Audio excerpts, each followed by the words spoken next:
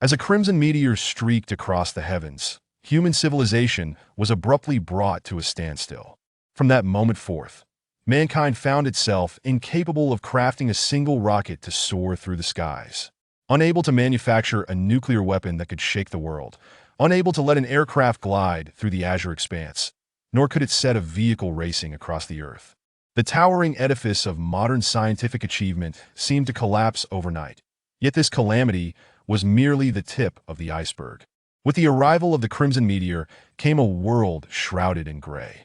It resembled the eerie reflection behind a polished mirror, silently dragging the once orderly civilization toward the abyss of chaos, step by step. In this age of unrest, human life became diminutive and fragile, as if a mere gust of wind could effortlessly erase it yet. In this equally resplendent era, humanity shone like the brightest stars in the night sky, radiating boundless light and hope. As towering edifices teetered on the brink of collapse, an observer beheld an actor standing proudly amidst the ruins of civilization. Draped in a robe as crimson as blood, he alternated between laughter and tears. As the curtain of time behind him slowly unfurled, he opened his arms and softly intoned to the suffering souls. A magnificent show is about to commence. Who am I? Thunder rumbled, a pale flash of lightning pierced the inky clouds. Rain poured down fiercely, a divine fury drenching the muddy earth, while in the rippling reflections of the puddles, a scarlet figure appeared fragmented. It was a youth clad in a bright red robe, staggering through the mire as if inebriated, the wide sleeves billowing in the tempest. The mud and debris upon his robe were washed away by the rain, the blood like scarlet standing out starkly against the night. Be quiet. Be quiet. Silence. I'm about to remember. Soon, I will remember. I have a name that belongs to me. The youth's wet black hair hung to his brow, his dazed eyes filled with confusion as he struggled to move forward, clutching his head as if battling to recall something. His shouts echoed down the empty street, but they did not travel far, swallowed by the relentless downpour. Thud! In the dim light, he stumbled over a protruding stone and crashed heavily to the ground. A trickle of crimson blood rolled from his temple as he lay dazed upon the earth, suddenly seeming to recollect something, a glimmer of light igniting in his murky gaze. Chun Ling, a name flashed through his mind. The moment he uttered those two syllables, a fragment of memory floated out from the endless whispers threatening to burst his mind, merging with his frail body. What is this? A transmigration? Chun Ling furrowed his brow, struggling to assimilate the memories of this body, his brain throbbing as if torn asunder. His name was Chun Ling, 28 years old, an intern director at a theater in the capital. That day, after the performance, he had been alone on stage arranging the actor's movements when a violent earthquake struck. He felt a sharp pain above and then lost consciousness entirely. In retrospect, he likely had been struck dead by a falling spotlight. As Chun Ling continued to digest the memories of this body, he was astonished to discover that its former owner also bore the name Chun Ling. Yet their fundamental perceptions of the world were entirely disparate. The fragmented memories clashed violently, and he felt as though his mind were on the verge of exploding. He took deep breaths, struggling to rise from the ground, his robe a chaotic patchwork of black and red, utterly disheveled. For reasons unknown, his body felt unbearably heavy, akin to the exhaustion following 4 or 5 nights of sleeplessly crafting a play, as if he had been entirely drained. I should head home. The weariness of his body and the disarray of his thoughts rendered him nearly incapable of coherent thought, and he relied solely on the instincts of this body to move toward the direction of home. Though he did not recall how he arrived here, the original owner's memories contained this place every day after caring for his younger brother at the clinic. He would traverse this path, which usually took just 2 or 3 minutes. Yet at this moment, that journey felt interminably long. The rain, laced with bone-chilling cold, coursed over Chun Ling's body, causing him to tremble uncontrollably. After enduring 10 minutes of walking through the rain, he finally arrived before the door to his home as recalled in his memories. Chun Ling fumbled in his pocket for a moment, discovering he had no keys. Thus, he skillfully retrieved a spare key from the bottom of the newspaper box by the door and unlocked it. Creak! Warm light spilled from within, illuminating a corner of the dark, rainy night and casting a glow upon Chun Ling's pale visage. The instant he beheld that light, His taut nerves relaxed naturally, and the chill and fatigue enveloping him seemed to dissipate slightly in the glow of the lamp. He stepped into the room, only to find two figures seated at the dining table, their eyes red-rimmed as if they had just wept. Upon hearing the door creak open, the two paused for a moment before turning their heads in unison. "Dad! Mom! I'm back!" Chun-Ling, with his heavy head, instinctively prepared to change his shoes at the entrance, only to realize he had been barefoot all along. And now his soles and toes were nearly caked with mud, leaving two large black footprints on the floor. At that moment, the two figures at the table, upon seeing the redrobed Chun-Ling enter, had their pupils dilate in shock. You! The man's Adam's apple bobbed as he gaped in disbelief. "Mom, is there any water at home? I'm so thirsty." After returning home, Chun-Ling felt utterly relaxed, his consciousness teetering on the brink of unconsciousness. Murmuring to himself as he stumbled into the kitchen, clutching the water jug and drinking greedily. Gulp, gulp, gulp. In the kitchen, that figure in red resembled a beast, ravenously consuming water. The droplets seeping from his lips dripped onto the floor, forming a puddle that reflected the terrified, pale faces of the two in the living room. "Ah, Aling?" The woman mustered her courage, trembling as she spoke. How did you come back?" Chun-Ling clutched the water jug, drinking frantically, utterly oblivious to her words. And then, feeling that this was too slow, he thrust the jug, thick as his fist, into his mouth, biting it open in one swift motion. The synthetic plastic crunched under his forceful chewing, a torrent of water flooding into his mouth. Sheer bliss. "I walked back." A voice emerged from behind Chun-Ling. Indeed, from behind. At that moment, Chun-Ling remained immersed in his water-drinking frenzy, yet his words distinctly reached the ears of the two. As if behind him, in an unseen void, another figure in a red robe stood, arms outstretched, answering nonchalantly. "The rain was a bit heavy, and I think I got lost. I seem to have fallen a few times on the way, and my shoes are gone. Mom, I made a mess on the floor if you're not in a hurry. Just wait until I wake up tomorrow to clean it up. I'm so tired right now." Witnessing this chilling scene, the man and woman in the living room felt a shiver run down their spines. As the flickering flame of the oil lamp swayed, as if an invisible hand were teasing the wick, their faces drained of color. They stood frozen in place, unable to move. Finally, the water jug was emptied. Chun-Ling wiped his mouth and set the jug down, then turned around, leaving a trail of black footprints across the floor as he staggered toward his bedroom. "Dad, Mom, you should go to bed early too, good night," he mumbled, shutting the door behind him, followed by a heavy thud as something fell onto the bed. The living room fell into an eerie silence. Time stretched on, and only after an interminable period did the two figures, resembling sculptures, finally turn their heads. Gazing into each other's eyes, the flickering lamp wick steadied, the eerie glow of the oil lamp barely illuminating the dim living room as they trembled in their seats, their faces devoid of color. "He has returned," the man rasped. "How can this be? If he truly is Aling, then who was it that we killed last night?" As a crimson meteor streaked across the sky, human civilization abruptly faltered. From that moment forth, humanity found itself incapable of crafting a rocket to soar through the heavens, incapable of manufacturing a world-shaking nuclear bomb, unable to send an aircraft soaring through the azure expanse, nor could it propel an automobile across the earth. The pyramid of civilization, erected by modern science, appeared to collapse in an instant, and this disaster was but the tip of the iceberg. With the descent of the crimson meteor, a murky world emerged in its wake. It resembled the eerie reflection behind a mirror, silently dragging the once orderly realm of civilization into the depths of chaos. In these tumultuous times, human life seemed diminutive and fragile, as if a mere gust of wind could effortlessly erase it yet. In this equally resplendent era, humanity shone like the brightest star in the night sky, radiating boundless light and hope. As towering edifices teetered on the brink of collapse, a witness beheld an actor standing proudly amidst the ruins of civilization, draped in a robe as crimson as blood, alternating between laughter and tears. As the curtain of the era slowly lifted behind him, he opened his arms and softly intoned to the suffering multitude. "A splendid performance is about to commence." "Who am I?" Thunder rumbled. A pale flash of lightning pierced the inky clouds. Rain cascaded violently, the wrathful storm soaking the muddy earth, and within the rippling puddles, a fragmented figure of crimson emerged. It was a youth clad in a bright red robe, staggering through the mire as if inebriated, his wide sleeves dancing in the tempest. The mud on his robe was washed away by the rain, revealing a startling crimson hue that stood out in the darkness. Silence, silence. Everyone, be quiet. I am on the verge of remembering. Soon I shall remember. I have a name that belongs to me.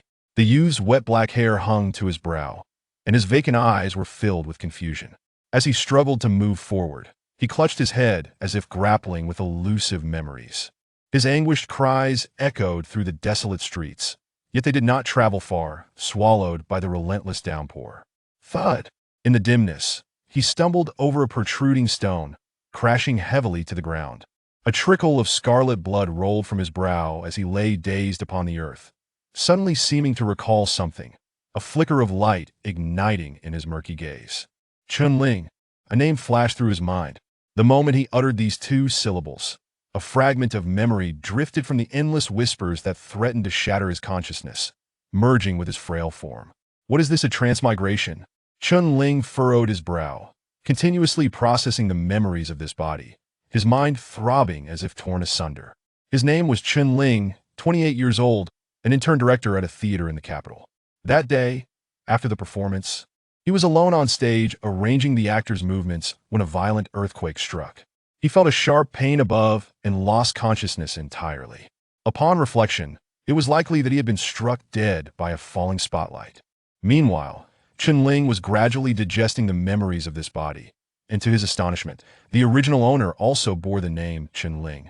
Though their fundamental understanding of the world was starkly different, the fragmented memories clashed violently, and Chun-Ling felt as though his mind was on the verge of explosion. He took deep breaths, struggling to rise from the ground, his robe now a chaotic patchwork of black and red. For reasons unknown, his body felt unbearably heavy, as if he had spent 4 or 5 consecutive nights laboring over a script, utterly drained. I should return home.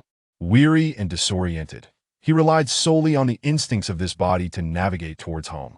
Though he was unsure how he had arrived here, the original owner's memories pointed to this place. He would walk this path daily after caring for his younger brother at the clinic, a journey that typically took only 2 or 3 minutes. Yet, for him in this moment, that distance felt interminably long.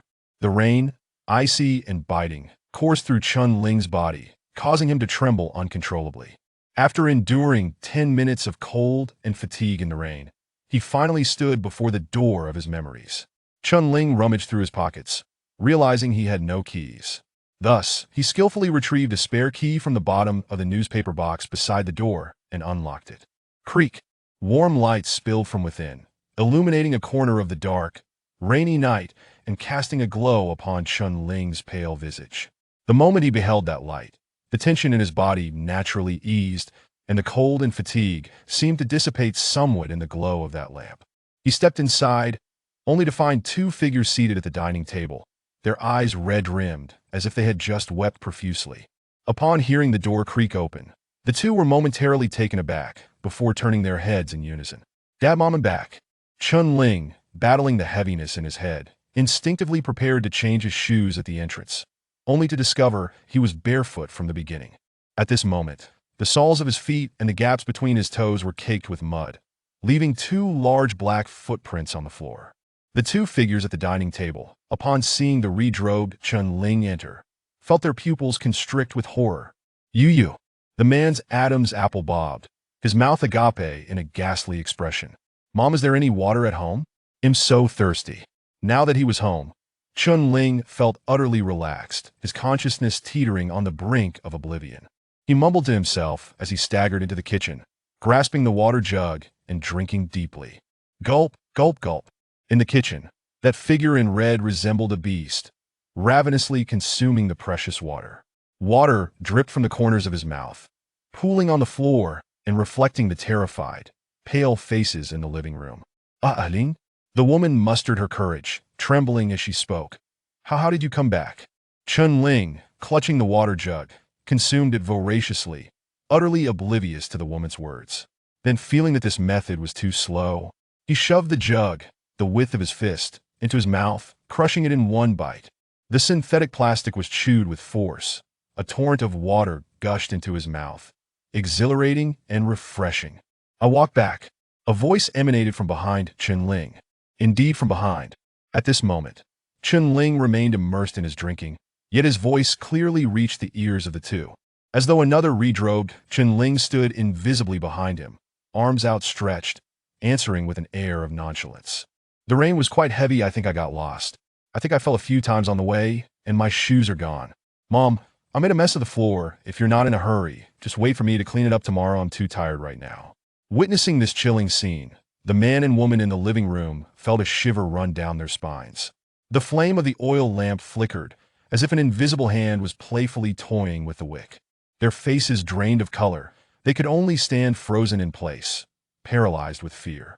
Finally, the water jug was emptied. Chen-Ling wiped his mouth and set the jug down, then turned around, leaving a trail of black footprints across the floor as he staggered toward his bedroom. Dad, Mom, you should go to bed early too. Good night. He mumbled indistinctly, shutting the door behind him, followed by the dull thud of something heavy hitting the bed.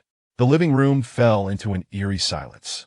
Time passed, and the two figures, resembling statues, finally turned to face each other. The flickering lamp stabilized, the eerie glow of the oil lamp barely illuminating the dim room as they trembled in their chairs, devoid of any color in their faces. He has returned. The man rasped, "How could this be? If he truly is Ah Ling, then who was it that we killed last night?" Chapter 2. We are watching you as a ghost? The frenzied rain pounded against the cold window, and the hearts of the two individuals trembled like the flickering flame of a lamp. I do not know. The woman swallowed hard, contemplating whether to alert the enforcers. "You must be mad."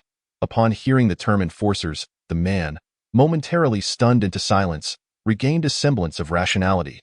Once the enforcers intervened, everything we had done would inevitably be exposed. Absolutely not. Then what about him? The woman paused, reflecting for a moment. You don't mean to suggest that calamity has attached itself to Alling's corpse, do you? The two simultaneously gazed towards the tightly shut bedroom door, falling silent once more. After what felt like an eternity, the man seemed to make a resolute decision, retrieved a black raincoat from the doorway, and pushed the door open. "Where are you going?" "To the place where we buried the body." "Now? What for?" "To verify." Rainwater trickled down the man's pale face as he spoke in a hoarse voice. "Regardless of what resides within that room, it could never be Alling. I must see his corpse with my own eyes." "I will accompany you." No one would willingly venture out into such a tempest, but the woman preferred this over being alone with that unknown entity within the bedroom in the pouring rain. Two figures clad in raincoats hurriedly departed. In the bedroom, Chen-Ling, already deep in slumber, suddenly stirred, his eyelashes fluttering gently, as if trapped in a nightmare. Within his dreams, his consciousness sank deeper, akin to plummeting into an abyss. Time became a blur until he seemed to land on a hard surface, finally stabilizing himself. Thud, thud, thud, thud. A muffled mechanism sounded, followed by beams of light piercing the darkness, converging upon a figure clad in red. Chen-Ling instinctively shielded his eyes with his hand. "Where is this?" As Chen-Ling's foggy consciousness gradually regained clarity, he adjusted to the harsh light and bewilderedly scanned his surroundings. Within the confines of the illumination, he could only discern the scarlet theater robe draped upon him, the aged wooden floor beneath his feet, and the black curtain illuminated by the light behind him. Beyond the beam lay an endless expanse of unknown darkness. Upon witnessing this scene, Chen-Ling suddenly froze, as if struck by a revelation. He squinted upward. The source of the light illuminating him was a series of spotlights affixed to a steel framework. A stage. As a director employed by a theater, Chen-Ling was intimately familiar with stages. Up until the moment he was fatally struck by a light in his previous life, he had been refining his positioning on stage, possessing a comprehension and understanding of it that surpassed that of the actors. Thus, his immediate instinct was that he had returned once more. But no. The lighting effects of the stage in his previous life were far superior. The curtains were not black, and the floor was not this dilapidated wooden surface. Am I dreaming? Chen-Ling tentatively took a step forward, and the creaky old floor emitted a grating sound as he began to step out of the circle of light. Another beam followed closely behind him, plunging into the darkness, a follow spot. Chunling's heart raced, and he instinctively shouted, "Who's there?" The lights were able to pursue him, indicating they were most likely manipulated by someone. Unless this stage employed a fully automated follow-spot system, which, considering the stage's antiquated condition, seemed nearly impossible. "Who is there? Who is there? There." Chunling's voice echoed in the darkness, increasingly eerie and haunting. Simultaneously, an electronic screen at the edge of the stage suddenly flickered to life. In stage design, this position is typically reserved for a teleprompter to prevent actors or hosts from forgetting their lines, but the screen at this moment displayed a string of red characters. Audience expectation level, 29. In the lower left corner of the screen, several small words read, "Please do not allow the audience's expectation level to drop below 20, or the theater cannot guarantee the safety of the performers." Upon seeing this screen, Chunling felt a wave of confusion wash over him. Audience? Where did the audience come from? Thud, thud, thud. The familiar sound of lights being turned on echoed once again. The darkness before the stage receded like a tide, revealing hundreds of wooden chairs arranged in a tiered formation, crowded tightly together before the stage.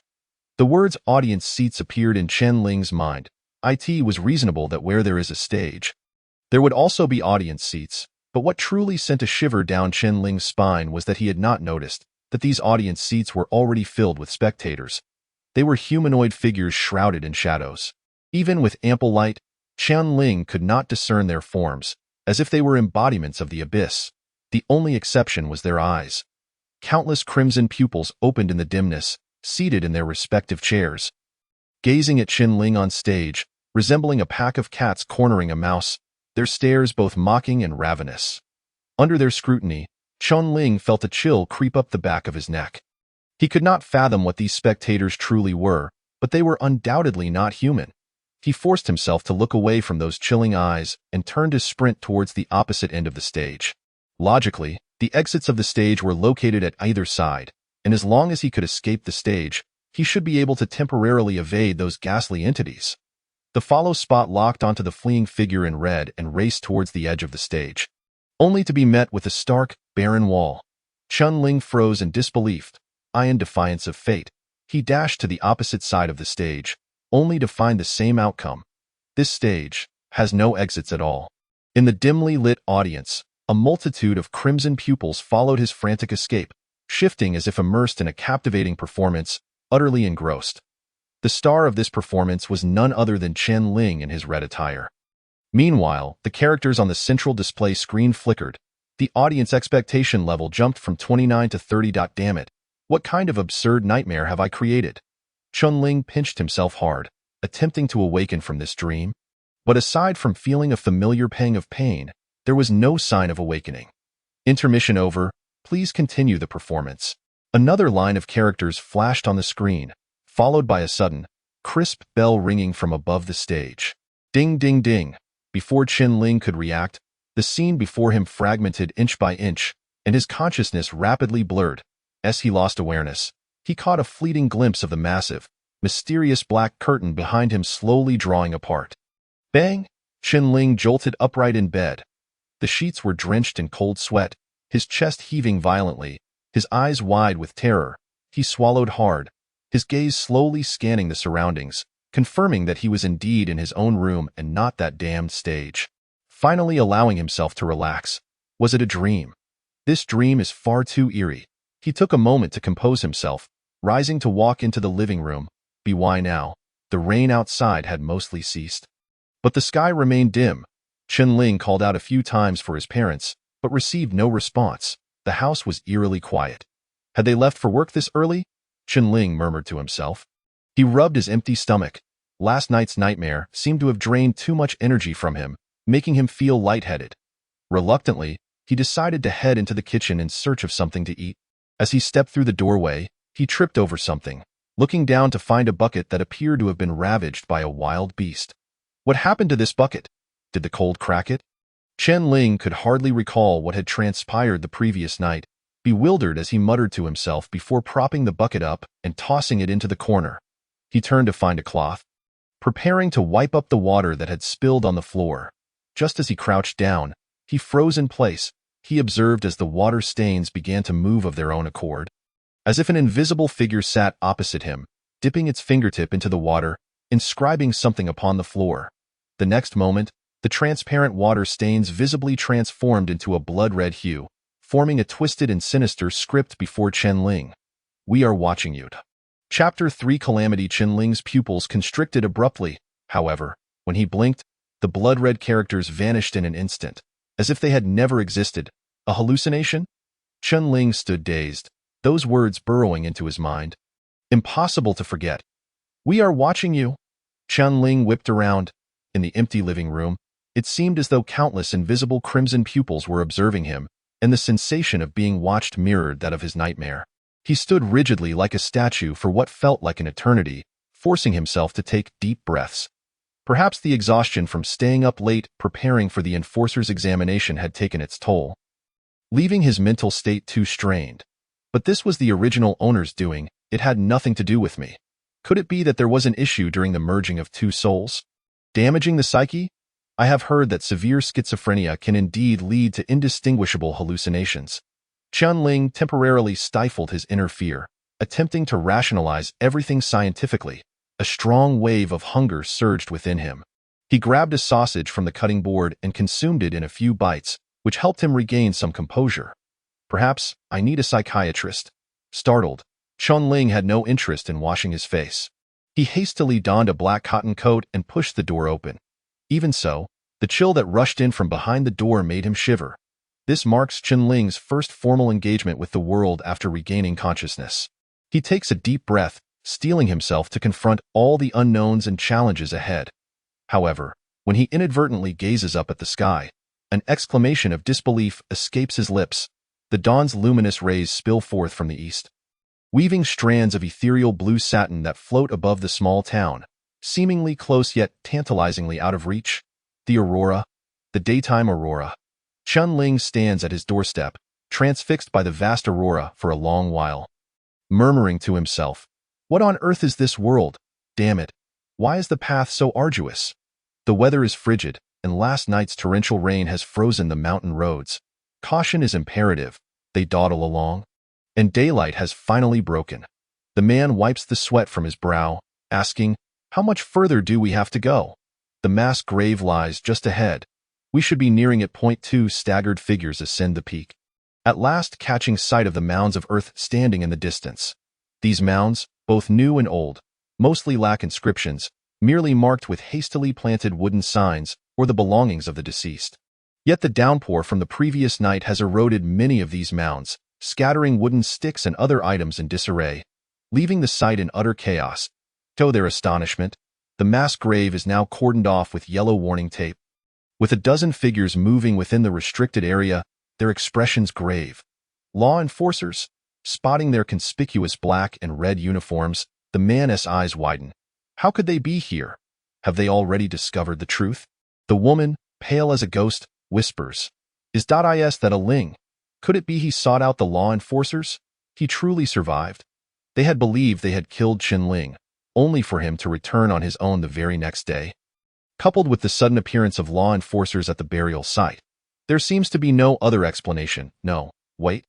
The man fixates on the figures, noting that even during criminal investigations, the law enforcers from Area 3 would typically dispatch no more than 3 personnel. The deployment of so many at once can only signify a disaster has emerged. The woman suddenly comprehends, cold sweat saturating her back. Could the creature in the bedroom be? Run.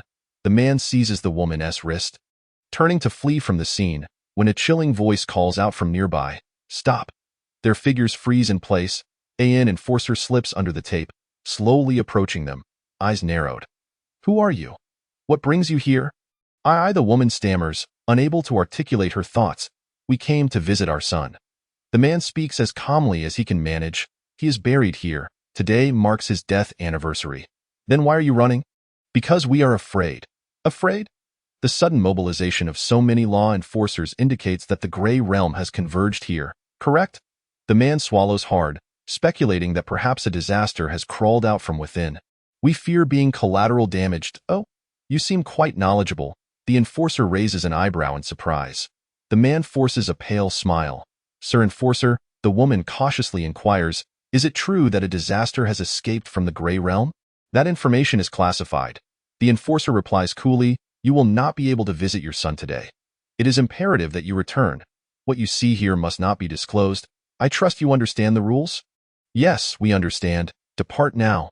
Upon hearing those words, the man finally breathes a sigh of relief, promptly turning to leave.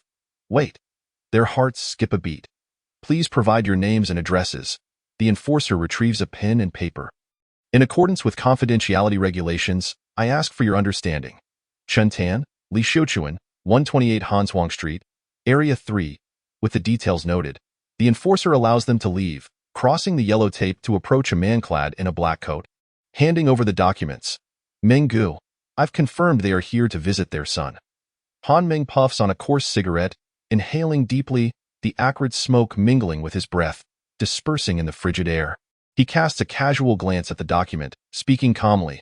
Send a few people to follow them discreetly. They are suspicious. Huh? Hanshuang Street is at least 10 kilometers from here. If they arrived at this time, they must have set out no later than 4 in the morning. At tea that hour, the rain hadn't yet ceased. Who would venture up the mountain to pay respects in the downpour before dawn? Furthermore, this is a mass grave, a resting place for those who are either without kin or have died far from home. As parents, how could they bury their child here? The enforcer suddenly realizes. Slapping his forehead, how did I overlook that? Xiaoqin, how did you manage to pass the enforcer examination? The enforcer referred to as Xiaoqin chuckles awkwardly, swiftly changing the topic. By the way, Meng Gu, did a disaster really emerge from the Gray Realm last night? Han Meng does not respond but instead pulls out a palm-sized device from the inner pocket of his coat, featuring a pointer mechanism resembling a compass, with different colors marking various danger levels. Is this the disaster pointer? Jiang Qin gazes curiously at the device, reaching out to touch it, only to receive a sharp slap on the back of his hand. This item is quite precious. You'll have your chance to handle it once you advance to enforcer status. Jiang Qin rubs his hand, feeling dejected. How does this work? This device detects the danger level of disasters. Once activated, the pointer will indicate the magnitude of any disaster fluctuations that have occurred nearby. If it merely involves the convergence of gray realms without any disaster breaching into the real world, it will remain unresponsive. The higher the level of the disaster, the more vigorously the pointer will tremble. Jiang Qin nods, expressing concern. Meng Gu, surely there won't be a disaster emerging, will there? The likelihood is slim. After all, if a disaster had indeed descended here yesterday, areas 2 and 3 would have already descended into chaos. That's a relief. Just to be safe, we still need to conduct a check. As Han Meng speaks, he activates the disaster pointer, prompting the other enforcers to curiously watch. 1 second, 2 seconds, 3 seconds. The disaster pointer remains unresponsive. Just as Han Meng exhales in relief, the pointer suddenly begins to shake violently. The needle sweeps frantically across the colored zones, emitting a piercing screech from within the device. Han Meng's pupils constrict instinctively as he releases the disaster pointer. Bang! Countless components shatter in midair, the sharp end of the pointer grazing Han Meng's cheek, instantly leaving a vivid crimson streak. The disaster pointer has exploded. Chapter 4 Their Existence. Chu. In the biting wind. Chen Ling suddenly sneezes. As a native of the northern regions in his previous life, he finds it difficult to withstand the weather here, cold and damp. Despite the sun shining overhead, he feels no warmth whatsoever. Make way! Make way! A languid voice calls from ahead, snapping Chen Ling back to reality.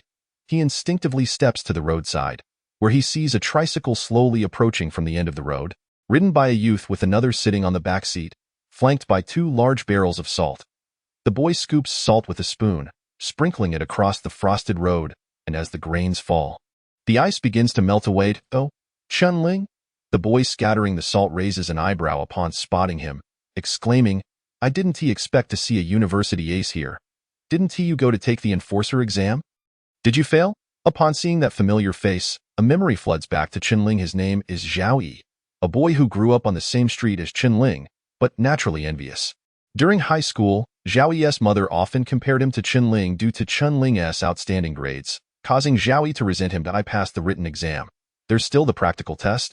Chen Ling replies casually from the roadside. Heh, then I wish you good fortune in the exam, Zhao Yi says with mock cheer, as he scoops a large spoonful of salt and throws it towards the side of the road, inadvertently splattering Chen Ling, who stands nearby. The flying salt coats Qinling's hair and cotton robe, catching him off guard. He quickly brushes the grains off and turns to glare at Zhao Yi. At this moment, Zhao Yi is already seated on the tricycle, wobbling away. 1 foot resting on a salt barrel. He sticks out his tongue and makes a face at Qinling, a 28-year-old man who has faced the harsh realities of life. Qinling feels a mix of irritation and amusement at such a juvenile prank. However, he has no intention of chasing after the boy to exact revenge. He merely notes this occurrence in his mind, for he has more pressing matters at hand. Just as Qinling prepares to continue on his way, his peripheral vision catches sight of the ground beneath him, causing him to pause momentarily. The frost, touched by the salt, begins to melt, leaving a faint white residue on the ground, and in that instant, Qinling sees a line of text coalescing before him. Audience anticipation level, 27. Before he can process what has occurred, the salt completely dissolves, and the previous scene feels like a fleeting illusion. Qinling rubbed her eyes vigorously, murmuring to herself, could it be that a sense of urgency surged once more, prompting her to quicken her pace as she hurried towards the clinic. A few minutes later, Qinling pushed open the clinic's large door. While it was referred to as a clinic, it was merely a 2-story residential building on Hanzhuang Street. Its square, earthen gray facade evoking memories of her rural hometown. Yet, despite its rudimentary appearance, it stood out as one of the better establishments on Hanzhuang Street, boasting 2 stories and offering some protection from the wind. Ah, it's you. Behind a wooden desk, a man clad in a white coat slightly turned, here to fetch medicine for your brother again. Didn't he transfer to the hospital in District 2? This time, it's not a yin. It's me. Qinling's brother had previously been hospitalized here and was quite familiar with Dr. Lin. She approached the desk and took a seat, her expression betraying a hint of anxiety. Oh? Are you feeling unwell? My head doesn't feel quite right. Is it a physical headache, or, recently, it seems I've been experiencing hallucinations. Psychiatry? Dr. Lin raised an eyebrow, adjusting his black-framed glasses with a serious demeanor. That's my area of expertise. Please, elaborate on your condition. Last night, I had a dream where I stood on a stage, with many spectators below. I couldn't see their faces, but they didn't seem human. I was desperately running on stage, but could never find an exit. Dream interpretation is not within my purview. I understand. Qinling took a deep breath. However, upon waking, I felt as if they were still watching me. This. Dr. Lin's interest peaked. You feel as though you are being observed? It doesn't feel like mere imagination. It's as if they reside in my mind, seated in the audience, scrutinizing my every movement. I feel like a performer forced to entertain them, merely a tool for their amusement. You mean to say that your life is a stage, and you are the sole protagonist? That's the gist of it. But it lacks the positivity you imply. And the audience, do they do anything beyond observing you? Qinling fell silent for a moment. I can't tell if it's just my illusion, but they seem to influence the things around me. Influence reality? That sounds rather fantastical, Dr. Lin remarked, taking a sip from his teacup. Just as he was about to speak further, his expression suddenly changed. Splutter. Dr. Lin coughed up a mouthful of crimson blood, splattering it on the floor. Dr. Lin? Qinling was taken aback. What illness have you contracted? No, wait. Dr. Lin wiped the blood from the corner of his mouth. It wasn't his own. Furrowing his brow in contemplation, his gaze fell upon the teacup at the corner of the desk. Unbeknownst to them, the cup was now filled with viscous blood. Dr. Lin's expression darkened. He distinctly remembered steeping a bag of pu'er tea in it just a minute ago. During that brief interval, only he and Qinling had been present in the clinic. Qinling had remained under his watchful eye, making it impossible, let alone without motive, for her to substitute the tea. The cup filled with blood had appeared as if conjured by magic. Qinling seemed to have realized something, her face growing even paler. Just as I said, she hoarsely expressed, perhaps they truly exist. Dr. Lin gazed at the cup of blood for a long while before slowly turning his attention back to her. How long has this condition persisted? 1 day. Qinling paused. Since I became aware, it's only been 1 day. What about before you gained consciousness? What were you doing? Qinling's mind suddenly conjured the image of herself stumbling through the torrential rain last night. I don't know. I can't recall that. So, you're uncertain whether this symptom began last night, and you have no memory of anything before it? Yes. Have you ever been possessed by calamity? Dr. Lin adjusted his glasses, or let me rephrase that, last night. Did you encounter the intersection of the Gray Realm? Chapter 5. The Gray Realm, the intersection of the Gray Realm? Chen-Ling recalled this term existed in her memory. The original owner must have come across it somewhere. Don't tell me you've forgotten even the Gray Realm. Dr. Lin stood up and poured the blood from the teacup into the drainage pipe, beginning to speak slowly. Before the Great Calamity, someone proposed a hypothesis. In this universe, countless parallel timelines exist, formed from the birth of the earliest cosmos, like the light released by a candle's flame, radiating outward in all directions. However, because this light is infinite, it extends towards all possibilities without ever intersecting. But after the crimson meteor streaked across the sky, everything became chaotic. Each timeline was thrown into turmoil, and an unknown, bizarre gray world began to overlap with our reality. After washing out the teacup, Dr. Lin did not discard the water. Instead, he placed it back on the table. Due to the effort he exerted during the process, the water's surface rippled. Dr. Lin tore off a piece of paper and placed it above the undulating water. The rippling liquid began to moisten the paper, gradually soaking it with uneven patches of water. Initially, only a small section was intersecting, but as time passed, the overlapping area grew larger, and the matter and creatures from that world began to manifest in ours. In fact, the vast majority of what once belonged to humanity's habitat has already been overtaken by that world, leaving only 9 domains to shelter humankind and preserve the flame of life. Due to the Gray Realm's sky being gray, we refer to it as the Gray Realm. When the Gray Realm intersects with reality, it produces a series of incomprehensible and bizarre events, and even monsters belonging to the Gray Realm may descend, which we term calamity. Generally speaking, among the survivors who encounter the Gray Realm's intersection or are attacked by calamity, 80% will experience a form of mental deterioration, and most will never fully recover. I suspect your current condition is related to the Gray Realm. Think carefully about whether you have encountered the Gray Realm's intersection and been drawn into it. Faced with Dr. Lin's inquiry, Chen-Ling struggled to sift through the original owner's memories, ultimately coming up empty. No matter how hard she tried to recall, she could not remember anything else from last night. I don't know, she replied bitterly. Dr. Lin pondered for a moment, extracting a sheet of letter paper from his drawer and swiftly beginning to write. Your condition is no longer a mere mental illness. I'm just an ordinary person, unable to cure you. However, I know someone who might help with the aftereffects of Gray Realm contamination. After all, he is a true doctor. Upon hearing this, a glimmer of hope sparked in Chen-Ling's eyes. Where can I find him? He resides in Aurora City, but he enjoys traveling for free consultations. Wherever there are difficult cases, he is sure to go.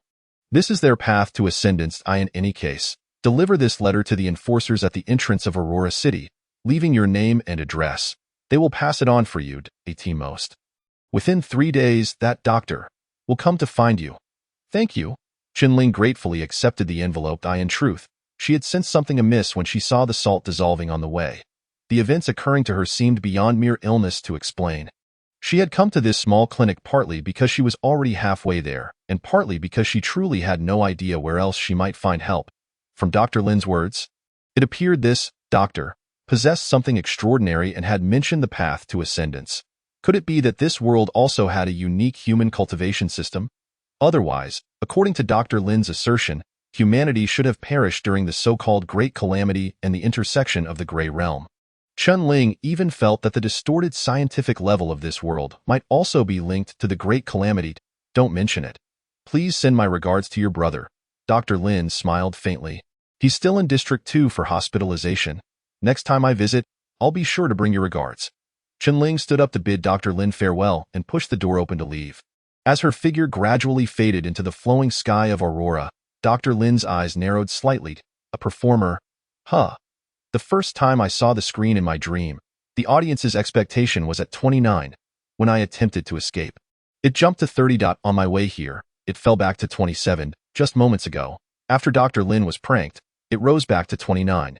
If the audience truly resides in my mind, and these numbers are not mere illusions, then what exactly influences the rise and fall of the expectation? The cold wind howled, and Chen-Ling wrapped herself in a thick cotton robe as she walked towards home, pondering deeply. The stage, the audience, the expectation. Each increase in expectation seemed to coincide with an event occurring. Could these events be viewed as the plot points on the stage? The more interesting the occurrences around her, the greater the plot's allure for the audience, thus elevating the expectation. The The screen indicated that when the audience's expectation dips below 20, the actor's safety cannot be guaranteed. What the specific danger entails, Chen Ling could not say, but given that the audience could interfere with reality to a certain extent, she feared she might become their outlet for frustration, a victim of their cruel tricks, possibly leading to her demise. Chen Ling felt that her thoughts were not misguided, yet to validate their correctness, she needed to take tangible action. Perhaps, she mused, I should endeavor to actively craft the plot. Have you had breakfast yet? Ah Ling? Chen Ling turned her head to see a middle-aged man, his head wrapped in a towel, enthusiastically calling out from a nearby breakfast stall as he fanned the stove. The moment she spotted him, a sudden idea flashed through Chen Ling's mind. Not yet, Uncle Zhao, and a faint smile graced her lips as she made her way toward the stall. Come, let me prepare some soybean milk and fried dough sticks for you. It rained heavily last night, and the humidity is high. You must have something warm to start your day. Uncle Zhao approached with a steaming bowl of soybean milk. Thank you, Uncle Zhao. Chen Ling rummaged through her pocket, producing 3 copper coins to hand to Uncle Zhao, only to have him push them back. Nonsense. How can I let you pay for breakfast? Come on, Uncle Zhao. Even though we've been neighbors for over a decade, I still need to pay my dues, you child. I refuse your money. When you have time, just help our little E with his studies, and I'll bring you breakfast every day, Uncle Zhao said with a broad grin, revealing a set of large, yellowing teeth. Hasn't he already graduated? Does he still need tutoring? With his grades, he can't secure a job. I plan to have him repeat the year. He can't just be doing odd jobs every day, can he? Oh, Dada Ling, you are such a good person, intelligent and filial. If one day, Little E could achieve the rank of enforcer like you, I would wake up laughing from my dreams. Uncle Zhao sighed deeply. It's a shame that boy is not living up to expectations. Chen Ling paused, her chopsticks hovering momentarily. After a brief hesitation, she spoke. Uncle Zhao, do you know why Zhao Yi struggles academically? Huh? Why? Just as Chen Ling was about to speak, silence enveloped her for a long moment, and she finally shook her head. Forget it, Uncle Zhao. Let us pretend I never mentioned it. I promised him I would keep it a secret. No. My heart races at the thought, Uncle Zhao exclaimed, hastily adding a braised egg to her bowl, his agitation evident. Ling, I know you are a good friend to Little E, but there are some things. As his father, I ought to know a bit, right? I've raised him alone, waking early and working late to afford his education, all for him to have a better future. If you know something, you must tell me. We only want what's best for him. Seeing Uncle Zhao's earnest urgency, Chen Ling felt a tug at her heart.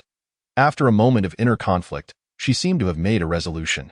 Uncle Zhao, you are right. As a friend, I cannot bear to witness Zhao Yi's decline any longer. Decline? What exactly is happening? He is in a relationship. What? This boy has that kind of charm. Chen Ling took a bite of the fried dough stick, her expression unchanging as she casually uttered 3 words. With a boy. Chapter 6 Chin's Directing Principles. The 9th principle of Chin's Directing Principles. To create and develop a plot, the essence lies in establishing conflict. If the inherent conflict of the story is weak or unengaging, then contrive a misunderstanding to propel the plot forward. Chen Ling recalled a few rules she had secretly summarized during her past life as a director. A smile flickering in her eyes. Audience anticipation, 3. Current anticipation, 32. Upon catching a glimpse of those 2 lines of text in the soybean milk, Chen Ling knew her intuition had been correct. Uncle Zhao's expression visibly stiffened. He stared at Chen Ling in shock, his demeanor shifting from confusion to astonishment, and ultimately settling into a profound silence. Uncle Zhao, I promised Little E I would keep it a secret, but you have only one son, and surely you wish for him to carry on the family line. Besides, him constantly associating with another boy will indeed impact his studies. Chen Ling sighed. Today, I even saw him sitting in that boy's car, laughing as if he were the happiest person alive. Uncle Zhao's body trembled slightly, his hands clenching into fists, his breath growing heavier. All right, I understand now. Uncle Zhao forced a smile that appeared somewhat unsettling. Thank you. Ling. By the way, Uncle, I promised Little E I would keep this confidential, so you mustn't tell him it was I who informed you.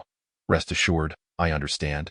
After finishing the last sip of soybean milk, Chen Ling bid farewell to Uncle Zhao and left the stall.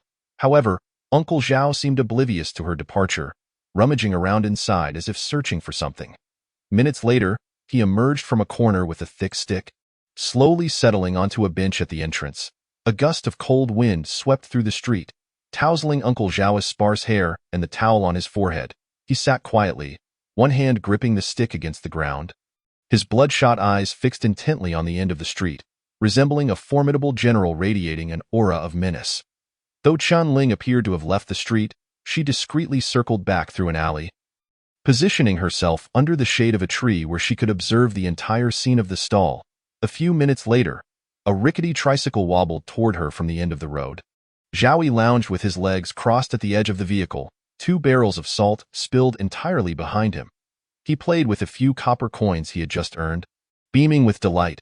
Hey, making money isn't so hard after all, Igu. It's easy for you to say. I'm the one who pedaled all day. The boy in front rose to his feet, panting heavily as he pedaled the tricycle. We are brothers, why split it? Zhao Yi produced 2 copper coins from his palm and stuffed them into the boy's pocket. Here, this is for you. Not far away, Uncle Zhao's eyelids twitched as he observed Zhao Yi's hand on the boy's waist. Igu, I pedaled all day for just 2 copper coins? The boy's eyes widened.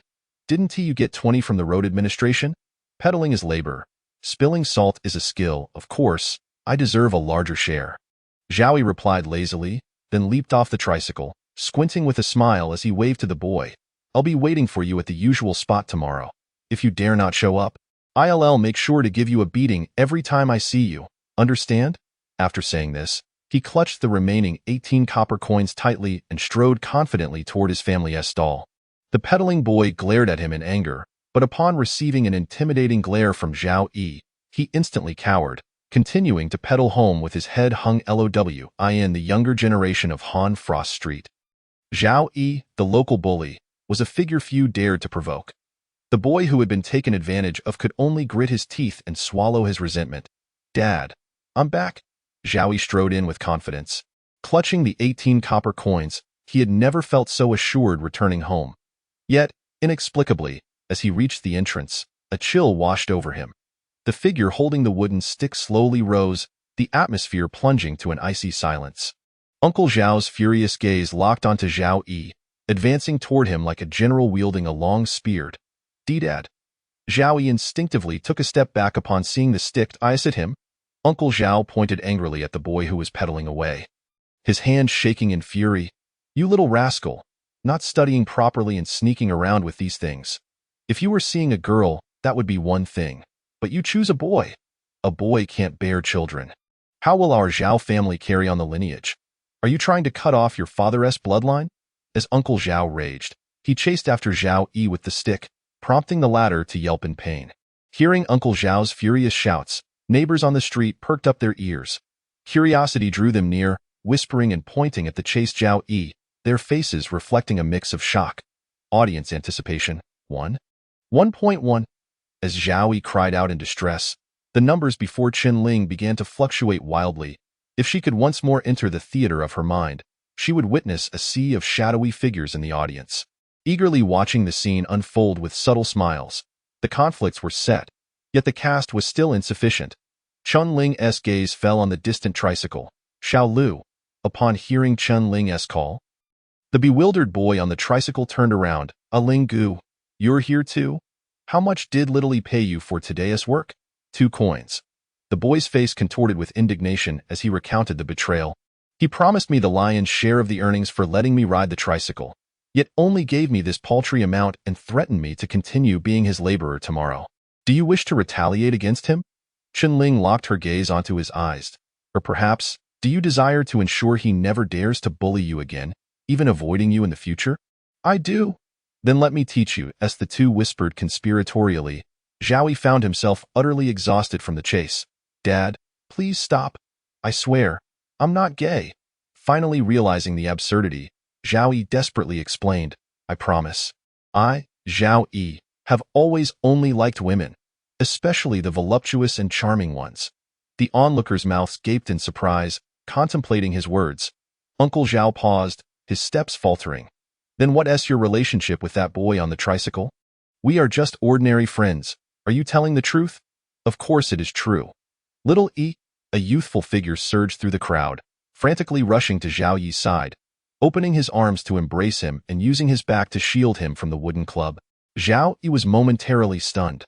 Uncle Zhao was equally taken aback. You. Zhao felt his mind go blank. Before Zhao could utter a word, the youth, with eyes brimming with tears, shouted at Uncle Zhao. If you want to hit someone, hit me. Do not lay a finger on my little E. The atmosphere fell into an abrupt silence. Audience anticipation level 2.2. Chapter 7. Full district lockdown that afternoon. The screams on Hanshuang Street scarcely ceased.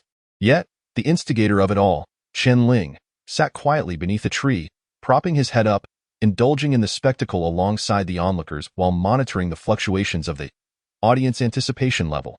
Initially, when Uncle Zhao struck Zhao Yi's backside, the anticipation level would rise incrementally, but after several blows, it plateaued at 48, and after watching for a while longer, the anticipation level unexpectedly dipped by 1, settling at 47. It seemed the audience was growing weary of the spectacle.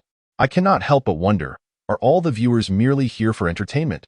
Chen Ling mused. Through this experiment, Chen Ling had come to ascertain that the audience's anticipation level fluctuated based on their own experiences. If the events they were witnessing were sufficiently thrilling, the anticipation level would rise, but prolonged periods without excitement would lead to a decline over time. Does this imply that if he wished to maintain the anticipation level above 20, he must continuously craft riveting scenarios? Today, Zhao Yi had provoked him first, and considering the latter was the bully of Hanshuang Street, a mild reprimand was justifiable. But such occurrences could not happen daily. Could they? If this pattern persisted, would he not inevitably become a scourge upon the world? With this thought, Chen Ling felt somewhat weary. At present, Chen Ling's only glimmer of hope lay in the words of Dr. Lin regarding a certain physician from Aurora City.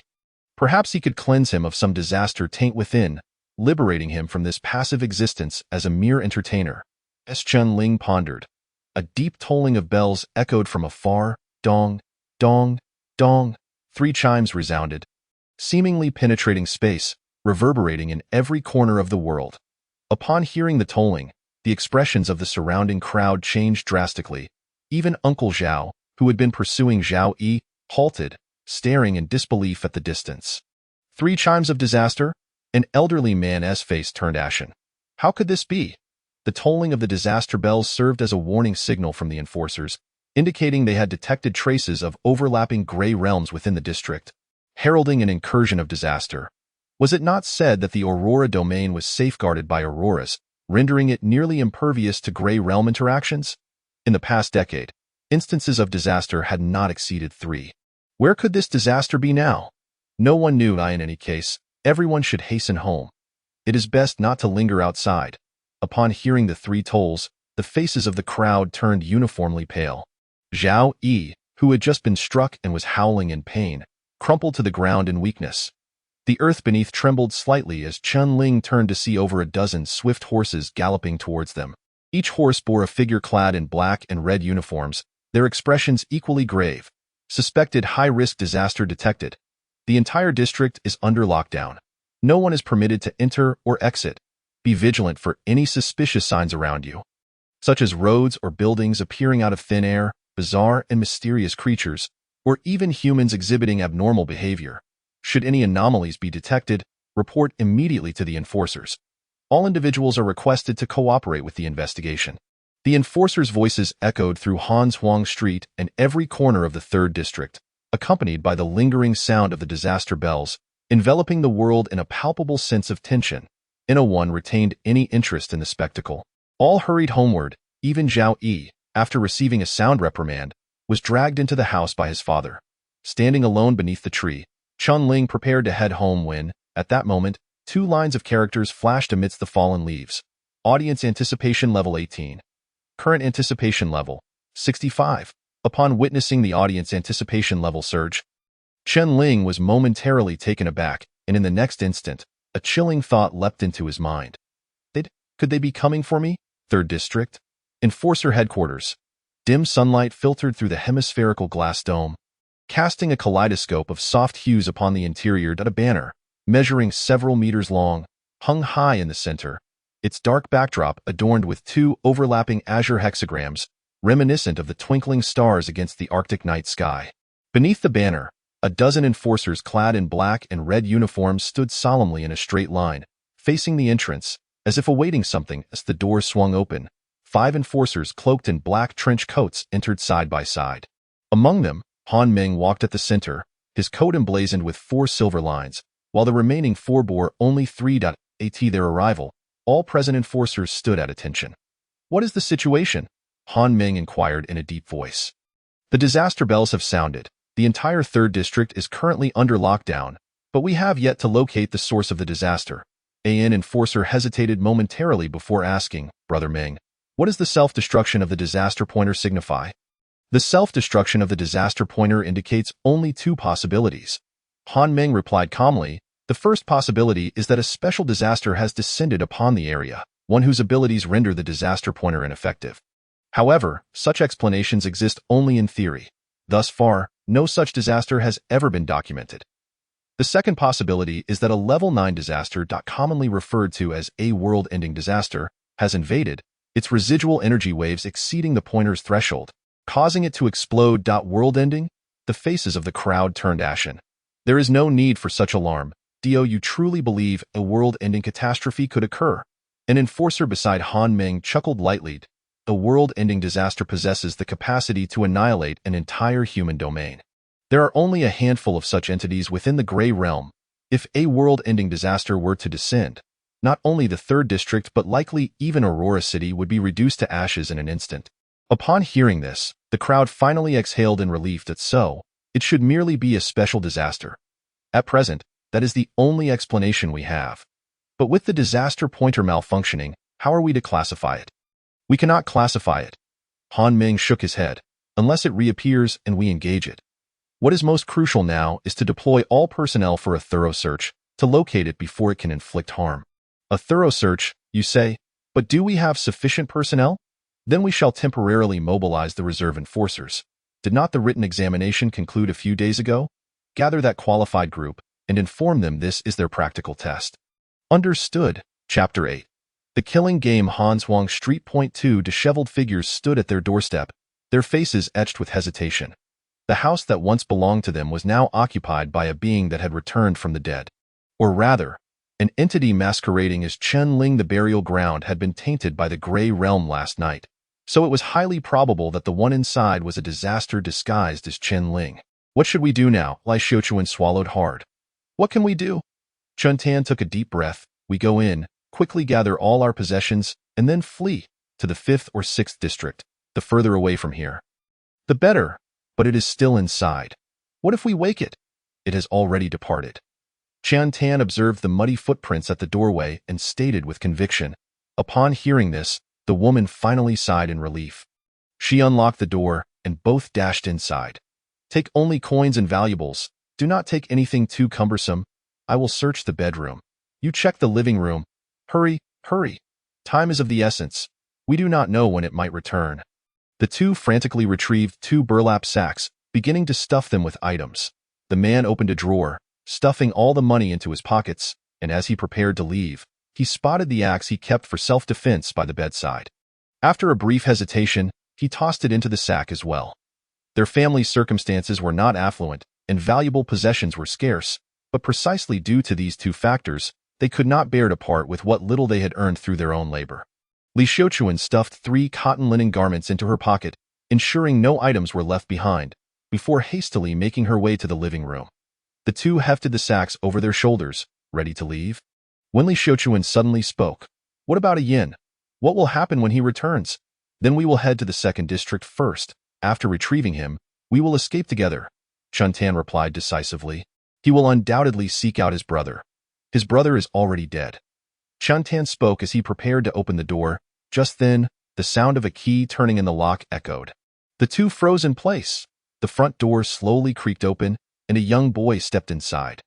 Chen Ling, spotting the 2 with their sacks, paused momentarily and asked in confusion, "Dad, Mom, where are you going?" Chen Tan and Li Xiuquan appeared as if they had seen a ghost, their faces drained of color. Meanwhile, a galloping horse rushed past outside, and the shouts of the enforcers echoed through the streets. A suspected high-risk disaster has emerged. All areas in Zone 3 are under lockdown.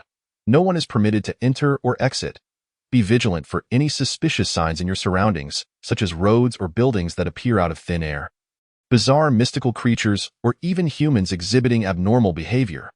Report any anomalies immediately to the enforcers.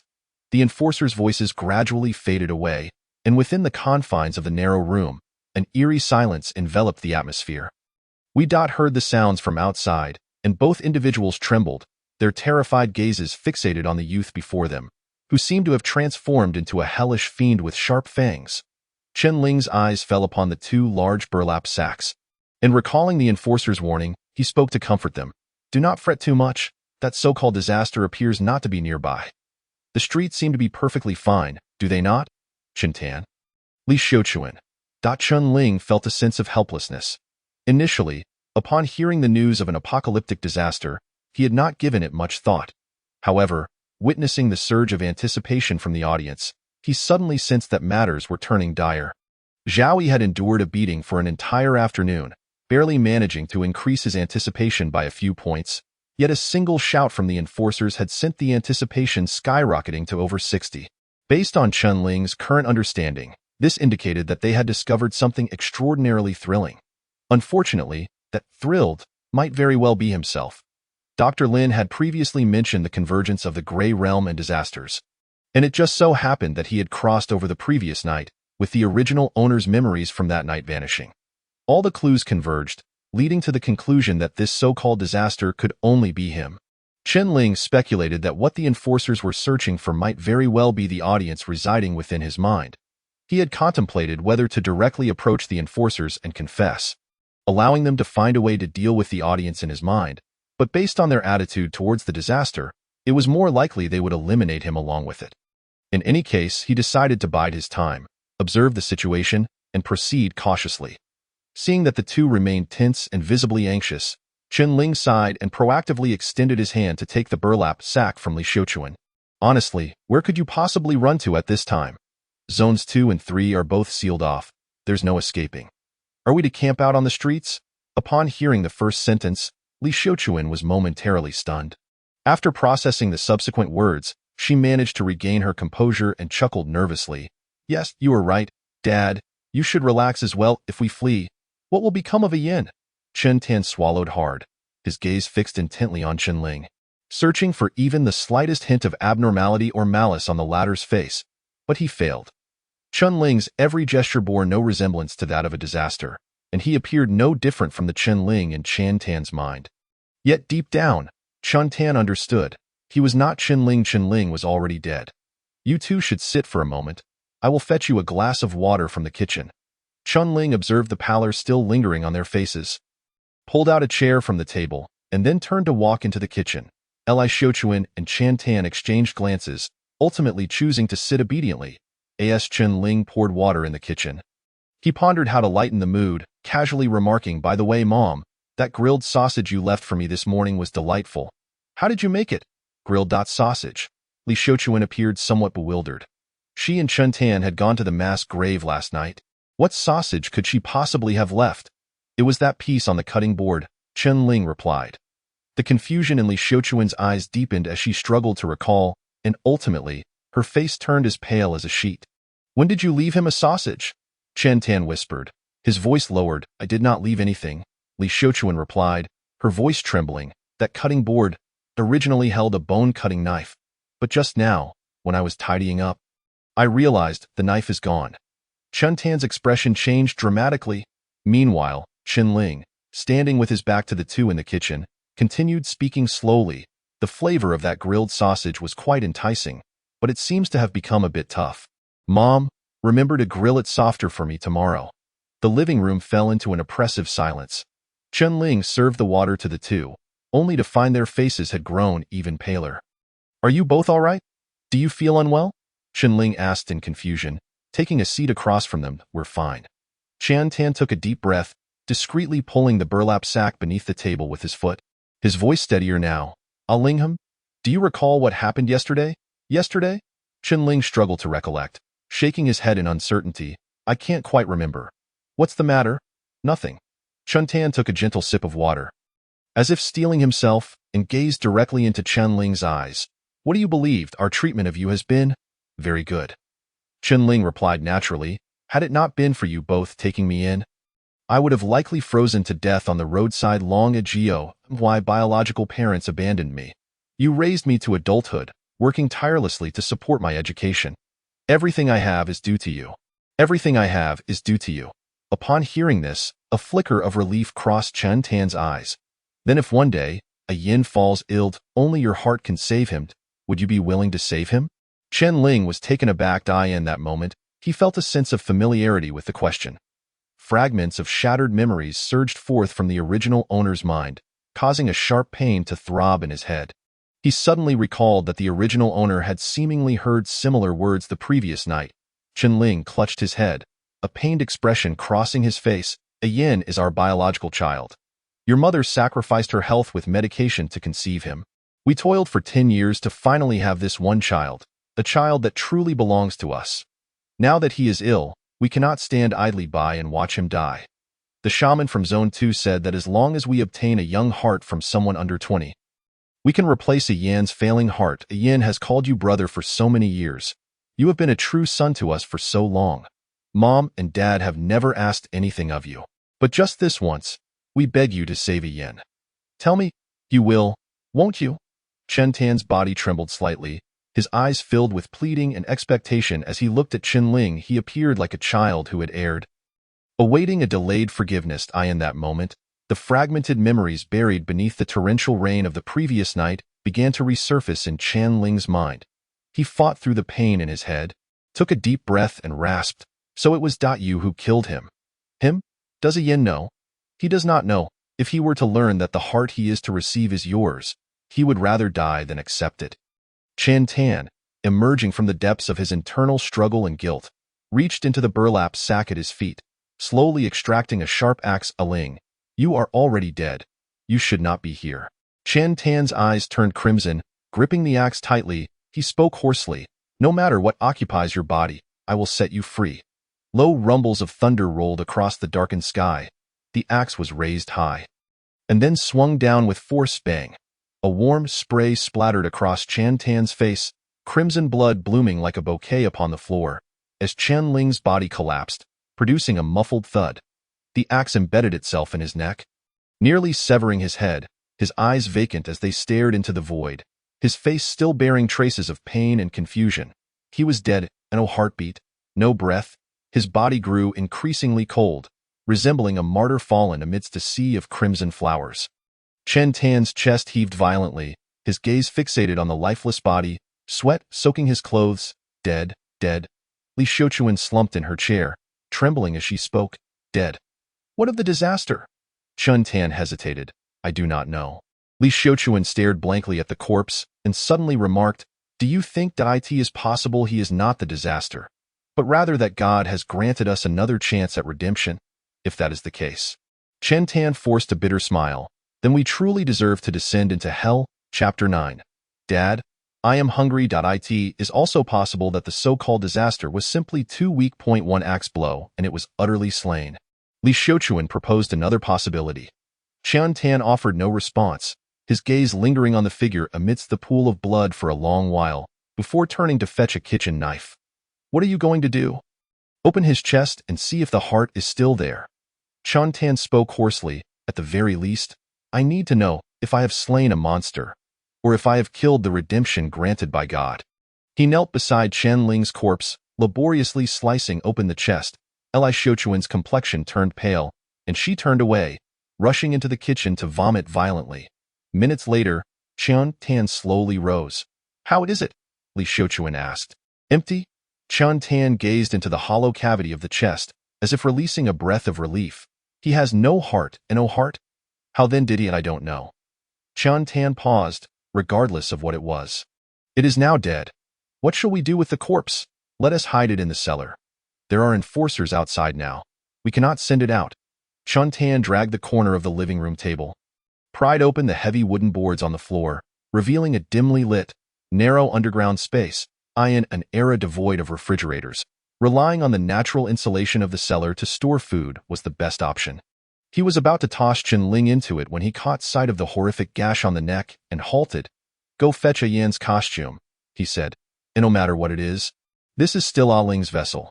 Without a coffin for burial, at least let him wear something decent."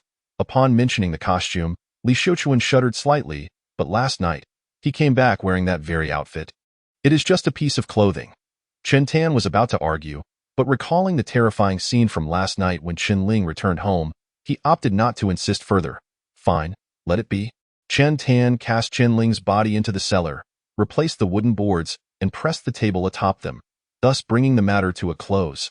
Subsequently, Li Xiuquan began to clean the bloodstains in the room. Although the task made her feel nauseous, she pinched her nose and continued. Thud, thud, thud. An urgent knocking suddenly sounded at the door. Li Xiuquan, busy cleaning, felt her heart skip a beat and quickly turned to Chen Tan. Is someone here? Don't mind him. Pretend no one is home. Li Xiuquan nodded, and the two held their breaths in the living room, the only sound being the dull thudding of the knock. Yet the knocking showed no signs of abating. Growing increasingly forceful, and soon a deep voice called from the doorway. Enforcers demand to speak. Open the door immediately. Upon hearing the word enforcers, both their faces turned pale. Chen Tan hesitated for a moment before exchanging a glance with Li Xiuquan, quickly changing his outer garment, fastening the buttons haphazardly, and moved towards the door. Creak. He opened the door a crack. Chen Tan stepped outside, closing the door behind him. Enforcer, how may I assist you? A light drizzle fell from the overcast sky, and two figures clad in black and red uniforms stood outside, their expressions somber. Why did you take so long to answer the door? I was just waking up. It took a bit of time to dress. He chuckled awkwardly. The enforcers glanced at his unfastened clothing, their expressions relaxing slightly. Is this Chen Ling's residence? Yes. Where is he? He left in the morning and has not returned yet. When he does, please deliver this notice to him.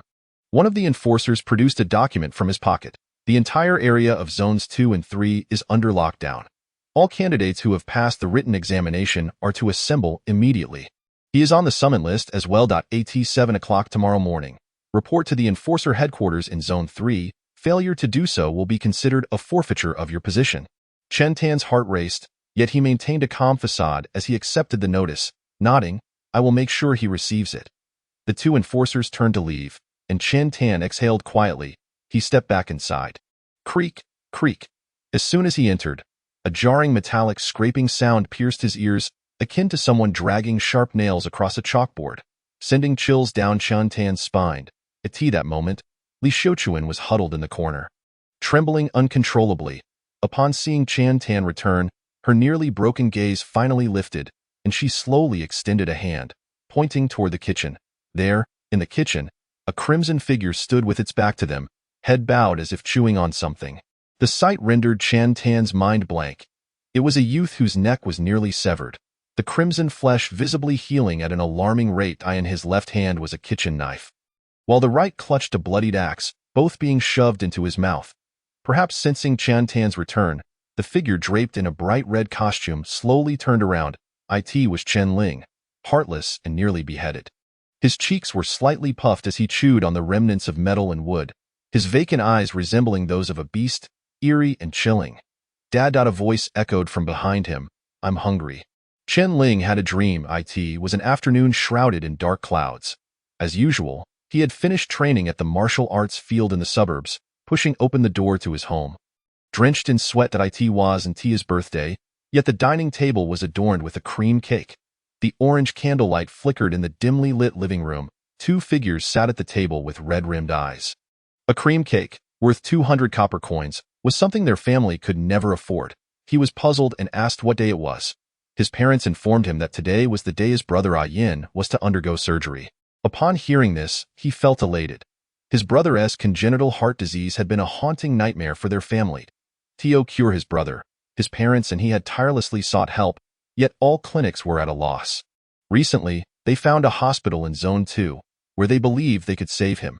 Hearing this joyous news, he happily devoured the cake, but soon his consciousness began to fade, and he slumped over the table. The last image he saw was his mother, Li Xiuquan, covering her mouth, weeping uncontrollably. I'm sorry. So very sorry. He heard his father's murmurs. Yan's illness required a heart. You would be willing, wouldn't you? He opened his mouth as if to respond, but ultimately succumbed to unconsciousness. Then, he felt himself being stuffed into a bag, raindrops pattering against its surface. After what felt like an eternity, He was finally lifted onto a table. He felt his chest being sliced open, something being taken from within. Following that, he was clothed and transported to a certain location in the pouring rain, heavy soil gradually engulfing his body as everything around him descended into darkness and deathly silence. In the dark, Chun-Ling's eyes suddenly opened.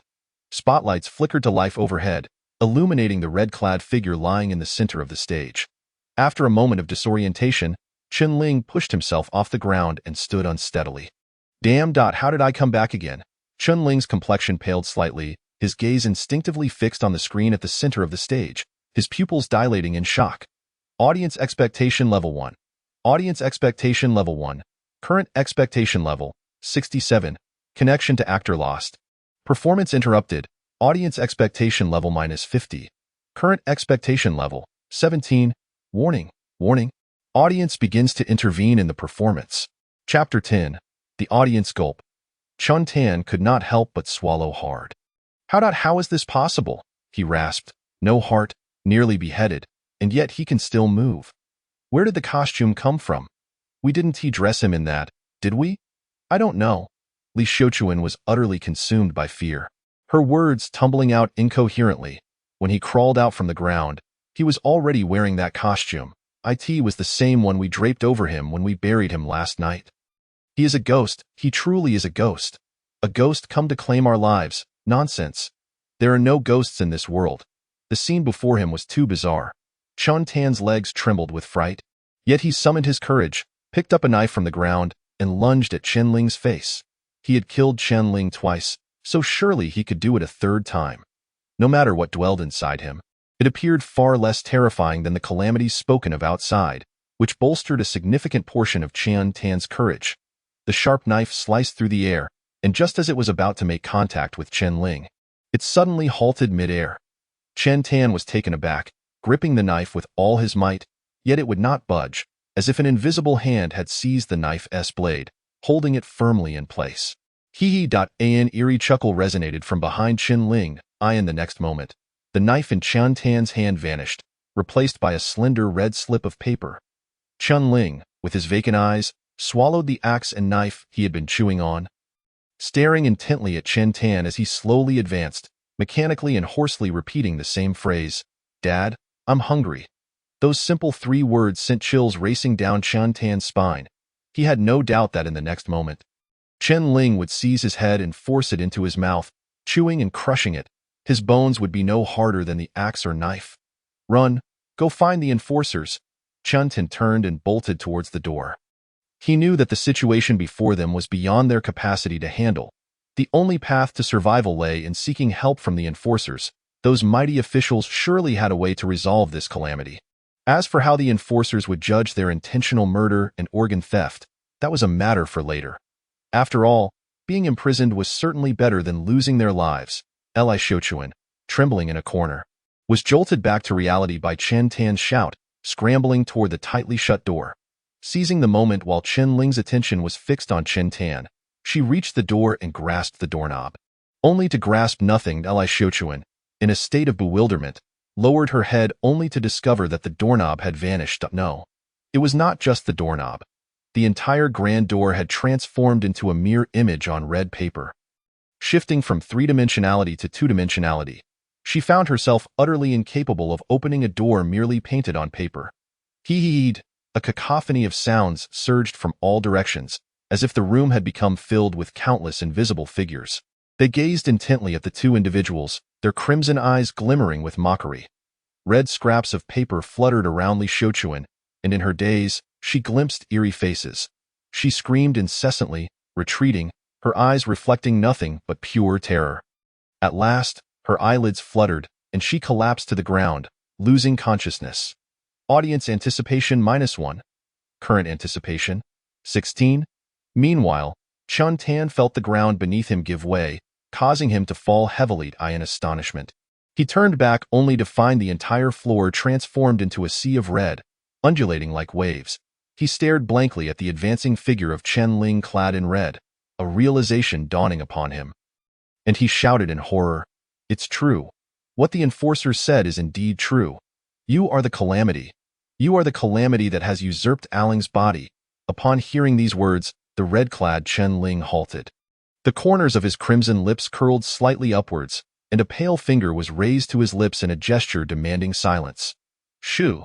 Just as the endless red paper was about to engulf Chen Tan, two shattering sounds of glass echoed from the side. Calamity track found at 128 Han Shuang Street. Destruction level assessed at 4. Immediate request for enforcer support. Two figures dressed in black and red uniforms burst through the window. One quickly surveyed the room and spoke urgently. Acknowledged, support is on the way. Please do your best to hold the enemy. A serious voice emanated from the walkie-talkie at the waist of one enforcer. One enforcer let out a bitter laugh. How could we possibly hold back a level 4 calamity? As the two enforcers burst in, the ethereal audience gasped in delight, as if they had discovered a more intriguing plaything. With a flick of his wrist, the red-clad Chen Ling sent Chen Tan, who lay on the ground, into unconsciousness.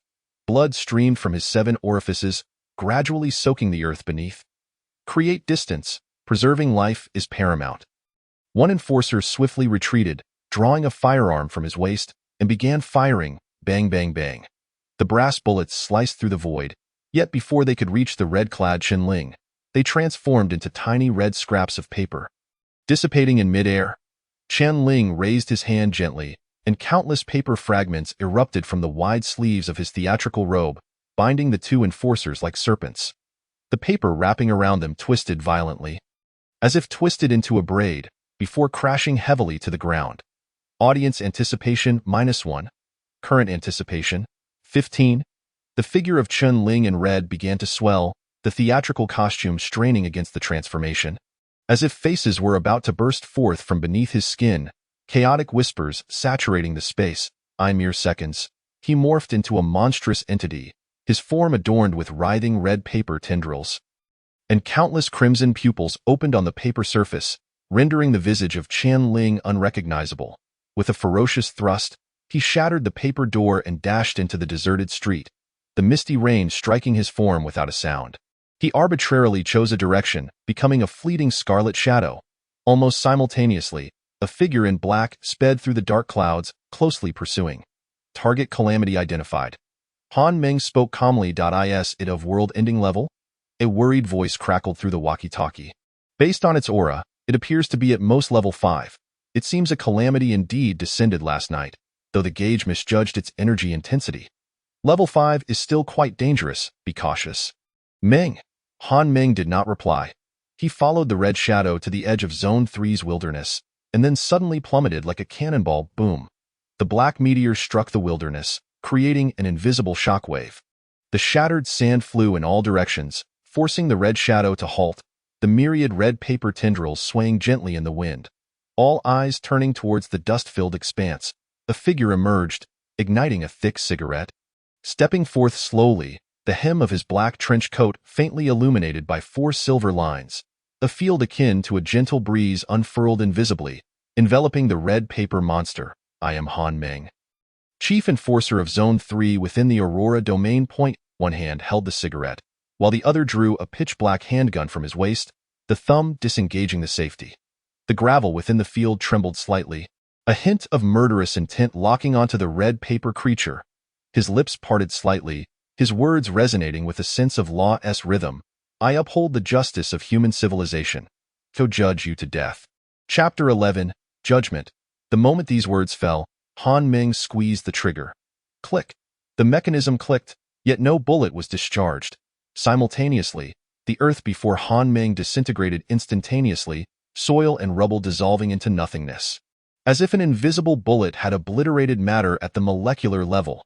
In but 1,000th of a second, this deconstructive bullet flashed before the red paper monster. Under the force of this invisible deconstruction, the drifting red paper tendrils were forcibly torn open, revealing a circular wound of 1 meter radius that completely pierced through the monster's body.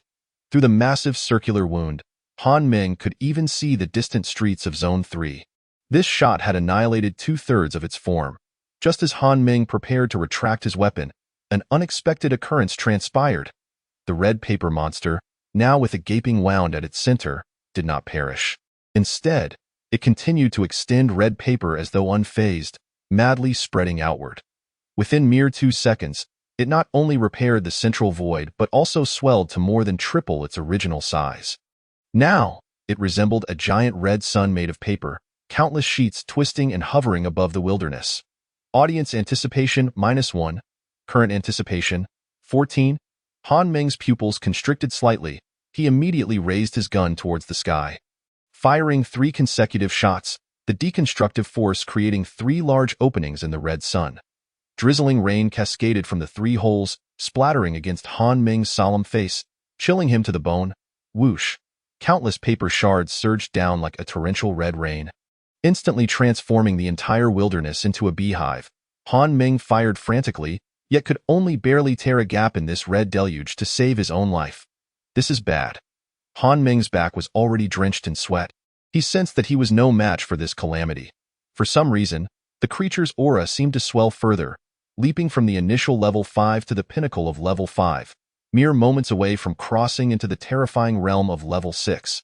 Just then, a hand clad in a theatrical robe reached out from the paper monster, delicately and precisely pressing down on Han Meng's head. A light laughter echoed in Han Meng's ears, and in the next moment, he was forcefully pushed down, his head crashing heavily against the ground. Boom. The earth cracked, and at the point of impact, Han Meng violently coughed up blood, collapsing like a rag doll. Utterly motionless. The flames of battle had extinguished, the sky filled with red paper returning to the monster's form. A fine drizzle soaking the scarred earth, the red paper creature was about to depart. Yet the hand that had emerged from within suddenly clutched the red paper body, pulling it forcefully, as if something were trying to break free from within. 5 minutes ago. The audience is beginning to intervene in the performance. Chen Ling felt a chill run down his spine upon reading the last line, abruptly lifting his head to gaze towards the front of the stage. Countless crimson pupils continued to watch him from the darkness. But in a corner of the audience, a row of wooden chairs now stood empty. A portion of the audience had vanished. Thud, thud, thud. The shadows in the audience stomped rhythmically on the theater floor, producing a deep, resonant sound. This noise reverberated within the confined space like continuous thunder, their scarlet pupils fixating on Chen Ling, filled with rage and questioning. Thud, thud, thud. Under their synchronized stomping, Chen Ling felt as though the stage itself was shaking, the spotlight above trembling slightly, as if it too could not endure for much longer. Chen Ling quickly grasped the situation. Because he had been axed to death in reality, the performance on stage had abruptly halted. The interruption incited the audience's fury, yet they could not directly communicate with Chen Ling, resorting to this form of expression to convey their dissatisfaction and threats. So, does this mean I am not truly dead? Chen Ling stared blankly at his hands. Yet if my consciousness is here, then who is currently controlling my body? Realization struck him, and he turned to see a large expanse of black curtain shrouding the latter half of the stage. He forcefully pulled back a corner, and a series of images flooded his mind. He witnessed himself transforming a kitchen knife into paper, frighteningly Xiuquan and Chan Tan into unconsciousness, battling with the 2 enforcers. The sensation was peculiar, akin to sitting before a large screen, observing his actions from a third-person perspective. Of course, at this moment, the protagonist was no longer him, but rather the audience that had usurped his body. The audience was intervening in the performance. Audience anticipation -1. Chen Ling caught a glimpse of characters dancing across the screen, and in the next moment, yet another batch of figures in the audience disappeared without a trace. The lower the anticipation value sank, the more audience members would intervene in the performance. As Chen Ling spoke, he raised his hands, observing as his body gradually became transparent, and simultaneously, my existence will also be gradually erased. Indeed, if the audience were to completely assume the role of the protagonist, what purpose would be left for him? Chen Ling's heart plummeted as he recognized the necessity of taking action. Standing before the grand curtain, he inhaled deeply and tentatively extended his palm toward the flickering images behind it. He faced a choice: to reclaim his body and once again be the protagonist, or to perish as Chen Ling's fingertips breached the curtain. They encountered a barrier that compelled him to slow his advance. This barrier was not impenetrable. Rather, it resembled a membrane, soft and remarkably resilient. After several attempts, he managed to force a single finger through. There was hope. A glimmer sparked in Chen Ling's eyes. Summoning all his strength, he pushed his palm through the barrier, followed by his forearm, then his elbow. At that moment, The characters on the screen flickered once more. Audience anticipation -1. As the anticipation plummeted to 14, another wave of spectators vanished, and Chen Ling felt the barrier grow increasingly rigid. He glanced at his own body, now slightly more transparent, and a thought flashed through his mind. It was not that the barrier had become more solid, but rather that his body had grown weaker. Gritting his teeth, Chen Ling could only inch his arm further across the curtain. His speed diminished to a fraction of what it had been. Urgency gnawing at his heart. With the current resistance, he estimated that if the anticipation fell to around 10, he would be unable to breach the curtain at all. Finally, through relentless effort, one of his arms passed completely through the curtain. He saw Han Ming struggling beneath the red rain, and after a moment's hesitation, he slapped his forehead, using the power of the red paper monster to knock him unconscious on the ground. This way, no one would witness his passage through the curtain back to reality. He gripped the curtain from the reality side, pulling it forcefully to create a narrow gap with his other hand. He pried it open until it was wide enough for his body to pass through. Chen Ling took a deep breath and plunged into the opening. Chapter 12. Chen Yin, a figure clad in a theatrical robe, emerged from the red paper monster. Hanging upside down in midair, sensing Chen Ling's impending return, the red paper monster thrashed wildly, its body becoming increasingly translucent, resembling paper soaked in rain, growing thinner by the moment. Chen Ling found himself ensnared. Gliding close to the ground, disoriented by the swaying. The torn paper's gap writhed as if attempting to swallow him back, while Chen Ling struggled to hold his upper body steady, battling the dizziness.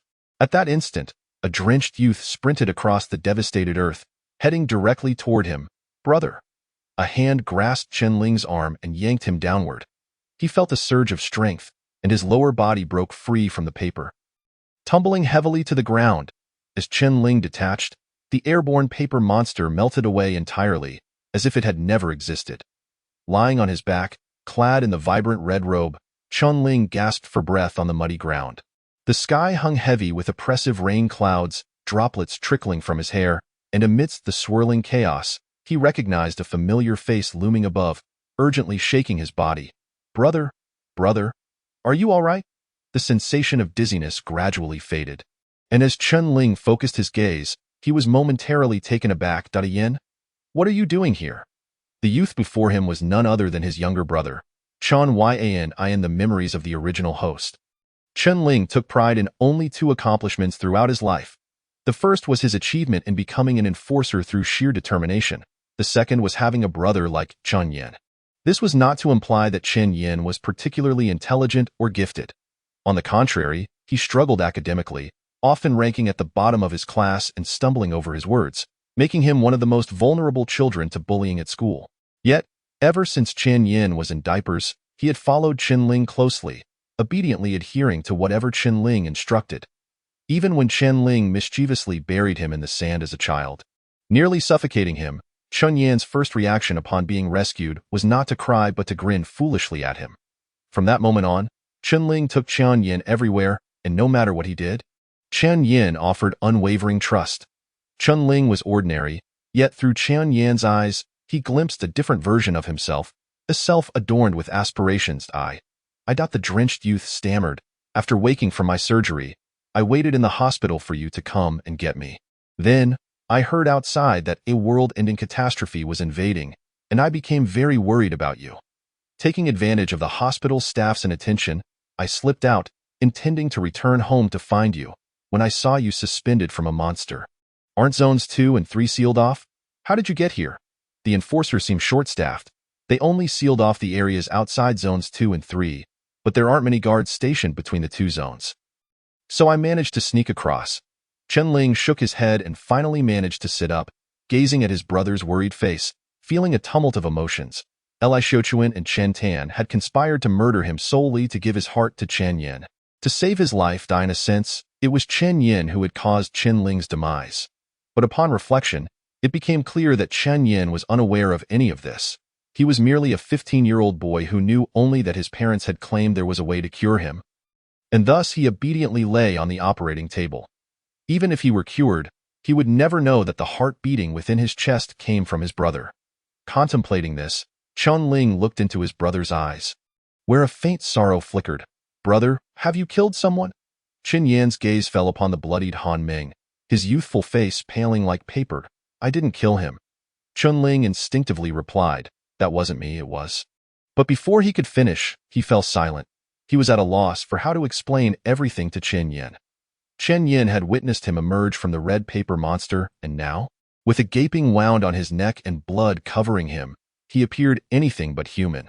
Should he tell him that a group of spectators resided within his mind? That he had just been possessed? Qinling's thoughts were in disarray.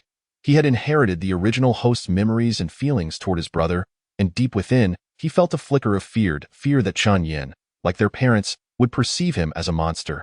Yet, Qian Yin merely gazed at him, his chestnut eyes devoid of any terror. After a moment of serious contemplation, he approached Han Ming, mustering all his strength to lift him onto his back, then staggered deeper into the desolate wilderness. What are you doing? Qinling was taken aback. The slender youth, shouldering a burden nearly twice his weight in Han Ming, left deep impressions in the damp wilderness with each step. Nevertheless, he gritted his teeth and pressed on. Brother, he is an enforcer. I know. Killing an enforcer is a grave offense. If they discover this, regardless of whether it was you who killed him, they will come for you. I know. Brother. Qian Yin spoke softly. I will help you bury him. Seeing the unwavering determination in Chen Yan's eyes, Chunling's heart quivered slightly. He hesitated for a moment before finally completing his sentence. Noah Yin, what I mean is. He's not dead yet, Chen Yin. The bewildered Chen Yin turned to see Han Ming's eyelids fluttering, emitting a faint groan, seemingly on the verge of awakening. He gasped, losing his balance and tumbling aside. Taking the unconscious Han Ming down with him in a daze, Han Ming's eyes gradually opened a slit. A red figure lunged toward him, raising a fist high and striking the back of his head. Bang! Just as Han Ming was about to awaken, he felt a sharp pain at the back of his head and promptly lost consciousness again. Chunling shook his aching hand and sighed in relief. That was close. He nearly let this guy retaliate. Moments ago, Chunling had witnessed the entire confrontation between Han Ming and the red paper monster through the stage curtain. Although he was unaware of the nature of the man's special ability, without the red paper monster, he knew he would not stand a chance. We need to leave. After knocking out Han Ming, Chunling glanced at the intensifying rain and promptly pulled Chen Yin away from the scene. There was not just Han Ming among the enforcers in Zone 3. His presence here likely stemmed from his speed. If they delayed any longer, once the other enforcers arrived, escape would become impossible. Han Ming lay motionless in the pit, and the two youths gradually receded into the distance. The torrential rain washed over the devastated wilderness, muddy waters flowing to erase all traces of their footprints. Minutes later, a group of figures clad in black and red uniforms hurriedly approached. Chapter 13. The second one, Judgment, was no longer present. The aura of calamity had also dissipated. If all went as anticipated, Meng Guo should have succeeded. Han Ming's speed was too swift. Even if we wanted to take credit, we couldn't catch up. Beneath the rainy night, for figures cloaked in black coats raced toward the battlefield. The remaining enforcers from Zone 3, their gazes swept over the ravaged wilderness, and they were inwardly astonished. What kind of fierce battle could have reduced this place to such a state? This calamity seems rather substantial. As they spoke, their gazes shifted towards the opposite side of the battlefield, where a blood-soaked figure lay motionless on the ground, resembling a corpse. Meng Guo? One of the enforcers immediately rushed forward, lifting Han Ming from the ground and anxiously checking for his breath. The remaining three enforcers stood rooted to the spot, exchanging glances, their eyes flickering with an unusual glint. Is he dead? One of them inquired. He was the second seat among the enforcers of District 3. Ma Zhong. Not dead. He is still alive. A barely perceptible disappointment flitted across the faces of the three, as two of them turned to Ma Zhong, who hesitated for a moment before shaking his head. Where's the calamity? Why haven't we seen its corpse? It fled. The absence of a body suggests it must have escaped. The group immediately began searching the surroundings, but the rain had washed away any traces.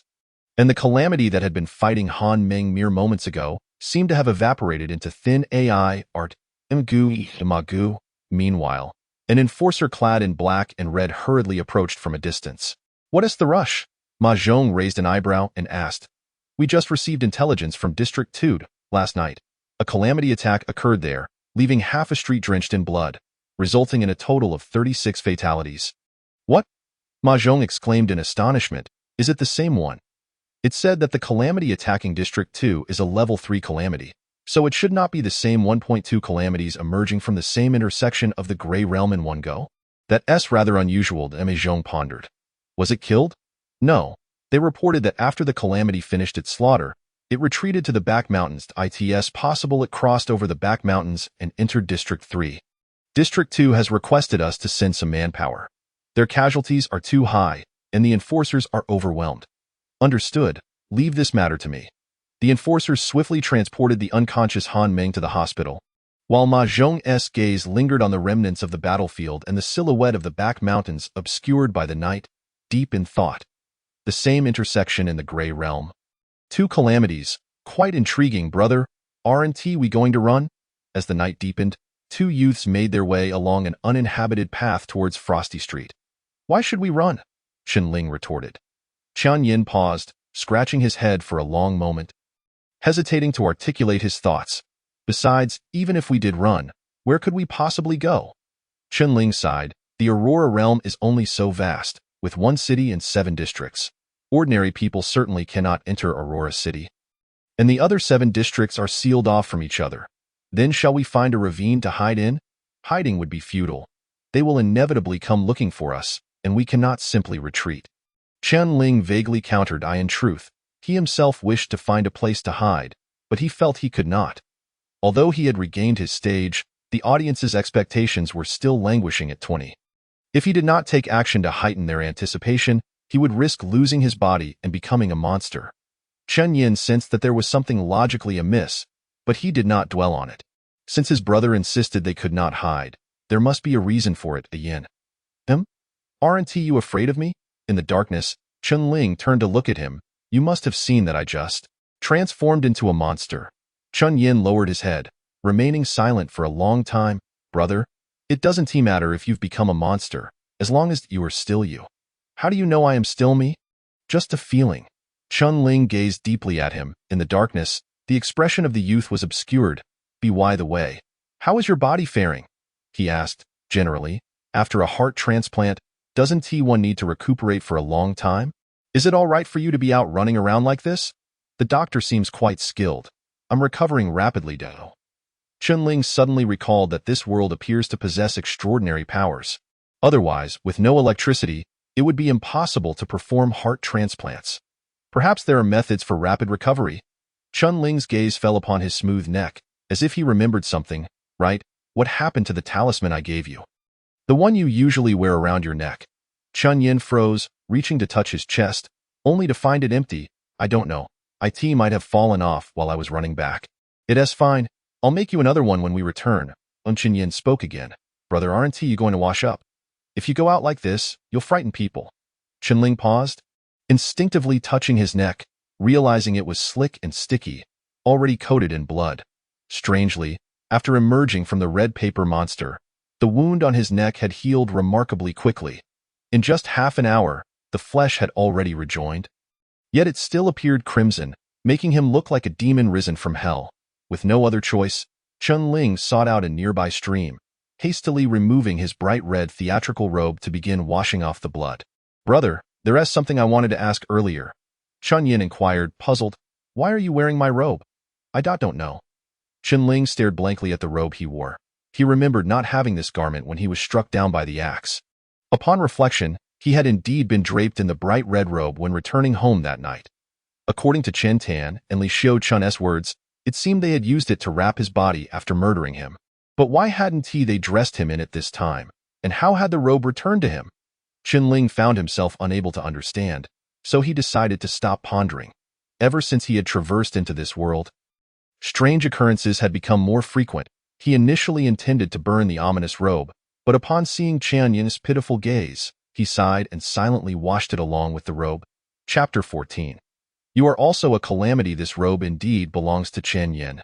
8 years ago, a small and shabby opera troupe arrived in District 3, setting up a makeshift stage in the wilderness to perform a couple of plays. The tender age of 7. Chen Yin became enamored with in this world. Theatrical culture is not prevalent. The troupe had labored for 2 days to erect the stage. Yet only 5 people attended. Among them, 2 were Qianling and Qian Yan. Drawn in from playing in the wild, one was a passerby hired to help, and the other was a beggar who approached the troupe for food. The 5th was a teacher from District 2 who genuinely loved theatrical culture.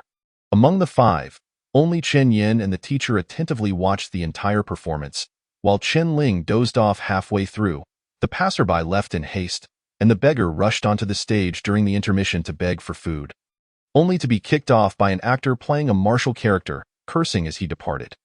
However, Chen Ling noticed that his younger brother's eyes sparkled with light as he gazed at the stage.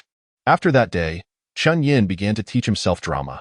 He scavenged 2 books from somewhere, rising early each day to practice singing and transcribing scripts, even learning to sew to create costumes. The robe that Chen Ling wore was sewn by Chen Yin himself, with a tiny blue flower stitched into the hem. "Here, take it back." Chen Ling finished washing the robe and handed it to Chen Yin, who looked at his reflection in the flowing water. Noticing that his wounds and bloodstains had mostly vanished, the two cautiously made their way along the path to the edge of Frosty Street, glancing towards home. They saw that the shattered house was completely cordoned off with police tape.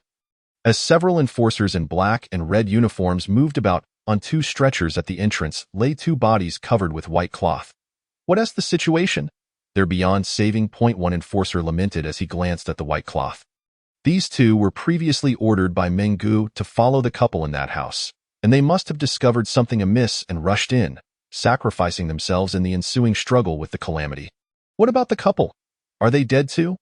"No." The enforcer's gaze shifted to the doorway, where a man and a woman were being assisted out by other enforcers, their eyes vacant, faces pale, trembling uncontrollably, as if their souls had been shattered. They survived. They were the first to be attacked by the calamity. How did they make it out alive? We speculate that although they were initially attacked, they did not resist. The 2 enforcers drew their guns, provoking the calamity, which led to their death. "You're saying that the calamity was toying with them at that time?" "That's the implication." "Are there any other leads?" "Almost none. The abilities of that calamity are exceedingly strange, having torn apart most of the house, leaving no valuable information. We couldn't even determine from which direction it entered. With Frosty Street being so vast, is it merely a coincidence that it intruded into this particular household? It is difficult to articulate. Hanshuang Street is situated at the very edge of District 3, with the mountains looming behind it, and beyond that lies the chaotic burial ground at the intersection of the Grey Realm. Following this, one reaches District 2.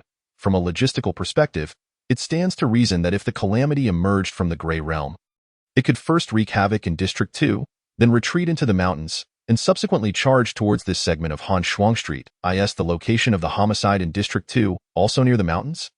Indeed, these sites are in close proximity to one another and are aligned in a single line. The enforcer nodded slightly, as the 2 were about to speak further. A piercing scream erupted from a nearby distance. "Calamity! Calamity!" Li Xiuquan suddenly broke free from the enforcer beside her, as if confronted with an unspeakable horror, her eyes wide in terror as she rolled and crawled backward, exclaiming, "You shall not harm me! You shall not harm me!" As she retreated, she collided violently with those behind her who were assisting Chan Tan. This impact caused Chan Tan's pupils to contract sharply. He immediately curled into a ball. Clutching his head, mumbling nonsensical phrases, his eyes filled with dread. The surrounding enforcers exchanged glances, a flicker of helplessness crossing their faces. They were not particularly surprised by this reaction. Rather, they expertly bound the 2 with ropes and stuffed white cloth into their mouths to prevent any disturbance to the public, then proceeded directly towards the District 3 headquarters. Witnessing this scene, Chun Ling felt a sense of relief wash over him. Dr. Lin had mentioned that among survivors of encounters with the Grey Realm or attacks by calamities, 80% exhibit signs of mental instability, many of whom remain irreparably affected for life. It appears that this affliction has manifested in both Li Xiuquan and Chen Tan. For Chen Ling, this was fortunate, as only 4 individuals had witnessed his transformation into a calamity. 2 enforcers had already been slain by the audience, and should Li Xiuquan and Chen Tan divulge everything, he would be immediately wanted. Thankfully, both Li Xiuquan and Chen Tan had succumbed to madness, thus preserving his anonymity, allowing him to continue walking the streets under the guise of Chen Ling. Of course, this was contingent upon the enforcers not uncovering his identity. Yet, it remained precarious. It would be prudent to devise a strategy to thoroughly obstruct their investigation. Chunling despised taking risks, particularly when his fate lay in the hands of others. His mind raced, seeking the most secure solution. At that moment, a figure dashed past him. "Dad, Mom!" Chen Yin exclaimed, rushing toward the two figures being taken away, his haggard face etched with anxiety. Chen Yin was oblivious to the gravity of the situation.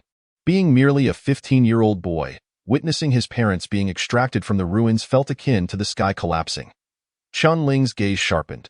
Instinctively, he reached out to grab Chen Yin, but after a moment's hesitation, he quickened his pace to follow closely behind him, equally calling out for their parents. Upon hearing their cries, the enforcers turned simultaneously, noting the two youths hastening towards them, before lowering their heads to peruse their documents.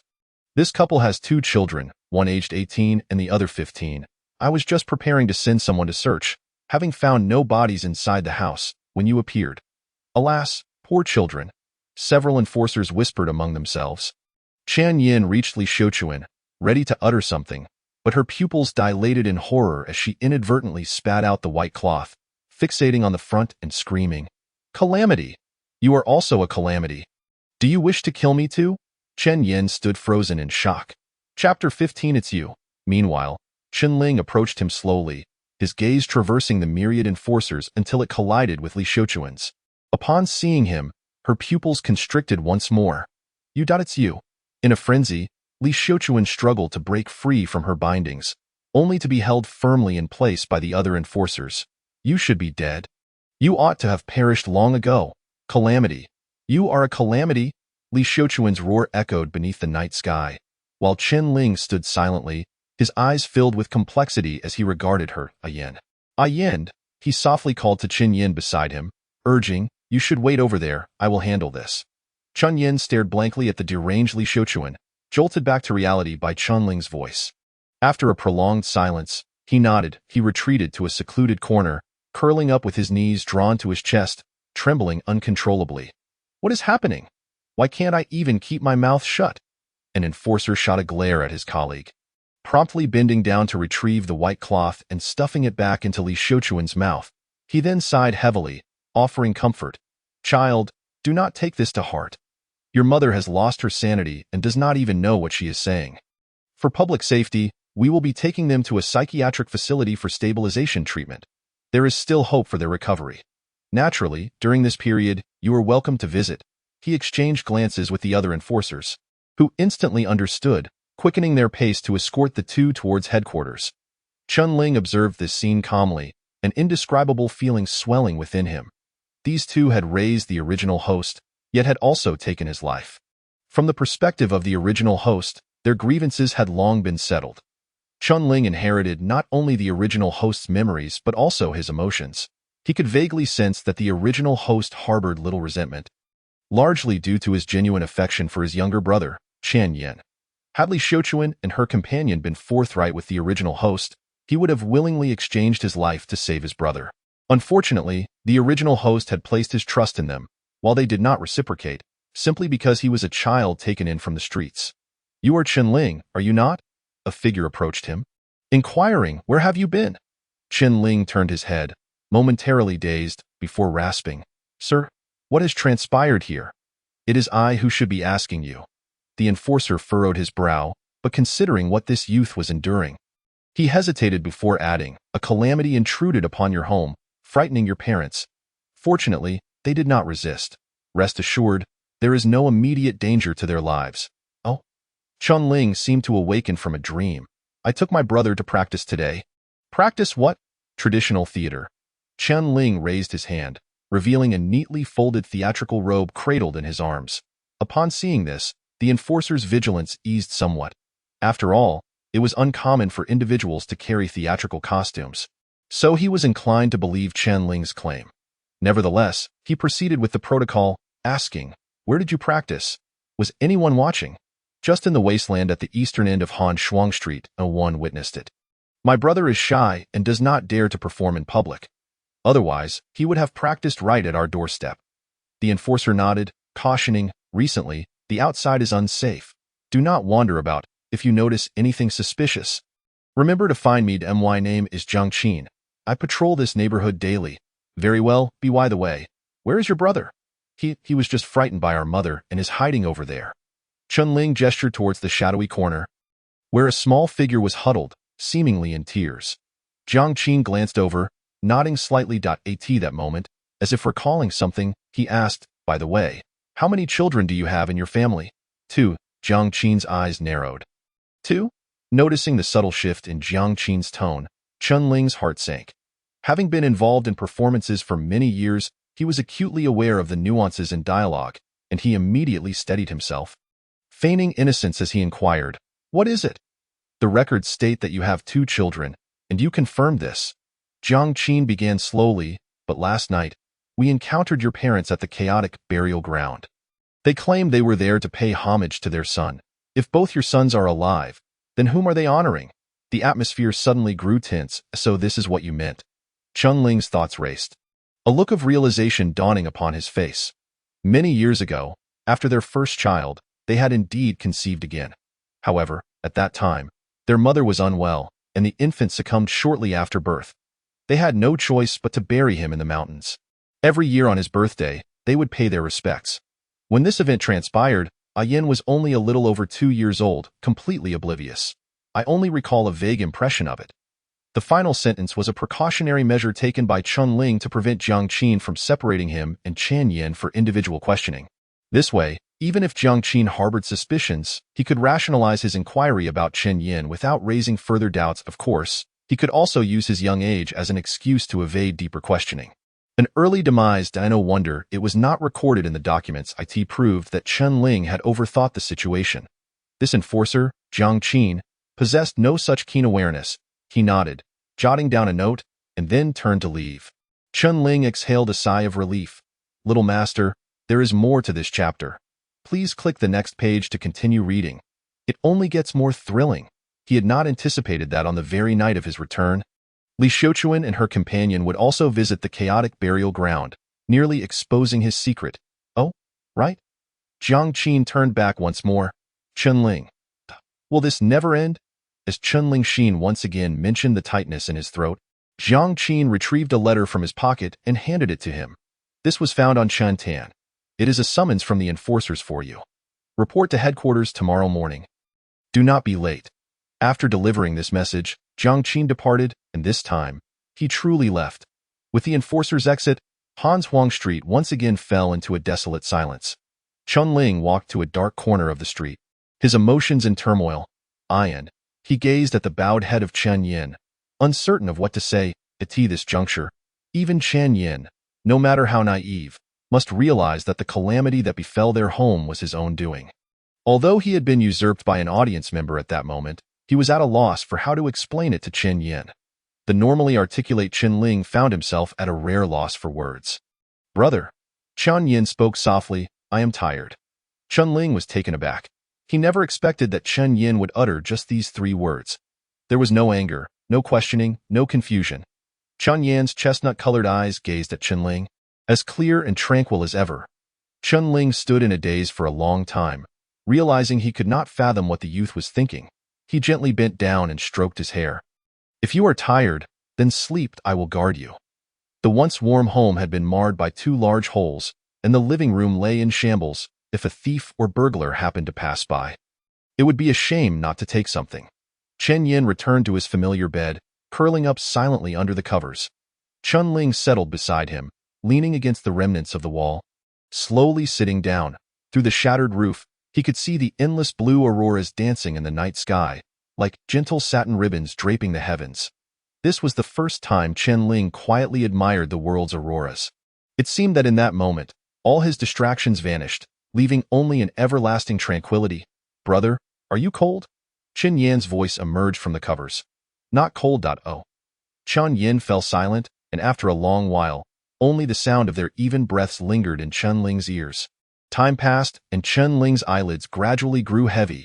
He fell asleep. Chapter 16. The Dance of Slaughter. When he reopened his eyes, a familiar brightness filled his vision. Am I back again? Chunling adjusted to the intensity of the spotlight, his gaze sweeping across the surroundings, an old stage, a black curtain, and a fully occupied audience seating. He had returned to this nightmare. It seemed that as long as he fell asleep or died, he would return here. Chun-Ling, through a few experiences, had come to this conclusion. Since regaining control of his body, the audience members who had departed returned to the theater. Although their expressions appeared displeased, they at least showed no intention of striking again. Chun-Ling's gaze naturally drifted to the screen in the center of the stage. Audience expectation, 24. According to historical records, the moment he reclaimed control of his body, the expectation surged back to 20. After engaging in a battle of wits with the enforcers, it increased once more, ultimately stabilizing at 24. Last time, death had directly deducted 50 of the expectation. He pondered what would happen if he were to die again, and the expectation fell below 50. Chun-Ling did not know the answer, but he speculated that if the expectation turned negative, he would likely face complete death and be occupied by the audience, never to rise again. Just as he was about to divert his gaze, he suddenly noticed a small, trembling treasure chest in the lower right corner of the screen, which had appeared unbeknownst to him. He distinctly remembered that such a thing had not existed when he first entered the theater. After hesitating for a moment, Chun-Ling tentatively reached out and tapped the treasure chest. Dun dun dun dun. The instant Chun-Ling's fingertip made contact with the treasure chest, an exhilarating melody erupted from the speakers on both sides of the stage. The sudden music startled Chun-Ling, and in the next moment, several beams of spotlight shifted to his back. He turned to see a table materializing in the center of the stage. It was an unremarkable wooden table, seemingly a bit worn, blending seamlessly with the wooden floor of the stage. The light from the spotlights illuminated the table, where a piece of paper reflected a pale glow. Chun-Ling approached the wooden table directly.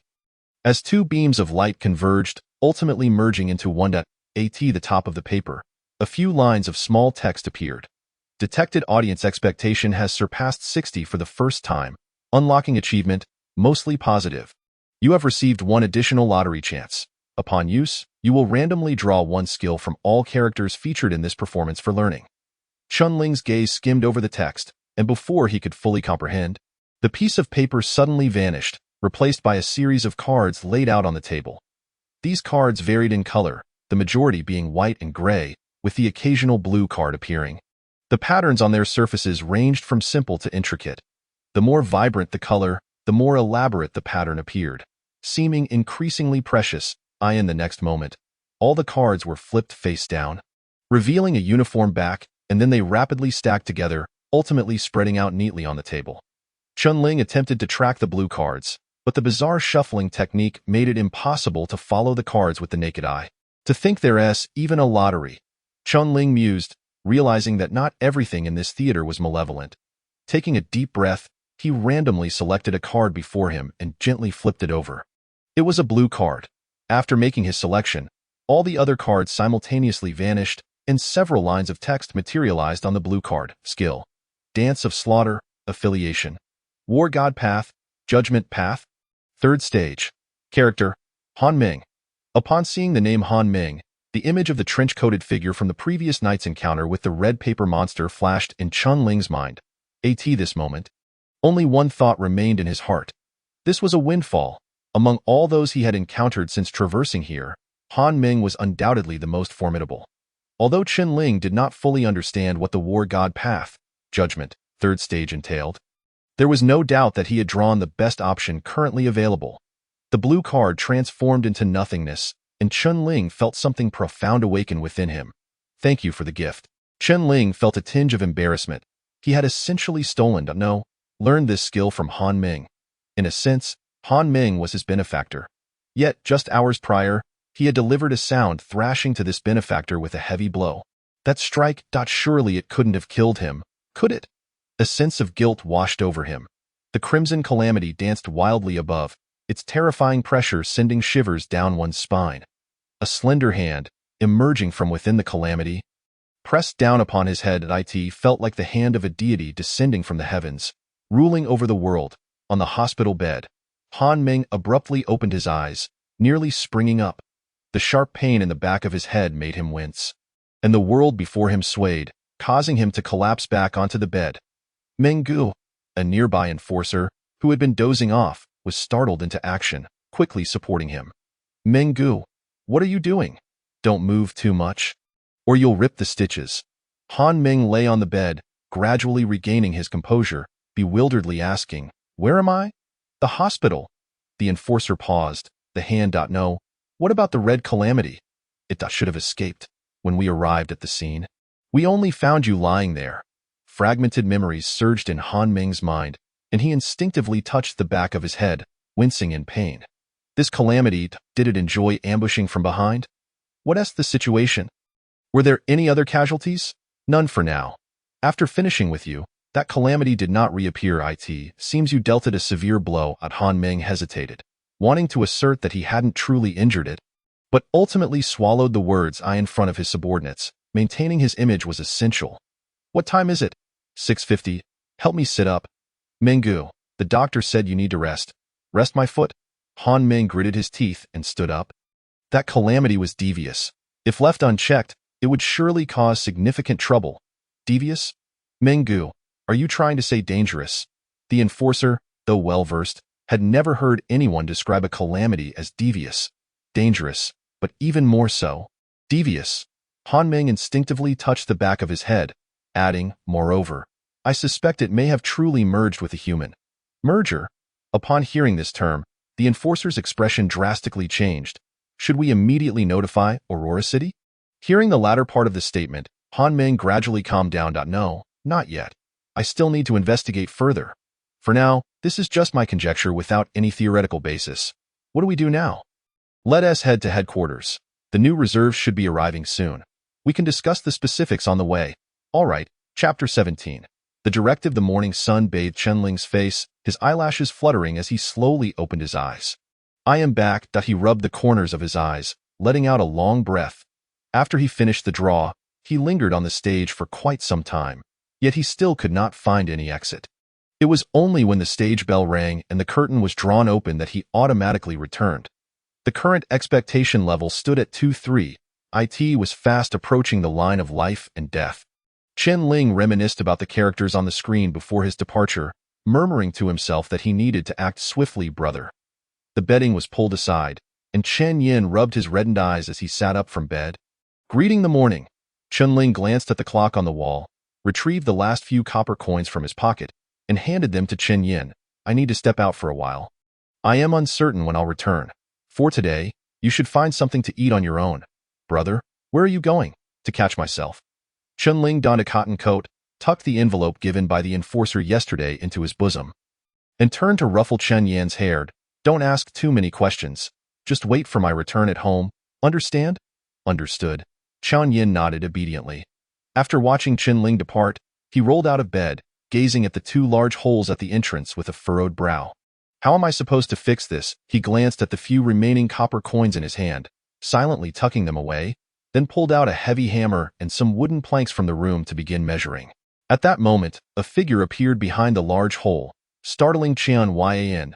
It was a man clad in a woolen coat, a deep blue scarf wrapped around his neck, and silver-rimmed glasses perched on his nose, exuding an air of literary sophistication and wisdom. Yet, at this moment, as he surveyed the house with its two remaining large holes, a look of confusion surfaced in his intelligent eyes.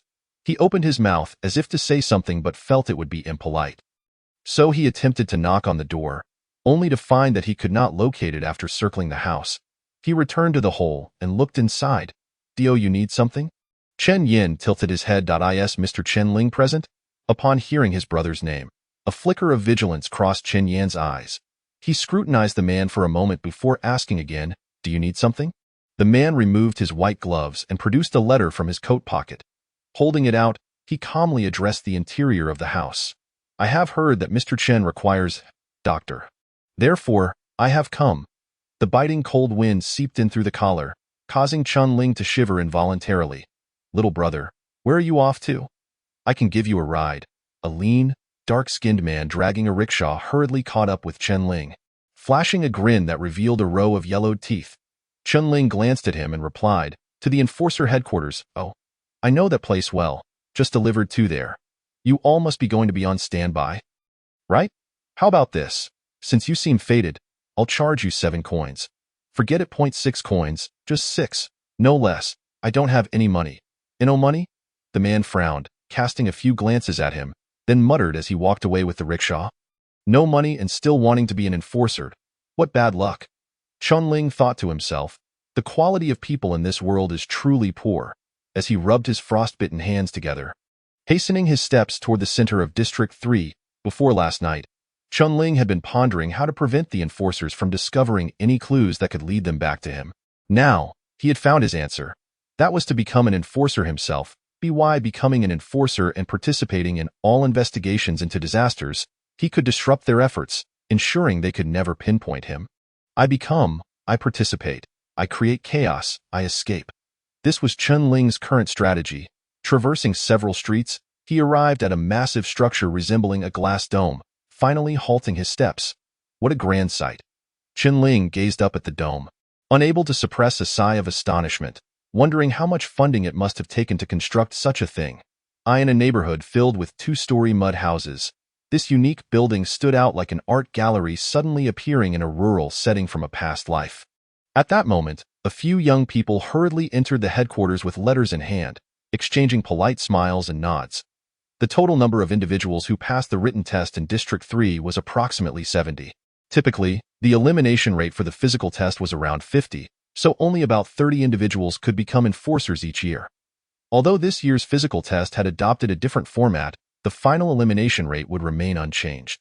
In summary, everyone entering this building was essentially a potential competitor. Upon entering the headquarters, beneath the glass dome, several rows of people stood in neat formation. Like Chunling, they were all dressed in ordinary civilian clothing. Standing tall and proud, every muscle taut, resembling warriors ever ready for summons. Chunling arrived quite late, having to stand at the edge of the last row. Once he settled into position, an enforcer glanced over the list and nodded slightly. Everyone is here. Another enforcer picked up a prepared script, ready to speak, when the headquarters doors were forcefully pushed open, and two figures strode in. Han Ming discarded a spent cigarette but underfoot, the silver patterns on his black coat glimmering. His calm gaze swept over all the standby candidates, instantly enveloping everyone in a sense of inexplicable pressure. Except for Chunling raised an eyebrow in surprise, his gaze instinctively drawn to the back of Han Ming's head. After striking him so fiercely yesterday, he had healed by today. Was this fellow's head truly that hard? It's Han Ming. It really is him. He has come. Who is Han Ming? He is the chief enforcer of District 3. And the only four-striped enforcer in the district. It is said he is a super genius, having been promoted to 4 stripes at the age of 24. And he even crushed all the concurrent enforcers within Aurora City. He is the pride of our 7 districts. He crushed the concurrent enforcers of Aurora City? Is that true? If he is that impressive, why wasn't he absorbed into Aurora City? I don't know. It's said he has some enmity with a certain big shot in Aurora City. They say he is quite formidable. My mother particularly likes him. How old is your mother this year? Almost 50, I think. With Han Ming's arrival, the standby candidates immediately began to whisper among themselves, as even the enforcers present unconsciously straightened their backs. Their expressions serious. Han Ming stood beneath the dome, suddenly feeling a chill at the back of his head, as if someone was scrutinizing his weaknesses. He instinctively turned to look, realizing a group of standby candidates was quietly observing him. After meeting Han Ming's gaze, all the standby candidates lowered their heads, refraining from further discussion, and the entire headquarters fell into silence. I am Han Ming, the current highest official of District 3. Han Ming adjusted his mindset and began to speak slowly. The next 3 days will be your physical assessment. Out of the 72 of you, only 30 will remain. 30. That's even lower than the expected pass rate, Chunling mused. This ratio also surprised the other standby candidates, who couldn't help but converse again, their eyes filled with confusion. However, among these 30 individuals, 3 would receive early qualification to enter the ancient vault of arms. Upon hearing this, the headquarters erupted into an uproar. Even the enforcers standing nearby widened their eyes in surprise. Chunling did not understand. Among the numerous standby candidates present, a significant portion was equally perplexed. Observing this, Han Ming slowly began to explain. Do you know the difference between an enforcer and an enforcer officer? The crowd shook their heads. The difference between an enforcer and an enforcer officer is merely a letter, yet the gap is as vast as heaven and earth. This is not merely a distinction of rank, but of power. An enforcer is merely an ordinary person endowed with enforcement rights, while an enforcer officer possesses a unique path to divinity. It is said that before the Great Calamity, there existed 18 divine paths, each distinct. Yet, with the passage of time and the decay of civilization, only 14 remain today. These 14 paths are scholar, physician, warrior, yellow, green, crafty, chess, play, puppet, sorcerer, power, divination, thief, prostitute. It is rumored that each divine path leads to a divine position. If one traverses all of them, they can transcend the mundane and ascend to divinity, and the enforcers of our Aurora domain govern the path of the warrior among these 14 divine paths. According to the regulations of the enforcers in Aurora City, every enforcer becomes eligible to enter the ancient vault of arms 3 years after their confirmation. If they succeed in the trials within the vault, they have the chance to be chosen by the path of the warrior, officially embark on their divine journey. Once one steps onto the divine path, Aurora City will change their status from enforcer to enforcer officer. After hearing Han Ming's explanation, the eyes of the crowd sparkled with excitement. Completing the divine path will lead to divinity. This held a tremendous allure for a group of newly adult youths. Images of the red paper monster battling Han Ming from last night flashed through Chun Ling's mind. Han Ming seemed to have opened some mysterious domain, becoming exceptionally formidable. Was that the power of the path of the warrior? Excuse me, is it only by entering the vault that one can obtain the divine path? A voice emerged cautiously from the crowd. In theory, no. Han Ming shook his head. The crux of embarking on the path of divinity lies in gaining the acknowledgement of the divine way. If one possesses exceptional talent in a particular divine path, or if the divine path deems that one is inherently destined to tread this route, then it will naturally guide them. Such individuals are referred to as favored by the divine. I once encountered a young lad from the South Sea region, who, at the tender age of 3, began painting with no formal instruction. By 5, he had casually sketched 100 boats competing for the current in white porridge on the ground, earning the favor of the Azure Divine Path and becoming the youngest divine path possessor in history. The crowd erupted in astonishment. However, those chosen by the divine path are rare as phoenix feathers and unicorn horns. The vast majority who aspire to tread the divine path must rely on entering the ancient vaults. Of course, not all ancient vaults lie within the realm of humanity. Some are situated at the intersection of the gray realm and reality, making them exceedingly difficult for ordinary humans to reach. This results in very few being able to enter and undergo trials. The only way to embark on these divine paths is to gain divine favor, hence the scarcity of divine practitioners. For instance, there are the Yellow Divine Path, the Drama Divine Path, the Thief Divine Path, and the Courtesan Divine Path. In summary, these 14 divine paths are the only transcendent avenues recognized by the realm of humanity. While in the Aurora realm, the predominant choice for most is solely the Warrior Divine Path. Only recognized by the realm of humanity? Chun Ling inquired. So, there are paths that lack recognition? Han Ming glanced at him, paused for a moment, then replied, yes. And quite a few, such as the fusionists who seek to abandon their human identity and merge with calamity, or the cultists of the Disaster Star, the Crimson Sky sect. However, you must never venture onto these paths. Once someone embarks on these routes, there is but one fate awaiting them: being hunted down by all realms of humanity, and then exterminated. Upon hearing the words exterminated, Chun Ling's heart skipped a beat, if he was not mistaken. The audience within him was indeed a calamity. Did this mean he had merged with disaster? Chun Ling was uncertain and dared not ask. He suddenly felt that his earlier decision to refrain from seeking help from the law enforcers was indeed the right choice. If he truly was a fusionist, the law enforcers' first reaction upon discovering this would likely be to eliminate him along with the calamity within him. As he glanced at the imposing group of law enforcers not far away, Chun Ling's palms began to sweat. Audience expectation level 10, current expectation level 33. 2 lines of text flickered in the void before Chun Ling, and he couldn't help but curse the perversion of the audience in his heart. Their pleasure was entirely built upon his life and death crisis. However, despite his tension, Chun Ling was not overly frightened. After all, it was unlikely even Han Ming could have anticipated that a fusionist would not only confront law enforcers but would actively approach them, attempting to blend in with their ranks. Could those like the fusionists and the Crimson Sky sect possibly grasp the path to divinity? Someone queried again. Almost impossible, Han Ming replied nonchalantly. No divine path would bestow divine favor upon those who embrace evil monstrosities. A flicker of disappointment crossed Chun Ling's eyes. As a transmigrator, He naturally harbored hopes of wielding extraordinary power. To be frank, when the topic of divine paths was broached earlier, he had felt a stir of desire. However, if he truly was a fusionist, then this path was closed to him.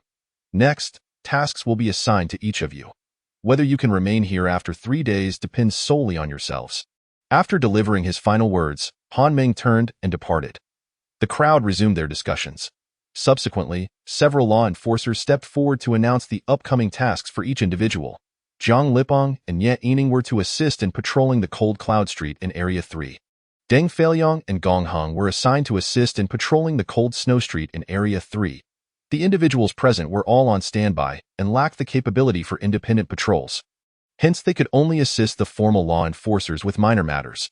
The initial names called fared better, but as the list continued, the assigned streets became increasingly obscure, eventually leading to personnel being dispatched across districts to provide support in Area 2. Wu Yudong, Chen Ling, assigned to assist in patrolling Ice Spring Street in Area 2.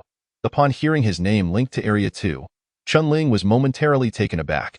He distinctly remembered that no one had gone to patrol Cold Frost Street in Area 3, and he himself resided in Cold Frost Street. Why was he being transferred to Area 2? Although the two areas were not far apart, commuting daily would require at least 4 hours. Wouldn't this completely consume his own time? The assessment begins today, and everyone has 3 hours to prepare at home. After 3 hours, you must be on duty. Once the law enforcers finished reading the list, they dismissed everyone. Chen Ling vaguely sensed something was amiss but couldn't quite put his finger on it. "Brother, are you Chen Ling?" A small-framed youth cautiously approached Chen Ling. "Who are you?" "I am Wu Yudong, assigned to assist you in Area 2.0. Hello." Wu Yudong glanced around, lowered his voice, and asked, "Did you bribe them?" "Bribe them?" Chen Ling was taken aback. "The one who just read the list, the law enforcer named Ma Zhong. He is in charge of personnel transfers. Where we go and what we do is all at his discretion." Noticing Chen Ling's reaction, Wu Yudong let out a helpless sigh. "Looking at your expression, you didn't bribe them. And no wonder we're the worst off." Upon hearing this, Chen Ling finally understood. He suddenly recalled what the rickshaw puller had said on the way here. Without money, how can one be a law enforcer? It seemed that law enforcers were not entirely virtuous. Chen Ling couldn't help but sneer inwardly. Even the rickshaw puller knew the nature of law enforcers, which spoke volumes about the internal issues plaguing the organization. "Where do you live?" "Cold Frost Street, number 128. What a coincidence. I also live on Cold Frost Street, just at the other end. Brother, we're in the same boat now. Once we get to Area 2, let us look out for each other." Wu Yudong exchanged a few more words with Chen Ling before hurriedly returning home to pack. As Chen Ling finally exited the headquarters, a cold voice rang out from beside the door. "Stop." Chen Ling halted, slowly turned his head, and saw Han Meng leaning against the wall, a cigarette dangling from his lips, his eyes glinting like those of a venomous snake. Fixated on him. "You are Chen Ling?" Chapter 19. Testing. Commander Han. The instant he was called, a flicker of unease crossed Chen Ling's eyes, but he quickly masked it. "What can I do for you?" "A fusionist daring to infiltrate the ranks of law enforcers. You certainly have some audacity." Han Meng spoke slowly. "Now, speak. What is your purpose?" This statement struck Chen Ling like thunder. He had been discovered. No, that was impossible. The entity he had battled last night was the red paper monster. It had never seen his face. How could he possibly be recognized at a glance? "Huh?" Chen Ling's eyes brimmed with confusion. "Commander Han, what are you talking about?" "What I mean is, you still don't understand." "I don't understand." "Where were you last night?" "Asleep at home. And before that, practicing opera in the wild with my younger brother." "Your brother practices opera? What were you doing?" He asked timid. "He needed me to accompany him." "What piece were you practicing?" "Farewell, my concubine." "What was the last line?" "Oh dear." "What about the second to last line?" "I'll wait for the lonely to see." Han Meng's questioning was incredibly rapid, leaving Chen Ling no time to react. As he answered, cold sweat trickled down his back, and by the final 3 questions, he nearly turned to flee. Chen Ling had never engaged with the dramas of this world and was unaware of the various plays. So he could only stubbornly mention the one he was most familiar with from his previous life. He had to gamble that Han Meng was utterly ignorant of theater. As for the lines, they posed no challenge for Chen Ling. He had attended performances of Farewell, My Concubine no less than 20 times in his former life, vividly recalling the moment when Xiang Yu turned to find Yu Ji committing suicide. It turned out that Chen Ling's gamble paid off. After posing the final question, Han Ming fixed his gaze upon Chen Ling, his eyes seemingly piercing through to his very soul. After a few seconds of silence, Han Ming finally spoke. "Oh, perhaps I was mistaken. This fellow was indeed testing him. It seemed that the blow he dealt last night had been too light." Chen Ling took a deep breath. "Commander Han, if there is nothing else, I shall take my leave." "Wait." Han Ming called after Chen Ling. "Which street have you been assigned to?" "Area 2. Ice Spring Street." "Don't return home. Head straight there." "Huh? Didn't they say we have 3 hours to prepare?" "This is an order." The 4 simple words from Han Ming left Chen Ling speechless. He and Han Ming stood facing each other in the biting wind, their coats fluttering, the world engulfed in a profound silence. Uncertain how much time passed, Chen Ling finally spoke slowly. "I understand that it takes a maximum of 2 hours to get from here to Ice Spring Street in Area 2.2 hours from now. I will confirm whether you have arrived, understood?"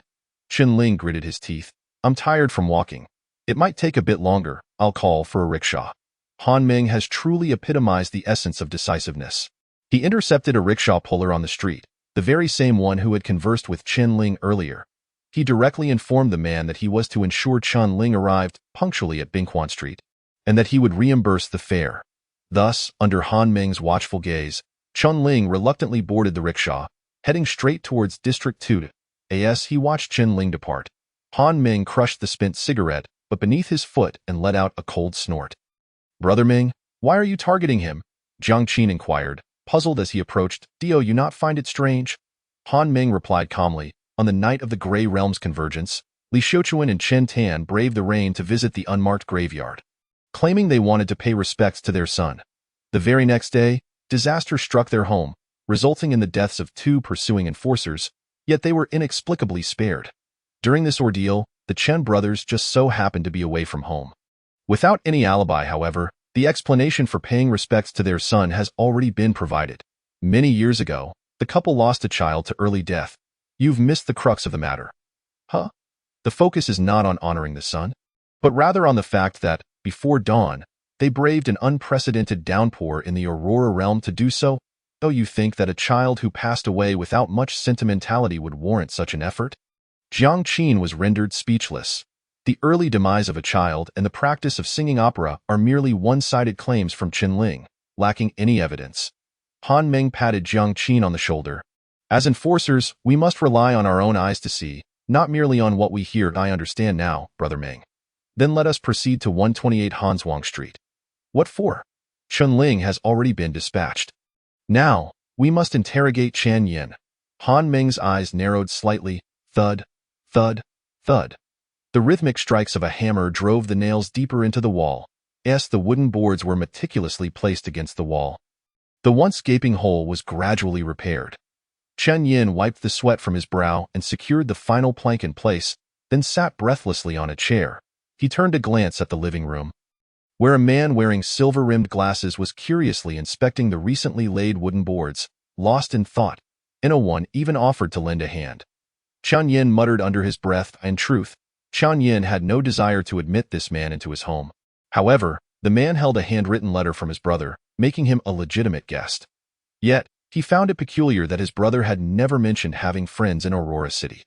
Once Chen Yin completed his work, the man slowly rose and approached the flawlessly nailed wooden boards, astonished as he spoke. "How did you manage this? Repairing a house isn't difficult. My brother once took me to build a wooden hut when we were children. Though it was for the birds." Chen Yin proudly lifted his head. "I've heard that the people of Aurora City are quite delicate. Surely, your carpentry skills cannot be this proficient."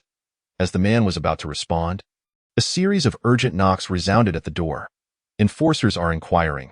Open the door immediately." Upon hearing those words, Chen Yin's face turned pale.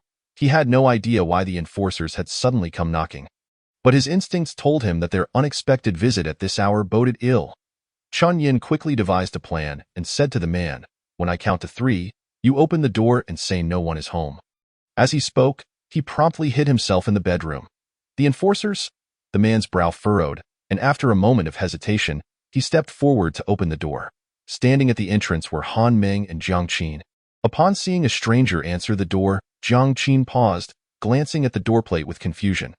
How peculiar, we didn't take a wrong turn, did we? Han Ming's eyes narrowed slightly as he regarded the man. What are you doing here? I thought it was someone else. Turns out it's you. The man's lips curled into a smirk as he adjusted his silver-rimmed glasses, speaking leisurely. I should have realized it. District 3 is your territory.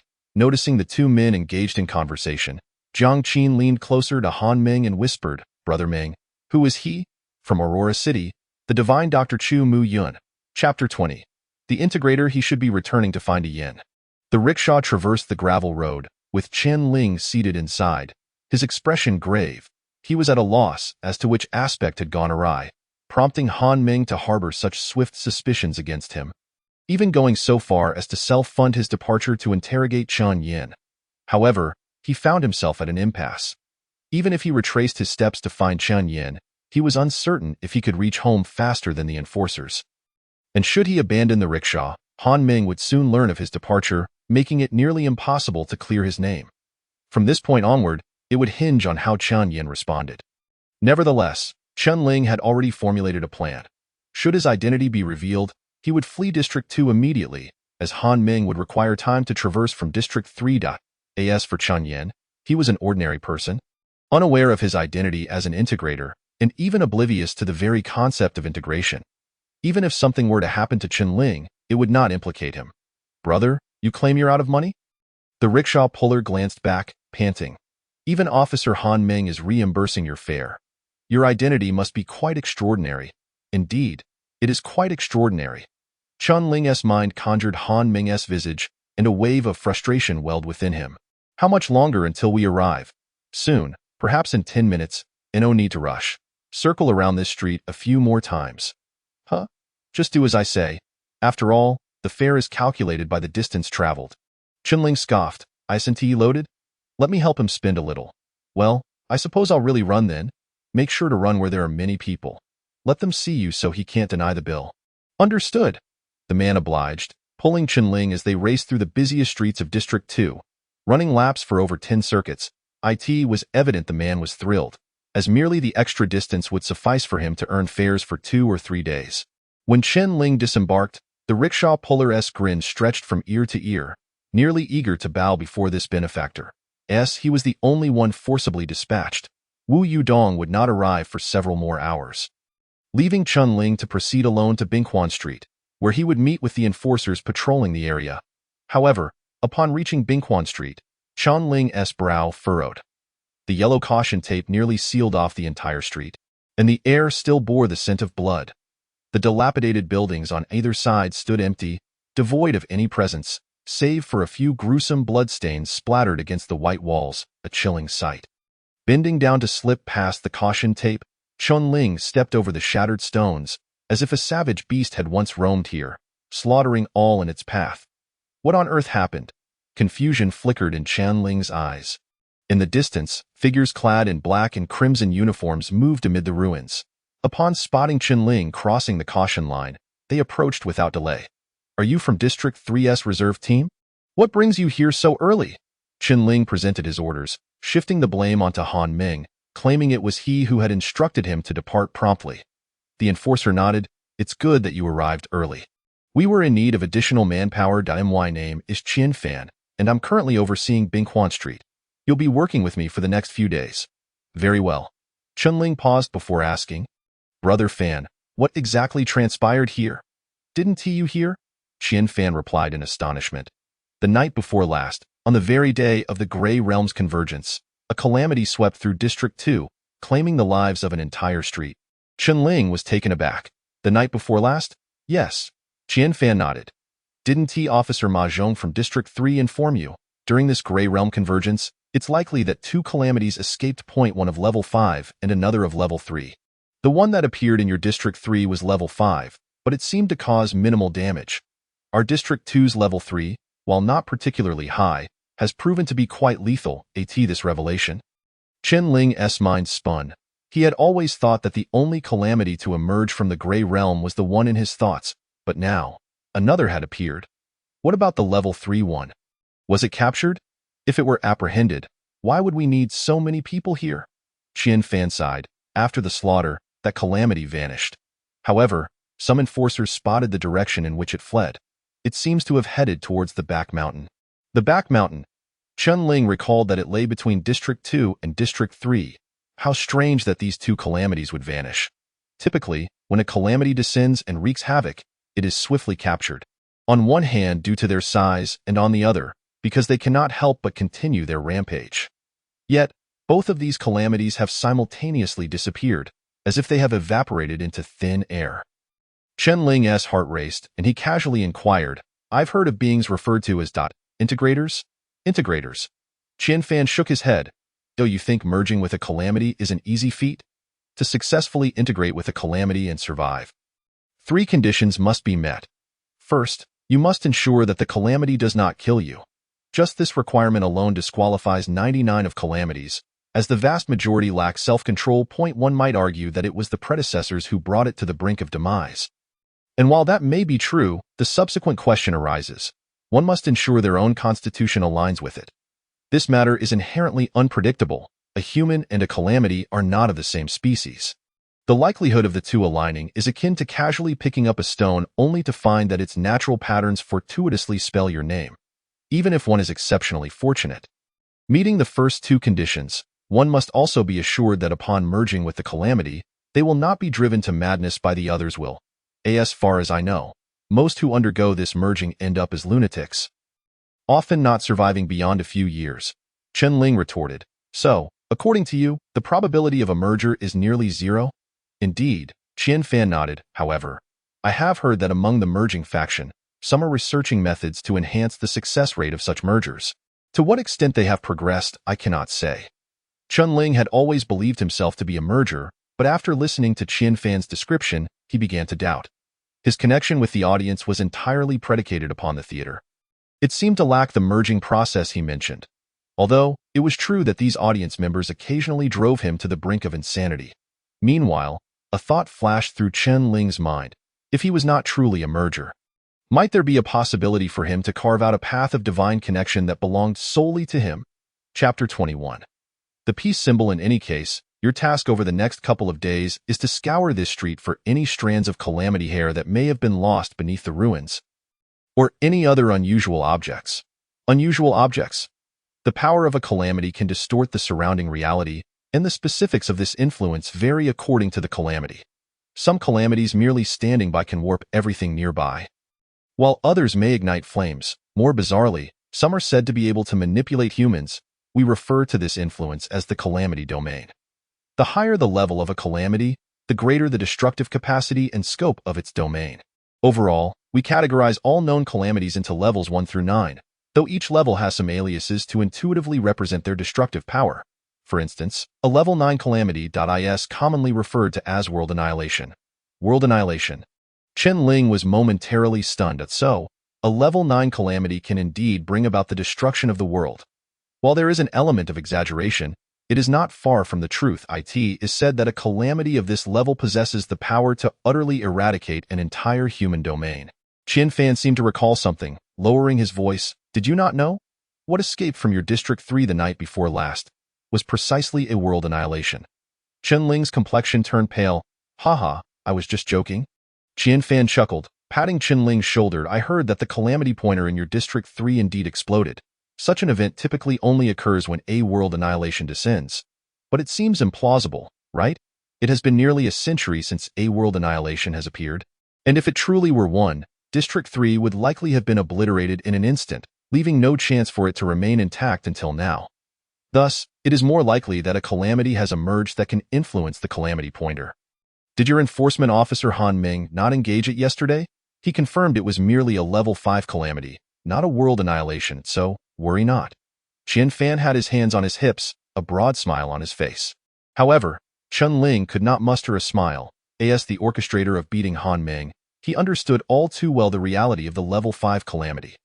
The level 5 calamity that Han Ming encountered was not genuinely a level 5.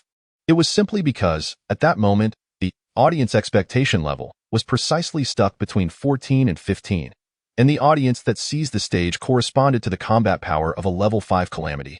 Chun-Ling distinctly recalled that the number of audience members that had rushed out was less than 1% of the total audience capacity. What if the audience collectively fled? would that not imply? The arrival of a complete world annihilation? The mere thought sent a chill down Chen Ling's spine. He had considered that the calamities among the audience might be formidable, but he never anticipated them to be this powerful. A super calamity capable of annihilating the world. A ticking time bomb that could obliterate the human domain. All right, you should get back to work, Qian Fan said contentedly. Understood. As Qian Fan departed, only Chen Ling remained alone on the desolate street. He took a deep breath, momentarily suppressing the fear within him, and began searching through the rubble. Regardless of the audience's level, they seemed bound to adhere to the theater's rules. As long as Chen Ling maintained the audience expectation level above 20, nothing would go awry. Audience expectation level -1. Current expectation level 32. 2 lines of text etched themselves in the rubble, only to vanish in an instant. Ever since he infiltrated the enforcers, the audience expectation level had surged by 10, yet over time, it continued to decline at a steady rate, the current pace. If he did nothing, it would plummet back to 20 in no more than 36 hours. During the ensuing hours, Chen Ling meticulously searched the ruins. However, several hours passed without yielding any strands of hair or traces left by the calamity domain. To be honest, Chen Ling was quite curious about the nature of the calamity that had emerged alongside his audience. Chen Ling!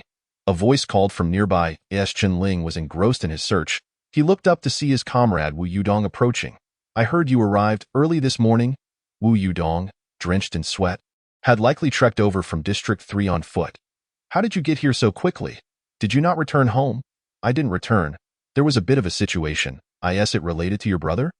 Upon hearing this, Chen Ling abruptly lifted his head. What did you say? Oh, when I passed by your house just now, I saw Officer Han Ming there, saying he was looking for your brother. Wu Yudong wiped the sweat from his brow, unable to suppress a sigh. But brother, your family's conditions are even worse than mine. The house is riddled with holes? Ignoring Wu Yudong's jibe, Chen Ling pressed on with his inquiry. Did Han Ming question my brother? Not really. There was a tall man wearing silver-rimmed glasses inside speaking with him. I couldn't hear exactly what they discussed, but after a few words, Officer Han Ming left. He didn't go inside. A tall man with silver-rimmed glasses? Chen Ling was momentarily taken aback, a thought suddenly striking him. How could he have forgotten this detail? Previously, he had sent a message to the city of Aurora, intending for that doctor to come and cure him. But with all that had transpired in recent days, it had completely slipped his mind. It would seem that the doctor had indeed come as promised to attend to him. However, how did he manage to enter when District 3 had been sealed off? A flurry of questions raced through Chen Ling's mind as he felt an urgent desire to return home and discover what had transpired. I can't chat any longer. My task is to assist the surviving residents of Ice Spring Street, and there is a multitude of matters to attend to. Wu Yudong glanced at the time and bade farewell to Chen Ling before swiftly departing. Since Han Ming had been diverted, there was likely no opportunity to interrogate Chen Yan. Home remained safe. Chen Ling contemplated as he hurried towards Qian Fan and the others. The doctor represented an entirely unknown entity to Chen Ling. He did not wish for Chen Yan to be left alone with the individual for too long. He must return home immediately.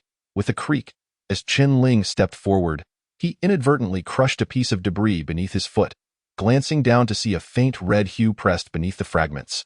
Chen Ling furrowed his brow, brushing away the rubble, and as the outline of the red object gradually became clearer, upon recognizing its full form, his pupils constricted sharply. It was a tattered peace symbol. In the corner of the peace symbol, 2 small characters were embroidered. Chen Yan. Chapter 22. Chu Mu Yun. Is it already this late? Chu Mu Yun sat at the door, glancing down at his pocket watch with a long sigh. Where could my brother be? Chen Yan, resting his chin on his palm, sat beside Chu Mu Yun, both anxiously gazing at the street beyond the door. The dim yellow sun sank gradually beneath the horizon, and the blue aurora in the sky became increasingly vivid. The two sat side by side, as the cold wind whistled through the gaps in the wooden boards, causing the oil lamp on the table to flicker uncertainly. At last, at the end of the street where the aurora danced, a figure gradually became discernible. He back. Chen Yin sprang up, waving at the figure in the distance. Brother! Chen Ling, weary and dragging his feet, made his way home, squinting at the 2 figures by the door, and instinctively raised his hand to greet Chen Yin. Chu Mu Yun paused, standing up from the ground with his hands on his knees, smiling politely as he waved. You must be Mr. Chenling, correct? My name is Chu Mu Yun. I am the doctor from Aurora City. Oh, hello. Chenling shook his hand. Have you been waiting long? Not particularly. It hasn't been too long. It has been a while, Chun Yin interjected. Brother, you left early this morning, and he arrived right after. He has been sitting in the living room ever since he arrived this morning. Did you not offer him any water? I did, but he didn't drink it. Chunling's gaze shifted away from Chen Yin, and with a hint of regret, she turned to look at Dr. Chu Mu Yun. Dr. Chu, I sincerely apologize for making you come all this way and for keeping you waiting for so long.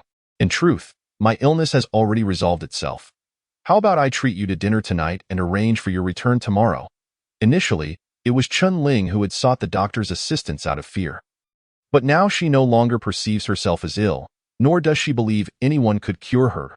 A cataclysmic disaster cannot simply be remedied by the presence of a physician, not to mention the existence of a mysterious theater capable of suppressing such catastrophes. Chu Mu Yun remained here, unable to heal himself, and with time, he might even uncover the disaster lurking within his mind. Chu Mu Yun was taken aback. He stared at Ling for a prolonged moment, hesitating before speaking. Well, Mr. Chun, it is often the case that one's body may not recognize its own ailments. You might feel well now, but in reality, you may not be. Perhaps you require a thorough examination from me. No, I do not need that. Chunling's refusal was resolute.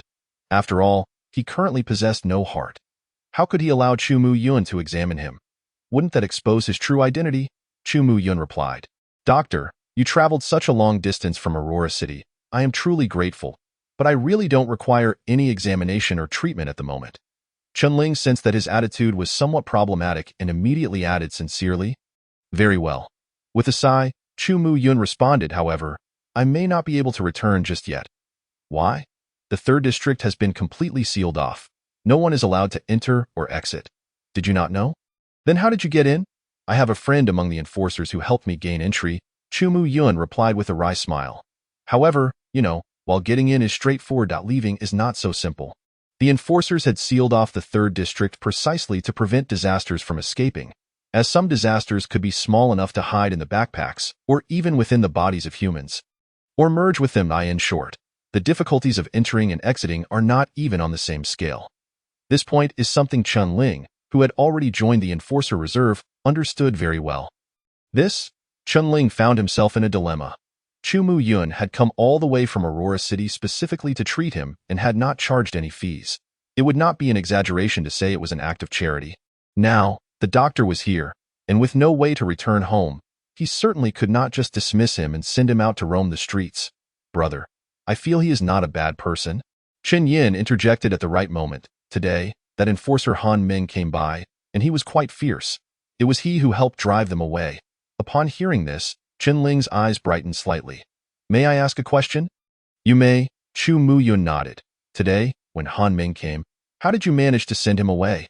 Oh, I simply told him that no one was home and that it was quite impolite to enter someone's residence without the owner's permission. But he is an enforcer. Enforcers have the right to search private residences. Chenling expressed disbelief that such a hard-nosed individual would leave so easily. He tends to listen to what I say. Chu Mu Yun answered nonchalantly that a few years ago, I saved his life, twice. I understand now.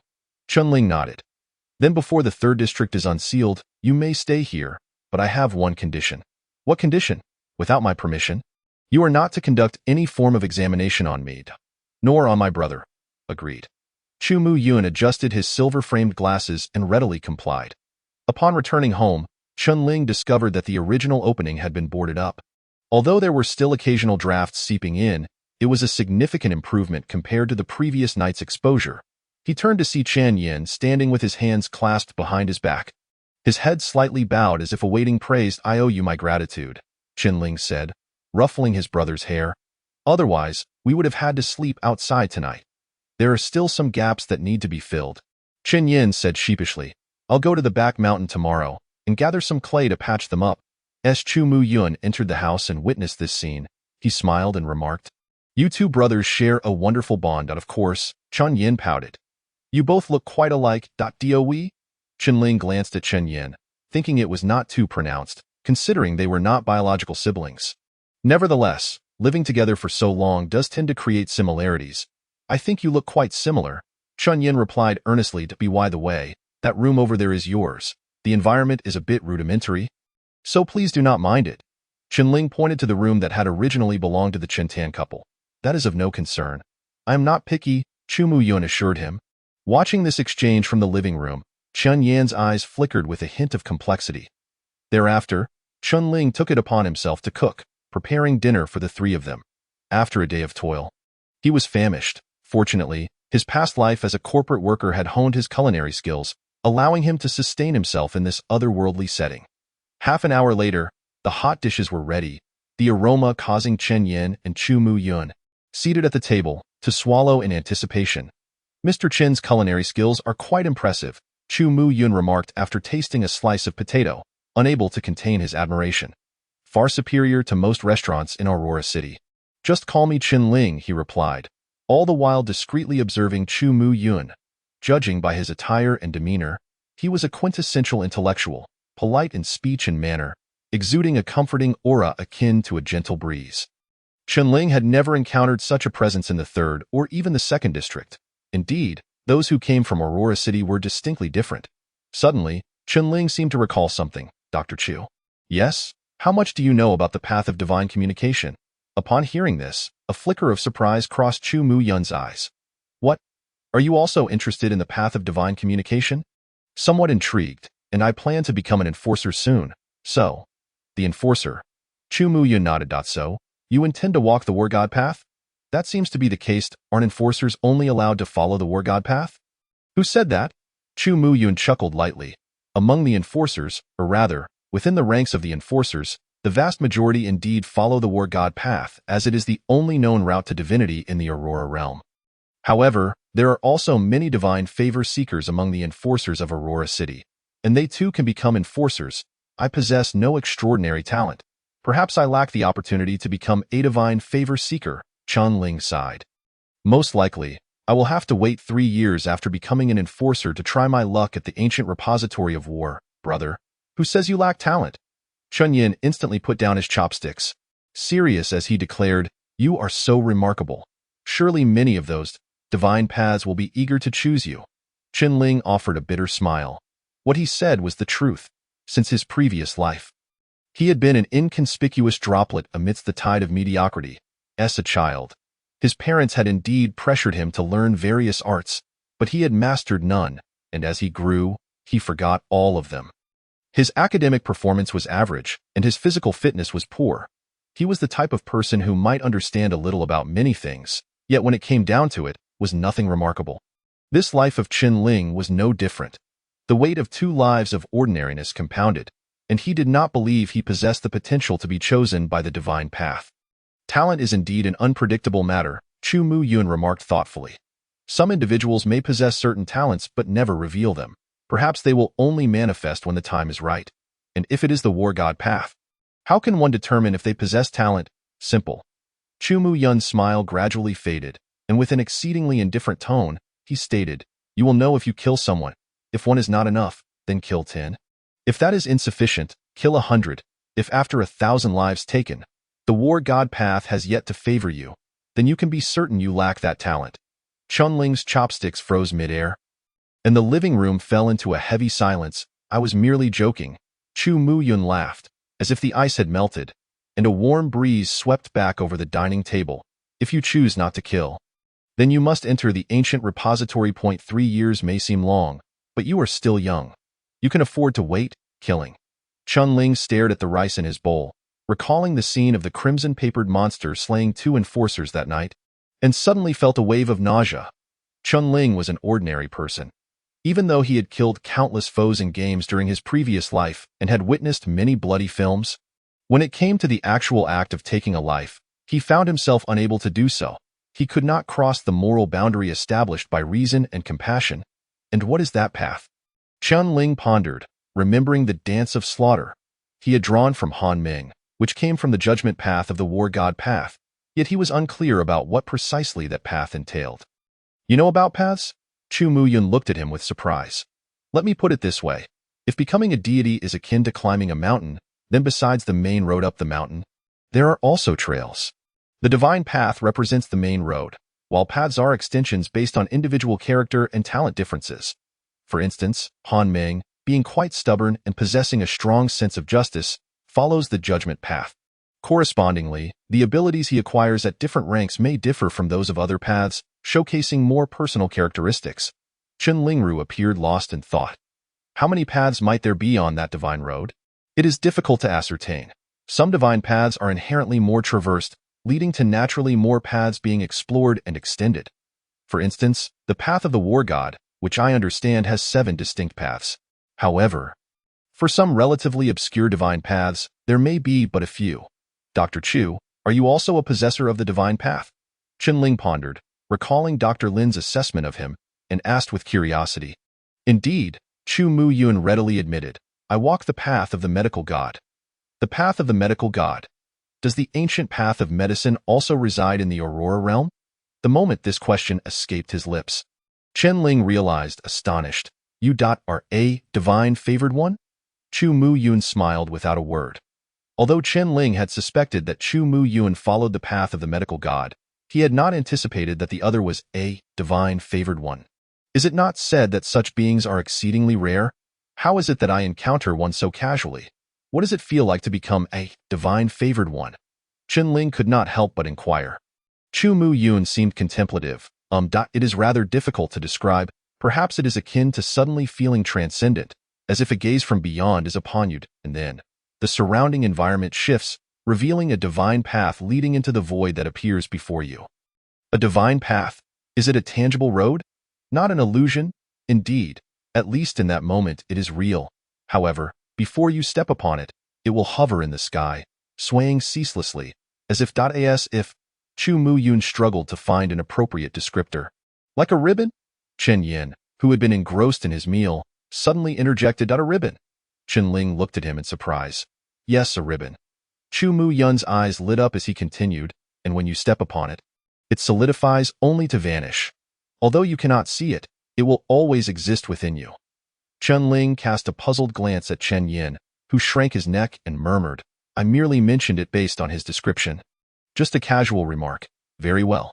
Chen Ling sighed, hoping that one day he too would tread upon the divine path. After finishing their meal, Chen Yin took the initiative to roll up his sleeves and wash the dishes, while Chu Mu Yun produced a book from somewhere and sat by the oil lamp, reading in the dim light, sometimes furrowing his brow, sometimes looking perplexed, lost in thought, as the night deepened. The three retired to their respective rooms to rest. Chen Ling was the last to leave. He extinguished the candle on the table, and as the flame flickered, he was plunged into darkness. His gaze turned towards Chen Yan's room. Chen Ling walked slowly to Chen Yan's door, withdrew a broken talisman from his pocket, and was about to knock when his fingers hesitated midair. That after I woke up from the surgery, I have been waiting in the hospital for you to come and fetch me. Then, I heard outside that a world-ending calamity was invading, and I became quite worried about you all. I took advantage of the hospital staff's inattention to sneak out, planning to return home to find you. Only to see you hanging from a monster. It seems the enforcers were short-handed. They only sealed off the areas outside Zone 2 and Zone 3, but there were few stationed between the two zones. So I managed to slip over. Brother, are we not fleeing? Brother, becoming a monster is not so terrible, as long as you remain you. That doctor seems quite remarkable. I am recovering rapidly. I do not know. Perhaps I lost them while running back. Chen Yan's words echoed in his mind, causing Chen Ling's fingers to tighten increasingly. He looked at the talisman in his hand, his eyes filled with confusion and uncertainty. Ever since he found this talisman amidst the ruins of Ice Spring Street, Chen Ling's heart had been in turmoil. Even after walking for 2 hours back, he could not cease contemplating this matter.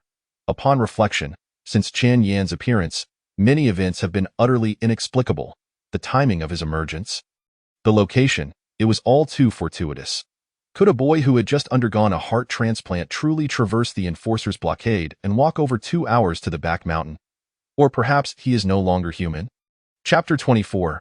Poker Wait, why am I using also? Chen Yin is Chen Yin, not some other being masquerading in his skin. This much Chen Ling is certain. Given that both descended from the same gray realm, and that the audience can merge with oneself, why then cannot another descending calamity merge with humanity? Yet all of this remains Chen Ling's speculation. The truth of the matter may only be revealed through direct inquiry. Just as Chen Ling hesitated about knocking, the door swung open from within. "Brother." Chen Yin rubbed his eyes. "What are you doing?" "I have a few matters I wish to inquire about." As Chen Yin was about to say something, he glanced at Chu Mu Yun's room across the way, pulled Chen Ling inside, and closed the door to Yin. "I shall ask directly." Chen Ling gazed earnestly into his eyes. "The bloodshed on Ice Spring Street. Was it you?" Chen Yin's body jolted at the sight of the broken talisman fragment in Chen Ling's hand, and he silently lowered his head yes. Seeing Chen Yan's straightforward admission, Chen Ling, who was prepared to continue persuading him, was momentarily taken aback. "It truly was you?" Chen Ling pressed on. "So, you two have merged with the Calamity?" "I do not know. When I awakened, I was already standing there." "You two have lost a portion of your memories?" "Yes." Chen Ling's brow furrowed slightly. He believed that Chen Yin would not deceive him, and indeed, he himself shared a similar predicament. The inexplicable traversal, the inexplicable audience in his mind, and upon awakening, he found himself back home. But wasn't the convergence of the Gray Realms located at the back mountain? You should have still been undergoing surgery at that time. Why were you also affected? "I do not know." Chen Yin shook his head again. "I only recall the doctor administering anesthesia, and when I awoke, I was in Ice Spring Street. I was very frightened. So I hid in the back mountain, and when I emerged, I saw you crawling out from within that monster." Upon hearing this, Chen Ling began to piece together the sequence of events. However, why Chen Yin was affected by the convergence of the Gray Realms remained a mystery. Could it be that when the Calamity breached Zone 2, it happened upon Chen Yin on the operating table, and then merged? Chen Ling found it difficult to comprehend the process of this merging, and could not conjure a solution. "Understood." Chen Ling nodded. "You shall remain at home for these few days. Do not go anywhere. I will handle the other matters." Chen Yin hesitated. "What is it?" I originally wanted to see Mom and Dad." Chen Ling paused, and after a long silence, spoke softly. "Let me first clear your name, and once the storm has passed, I will take you to see them, all right?" "Very well." Chen Yin obediently nodded. "For these few days, keep your distance from that Chu Mu Yun. Do not let him approach you, and speak to him as little as possible." "Understood." "If Han Ming comes to find you with questions, you shall respond in this manner." "Understood." After giving his instructions, Chen Ling turned to leave. Chen Yin gently locked the door and returned to the hard wooden bed. He turned his gaze towards the window, and within his chestnut-colored eyes reflected the vast blue aurora. Suddenly, at the horizon of the auroral sky, a faint red glow emerged, like a vermilion star. "It has come again." Chen Yin murmured to himself. As that vermilion star grew increasingly brilliant, a dreamlike path extended from the void, connecting directly to Chen Yan's bedside. The path floated and swayed between the star and him, resembling a delicate ribbon. Lying on his bed, Chen Yin calmly observed this divine road, an olive branch cast towards him by a deity. After a moment, he slowly raised his hand and grasped that wavering ribbon. Then, he crushed it fiercely. Bang! A barely audible sound lingered in Chen Yan's ears as he crushed the divine road with a single hand, transforming it into a myriad of shimmering dust, dissipating into the void.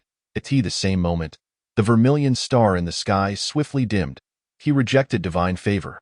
Chen Yin opened his palm, revealing a fragment of the divine road, no larger than a thumbprint, quietly resting in his hand, resembling vermilion glass.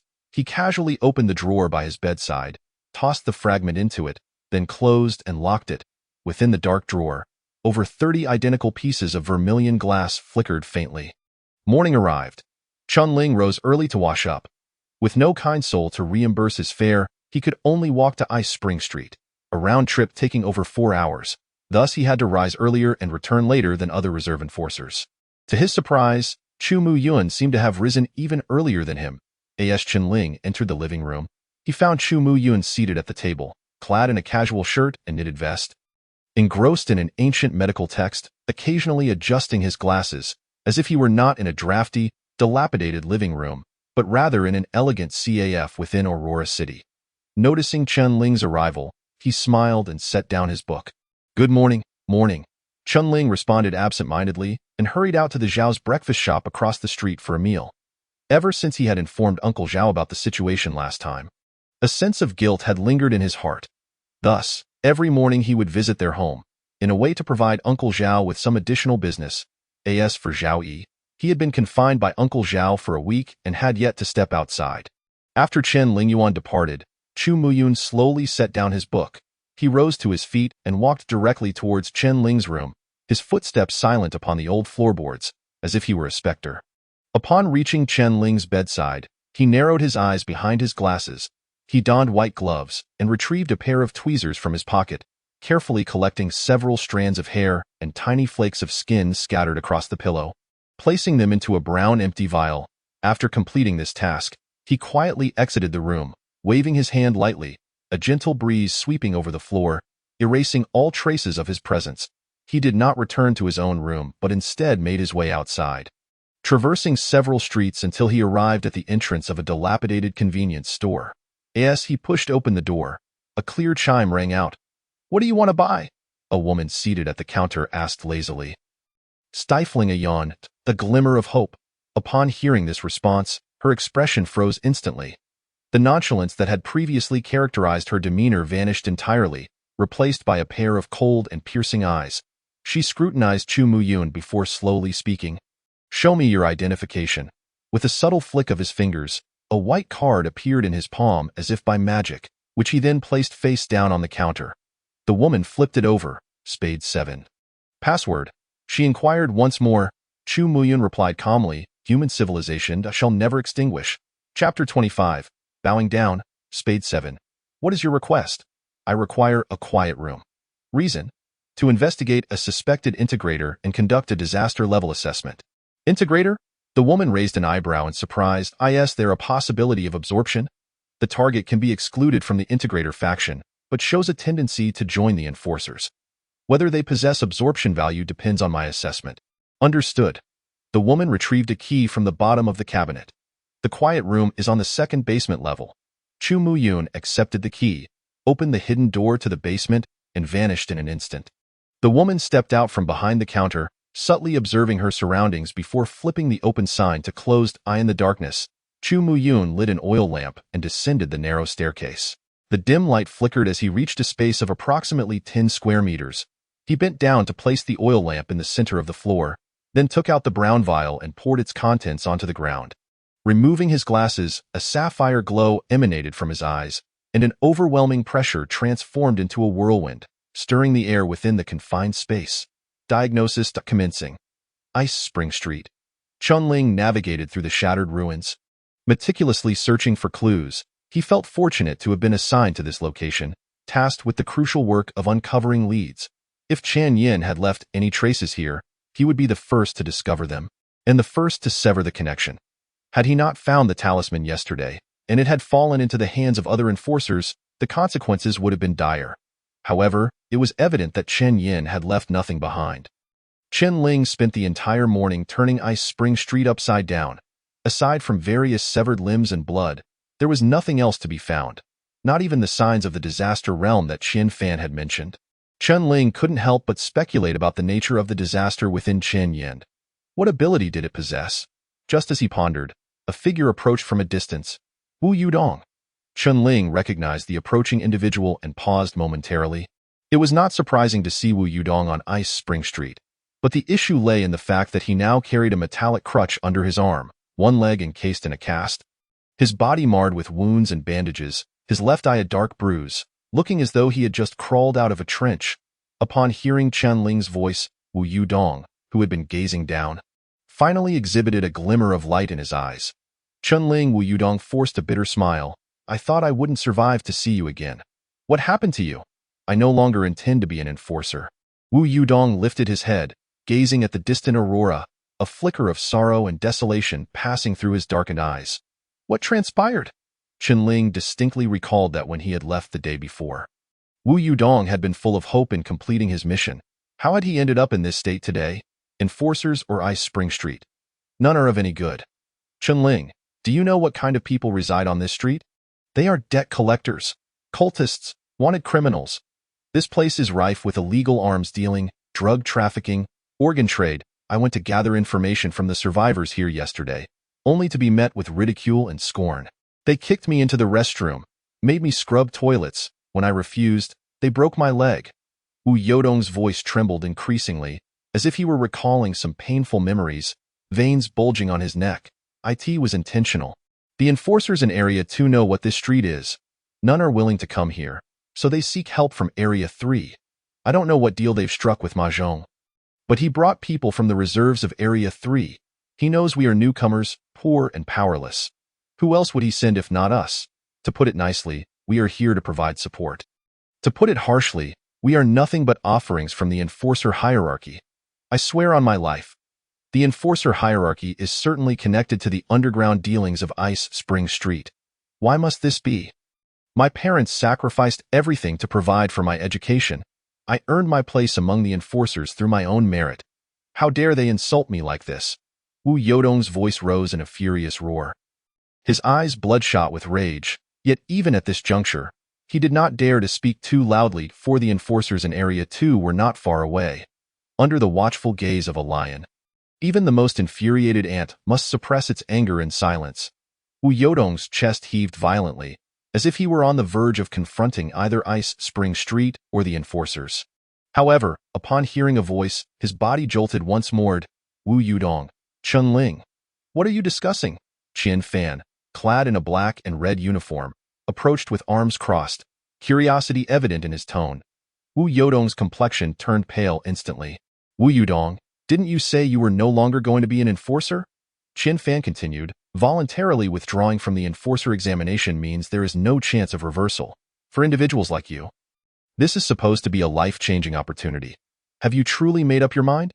Or that if you feel that the enforcers are currently lacking, you could voice your concerns, and we can discuss it further. Wu Yodong's expression shifted repeatedly, as if he were about to speak but ultimately hesitated. Yet under Qian Fan's gaze, he merely shook his head. No, I voluntarily withdraw. What a pity. Chun-Ling regarded Wu Yudong with mixed emotions. Wu Yudong dared to passionately accuse the enforcers of their crimes before Chun-Ling, yet before the enforcers, he did not dare utter another word. However, it could not be said that Wu Yudong was cowardly, for even if he were to resign from the enforcers, he would still have to live in Area 3 or other districts of the Aurora Realm, where enforcers would always be present. To all inhabitants of the Aurora Realm, enforcers were akin to deities. Wu Yudong cast a deep glance at Chun-Ling before lowering his head once more. He struggled to lean on his cheap crutches. Gritting his teeth as he limped away towards Area 3, his figure gradually shrank into the distance, until he became a mere speck of fine sand, blown away at the end of the road. Chun-Ling understood that from this moment on, Wu Yudong might never lift his head again. Sigh, I actually think he is quite capable, hard-working, and shows great potential. Qian Fan sighed as he watched Wu Yudong's retreating figure. By the way, with Wu Yudong gone, his duties will be left unfulfilled. From today onward, you shall take his place. Chun-Ling was taken aback, turning to look at Qian Fan, who smiled back at him. In the sunlight, his smile resembled that of a demon. Chapter 26. Are you prepared to answer my questions? Once Qian Fan uttered these words, he departed. Chun-Ling stood frozen in place, his mind involuntarily replaying the image of Wu Yodong's bowed head. His fists clenching slightly, Wu Yudong had bowed his head. What about him? In his previous life, Chun-Ling might have been no different from Wu Yudong, believing that only by lowering his head could he carve out a path in society. But this time, Chun-Ling slowly turned his gaze towards the remaining stretch of Ice Spring Street, his eyes icy and piercing. You want me to bow my head? Hadat in Area 3, within the basement. A chilling gale erupted from the void, howling as it struck Chu Muyun. The oil lamp on the ground trembled violently before extinguishing, plunging the entire basement into a suffocating darkness. Chu Muyun let out a muffled grunt as he fell heavily to the ground. He lifted his head in astonishment, his eyes filled with shock and disbelief. Just moments ago, at the instant the Eye of Trace was activated, he seemed to glimpse pairs of bright crimson eyes glancing from the boundless void beyond. Yet, this mere glance sent tremors through his path of divine connection. What is this? Chu Mukun stood frozen in place for a considerable time before abruptly regaining his senses. He immediately sprang to his feet, racing up the stairs to return to the convenience store. What is wrong with you, Spade 7? The woman furrowed her brow at Chu Mukun's hasty and flustered appearance. I saw something. What? An apocalypse. The woman was momentarily taken aback, struggling to comprehend the significance of his words. That being is an apocalyptic calamity. Chu Mukun asserted with unwavering confidence. That's impossible. The woman shook her head immediately. No one can merge with an apocalypse. Even the current leaders of the merging faction cannot. You are mistaken. I am absolutely not mistaken. Its gaze even instilled fear within my divine path.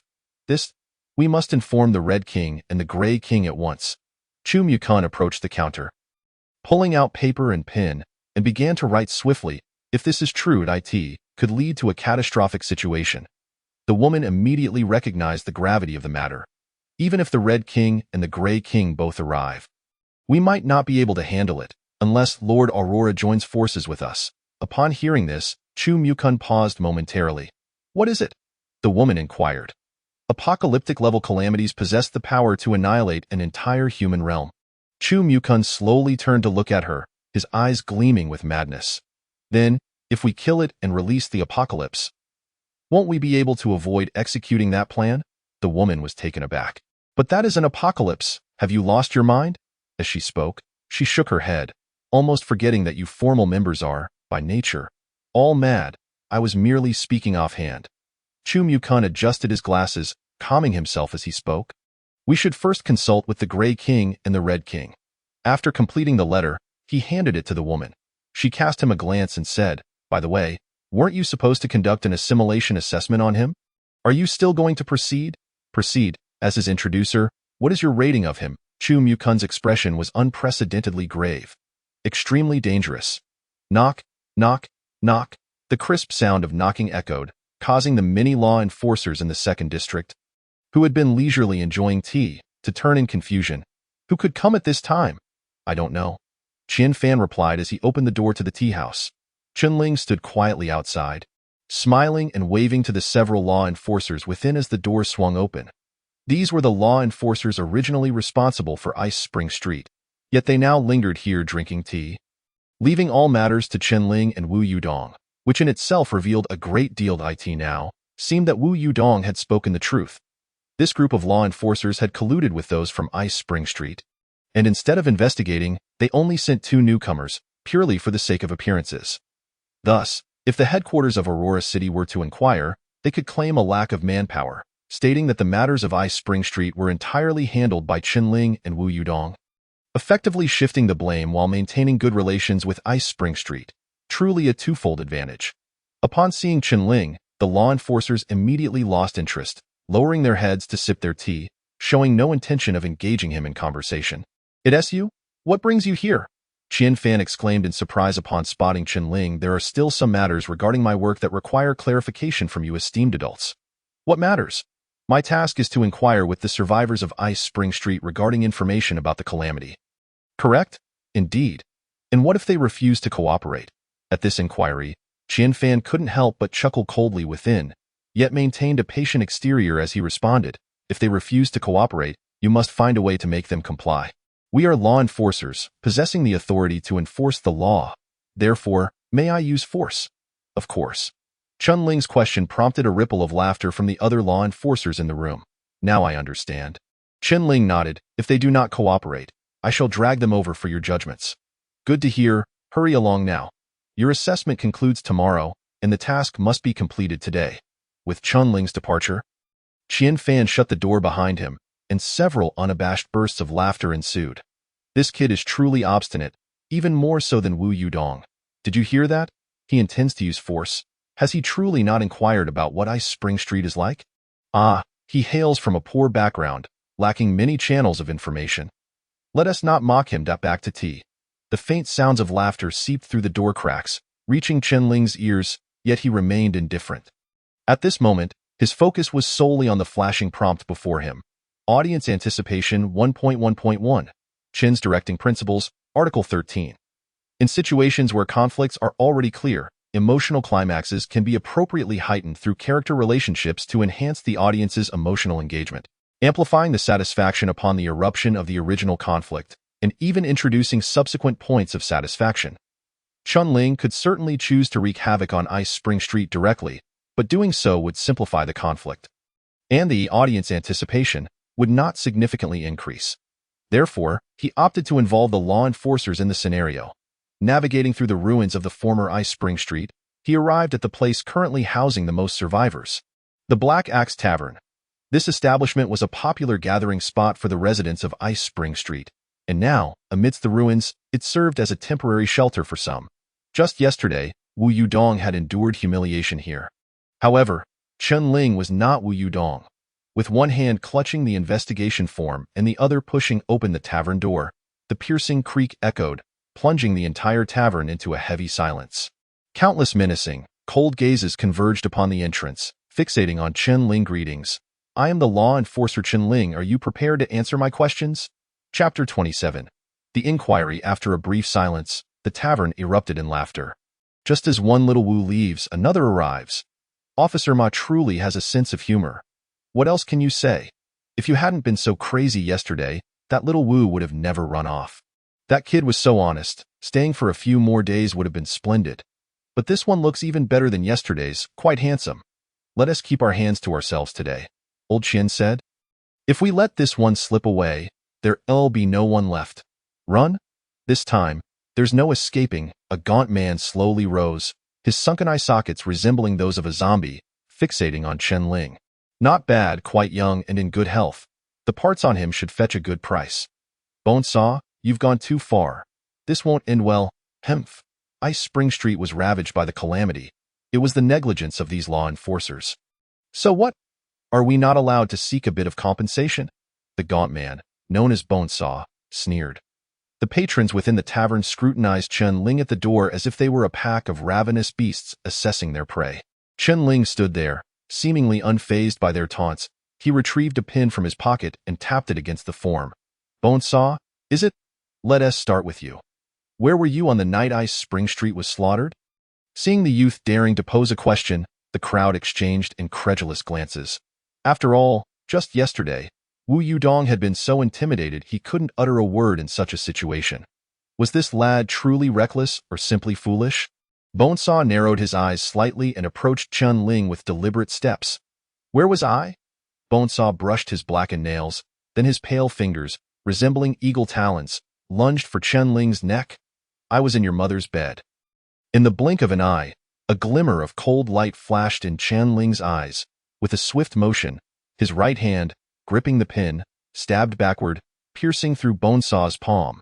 As excruciating pain coursed through him, Bonesaw let out a scream. Before he could react, a large hand rapidly loomed in his vision, pressing down upon his head and slamming it into the ground. War God Path, Judgment, Route, Third Stage, Slaughter Dance. Bang! With splintered, crimson flowed. The onlookers scarcely had time to process the scene before Bonesaw was forcefully embedded into the floorboards by the youth's single hand, his heavy coat billowing slightly, plunging the tavern into a profound silence. Attacking a law enforcer is a grave offense, Chen Ling stated matter-of-factly. He slowly straightened his back, brushing off the bloodstains from his hands, his gaze sweeping across the crowd. Audience anticipation 2. Audience anticipation 2. Audience anticipation. After a brief, stunned silence, the patrons finally regained their composure, their initial shock and disbelief swiftly overshadowed by a surge of furious intent. 3 among them drew their firearms, aiming at Chen Ling. Damn it, a tough nut? Chen Ling had anticipated their possession of firearms. The moment they drew their weapons, he overturned the nearby table. The massive table flipped in midair, forcing a number of figures to retreat to the sides, causing a chaotic scene. Simultaneously, Chen Ling half-crouched and darted out from beneath the table, swinging a bottle towards the nearest armed assailant's face. Smack! The wine bottle shattered into countless shards, sharp remnants slicing across the man's cheek, leaving behind several crimson streaks. Chen Ling swiftly retaliated with an elbow strike, rendering him unconscious on the floor. In that fleeting moment, 2 bursts of gunfire erupted from a distance, and whistling bullets shot straight towards Chen Ling. In the dim light, Chen Ling moved with the agility of a specter, his heavy cotton coat billowing as he dodged, 2 bullets piercing through it without a single one striking his body. This marked Chen Ling's inaugural use of the Dance of Death, and the most pronounced sensation was that his body felt as weightless as a ghost. Within the cramped chaos of the tavern, he navigated with effortless grace. As long as he could anticipate the enemy's gun-raising motion, he was confident in evading the bullets, of course, provided the number of gunmen was limited. Upon dispatching the first armed assailant, the other 2 immediately sensed the predatory danger, their gazes desperately attempting to track Chen Ling's position. Yet, with Chun Ling continuously appending tables and chairs to obscure their view. This proved nearly impossible. Suddenly, a whistling sound pierced his ear, and in the next instant, his head was struck with a heavy blow, plunging him into unconsciousness. Chun Ling swiftly dealt with another gunman, snatching the firearm and firing at the several knife-wielding brutes charging toward him. Bang, bang, bang! Several bursts of crimson erupted from their legs, eliciting their anguished screams as they collapsed to the ground. The cacophony of wails, curses, gunshots, and the sound of furniture crashing filled the air. Within just 30 seconds of Chun Ling entering the tavern, chaos reigned, as out of 14 patrons, 13 lay incapacitated. Chun Ling casually discarded the spent handgun, stepping over the body of a man with 4 broken ribs. As the man cried out in agony, Chun Ling strolled unhurriedly to the tavern's only intact chair and sat down. "Boss, a glass of whiskey," he commanded, delivering another kick to the injured man, causing another scream to erupt. The one-eyed proprietor, who had been frozen behind the counter, finally snapped back to reality, his eyes filled with terror as they met Chun Ling's. To run a tavern on Ice Spring Street and serve as a gathering place for most residents, this one-eyed owner was undoubtedly no ordinary individual. He had traversed the 7 districts and encountered many people, but he had never before seen a young man as decisively ruthless as Chun Ling. "Is this the reserve? If you told me this guy was a law enforcer, I would believe it." The one-eyed proprietor wisely tucked away the revolver he had secretly clutched, bowing his head to fetch a glass and begin pouring the whiskey. "Name?" Chun Ling propped his leg up, placing the form on his thigh, and said coolly. Silence enveloped the tavern. No one responded. "I'm asking you." He kicked the man's broken ribs. "Li Mang." "Li Mang." The man immediately capitulated. "On the night of the Calamity's invasion, where were you?" "I thought I was right here in this tavern." "Did you see the appearance of that calamity?" "I think I saw it. I just happened to step out to relieve myself and saw it pass by on the street. It seemed to be humanoid." The man stammered out the truth. Chun Ling said nothing further, rising to take the whiskey from the counter, gently swirling it. The translucent ice clinked against the glass. Then he lifted the glass, pouring the liquor onto the man's bloodied wound, drop by drop. "Ah, I'm telling the truth. It's all true. Do you realize that without concrete evidence, merely relying on words like 'I think' in it seems to report to the enforcers, constitutes slander?" Chun Ling's eyes narrowed slightly. "I will ask you one more time. Did you see it?" "I really did." As Chun Ling's glass tilted further, more and more whiskey drenched the wound, causing the man to tremble in agony. "No, I didn't see anything." Chapter 28. He clocked out upon hearing this. Chun Ling finally set the glass back down, writing in one column of the form, "No witnesses." He then requested another glass of whiskey and approached the next Ice Spring Street resident. Name, Sun Lao Lu." "Did you see the calamity?" "I thought." Sun Lao Lu, witnessing the fate of the previous man, swallowed hard. "I didn't see it."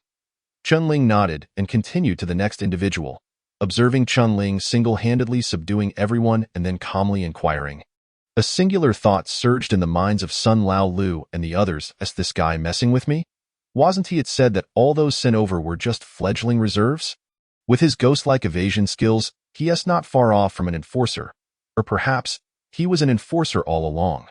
Could it be that the situation on Ice Spring Street has been exposed, and that Mon tends to take this opportunity to eliminate us all and then clear his name?" The more they pondered, the paler their faces grew, their eyes fixated on Chun Ling, fearing that once he finished his inquiries, he would draw his gun and execute them one by one. Chun Ling leisurely recorded the statements of everyone, taking fingerprints and signing off. For those who had been knocked out, he simply noted no witness and forcibly pressed a thumbprint. He then sought out the proprietor for a length of rope, binding all their hands together before pushing open the tavern door. "Thank you for your cooperation. See you tomorrow." The youth in the tattered cotton coat stood at the entrance, offering a slight smile to the crowd inside the tavern before turning to leave. In the ravaged tavern, a profound silence fell. They weren't dead? After an indeterminate time, Sun Lao Lu awoke from his stupor. His back drenched in cold sweat, he turned to the proprietor. "What are you dawdling for? Hurry and help us untie this. Didn't you hear the gunfire earlier?" A law enforcer hesitated to speak up. "No. Did you mishear?" Qian Fan casually replied while shuffling mahjong tiles. "Don't worry. The folks on Ice Spring Street know their limits. At most, They just brandish knives or pull guns to escalate things. It wouldn't be good for anyone, true. Do you think that Kid Chenling will come out again today? Hard to say. His sales are better than Wu Yudong's. If that bunch gets a bit more ruthless. TSK. What if someone ends up dead? Wouldn't there be trouble to explain in District 3? What is there to explain? Just a poor kid from Cold Frost Street. I heard his parents were scared silly by the calamity. If he dies here, just find a spot to bury him and no one would know. Who would come to make a fuss? Rest assured, District 3 is Magu's territory. He'll handle it well. Bang, bang, bang. The knocking at the door resounded once more. TSK? Who is it again? Qian Fan grumbled, rising with irritation. Probably that kid realizing something's off and coming to report to us. He hasn't been gone long. He wouldn't have just looked around at the door and come back, would he? Amidst the chatter, Qian Fan opened the door, only to find Chenling standing there, his brow furrowed. What do you want again? Haven't I made myself clear? This is my work report. Chenling pulled out the form from his pocket, ready to hand it to Qian Fan, when he suddenly noticed a bloodstain and some torn skin on the corner of the form. He flicked it off with his finger, wiped it clean, and smiled as he handed it over. Qian Fan was taken aback. The other law enforcers playing mahjong inside were also stunned. Qian Fan accepted the form, scrutinizing it with suspicion for a moment before laughing. Little Chun, I know this job can be a bit challenging for you, but you can't just slap a thumbprint on it and call it done. I am not fooling anyone, Chenling replied earnestly. They're right in the tavern. If you don't believe me, you can go ask them. Qian Fan's frown deepened. He gazed at Chenling, unsure if he was joking or serious to know. How could that group be so honest in responding to his investigation? This kid, could he have exchanged favors with them? But it was too quick, wasn't he it? I'll go take a look. Qian Fan immediately stood up, preparing to step out when suddenly he remembered something, turning back to say, you should know that falsely reporting task results will disqualify you from the examination. Right? I know.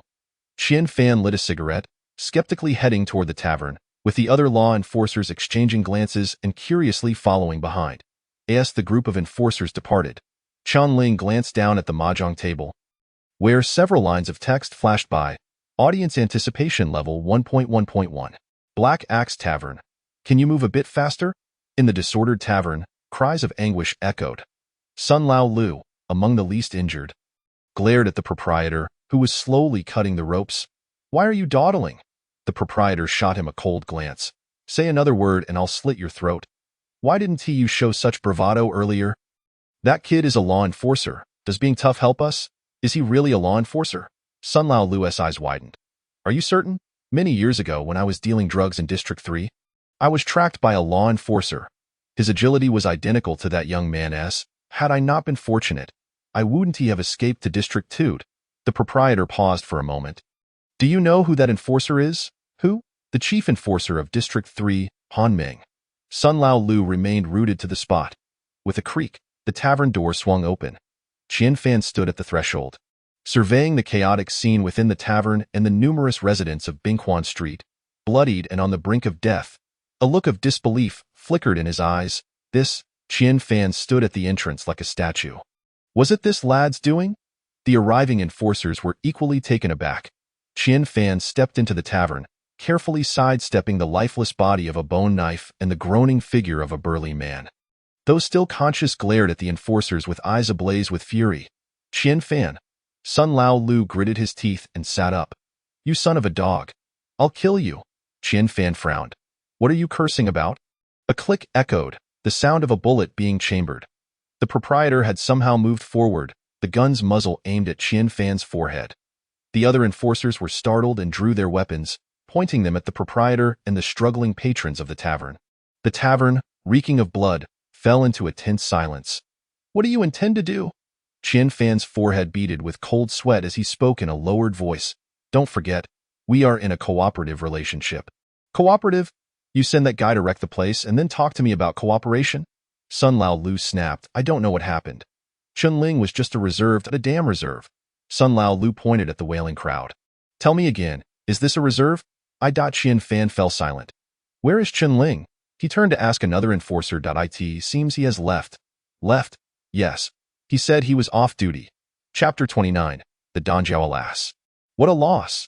Chenling walked along the mountain path home, glancing down at the two gaping holes in his cotton coat, his eyes filled with sorrow. During the examination period, reserves received no wages, and torn clothing naturally came without compensation. By the time he calculated, he found that he had suffered an unwarranted loss of a garment during his part-time job.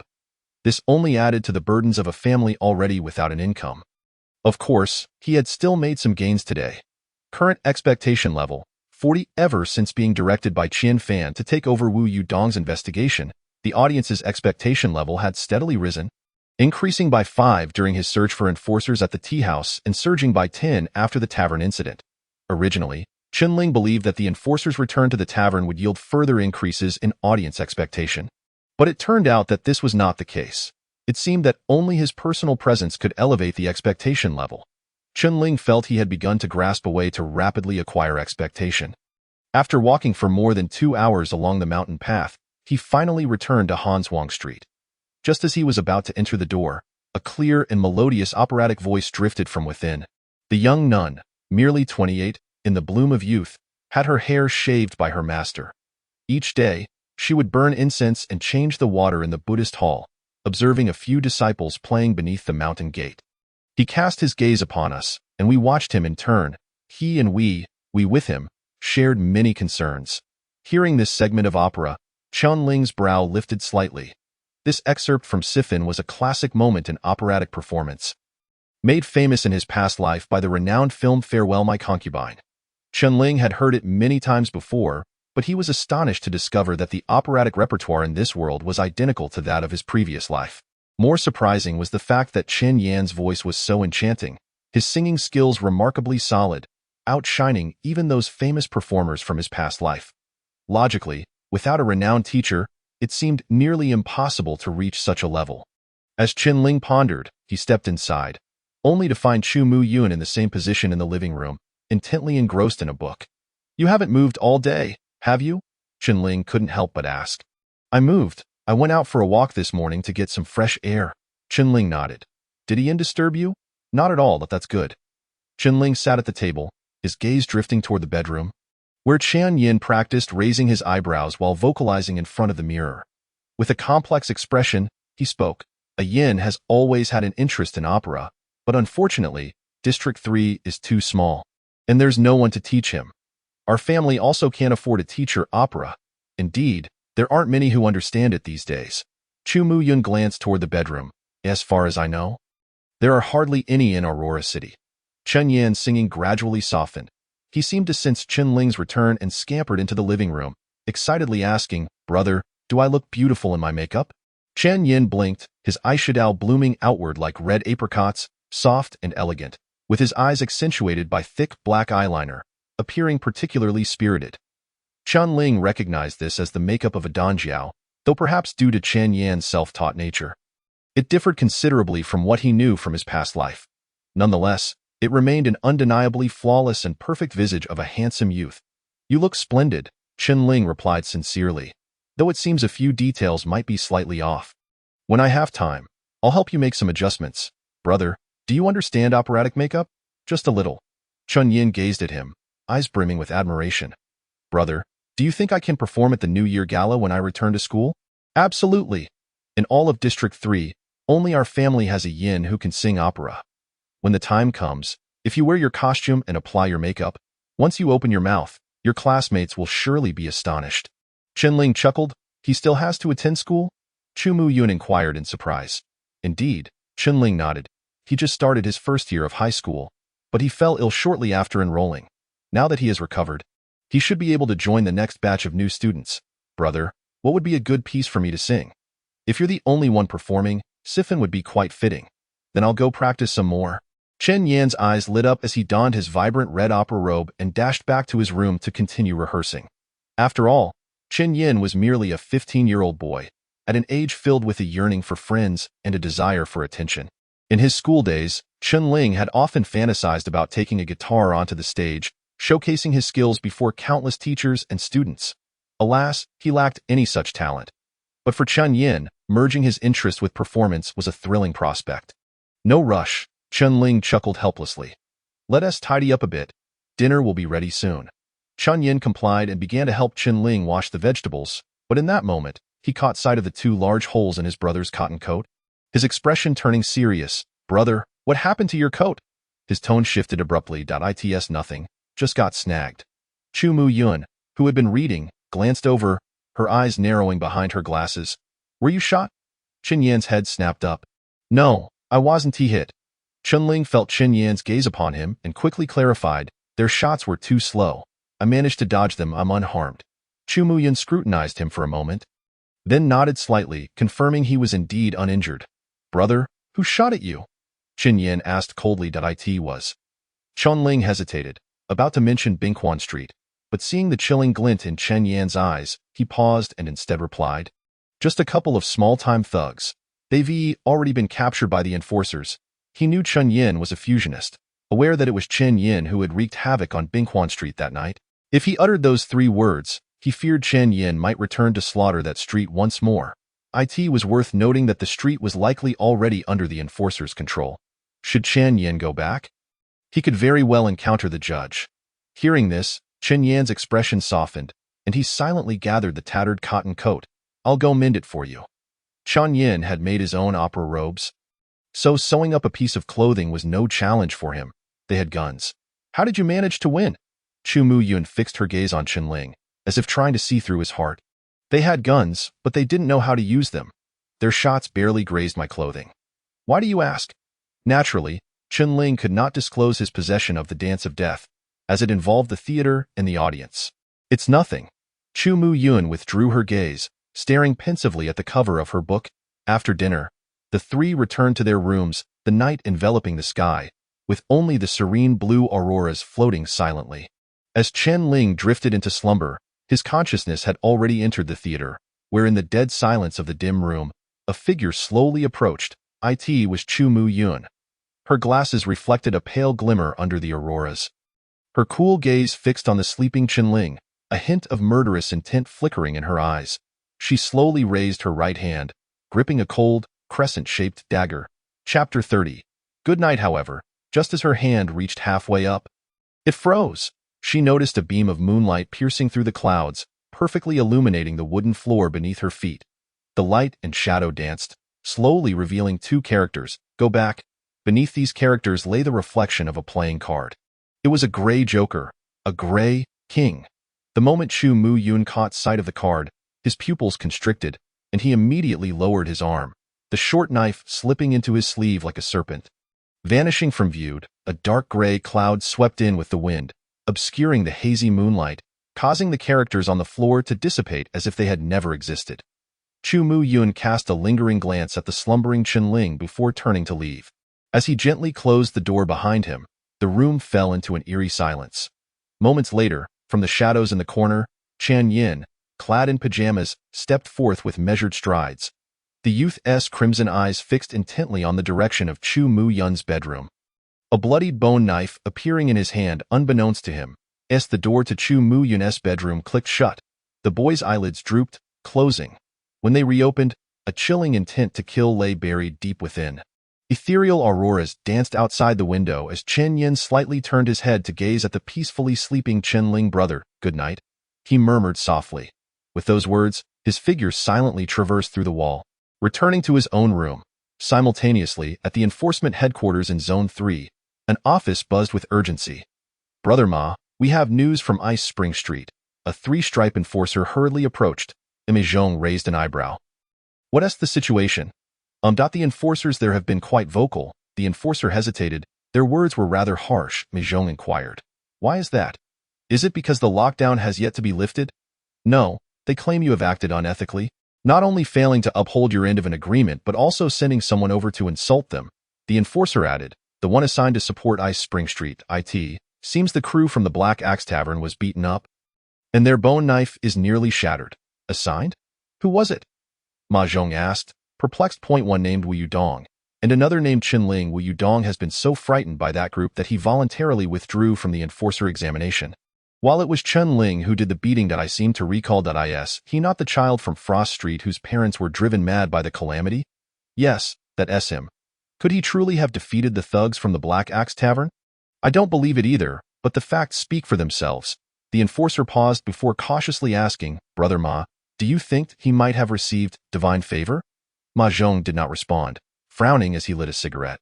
The enforcer hurriedly produced a lighter to ignite it. Is it possible that another enforcer might emerge in Zone 3? Ma Zhong exhaled a plume of smoke. Currently, among the 5 enforcers in Zone 3, 3 are our people. If another were to appear, it would pose quite a problem. The enforcer murmured, having beaten the Ice Spring Street crew, he must know something. It would be challenging to bring him onto our side. Rather than allow him to grow and become a boon to Han Ming, we should strike first and eliminate him. The enforcer's eyes narrowed as his hand brushed against his neck. Zhong scoffed. Chong Lin, your perspective needs further refinement. The enforcer, referred to as Chong Lin, was taken aback. Am I incorrect? Yes, but your vision is too narrow. Zhong flicked the ash off his cigarette, speaking nonchalantly, even if this lad has gained divine favor. He is still merely at the first tier. He would require considerable time before posing a threat to us. Rather than act against him, it would be wiser to shift our target. He'll resolve the issue at its root. Are you suggesting Han Ming? Before Han Ming arrived, Zone 3 was our territory. Back then, our enterprises were the largest among the 7 districts. Even now, Ice Spring Street comprises only half our scale. But ever since this boy parachuted in as the commander of Zone 3, he has purged the area, cutting off our revenue and forcing us to mend ties in Ice Spring Street. Emma Zhong's gaze grew increasingly frigid as he stubbed out his cigarette. He is the commander of the enforcers in Zone 3. Ordinarily, we have no chance to act against him, but now the situation has changed. What has changed? In what circumstance would a 4-stripe enforcer perish in Zone 3? Chong Lin pondered for a moment. As if an idea struck him, the calamity. Each district's commander of enforcers holds an important position. Should anything happen, the Aurora City will undoubtedly send investigators. While we cannot act against him under normal circumstances, we now have a ready-made culprit. Point 1 who conveniently appeared in Zone 3, having once decisively defeated Han Ming and then vanished without a trace. Ma Zhong smirked. If we were to eliminate Han Ming, framing it as a calamity attack that resulted in mutual destruction, not only would we rid ourselves of this persistent threat, but we could also rightfully lift the lockdown in Zone 3 and swiftly restore trade with Zone 2. In turn, quelling the fury from Ice Spring Street. However, what if that calamity re-emerges after the deed is done? Who could prove that the one that re-emerges is the same as the one now? Chong Lin was momentarily stunned, unable to suppress his admiration. Truly, it's Brother Ma. Now that Han Ming has been wounded by the calamity and his strength diminished, provided we execute our plan with precision, his demise is inevitable. Zhong's eyes shimmered with a hint of murderous intent. Call Lao Tao over. We need to discuss this thoroughly. All right, by the way. What about Chun Ling? A glimmer of brilliance flashed in Ma Zhong's eyes. Do not let him associate with those from Ice Spring Street again. We cannot afford to provoke them further. For now, find a reason to have him join the enforcers. Once we deal with Han Ming, we will be his superior. To that point, he can do as he pleases. Understood. Good morning, brother. Chun Ling pushed open the door, only to find Qian Yin sitting in the living room, smiling as he turned to greet him. You re-up early? Chun Ling asked in surprise. I couldn't sleep last night, so I got up early to practice my lines, Qian Yin replied, holding up a handwritten script with earnestness.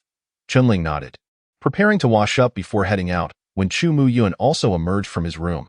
Today, it's your turn to be late, Chu Mu Yun responded casually, his eyes slightly darkened, suggesting he too had endured a sleepless night. Is your exam ending today? Chu Mu Yun seemed to recall something. Yes, it's the final day. Good luck, brother. Chen Yin made a gesture of encouragement. You can definitely become an enforcer. Let us hope so. Chun Ling smiled. After yesterday's events, he harbored little expectation of passing the enforcer examination. For someone like him and Wu Yudong, ordinary individuals, achieving the status of an enforcer through sheer effort was akin to scaling the heavens. Moreover, having beaten the thugs from the Black Axe Tavern, he had undoubtedly made an enemy of Ma Zhong, who would surely not allow him to advance. Yet, even if I cannot become an enforcer, perhaps harvesting some expectations in Ice Spring Street wouldn't be too bad. Chen Ling contemplated, stroking his chin. Chapter 31. Extinguish, a combined chapter. As Chen Ling pondered, he stepped outside, and a flurry of white snowflakes danced before his eyes. He paused, looking up at the sky that it was snowing. Beneath the azure auroras, snowflakes fell like drifting cotton from above. Chun Ling reached out to catch one, its octagonal brilliance slowly melting in the warmth of his palm. Unlike other realms, the Aurora domain had no seasons, only perpetual winter. Chu Mu-yun stepped outside, extending his hand to catch a snowflake, and spoke with curiosity, "But isn't this snowfall rather sudden?"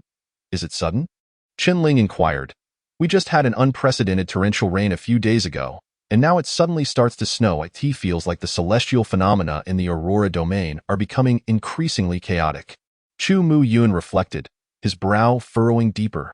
"Brother, the snow is falling so quickly."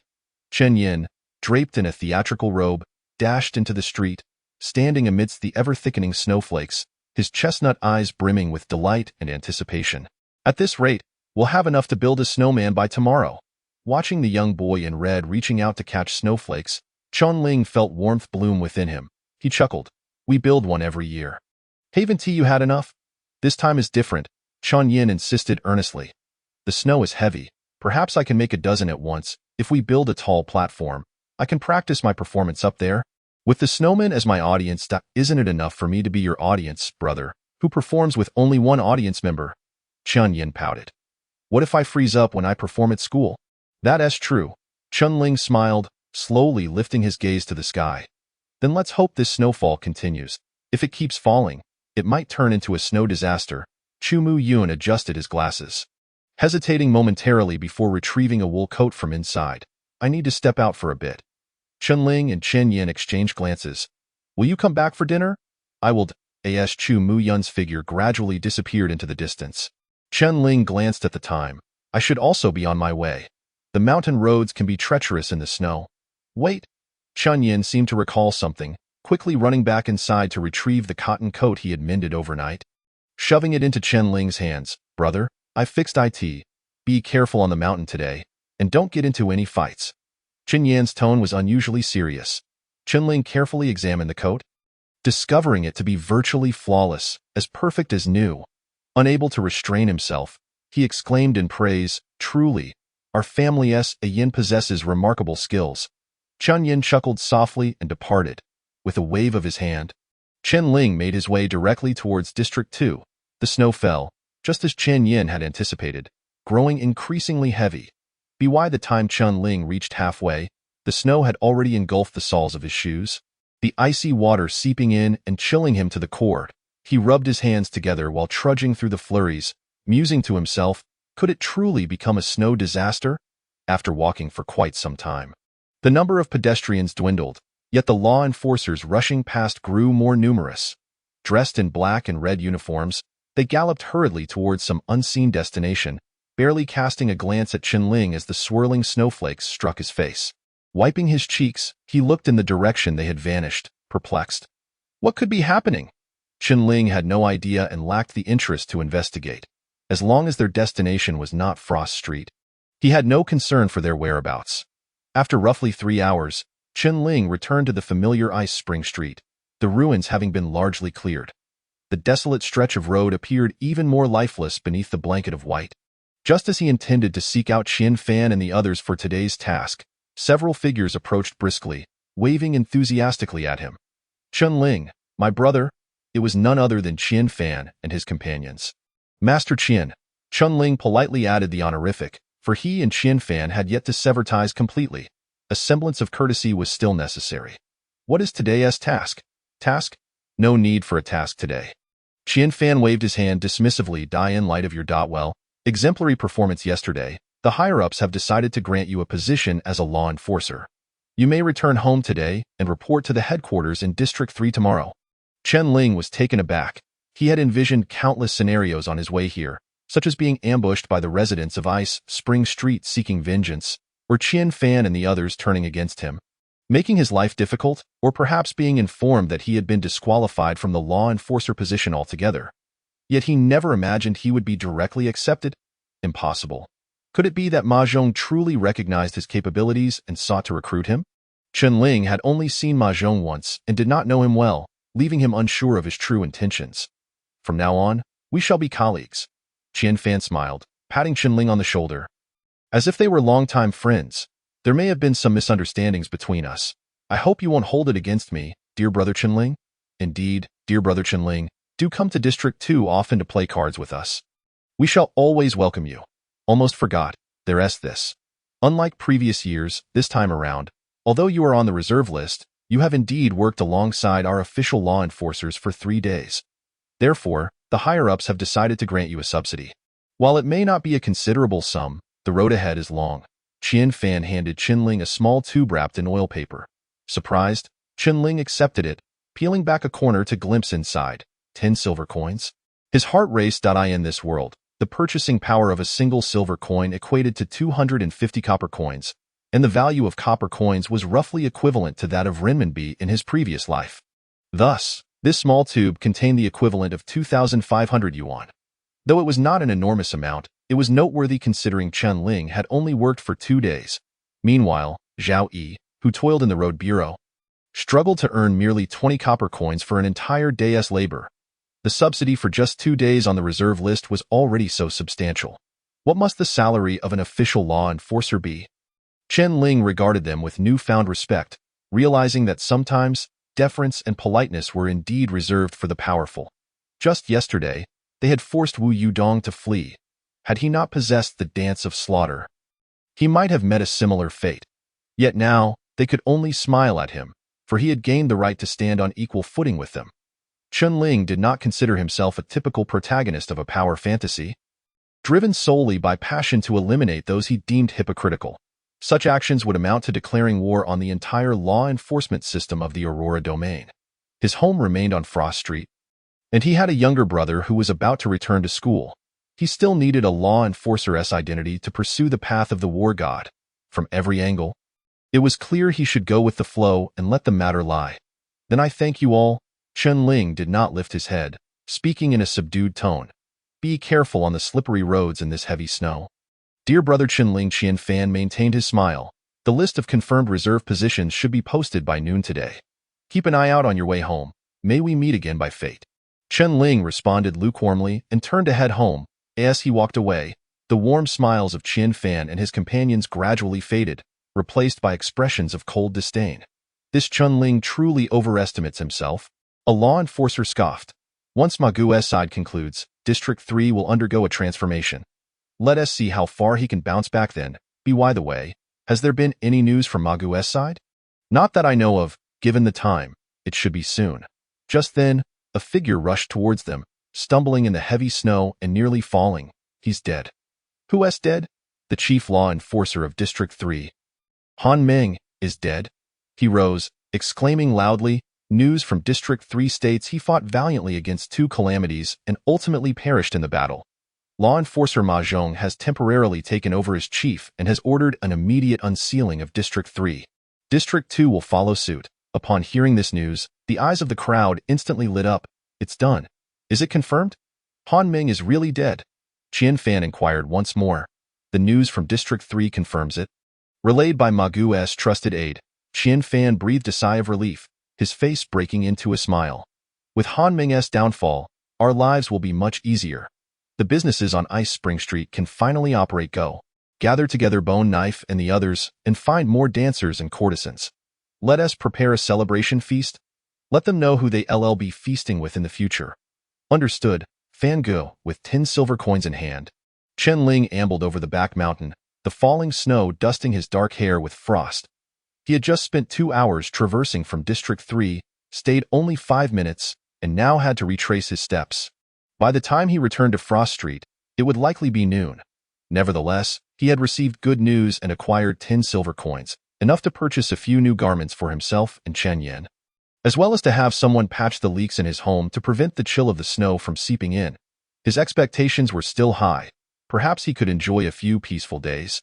Qinling glanced at the characters glimmering in the snow, murmuring to himself. Reflecting on it, he realized that his situation had indeed improved significantly since he first traversed into this world. Ever since he reclaimed his body from the audience, they had not interfered with his surroundings for quite some time, and everything was progressing in a more favorable direction. He walked through the snow for what felt like ages until the accumulation surpassed his ankles. Finally returning to Frost Street. Just as he prepared to head straight home, his peripheral vision caught sight of a nearby pastry shop, which was preparing to close. A thought struck him, and he slowly came to a halt. Boss, how much for that cake? Chen-Ling inquired, pointing to an exquisitely shaped cake in the display window. 200 copper coins. The owner looked up, recognizing Chen-Ling, his brows slightly raised. Ah, it's A Ling. What brings you to buy a cake all of a sudden? Being neighbors on Frost Street, the shop owner knew Chen-Ling well, but under his family's circumstances, he had never previously purchased anything from the store. Frankly, few households in Frost Street could afford a cake priced at 200, and even a single cupcake costing 50 was seldom bought. I passed the martial examination. Chen-Ling smiled. I thought I'd buy a cake to celebrate. My brother has never had one in his life. You've officially become a law enforcer? The owner exclaimed in surprise. Well, that certainly calls for a proper celebration. In that case, I'll charge you 150. Thank you, boss. No need for thanks. Frost Street will continue to rely on you. The owner packaged the cake, tying it up with a festive red ribbon, and handed it to Chen-Ling with both hands. After receiving the cake and settling the payment, Chen-Ling walked directly home. After only a few steps, he heard several law enforcers rush past him, shouting, "The calamity has been eliminated. District 3 is unsealed. The calamity has been eliminated. District 3 is unsealed." As the voices of the law enforcers faded into the distance, some residents of Frost Street began to emerge from their homes, a sense of relief washing over them. Since the calamity bell had tolled, District 3 had been sealed off for 5 days, and anxiety had gripped the populace. Now that the threat had been vanquished, life could return to normal. With that thought, they found the heavy snowfall suddenly more agreeable. Yet upon hearing the news, Chen-Ling's heart jolted in surprise. The calamity has been eliminated, but he was still here. Could it be a yin? Chen-Ling instinctively quickened his pace. Hurrying home, yet upon arriving at the doorstep, he realized his worries were unfounded. There, at the entrance, was the familiar figure of a boy clad in a red coat, diligently rolling snowballs, carefully stacking them to form the outline of a snowman. However, as his hand slipped, the two snowballs collided and shattered into pieces. Chen Yin sighed, catching sight of Chen-Ling approaching from a distance, his previously furrowed brow instantly relaxing as he exclaimed in delight, "Brother, why are you back so early?" "I passed the assessment early, so I returned a bit sooner," Chen-Ling replied, exhaling with relief and smiling. He was unaware of the events that transpired with the enforcers or which calamity they had dealt with. As long as both he and Chen Yin were safe, nothing else mattered. "You passed?" Chen Yin's mouth hung agape. "Brother, are you really going to be an enforcer now?" "Indeed." Chen-Ling stepped into the house, placing a cake on the table and beckoning him over. "This is a rare opportunity. I bought a cake for us to celebrate together." Upon hearing the word cake, Chen Yan's eyes sparkled with excitement. He dashed into the house, his flowing robe swirling amidst the fluttering snowflakes, and swiftly seated himself at the table, curiously watching Chen-Ling unwrap the package. "Brother, this cake must be expensive, right?" "Not at all." Chen-Ling chuckled, pulling out a handful of silver coins and spreading them across the table. "Brother is now wealthy, and our family will be even more prosperous in the future. So much money?" Chen Yan's eyes widened in astonishment. "This will last us quite a while. Just in time for you to start school. Now the tuition issue is settled." As Chen-Ling unwrapped the package, a large cream cake appeared on the table. To Chen-Ling, the quality and ingredients of this cake were incomparable to those from his previous life. But to Chen Yin, it was something he had longed for, gazing at it countless times through shop windows. Chen Yin could not help but swallow hard. "Brother, should we wait for Dr. Chu?" "We won't wait for him. Who knows when he will return? Just save him a piece." Chen-Ling took out several accompanying candles, placing them atop the cake and lighting them in succession. The orange flames flickered in the room, illuminating the faces of the two boys against the backdrop of swirling snow outside at a yin. "You blow them out. Can we blow out the candles even if it's not a birthday?" Chen Yin inquired. "Of course. Just remember to make a wish before you blow." "Okay." Chen Yin immediately clasped his hands together, solemnly bowing his head in the candlelight, resembling a devoted supplicant. Chen-Ling was oblivious to the wish Chen Yin made. He only noticed Chen Yin smiling at him after opening his eyes. His chestnut-colored irises clear as water. "What did you wish for?" Chen-Ling asked. "I can't tell you. If I do, it won't come true." "Fair enough. Excuse me, is Chen-Ling home?" While they were conversing, a figure cautiously approached the door. Peering in from beneath the heavy snowfall, Wu Yudong. Chen-Ling recognized the figure leaning on a cane, raising an eyebrow in surprise. "What brings you here? Come in and talk." Wu Yudong smiled sheepishly as he stepped inside. Glancing at the cake and candles on the table, his eyes filled with envy. I just saw the list posted on the street. You've been confirmed? Yes. Congratulations. Wu Yodong's smile carried a hint of bitterness. I thought you would be forced out like me. I never expected that you would truly succeed. As he said this, Qinling detected the underlying bitterness and helplessness in his words. Brother, who is he? Chun Yin curiously observed Wu Yudong. His name is Wu Yudong. He is a friend who accompanied me to Ice Spring Street these past few days. Wu Yudong was taken aback. Friend? Chen Yin pondered. Then should we share a piece of cake with him? Of course. We should. Do you want to cut it, or shall I? No rush. The candles haven't been blown out yet. As Qinling spoke, he waved to the bewildered Wu Yudong. Yudong, don't just stand there. Come sit down and share a piece with us. Okay. Wu Yudong slowly took a seat at the table, his expression peculiar as he regarded Qinling, then glanced at the empty space beside him. Qinling, may I ask a question? What is it? Since earlier, who were you talking to? Qinling was taken aback. A sudden, chilling gust of wind swept through the room, extinguishing the burning candles. Chapter 32. The Outlaws, Audience Anticipation. 20. The remnants of the snowman melted in the eerie silence, and as the smoke from the extinguished candles dissipated, Qinling's complexion turned as pale as paper. Qinling stammered, I was speaking with my brother. Where is your brother? Wu Yudong inquired, looking at the vacant seat beside him. Aren't there just the two of us in this room? Qinling turned to face the opposite seat, which had inexplicably become empty in a daze. A fading memory of a boy's smile slipped away. Beads of sweat trickled down Qinling's forehead, dampening his clothing, his bewildered and hollow gaze trembling as if he had just awakened from a nightmare. No, it can't be. Qinling abruptly stood, the chair scraping against the floor with a jarring sound. How can it be just the two of us? Qinling's voice rose sharply, and my brother was just here. He was building a snowman at the door, and this morning he saw me off. He asked the one who mended my coat. He forcefully removed his coat, pointing to the flawless patch. Look, this is what a yin repaired. I can't sew at all, and these wooden boards on the wall.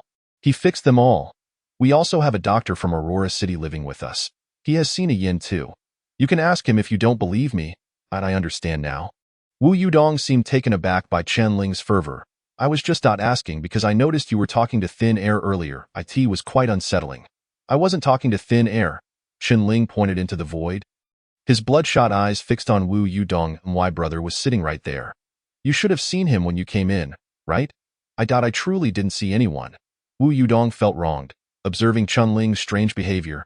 After a moment of hesitation, he tentatively asked, Qinling, have you encountered a calamity recently? Qinling froze in place. So, you have also merged with the calamity? I don't know. When I woke up, I was already standing there. You lost a part of your memory too? Yes. But the convergence point of the Gray Realm isn't supposed to be at the back mountain. You should still be in surgery at that time. Why were you affected as well? I don't know. I just remember the doctor administering anesthesia, and when I woke up, Familiar dialogues echoed in Qinling's ears, and he vaguely felt as if he had grasped something. His pupils narrowing slightly. No, it's not right. Qinling murmured to himself, nothing is right. Qinling, are you all right? The back mountain? Qinling suddenly lifted his gaze towards a certain direction, bolting out of the house in a frenzy.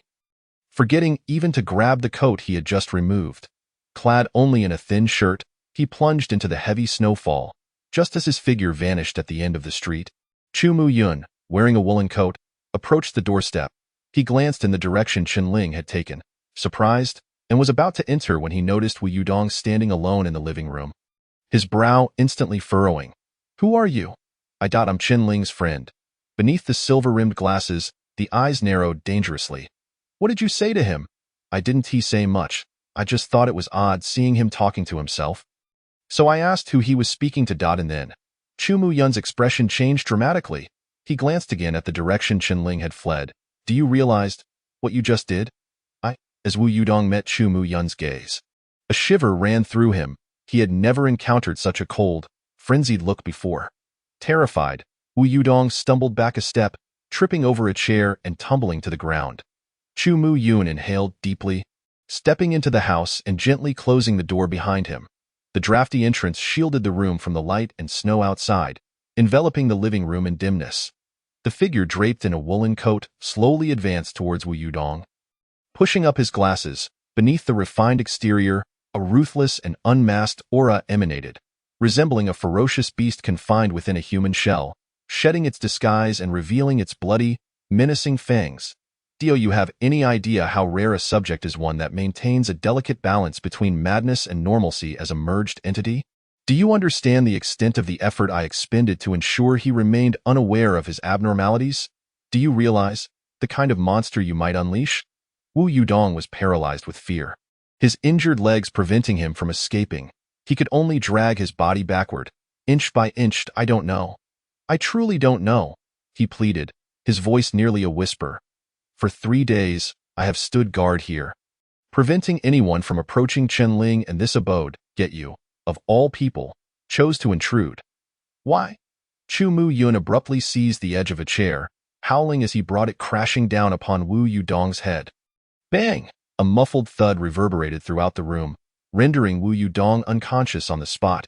His forehead split open, crimson blood gushing forth, swiftly pooling into a crimson puddle. Chu Mu Yun showed no inclination to cease. His gaze fixated upon the lifeless form of Wu Yudong on the ground, raising the chair to strike again and again. Why? Why? Why? Scalding blood splattered across the woolen overcoat, a streak of crimson creeping up the lenses of his silver-rimmed glasses.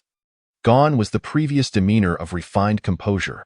He had transformed into a frenzied executioner, unleashing his wrath in the unnoticed shadows as the chair descended repeatedly upon the gelatinous body of Wu Yudong. His breath gradually fading away, with a final, resounding crash, the chair splintered apart, and as Chu Mu Yun wiped the sweat from his brow, his chest heaved violently, bloodied fingertips adjusting his glasses, his deep blue eyes fixating upon the blood-soaked mire beneath him. Time became an abstraction as the madness in his gaze waned, and a sharp scalpel fell into his palm. Meanwhile, a figure stumbled through the snow, making their way to the back mountain. Qianling's thin garments were drenched in sweat. The heat and cold intertwining upon his form, he crossed the deserted yellow caution tape, traversing mounds of snow marked with wooden signs, as if searching for something. This was the origin of it all. The very place where the truth lay buried. The mass grave. Chapter 33. Memory. Qianling had never been here, save for the memories inherited from when he was dragged here by Qian Tan and another to be buried. Yet inexplicably, as he set foot upon this land of the mass grave, an uncanny sense of familiarity washed over him. Not merely one, but two, he gazed at the graves obscured by the heavy snow. Fragmented memories flooding his mind, as if two distinctly divergent memories converged here. One belonged to Qianling, the other to Qian Yin.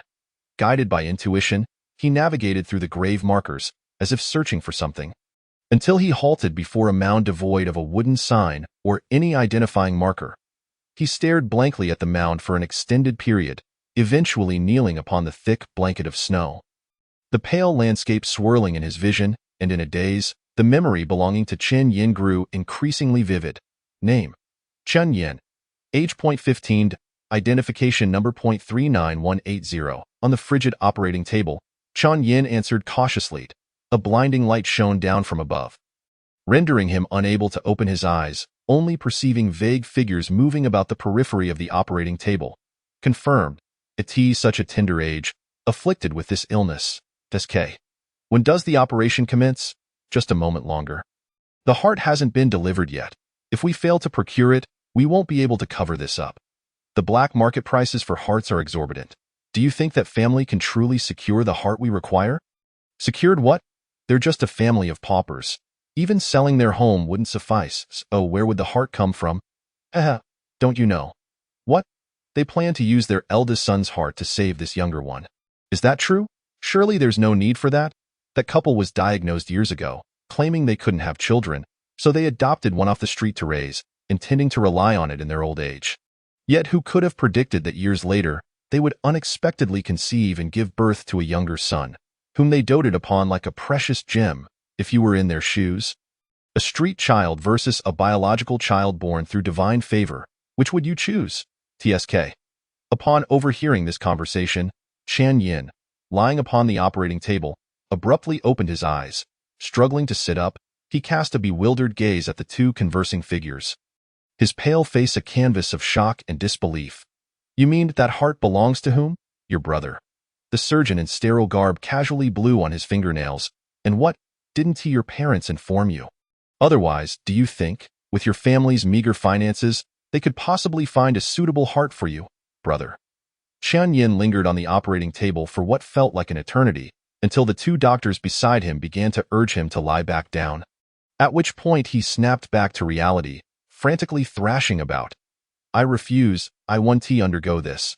I won't have the operation. A tremor of desperation laced Qian Yin's voice, tinged with a hint of tears. I don't want my brother's heart. Let me go. I don't want his heart. The heart is already en route. Whether you want it or not is beyond your control, I beg of you. Please tell my parents, tell them I don't want the heart. I don't want to go back to school. I don't want to perform on stage. I want nothing. Just spare my brother, I implore you. Lie still. Lie still. It was uncertain where Qian Yin summoned such strength, but he managed to break free from the grips of two adults, tumbling off the operating table and stumbling towards the surgical door. Just then, the door swung open automatically, and a figure strode in, bearing a mysterious metallic box. Qian Yin collided headlong into him, tumbling to the ground.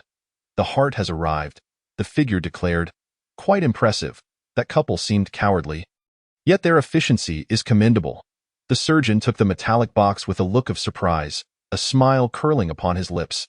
Qian Yin sat dazed on the ground, his vacant pupils reflecting the image of the metallic box. His lips and complexion drained of color, his body trembling uncontrollably. No, I don't want. A syringe gently pierced his skin. The surgeon crouched down behind Qian Yin, his narrow eyes narrowing, resembling a serpent ready to strike. You don't want? As the liquid within the syringe was gradually injected. Qian Yin felt his head growing increasingly heavy, consciousness ebbing away like the receding tide. Just before he succumbed to complete oblivion, he faintly sensed someone leaning close to his ear, whispering in a voice akin to that of a demon. You truly didn't think we would transplant the heart into you, did you? Chen Ling jolted awake. The biting wind swirled the snowflakes around the mass grave, howling mournfully. His brows and hair were dusted white with snow, the bone-chilling cold seeping through his garments, chilling him to the marrow. Yet, despite this, he was drenched in cold sweat. Audience anticipation level 5. A yen. He stared blankly at the mound buried beneath the heavy snow, trembling as he raised his hand to begin digging. His palms scraped away layer upon layer of ice and snow, turning red from the cold, followed by the frozen, unyielding soil beneath.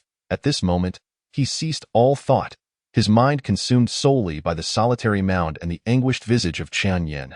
As he delved deeper into the earth, a second memory surged uncontrollably into his consciousness. Damn, why is the rain so heavy? Be cautious. The mountain is muddy, don't slip. Why must we come here to dispose of the body? Wouldn't it suffice to find a spot near Ice Spring Street? Fool, if we bury it near the street, the wild dogs will inevitably catch the scent, and once discovered, the enforcers will have to dig it up, and upon doing so, an investigation will ensue. Moneyfan said that this mass grave is filled with corpses. Disposing of it here won't raise any suspicions. For this job, do we still need to share with Moneyfan's gang? The business on Ice Spring Street, the enforcers take a 30% cut. Otherwise, why would they assist us? 30%? That's quite the demand. Has this kid been drained of all his worth? Kidneys, liver, corneas, bone marrow, blood, everything that could be harvested, the surgeon has taken clean. Now this kid is merely a hollow shell. You should have seen it. When he left the operating table, he was already a lifeless mass. Utterly grotesque. It's a pity we don't know where that couple buried his brother. Otherwise, we could dig him up and take another round. Two figures clad in raincoats hoisted a black cloth bag, laboriously traversing the muddy mountain path through the torrential downpour, arriving at the mass grave. They sought out a vacant patch of ground, setting down the black bag, each producing a shovel, and skillfully began to dig. Once the depth was deemed sufficient, they casually tossed the black bag into the pit like refuse. Chapter 34. The clown finished, job done. The two men brushed off the mud from their clothes, confirming that the pit had been properly concealed before turning to leave. The torrential rain poured over countless neglected graves, dark red streaks of blood mingling with the mud cascading down the cliff. And mere moments later, 2 more figures clad in raincoats trudged up from the valley below. Right here, the 2 men, carrying glass oil lamps, scanned the surroundings, oblivious to the dark red mud flowing in the shadows. As they approached the freshly dug pit, they placed the fabric bag on the ground and began to excavate bit by bit beside the dark red pit. "A yin will recover, right?" The rain pattered against the raincoats of the 2 individuals, producing a rhythmic sound akin to dripping. The woman's hands, pale and clenched within her sleeves, trembled slightly as she spoke in a hoarse voice. "It will definitely happen." The man, who was shoveling dirt, replied in a low tone. "The heart has already been delivered. The surgery should have commenced by now. Tomorrow, we will be able to visit him in Area 2. Upon hearing this, the woman's expression softened somewhat. She glanced at the black cloth bag at her feet, her eyes filled with guilt, thinking of how much hardship it had brought to Ling. This matter must remain buried in our hearts. When a yin returns and inquires about his brother, what shall we say? We will tell him that he has been accepted as an enforcer and has been assigned to Area 7, that he cannot return. Will he believe it?" The man remained silent, quietly inserting his shovel into the earth, forcefully turning over large clumps of soil. "Let us bury it like this," he said. Together, they cast the black cloth bag into the hole and gradually covered it with earth. The woman hesitated for a moment, picking up a wooden plaque from the side, as if she wished to write something, but was stopped by the man. "What do you intend to do? After all, they are mother and son. Let us erect a monument for Ling. No, if we erect a monument here, what if the enforcers or others see it? I have said, from this moment onward, we will keep this matter buried in our hearts." The woman remained silent for a long time before finally discarding the wooden plaque. Observing this scene, the man gently reassured her, "It is all right. When tomorrow dawns, everything will be behind us." The pair took one last look at the patch of land before turning away, vanishing into the rain-soaked haze. The heavy rain washed the dark red soil, as if attempting to cleanse them of their grudges and resentments. 2 lonely graves separated by a thin layer of sandy earth, yet connected to one another. Just as everything was about to fall silent beneath the torrential downpour, a strange grayness began to seep forth from the void. The gray realm converged a yin and a yin. Tears streamed uncontrollably from Chen Ling's eyes as he frantically clawed at the mud, his fingertips becoming blurred with blood. He was oblivious to what transpired after the convergence of the gray realm, or why only he had survived. No, Chen Ling had not truly survived. He had merely transformed into himself. But at this moment, who he was no longer mattered. The world had played a cruel jest upon him, allowing him to perish at the hands of the very couple who had raised him, Chan Tan. Yet, simultaneously, the world had orchestrated an even greater joke for Chen Tan and his wife. Chen Ling's vision blurred with tears as frantic images from the past days flashed through his mind. Following the convergence of the gray realm, a figure struggled to rise from a mass grave, the wound on its chest gradually healing, and countless crimson eyes opened behind it, the rainwater on the ground converging into a line of characters. Audience expectation. 17. A shattered talisman lodged in the crevice of his fingernail swayed gently in the wind. The second disaster striking Ice Spring Street may not even exist. From the very beginning, it had been Chen Ling himself. Or rather, it was the version of himself that had lost its mind after the expectation value dropped below 20. He was being controlled by the audience, slaughtering half of Ice Spring Street until the audience was satisfied, leisurely making his way toward Area 3. No, it cannot be like this. Chen Ling murmured to himself, "Is it possible that all along I was the only one?" On the mountainside, he had washed the theatrical robe by the stream and handed it to Chen Yin. Yet when he was questioned by Jiang Qin, the robe had inexplicably reappeared in his arms. The Chen couple, taken away by the enforcers, gazed through Chen Yin's body, their eyes fixated on him, hurling curses. On Frost Cold Street, enforcer Jiang Qin followed his own finger, looking toward the darkness in the street corner, only to see a vague shadow. Chu Mu Yun stood at the door of a dilapidated house, holding a letter, speaking to the empty room. "I heard that Mr. Chan needs a doctor, so I have come." The deserted room was being repaired. The torn cotton coat was mended, but all along, no one ever conversed with Chen Yin. All of this seemed to indicate that Chen Yin had once existed, like a ghost by his side, or perhaps merely a bizarre delusion of his own. Chen Ling continued to dig, the soil beneath him gradually seeping with blood, just as he was about to continue digging. A hand suddenly grasped his wrist.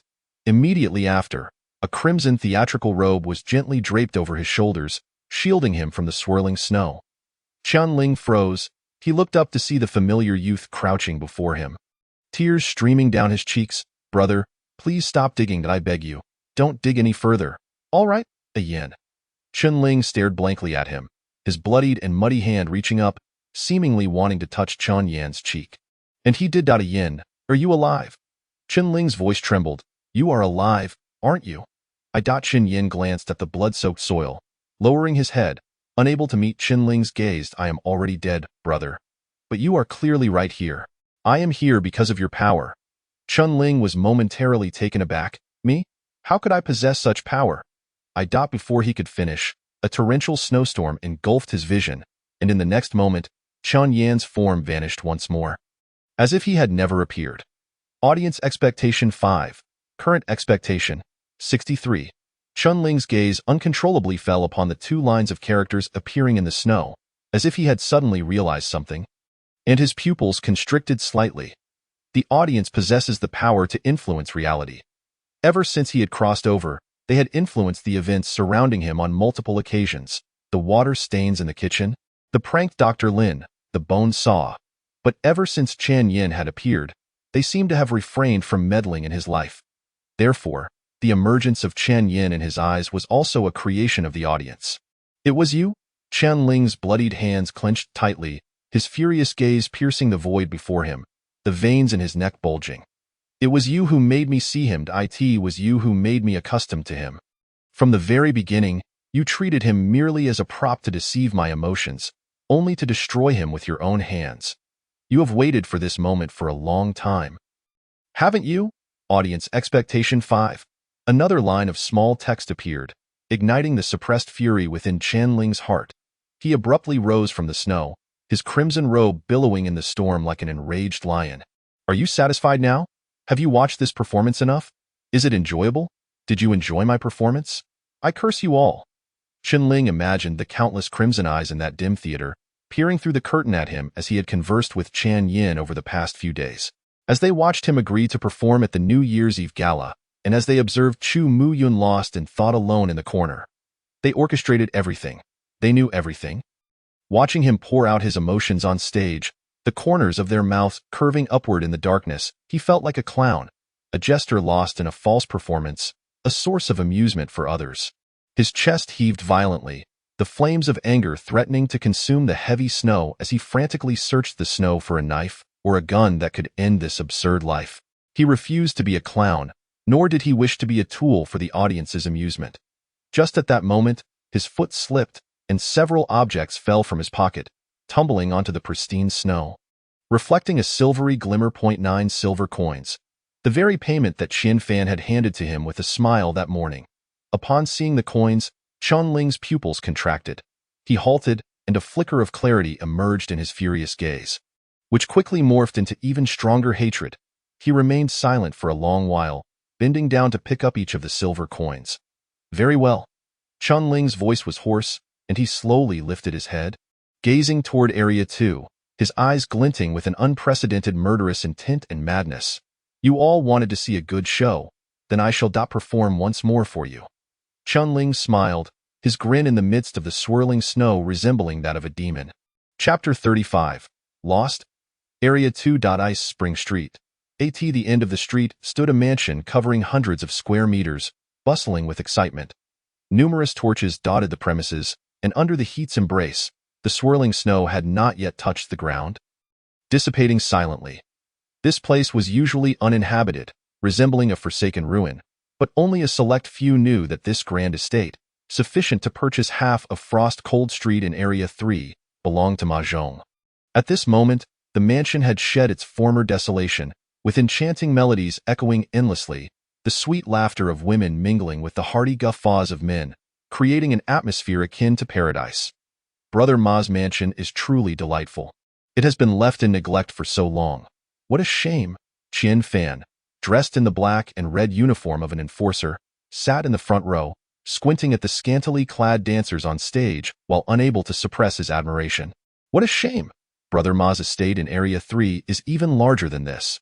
Another enforcer beside him raised his glass, clinking it against Qian Fan's before downing the fine wine in one go.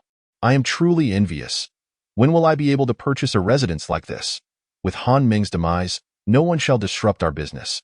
In a few years, each of us brothers will own a property of our own.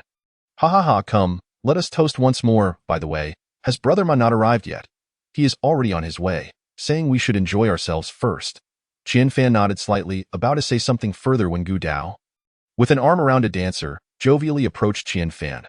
Come, let us raise a glass to our boss Qian. We have had our misunderstandings in the past, but I hope for your continued support in our future dealings. Boss Gu, you jest. This gathering is hosted by Brother Ma. I am merely here to partake.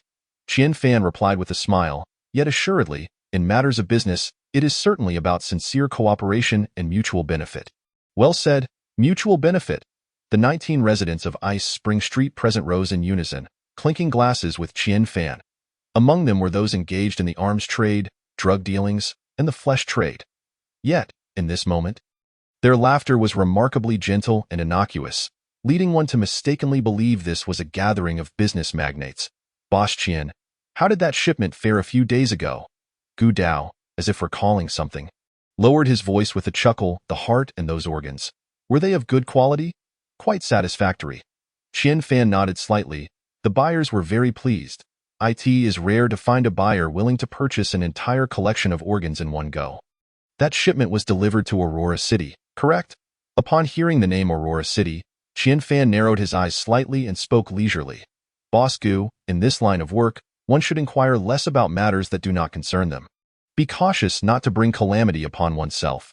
Ha ha ha, I have overstepped. I shall punish myself with a drink.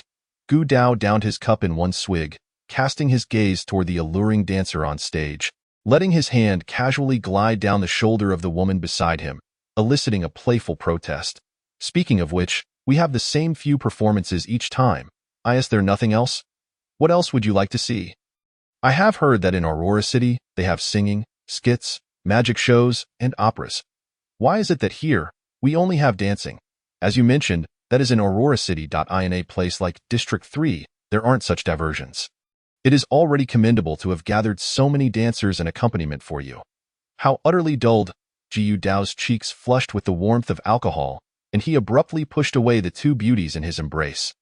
Striding directly to the center of the stage, disrupting the formation of the dancers, who looked at each other in bewilderment. Nearby, the musicians who had been keeping rhythm abruptly halted, though not stop, continued dancing. Gu Dao leaned close to one of the dancers, his hands slithering over her body like serpents, ultimately grasping her wrist, manipulating her movements like a marionette, as he twisted grotesquely on stage. The dancer's face turned pale with fright. Yet she dared not resist, allowing Gu Dao to manipulate her body, while the other dancers glanced at Qian Fan, feigning nonchalance and resuming their synchronized movements. The rhythm resumed, the strains of music wafted through the air. Ha ha ha, Gu Dao, your dancing is utterly atrocious. Let me take over. No, I think he dances quite well. Continue. Ha ha ha. Who would have thought you possessed such dancing talent? How about a pole dance for everyone? The residents of Ice Spring Street below erupted in laughter, as if they had discovered a delightful amusement, elevating the lively atmosphere to new heights. Just then, a figure pushed open the grand door of the estate, stepping through the swirling snow. What is this? Has Brother Ma finally arrived? The crowd turned to look, only to be taken aback. It was not Ma Zhong, but rather a youth clad in a striking red opera robe, silently traversing the stone path of the courtyard. As the falling snow dusted his hair with white dye in this pallid world, that splash of crimson was painfully conspicuous and fervent. Upon recognizing the young man's visage, the majority of those within the room changed countenance. As if recalling something, their eyes brimming with resentment and malice. Meanwhile, Qian Fan was momentarily taken aback, exchanging glances with the enforcer beside him before rising from his seat. Chun Ling, what brings you here? A warm smile graced his face. How unfortunate that you left just as Districts 2 and 3 were unsealed. We were planning a celebratory gathering, and I was just saying that we should have kept you here this morning to join us. Come, since you are here, let us sit down and share a drink. Chun Ling offered no reply, calmly crossing through the snow-laden courtyard, his muddy soles leaving deep impressions as he entered the room. No need, he spoke coolly. I have come to retrieve something. Retrieve something? What have you left behind? Under the gaze of the onlookers, Chun-Ling moved through the banquet, stepping onto the stage. His eyes remained fixated on Gu Dao. Oh, I thought it was someone else. Turns out it is the esteemed enforcer Chen. The inebriated Gu Dao sneered, releasing the dancer from his grasp and pushing her aside. What is this? Dressed like that? Are you here to entertain us? With Han Ming now deceased, and Ma Zhong once again reigning supreme in District 3, Gu Dao and his cohorts believed that this little fellow would not dare to act recklessly. Now, Districts 2 and 3 are firmly under their control. Ha ha ha. Come, let him perform. Dressed like that, is he going to sing an opera? Which one will it be? At this moment, the crowd was emboldened, raising their cups and directing mocking gazes toward the crimson-clad Chun-Ling. Qian Fan's brow furrowed deeper. He sensed that something was amiss. Chun-Ling, if you have lost something, just tell me, I will fetch it for you. I have lost a heart. Chun-Ling's gaze bore into Gu Dao's face. And also, my brother's life die in the next instant. A hand pierced through Gu Dao's chest. Chapter 36. Who can punish me? Crimson blood splattered across the backdrop of the stage, and the rhythmic drumming and string sounds on either side of the stage fell silent. All were momentarily stunned, their pupils constricting, the overwhelming scent of blood suppressing the alcohol within them, causing them to leap to their feet, disbelief etched across their faces. Gu Dao's gaze slowly lifted from his blood-soaked chest to meet Chun-Ling's countenance. As if realization struck him, you art that brattest brother? A torrent of blood gushed from his throat, rendering his words slurred, his expression one of sheer terror. You enjoy ripping hearts from others? Chun-Ling's cheeks were flushed crimson, his eyes alight with intense hatred and madness. Today, I shall extract yours, clean and thorough. Give me the knife. Chun-Ling raised his hand toward the void behind him. From among the spectators below, a sharp dagger suddenly quivered violently at a resident's waist. As if gripped by an invisible hand, the dagger was yanked from its sheath and hurled towards Chun-Ling at the center of the stage, the audience participating in his act. Chun-Ling grasped the dagger, striking it into Gu Dao's chest with blinding speed, driving it downward through the wound he had opened, instantly eviscerating him. Gu Dao's mouth gaped wide, the excruciating pain forcing a howl from him, but the blood surging from his throat blocked his airway, leaving only muffled cries of agony. Blood mingled with organs flowed from the gash, as Gu Dao collapsed to the ground, desperately attempting to shove the dislodged parts back inside. But after a few frantic attempts, his movements gradually ceased. He was dead-eyed in his eyes. The blood-red stage reflected all that he was. More so, fear and helplessness. Chun-Ling gazed upon Gu Dao, who knelt lifeless before him, his expression unchanged. This was his first act of killing, yet perhaps due to the adrenaline rush from hatred, he felt oddly detached. Save for a slight twinge of nausea, he failed to notice that at this moment, amidst the flurrying snow above, a black star began to glow faintly. Chun-Ling, have you lost your mind? As an enforcer, to kill without reason, indiscriminately, you shall face punishment. Qian Fan's pupils dilated involuntarily at the sight, and he bellowed. On the blood-stained stage, the figure clad in red slowly turned.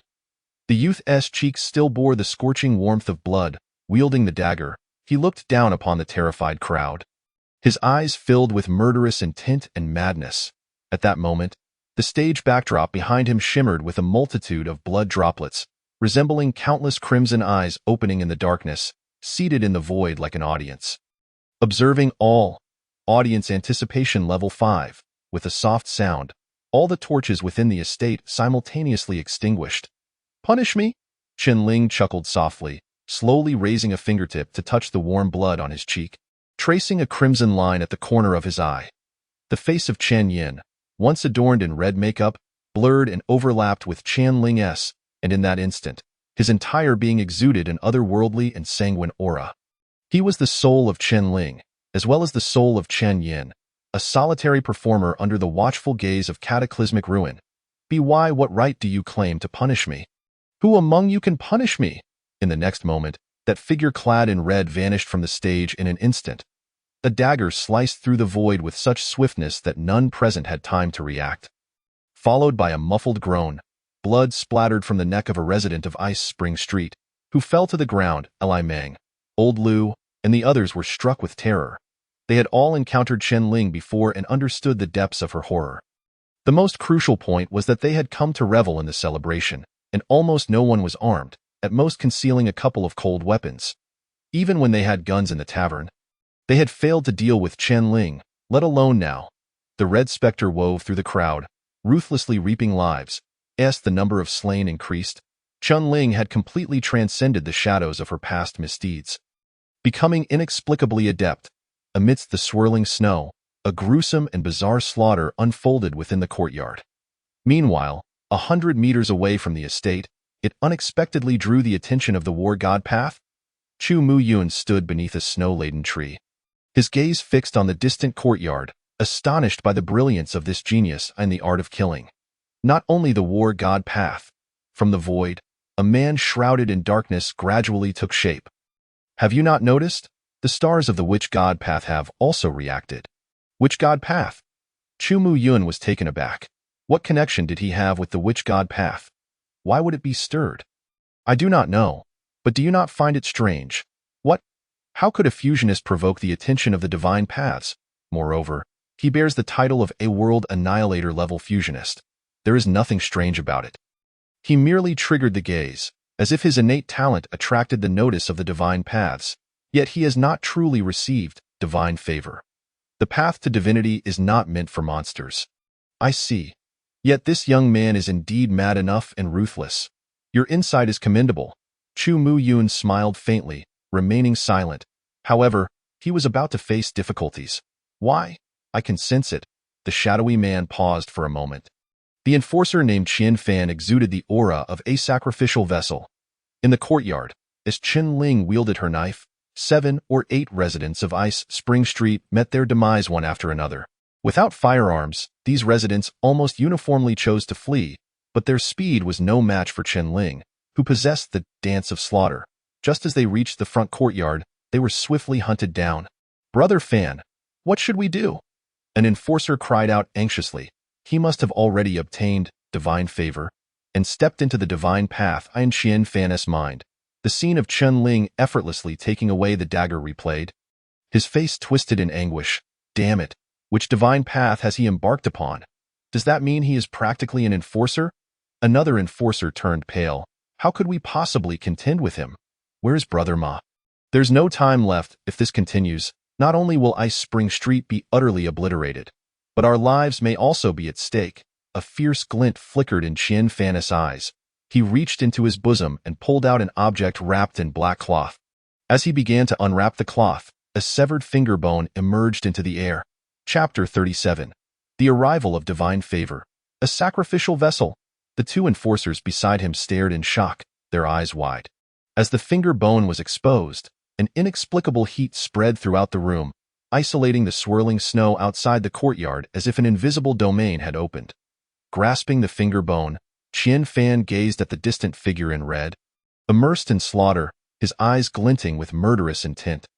This sacrificial vessel was something he had purchased 2 years ago in the black market of District 5, spending a considerable portion of his wealth. It was said to originate from a body of an enforcer tainted by the convergence of the Grey Realm. For years, this item had been his trump card for survival, never before utilized. But this time, he had no other choice. Capture him for me, Qian Fan roared, plunging the finger bone into his palm. As blood flowed over the bone, it seemed to come alive, voraciously devouring Qian Fan's flesh. Meanwhile, a shadow flitted across the surface of the finger bone. Suddenly, the ground, buried beneath the snow, trembled. Chen Ling felt a flash before her eyes as the snow beneath her feet erupted. A pale, rib-like spike shot up from the ground, piercing through her shoulder with lightning speed. Even though Chen Ling had vaguely perceived the trajectory of the rib, its appearance was far too abrupt for her to react in a moment of panic. She instinctively shifted her body to evade a fatal hit. The excruciating pain of being pierced coursed through her shoulder, causing her movements to falter. Almost immediately, a second and third rib erupted from the ground. Chen Ling's body had already been penetrated by the first rib, leaving almost no room for evasion. She could only awkwardly shift her body, narrowly brushing against the ribs, but in doing so, her range of motion diminished. With the emergence of the 5th rib, Chen Ling was completely immobilized, trapped like a prisoner in a skeletal cage. unable to move. What is this thing? Chun-Ling glared at the finger bone in Qian Fan's hand. Her expression darkening as the flesh continued to be consumed by the bone. Qian Fan's form shrank, resembling a malnourished scavenger. However, as the ribs ceased to appear, his form stabilized. Observing this, Qian Fan promptly withdrew the bone from his body, trembling as he rewrapped it in oil paper, a pale smile gracing his lips. Judging by the results, this expenditure was indeed worthwhile. This was equivalent to the destructive power of the second tier of the divine path. Seeing Qian Fan so effortlessly subdue Chun-Ling, the other two enforcers felt a surge of dread in the gaze of both admiration and fear. Qian Fan slowly moved into the courtyard. How was it? Qian Fan sneered. Did you enjoy the slaughter just now? The corpses lay sprawled across the snow-laden courtyard, the flowing blood staining the ground a dark crimson. Chun-Ling, imprisoned within the skeletal cage, coldly regarded Qian Fan, whose face bore an eerie and bloody expression devoid of any emotional fluctuation. Is obtaining divine favor really so remarkable? Even if you are a prospective enforcer, will you not ultimately fall into my hands? Kid, I do not care what grievances you have with Ice Spring Street. You are doomed. Do you have any idea how many people's interests you have harmed? Qian Fan slowly drew out his gun, the dark muzzle aimed at Chun-Ling's forehead, his gaunt face filled with resentment. This is bad. He must not be allowed to kill Chun-Ling. Observing this scene from outside the courtyard, the shadowy man's expression darkened, and he was poised to intervene. Wait. Chu Mu Yun suddenly spoke, his eyes glimmering with an unusual light behind his glasses. Something felt amiss. The shadowy man paused, perplexed. What do you mean? Inside the courtyard, with the gun aimed at her head, Chun-Ling remained unperturbed, her eyes calm as a deep abyss. Just as Qian Fan was about to pull the trigger, two stars in the heavens suddenly blazed with brilliance, their majestic divine light descending like colossal pillars. Enveloping Chun-Ling within the skeletal cage, bang! The reverberating aura of the divine path rippled through the void, forcibly pushing Qian Fan back several steps, causing him to stumble and fall. He stared in disbelief at the two divine columns descending from above, his eyes wide with incredulity. Divine favor? How could this be possible? Had he not already received divine favor? The black one represents the war god path, and the purple one is... Which god path? The other two enforcers were equally astonished. To be simultaneously favored by two divine paths, what kind of monster is this young man? In the astonished gazes of the three, Chun-Ling, bloodied, raised her head slightly to gaze at the two stars extending shimmering ribbons of divine light above her. Her eyes reflecting surprise. She had already prepared herself for another death, as her expectation was now sufficient. Even in death, she would likely be resurrected directly. Yet she never anticipated that she would invoke divine favored. Moreover, it was twofold. Speaking of which, when she had slain the bone knife, she had indeed sensed something inexplicable. It was neither joy nor disgust, but rather the feeling that she was destined to perform such acts. According to what Chu Mu Yun had previously stated, this was her first kill, which had drawn the favor of the war god path, marking her as a prodigious talent. However, Chun-Ling did not understand what the second purple star represented. Just as she pondered, a third star slowly illuminated the heavens. It was a vermilion star, adorning the sky, glimmering like crystal, its ribbon-like divine light traversing the void, joining the brilliance of the other two divine paths. Enveloping Chun-Ling within, Chun-Ling was stunned. Another divine path. The simultaneous descent of three divine paths. How could this be?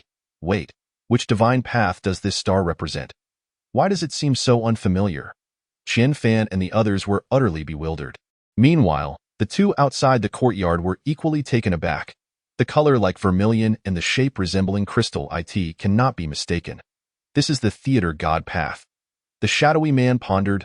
Theater god path? That is exceedingly rare. Chu Mu Yun furrowed his brow, but what connection does he have with the theater god path?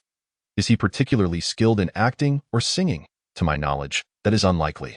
However, his imagined brother certainly is. The three divine paths descended simultaneously, bestowing their favor. Under ordinary circumstances, he would undoubtedly be regarded as a top-tier genius. Alas. The shadowed man shook his head, lamenting that he was a fusionist, destined to be unable to tread the divine path. With the three divine paths manifesting at once, It was certain that someone in Aurora City had taken notice and would undoubtedly send someone over, and no need to wait for Aurora City. The shadowed man slowly turned his gaze towards a certain direction in the swirling snowstorm, where an enforcement officer was steadily approaching, drawing near. He cannot be allowed to interrupt this unfolding event. I shall intercept him. Chu Muyun turned towards that direction. No need. Why? Someone has already gone to stop him. Chapter 38. Divine Path Retreat amidst the vast swirling snow.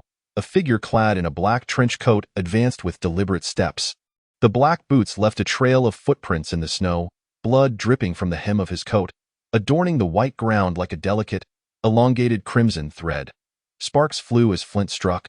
Igniting a cigarette, he inhaled the thick smoke deeply before exhaling slowly. The cleansing was nearly complete, with only a few remnants left. This time, let us resolve it all at once, he murmured to himself. The hem of his blood-stained trench coat shimmered with 4 silver patterns. At that moment, 2 stars lit up in the gray-white firmament, ethereal divine radiance descending upon a distant estate.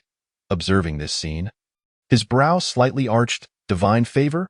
Given this direction, it must be Ma Zhong's residence. Among that group of remnants, there unexpectedly emerged a favored one. As he continued to mutter, another star ignited, and a third divine favor poured down. 3 divine path blessings. His astonishment quickly transformed into shock. What kind of prodigy is this? He unconsciously quickened his pace. The snowflakes danced around him, piercingly cold, the outline of the distant estate flickering in and out of sight. 1 minute, 2 minutes, 3 minutes. His brow furrowed deeper with each passing moment, and no matter how he walked, the estate remained shrouded in ambiguity, showing no signs of proximity, like a mirage in the heavy snow. Finally, he seemed to sense something, turning to look behind him. At some point, the footprints he had made had vanished without a trace. The biting cold wind wailed in his ears, and in this white expanse, it felt as though he was the only one left. Who? He spoke coldly. His voice dissipated amidst the swirling snowflakes, as if devoured by some monstrous entity, a strange silence enveloping the surroundings, engaging in supernatural antics. A flicker of murderous intent crossed his eyes. His right hand grasped the grip of his gun, an invisible realm suddenly unfurling. He closed his eyes, the cigarette at the corner of his mouth burning silently, his entire being seemingly attuned to something. Suddenly, he raised his gun in a flash, aiming at a certain direction beside him, and without hesitation, pulled the trigger. Bang. The force of deconstruction tore through the void, shattering every snowflake in its path, while simultaneously, everything around him ignited as if made of paper. Earth, sky, snowflakes, the distant silhouette of the estate. He felt as though he was enveloped in a colossal cocoon. And with the sound of the gunshot, the cocoon shattered. The sense of unreality receded like a tide, and the distant estate became clear once more. Huh? A light exclamation escaped from the trajectory of the bullet. He turned to see a boy with a face covered in white paper, crouched in the snow, one hand holding a twig, his eyes peering through poorly cut holes in the paper, looking at him in astonishment. In the snow before the boy lay a large circle outlined by the twig, and now the man was trapped in the center of this circle, however, where he had fired the gun. A gap had been opened in the circle. I thought you would need a few more minutes to discover this. The boy shrugged, seemingly underestimating him. Truly worthy of the legendary genius enforcement officer. Who are you? Han Ming frowned, staring at him. He could sense that the aura emanating from this boy was even stronger than his own, indicating he had already reached the 5th tier, yet here he was, already 25. The boy before him appeared to be merely 15 or 16, a 15 or 16-year-old at the 5th tier. He had never heard of such a genius in the Aurora realm. IVE covered my face. How can I tell you who I am? The boy pointed to the white paper on his face, and then, feeling slightly suffocated, casually poked a hole at the nose area. Continuing in a languid tone, at your age, how can your brain be so dull? Han Ming's expression darkened. Do you know what crime it is to obstruct an enforcement officer from carrying out their duties?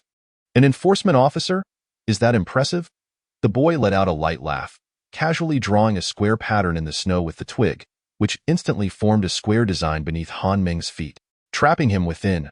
Once you can walk out from inside, I will concede you possess some degree of skill, perhaps a tenth as impressive as me. A smile appeared on the boy's face beneath the white paper.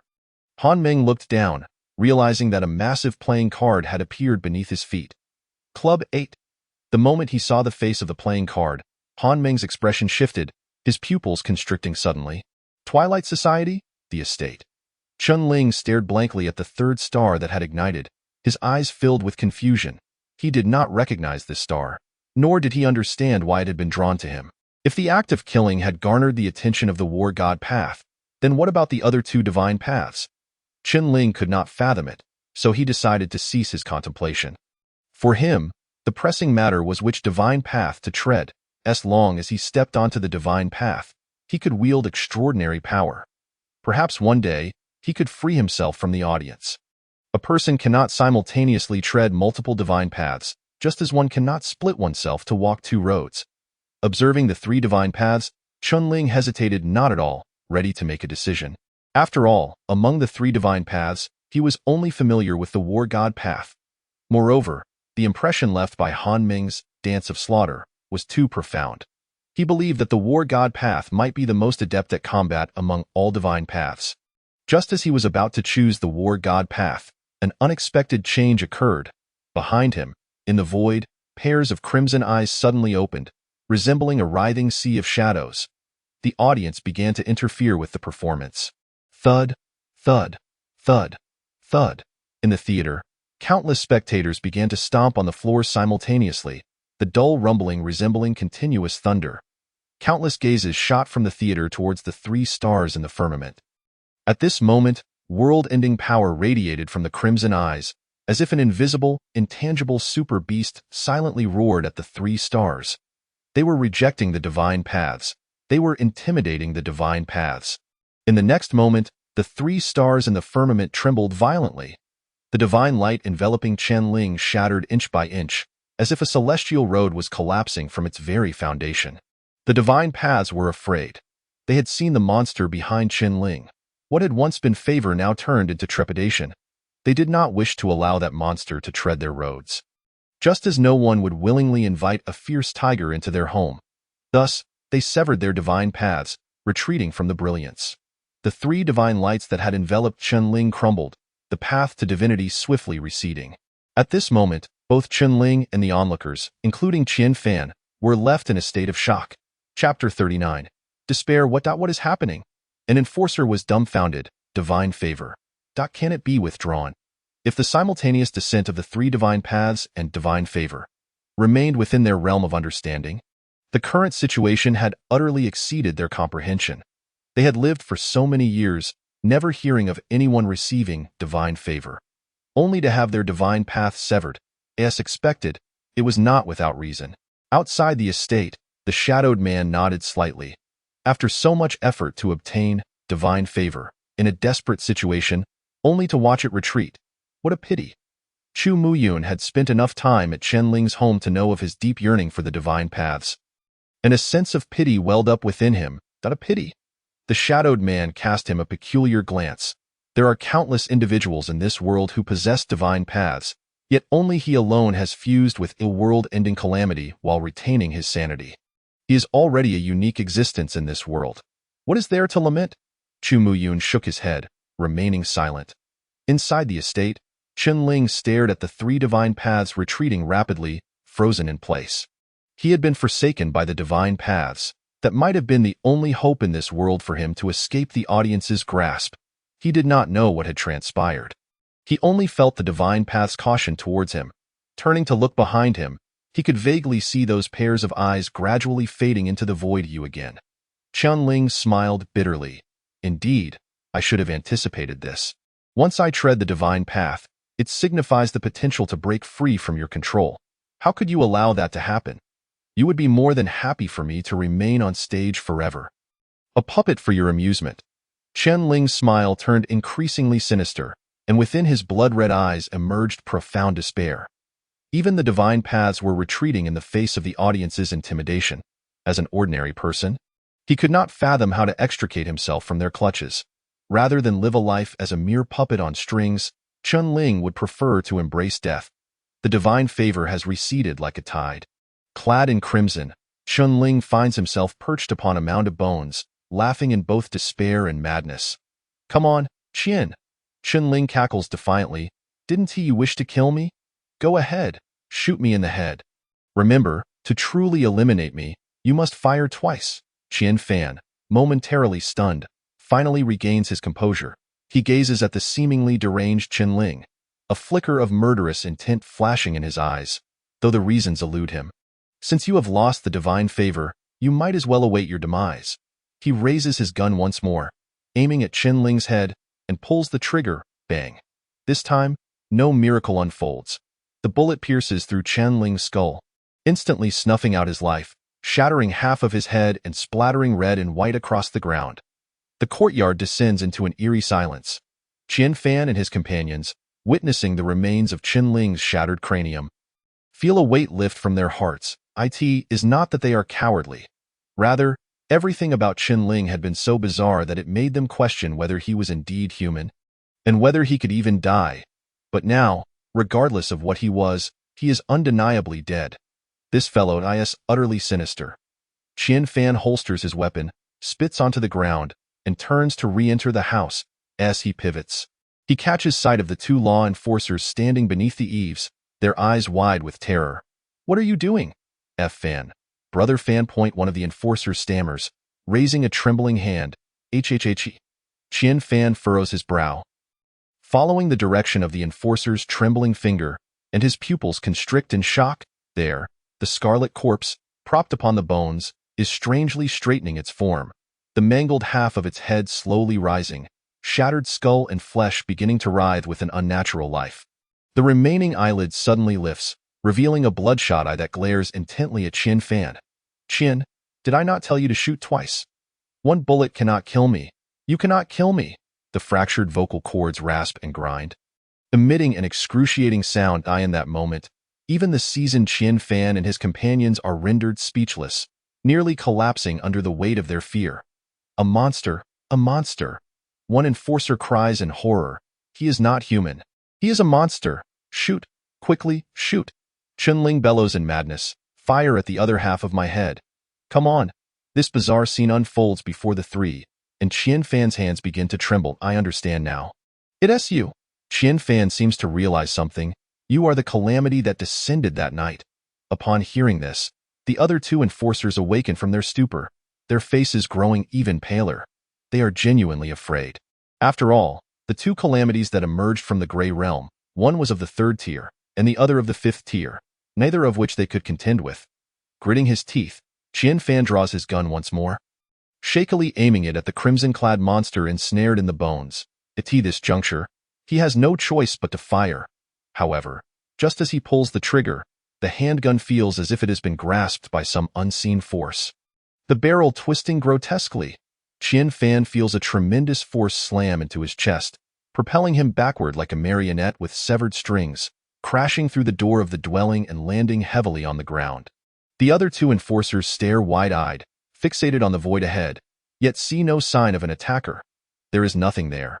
But in Qianling's eyes, it is a different story. A familiar figure in crimson stands amidst the swirling snow, slowly turning to face him. His eyes are brimming with tears.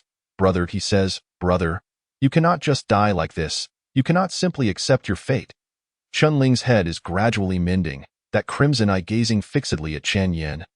The madness receding slightly. He rasps, "Accept my fate. What else can I do? Continue to be their entertainment?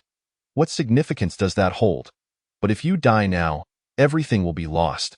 Even if I don't die, I possess nothing." Qianling murmurs, "Even if I survive, they will incessantly intrude upon my life. They can create a version of you. They can create a second, a third. One day, they will drive me to madness. Brother, as long as you are alive, there will always be hope. Won't there? Hope." Qianling gazes into Qian Yan's bloodshot eyes, remaining silent for a long time before suddenly laughing. "I understand." Qianling turns to look behind him, his bloodshot eyes seemingly fixated on something. "You are afraid. You know that if I die once more, I will perish utterly. You fear that if I die, there will be no one left to entertain you. So you conjured his visage to deceive me into living.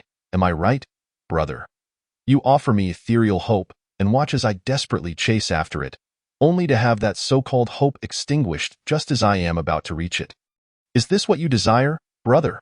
A furious roar interrupts Qinling's savage tirade.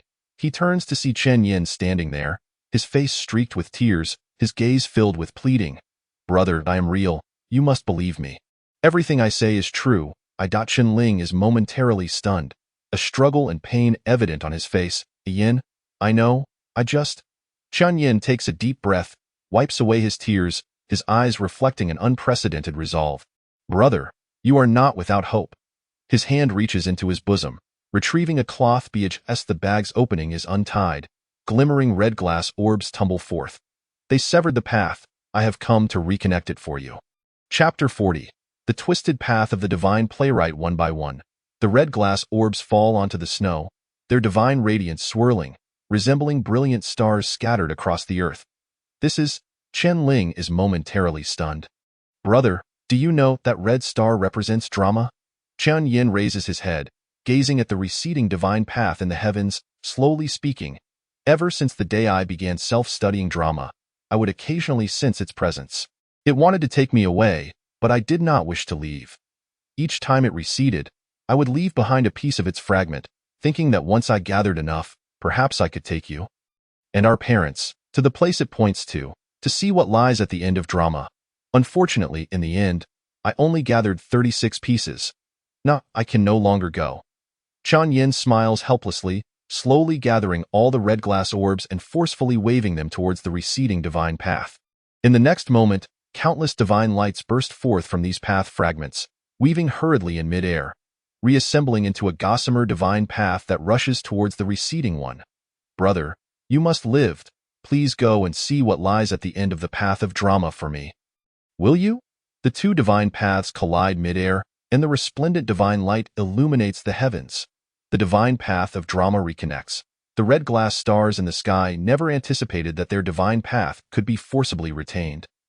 The divine radiance flickering in the air, seemingly attempting to pull it back, at the other end of the divine path. The young Chen Yin stands quietly, his frail form appearing weak and slender. Yet above the talent of the divine path, he is extraordinarily powerful, transcendent, and as steady as a mountain. He has firmly anchored the starting point of the divine path of drama before Qinling. The divine path has forsaken Qinling, but Chen Yin has not. What has transpired? Outside the courtyard, the shadowy man and Chu Mu Yun simultaneously gaze upwards in astonishment. Beneath the red glass stars, a shattered path is rapidly being restored. Why has the divine path of drama been anchored? It has chosen Qinling. How can that be? Even the usually calm and wise Chu Mu Yun cannot help but widen his eyes. The two carefully scanning the area around Qinling in the courtyard but finding nothing amiss in their line of sight. There is nothing visible. Wait, something is amiss. What is wrong? That divine path of drama is unusual. It has been distorted. I have never seen a divine path like this. If a path has been altered in its markings, who can say where its final destination lies? Heaven? Or perhaps hell, are you suggesting? Hurry and stop him. He must not walk upon that twisted divine path. Two figures race towards the courtyard. Qinling stares blankly at Chen Yin standing upon the divine path of drama. Unsure if it is merely an illusion, but his form seems to be gradually fading, and Qinling's pupils constrict, and drawing from some unknown strength, he slowly pries his shoulder free from the bone cage. The sharp bone tips tearing through flesh, crimson blood dripping from his arm to the ground, quickly pooling into a puddle. He grits his teeth, unable to suppress a cry of agony, and after several seconds, he finally frees himself from the cage, stumbling towards Chen Yin. He reaches out his hand towards Chen Yin, but it only passes through the void. Before, he could always touch Chen Yin. Brother, this time I truly must depart. A youthful, pure, and gentle smile graced Chen Yin's face, as he revealed that this path diverges from the conventional divine paths. It may render your life winding and fraught with obstacles, yet it might also liberate you from those very burdens. Where are you heading? Qinling's complexion turned pale from significant blood loss. I am returning to where I belong. Simultaneously, it shall become the cornerstone of your divine path. Chen Yin stepped back, fully unveiling the divine path before Qinling's eyes. His form nearly faded into nothingness, leaving only a voice that lingered in Qinling's ears. Upon treading this path, The world shall belong to my brother. Chen Ling. Halt at once. That path is not to be traversed. Chu Mu Yun's urgent voice pierced through, yet Chen Ling appeared oblivious. Clad in a resplendent crimson theatrical robe, he stood at the threshold of the divine path, slowly lifting his right foot, and then he stepped upon it. Boom. At the moment his foot met the ground, the ethereal divine path solidified instantaneously, resembling a blood-red staircase ascending to the heavens. In the next instant, this celestial staircase swiftly shrank beneath Chen Ling's feet, ultimately dissolving into the void. That twisted divine path seemed to vanish, or perhaps it now lay beneath Chen Ling. Chu Mu Yun and the shadowy man arrived at the scene, leaving Chen Ling standing alone. Head bowed. Chen Ling, did you not hear me call? Chu Mu Yun furrowed his brow as he approached, poised to speak further, only to halt abruptly. What is it? The shadowy man inquired. Chu Mu Yun's voice rang out once more. The shadowy man hesitated, turning to face Chu Mu Yun, only to find that the latter had not uttered a word. What is it? He then heard his own voice echoing from ahead. Both men gazed forward as a piercing cold wind swept across the snowy expanse, revealing the youth clad in crimson, back turned to them, his neck eerily twisting backward. Chen Ling, did you not hear me call? What is it? Chen Ling, did you not hear me call? What is it? Chen Ling, did you not hear me? The voices of Chu Mu Yun and the shadowy man intertwined, emanating from Chen Ling's throat, while simultaneously, his visage incessantly shifted between the two. Indeed, it was a transformation. Chen Ling's face bore the semblance of a calendar, capable of being torn at will. With each utterance, he morphed into the corresponding individual's likeness, and with the next sentence, another layer would peel away, revealing yet another countenance. Eyes, stubble, moles, voice. Every detail was flawlessly replicated, sending chills down the spines of both men as they beheld the ever-shifting faces that belonged to each of them. What has happened to him?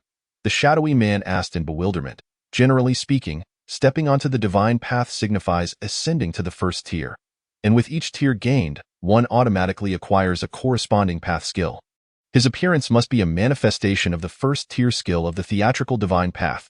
The first tier skill of the theatrical divine path is face changing.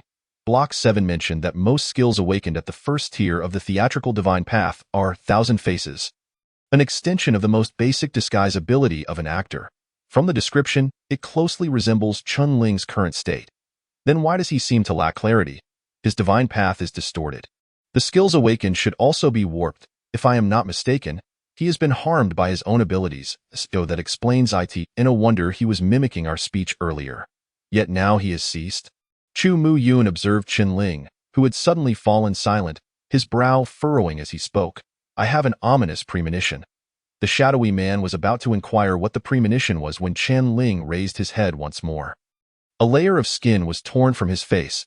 A pitch-black, enormous gun barrel emerged from Chen Ling's neck, aimed at the two. Chapter 41 beneath the skin, witnessing Chen Ling's head transform into a gun barrel.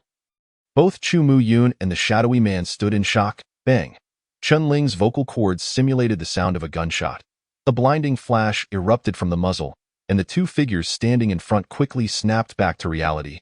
Darting aside, they raced across the snowy ground, covering dozens of meters before halting. When they turned to look back, they found no bullets had been fired from the gun barrel. Only sporadic sparks erupted from the muzzle, seemingly mimicking the act of firing. This, the shadowy man asked in confusion. Did Block 7 mention that 1,000 faces could transform into a gun barrel? It cannot. Chu Mu Yun shook his head. 1,000 faces is merely a disguise ability, meant to alter appearances, but he seems capable of transforming even objects. That is exceedingly abnormal. Is this the power of that twisted divine path? Yet great power often comes with a steep price.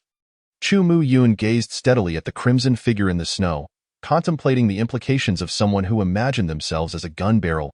Bang! Bang! Bang! The gun barrel that was Chen Ling fired incessantly at the void, resembling a soulless automaton, until, spotting the terrified trio of Qian Fan beneath the eaves, he abruptly halted. Was he still capable of rational thought? The shadowy man wondered in astonishment. One could say it is instinct. Chu Mu Yun replied coolly, the instinct for vengeance. Meanwhile, the trio of Qian Fan, under the gun's scrutiny, turned pale once more. They had just witnessed Chen Ling re-establish his divine path, tear apart his own body, and then transform into a madman, relentlessly firing. The successive shocks to their perceptions had nearly rendered their brains incapable of functioning. "Damn it! Why won't you die? Why do you still live?" Qian Fan roared, raising his gun once more, repeatedly pulling the trigger at the crimson apparition. Bullets struck Chen Ling's form, splattering blood, for even though he had taken the form of a gun, his physical resilience had not significantly increased. It was as though he merely donned a new skin. In the next moment, another layer of skin was torn from Chen Ling's face. The once large and bizarre gun barrel vanished, replaced by a painted face resembling an opera singer. With features that bore a striking resemblance to the deceased Chen Yin, the vibrant red robe glided gracefully over the snow, appearing as the soul scarlet in a pallid world, the painted face fixated intently on Qian Fan and his companions. Lips parting, and soon, the melodious and piercing singing voice of Chen Yin echoed across the courtyard. The young novice, merely 18, in the bloom of youth, had her head shorn by her master. Each day, she burned incense and changed the water in the temple. Witnessing several disciples frolicking beneath the mountain gate, the operatic tones flowed seamlessly, the crimson figure leaving a lingering shadow as it vanished in an instant. Qian Fan felt a flash before his eyes, and suddenly, a wrist was cut open by a dagger, eliciting a scream as his gun clattered into the snow. His other hand instinctively reached into his bosom to retrieve a ritual object, but just as a glimmer of cold light flashed, his other hand was effortlessly severed. "You keep your eyes on me, and I shall keep my eyes on you. Beneath the plum blossom-like eye makeup." A pair of hollow pupils bore down on Qian Fan, almost pressed against his face. Chen Ling. I realize my mistake." Qian Fan's features contorted in agony, desperately struggling, yet fear consumed his heart. "Please spare me. I will give you all my money. I swear I will never." PFF. A sharp edge pierced through Qian Fan's chin, cutting off his pleading voice. "You and I, we are bound." Qian Fan's body fell stiffly into the snow, as the painted figure slowly withdrew the dagger, casting a glance at the two remaining enforcers within the courtyard. They gasped in unison, entirely devoid of the will to resist, turning to flee through the courtyard's gates. Simultaneously, the painted figure glided gracefully over the ground, the wide sleeves resembling butterfly wings as the dagger's glint traced elegant arcs through the snow, 2 sprays of blood bursting forth in its wake. He gradually came to a halt as the last 2 bodies collapsed. The entire courtyard was drenched in blood, the crimson figure standing amidst the carnage, blood dripping from the blade, like a demon emerging from the depths of hell. Time slipped away, and as the visage of Chen Yin faded, Chen Ling returned to his original form, standing alone in the sea of blood, the dagger gently clattering to the ground. With a chilly breeze sweeping by, he fell to the earth like withered grass. At last, the chaos has subsided. Chu Mu Yun and the shadowy man approached from afar, gazing at the unconscious Chen Ling, letting out a long sigh. A world-ending level calamity bearer has embarked upon a twisted divine path. Henceforth, he is destined to be an anomaly. The shadowy man remarked slowly. An anomaly? Is that not a good thing? Chu Mu Yun's lips curled upward. The Twilight Society embraces the unconventional. Are you truly certain you wish to incorporate him into the Twilight Society? It is not my decision. Chu Mu Yun retrieved an envelope from the pocket of his coat. Pinched between his fingers, the envelope bore the imprint of a red Joker card. It is the Red King. Boom. A thunderous roar erupted from the void, shattering the falling snow in an instant. Several kilometers away in the wilderness, a boy idly holding a branch suddenly looked up in surprise, gazing ahead. In the center of the snowy ground, a menacing fissure spread wildly, as Han Ming's hands emerged from the chasm, gripping its edges and pulling with all his might. The plum blossom shattered with a resounding crack, as Han Ming's body completely traversed the void. His black trench coat was caked with dust and blood, rendering him a pitiful sight. He truly managed to break through? The boy gasped in astonishment, covering his mouth. Or rather, the large hole representing his mouth on the white paper. Han Ming's chest rose and fell violently, as if the previous actions had drained a considerable amount of his energy. He fixed his gaze on the small boy seated before him, unhesitatingly raising the gun's muzzle. Do not be so agitated. I admit I underestimated you earlier. I never expected there to be genuine talent within the Aurora domain. The boy rested his chin on his hand, a glimmer of interest in his eyes. Your name is Han Ming, is it not? Would you care to join our Dusk Society? Not interested. Han Ming's voice was chilling to the bone. Directed at a filthy organization comprised of lunatics and executioners. When did they dare to brazenly appear in the human realm? TSK, it seems you harbor deep prejudices against us. That is a fact. An invisible domain unfurled around Han Ming. According to Article 139 of the Human Covenant, in any realm, upon the discovery of a member of the Dusk Society, they are to be immediately placed on the highest extermination list. Prioritized even above the fusionists and arsonists. You are mortal enemies of the human realm, though not say such things. We have not committed any heinous acts. The boy spoke with displeasure. Is that so? Han Ming scoffed. Including the extermination of an entire human realm? Chapter 42. Secret Eye? The boy raised an eyebrow, about to say something, when a beam of light shot into the sky from the courtyard behind him. Thus, the world holds great prejudice against us. The boy waved his hand dismissively. I shan't converse with you further. One day, you will understand. Han Ming's eyes narrowed as he immediately pulled the trigger. The deafening gunshot echoed, the fierce wind lifting the hem of his trench coat.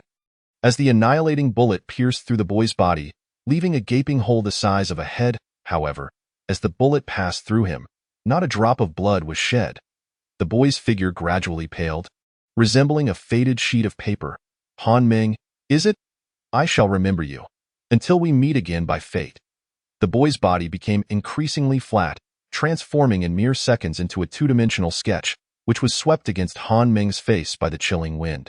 Han Ming furrowed his brow as he removed the sketch, revealing the boy, adorned with a white paper mask, seated cross-legged, extending a finger to give him the middle finger, a fit of rage. He tore the sketch into shreds. The Dusk Society has emerged in the Aurora domain. This spells trouble. Han Ming took a deep breath, glancing towards the direction of the courtyard, and strode forward. Unimpeded, he soon arrived at the courtyard entrance. Forcefully pushing open the grand door, with a cacophonous creak, a scene of corpses greeted his eyes, and scattered across the bloodied ground lay 9 silver coins. At the Ice Spring Street Festival, a total of 22 individuals perished. None survived. Chun Ling slowly opened his eyes. He beheld the spotlight above him, shielding his gaze with his hand.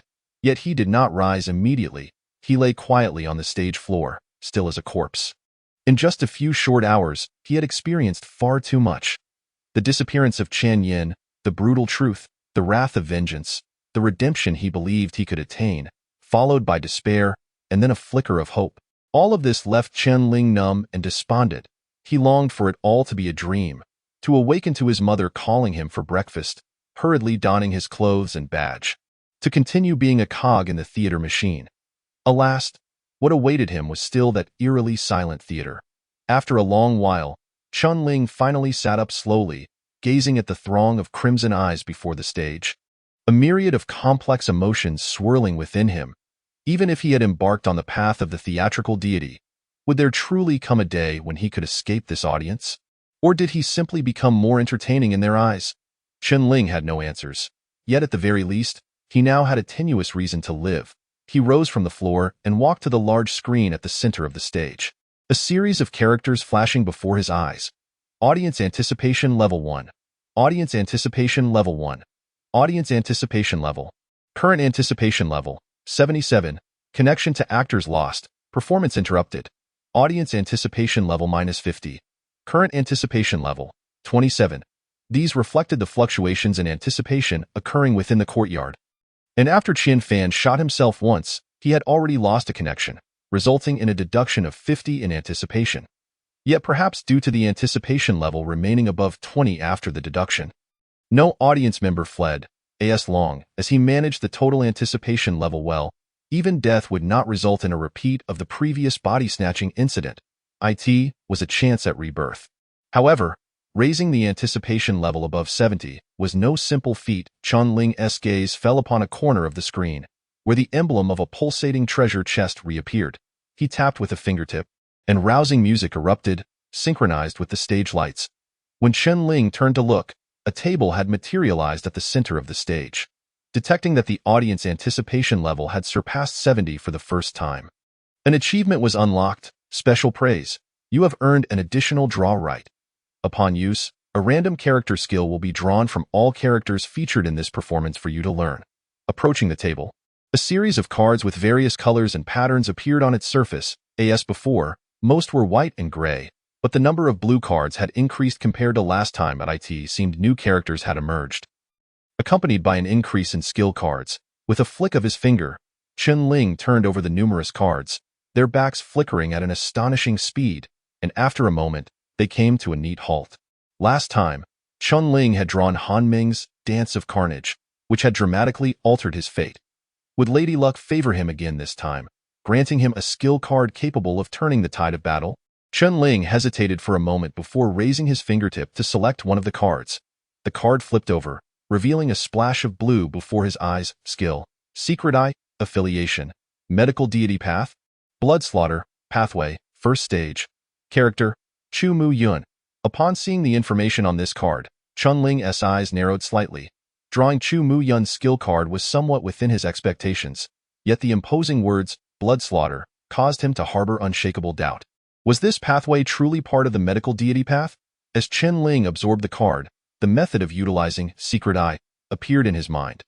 Unlike the Dance of Carnage of the War Deity path, Secret Eye leaned more towards being an auxiliary skill. Its purpose was to assist the user in better capturing, analyzing, and discerning details that a proficient doctor can assess the severity of a patient's condition through their behavior, including a psychologist who can discern a person's thoughts through micro-expressions, even predicting future actions.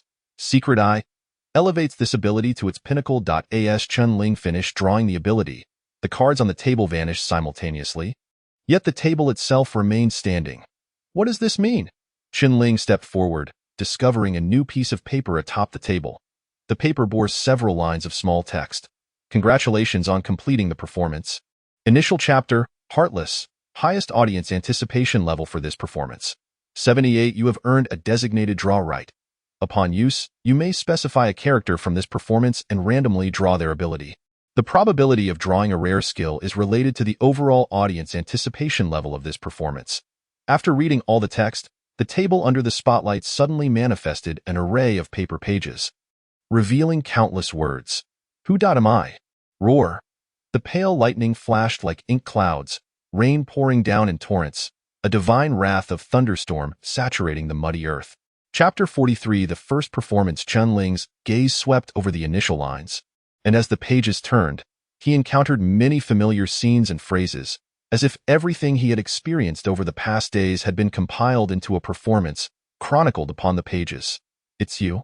Behind the wooden desk, a man clad in a white coat slightly turned, coming to fetch medicine for your brother? Hasn't he transferred to the hospital in Zone 2? Ah Ling, you are already dead. You should not be here.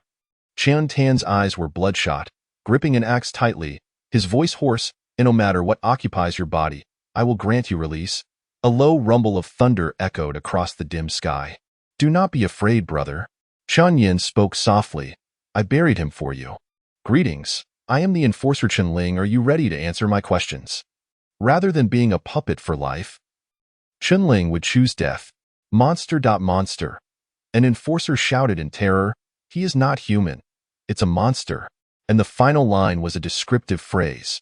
He stood alone in a sea of blood, the dagger slipping gently from his grasp as a cold breeze swept past, his entire being collapsing to the ground like withered grass.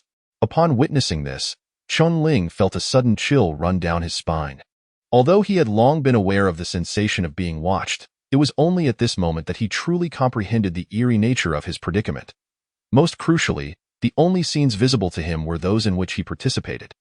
All occurrences beyond his presence were obscured by thick, black lines. Even as the protagonist, he lacked complete authority over the script's review. Tio, compose a script based on my own experiences, Chen Ling murmured to himself. As the final line concluded, the pages began to bind themselves in the void, landing in Chen Ling's hands, with several lines on the cover standing out prominently. First script, initial chapter, Heartless, starring Chen Ling, other cast, Chen Yin, Han Ming, Chu Mu Yun, Chen Tan, etc. Simultaneously, in a corner of the stage, a wooden bookshelf materialized out of thin air. Chen Ling gazed intently at the script in his hands, and after a long pause, He stepped toward the bookshelf. He placed the script in the leftmost compartment, the two characters heartless facing outward, easily visible. Just as he was about to turn and proceed with the second designated draw, a familiar voice echoed beside him. The intermission is over. Please continue the performance. The heavy black curtain slowly drew open, and Chen Ling's consciousness detached from the theater, drifting into the void. You reawake? As Chen Ling opened his eyes, Chu Mu Yun's voice floated over from beside him. The warmth of the heating system filled the room. Chu Mu Yun had already shed his woolen coat. Wearing a shirt and vest, quietly seated in a chair by the window, perusing a medical book, before he could utter another word. A short blade had flashed to his throat, extinguishing the flickering candlelight with a menacing aura. In the dimly lit room, Chu Mu Yun's eyelids twitched as he regarded the figure in red before him and spoke slowly. It seems that the divine path has indeed influenced your character. Is the urge to kill so strong? You are fully aware that Ai Yin is an impostor, yet you feigned ignorance and stayed for so many days. What is your true intention? A fierce light flickered in Chen Ling's eyes. I am a doctor. I came to Zone 3, naturally to treat your ailments, Chu Mu Yun replied, closing his book. If I harbored ill will towards you, you would have perished countless times by now. Chen Ling fixed his gaze upon Chu Mu Yun. How much do you know? Unfortunately, quite a lot, Chu Mu Yun replied. How much is quite a lot? What do you think? A smirk played upon Chu Mu Yun's lips as he slightly turned toward Chen Ling. I am curious. How is it that you managed to maintain your sanity while merging with a world-ending calamity? Or rather, how are you balanced? At these words, Chen Ling's pupils constricted sharply. Ever since their first meeting, when Chu Mu Yun had made every effort to stay close, the other party must have sensed something amiss. In the following days, he had been scrutinizing Chen Ling, even indirectly probing into Chen Yun's characteristics. This seemingly gentle man with silver-rimmed glasses possessed the deepest cunning. However, Chen Ling did not expect that the moment he spoke, he would expose Chen Ling's identity as a merger, even alluding to the audience as hierarchy. So, what do you intend to do? Chen Ling retorted. Are you planning to split my mind open for a look? Hand me over to the enforcers? Or is this an attempt to coerce me into doing something for you? To be honest, I am quite interested in the first option, Chu Mu Yun shrugged. Unfortunately, my superior forbids it.as for the second point. That's even more impossible. If I accompany you to the enforcer headquarters, I would undoubtedly be the first to be captured. Your superior? Chen Ling keenly seized upon this detail. Aren't you the divine physician of Aurora City? Who is your superior? The director. The title of divine physician is merely a guise I adopted to infiltrate Aurora City. Then what is your true identity? Have you heard of the Dusk Society? Chen Ling shook his head. The Dusk Society is a clandestine organization established beyond the 9 major, no, it should now be 8 major domains of humanity, with all members numbered according to playing card values, secretly infiltrating various human domains to conduct covert activities. That doesn't sound like a righteous organization. No, we are indeed a righteous organization. Chu Mu Yun adjusted his glasses and smiled. However, in the eyes of the world, our righteousness represents absolute evil. I apologize, but I have no interest in joining a cult. Chen Ling had heard countless tales of such cults or pyramid schemes in his past life, which merely indoctrinated twisted ideologies to control minds. Even in this life, burdened by calamity, he had no intention of succumbing to degradation. Thus, we are not a cult, merely a conflict of ideologies with this era. Chu Mu Yun patiently explained. Moreover, our compensation is quite generous, approximately 10 times that of becoming an enforcer. 10 times. Chen Ling looked at him in astonishment, then shook his head. However, money holds little significance for me. Even if I had wealth, I would still need a life to spend it. Had this been his past life, the prospect of 10-fold compensation would have undoubtedly tempted Chen Ling. But now, things were different. His utmost goal was to free himself from the audience's control. Everything else was mere triviality. We also possess ample resource channels. Should you encounter obstacles while ascending the divine path, you may seek assistance from other members. Are there many members in your organization? Currently, there are approximately 20 surviving. Let us return to discussing our righteousness. Chapter 44, Interrogation. No need for that. Chen Ling sheathed the short blade, taking a deep breath. I will consider it for now. Chu Mu Yun leaned back against the chair, seemingly unperturbed by the outcome. He made no effort to retain Chen Ling, simply stating calmly, no problem. Whenever you're ready. Feel free to visit Xiaofeng's grocery store. I will be here waiting for you all day. As Chun Ling rose to leave, Chu Muyun produced a small silver cube from his pocket and extended it towards him. What is this? A gift from my superior, Chu Muyun replied nonchalantly. Through it, you may gain a better understanding of us. Chun Ling accepted the small cube, examining it in his hands for a moment before nodding slightly. Thank you. Also, be mindful of your mental state. Do not let the distorted divine path influence you. Your journey is quite perilous. Chun Ling did not respond. He had noticed that since embarking on that path, his emotions had become somewhat peculiar. He needed to calm himself and reflect. Exiting the room, Chun Ling ascended the staircase, ultimately arriving at a small convenience store. The woman behind the counter, who had been napping, glanced at him before dozing off again. Chun Ling recalled the grocery store, Xiaofeng's, though it was quite distant from Frosty Street. The items sold there were inexpensive. In the past, he would occasionally take Chen Yin there to buy things during the new year. He never expected this to be a stronghold of Chu Muyun's organization. Chun Ling had no intention of engaging the woman in conversation, pushing the door open to leave. The heavy snowfall did not cease with the conclusion of the first script. It continued to fall relentlessly upon the earth, the accumulation now surpassing his ankles, rendering movement increasingly cumbersome. Chun Ling assessed his surroundings and headed directly towards Frosty Street. He was unsure why he felt compelled to return. There was nothing left there. Yet, apart from Frosty Street, where else could he go? He did not know. The small house on Frosty Street was his only sanctuary in this world, even if it had not provided him with any fond memories. Chun Ling. Just as Chun Ling approached his home, a voice rang out from nearby. Wu Yudong swiftly traversed the snow and approached him.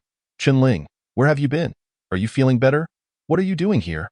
Chun Ling gazed at Wu Yudong in astonishment. Just hours earlier, he had been leaning on a crutch, barely able to move, yet now he appeared vibrant and full of life. I came to thank the divine physician. Wu Yudong exclaimed excitedly. It's the man who stayed at your house. He is incredible. I remember speaking with him, and then everything went dark. When I awoke, my leg was healed. The clinic's doctor said I would need to rest for at least half a year, and there was a high chance I would be left with lasting issues. But he cured me in an instant. I had been injured while doing heavy labor before, and whenever it rained or was overcast, my knee would ache, but now I feel nothing. And the most critical part is, I feel like I've grown taller. Chun Ling scrutinized Wu Yudong, clearly noting that he had indeed grown. Previously, Wu Yudong's head barely reached his chin, but now he was nearing his nose. Chu Muyun, so remarkable? He has already left. Chun Ling paused before adding, and most likely, he will not return. Wu Yudong was momentarily taken aback, disappointment evident on his face. Well then, I suppose I'll head back. After watching Wu Yudong depart, Chun Ling returned to his doorstep, about to push the door open when his hand, suspended in mid-air, suddenly halted. He gazed at the old doorframe, narrowing his eyes as a glimmer of insight flashed through his pupils. The secret eye bestowed upon him an extraordinary ability for detailed observation, instantly identifying the fine snow stains on the doorframe. Something was amiss. Someone had entered his home while he was away, and most likely had not exited. Chun Ling warily retracted her arm, silently retreating 2 steps into the snow. Just then, a voice emanated slowly from within the house. Sharp observation. Come in. It was Han Meng's voice, deep as ever. Surely you don't believe you can evade returning home for a lifetime? Realizing her whereabouts had been exposed, Chun Ling furrowed her brow. After a moment's hesitation, she firmly pushed open the door. What brings you to my home? She asked, her gaze fixed on Han Meng, who was seated at the dining table. An investigation. How is this any different from an intruder breaking in? Law enforcement possesses the authority to investigate. Do I really need to explain that to you? Han Meng lightly tapped his fingers against the table.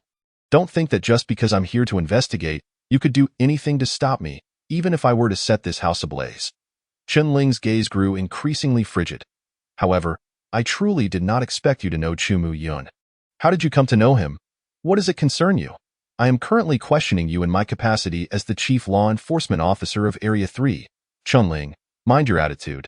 Han Meng's eyes narrowed slightly, an inexplicable sense of oppression suddenly enveloping the living room. Chun Ling met his gaze for a long moment before slowly speaking. Dr. Lin from the clinic at the street corner introduced us. Why seek out a doctor? I was feeling unwell at the time. Feeling unwell necessitated consulting Chu Muyun. Are you truly unwell? Or have you succumbed to the mental contamination of the gray realm? Han Ming's eyes sharpened, resembling a hawk that pierced through the veil of the mind. Qianling's heart jolted. In Han Ming's presence, he suddenly felt as though he had nowhere left to hide. On the night the calamity struck, you spoke with Jiang Qin, mentioning your brother was lurking at the street corner. However, I happened to be investigating Ice Spring Street in Area 2 today and discovered your brother, Chen Yin, had all his organs removed days prior, meeting a tragic end. So tell me, who was the brother you mentioned that night? I searched the entire house and found traces of only 2 lives. Yours and Chu Mu Yun's. Yet why are there 3 bowls in the sink? Whose bowl is that? Before coming here, I consulted Wu Yudong, who mentioned you were lighting candles alone in your home. And then, enough! Qianling abruptly stood, her eyes bloodshot. Yes, I am the one who's gone mad. All right, my mind is failing. I can see a yin. I feel like he's right beside me. Just not long ago, he was still outside making a snowman. Inside the house, he was blowing out candles with me. He said he wanted to go back to school, to perform at the New Year's Eve party. To me, he is a living person. He is just an ordinary child. He fell ill. He wants to get better. He dreams of one day standing on stage to perform openly. What wrong has he done? Han Ming, you are here interrogating me aggressively, but where were you when those people on Ice Spring Street killed my brother? Where were you when they colluded with law enforcement to drive one ordinary person after another to their demise? Where is your investigative authority? Where is your law enforcement authority? Han Ming's body jolted. Qianling's chest heaved violently as he stared intently into Han Ming's eyes. Han Ming's initially calm gaze slightly contracted, instinctively avoiding Qianling's stare. He sat there quietly, head bowed, resembling a statue. Chapter 45. The USB drive time passed, and at last, Qianling regained his composure, coldly stating, Officer Han Ming, if your questioning has concluded, please leave my home. Han Ming remained silent, rising and walking towards the door. As he pushed it open, swirling flakes of snow blew into the house, his 4-striped black coat gently fluttering.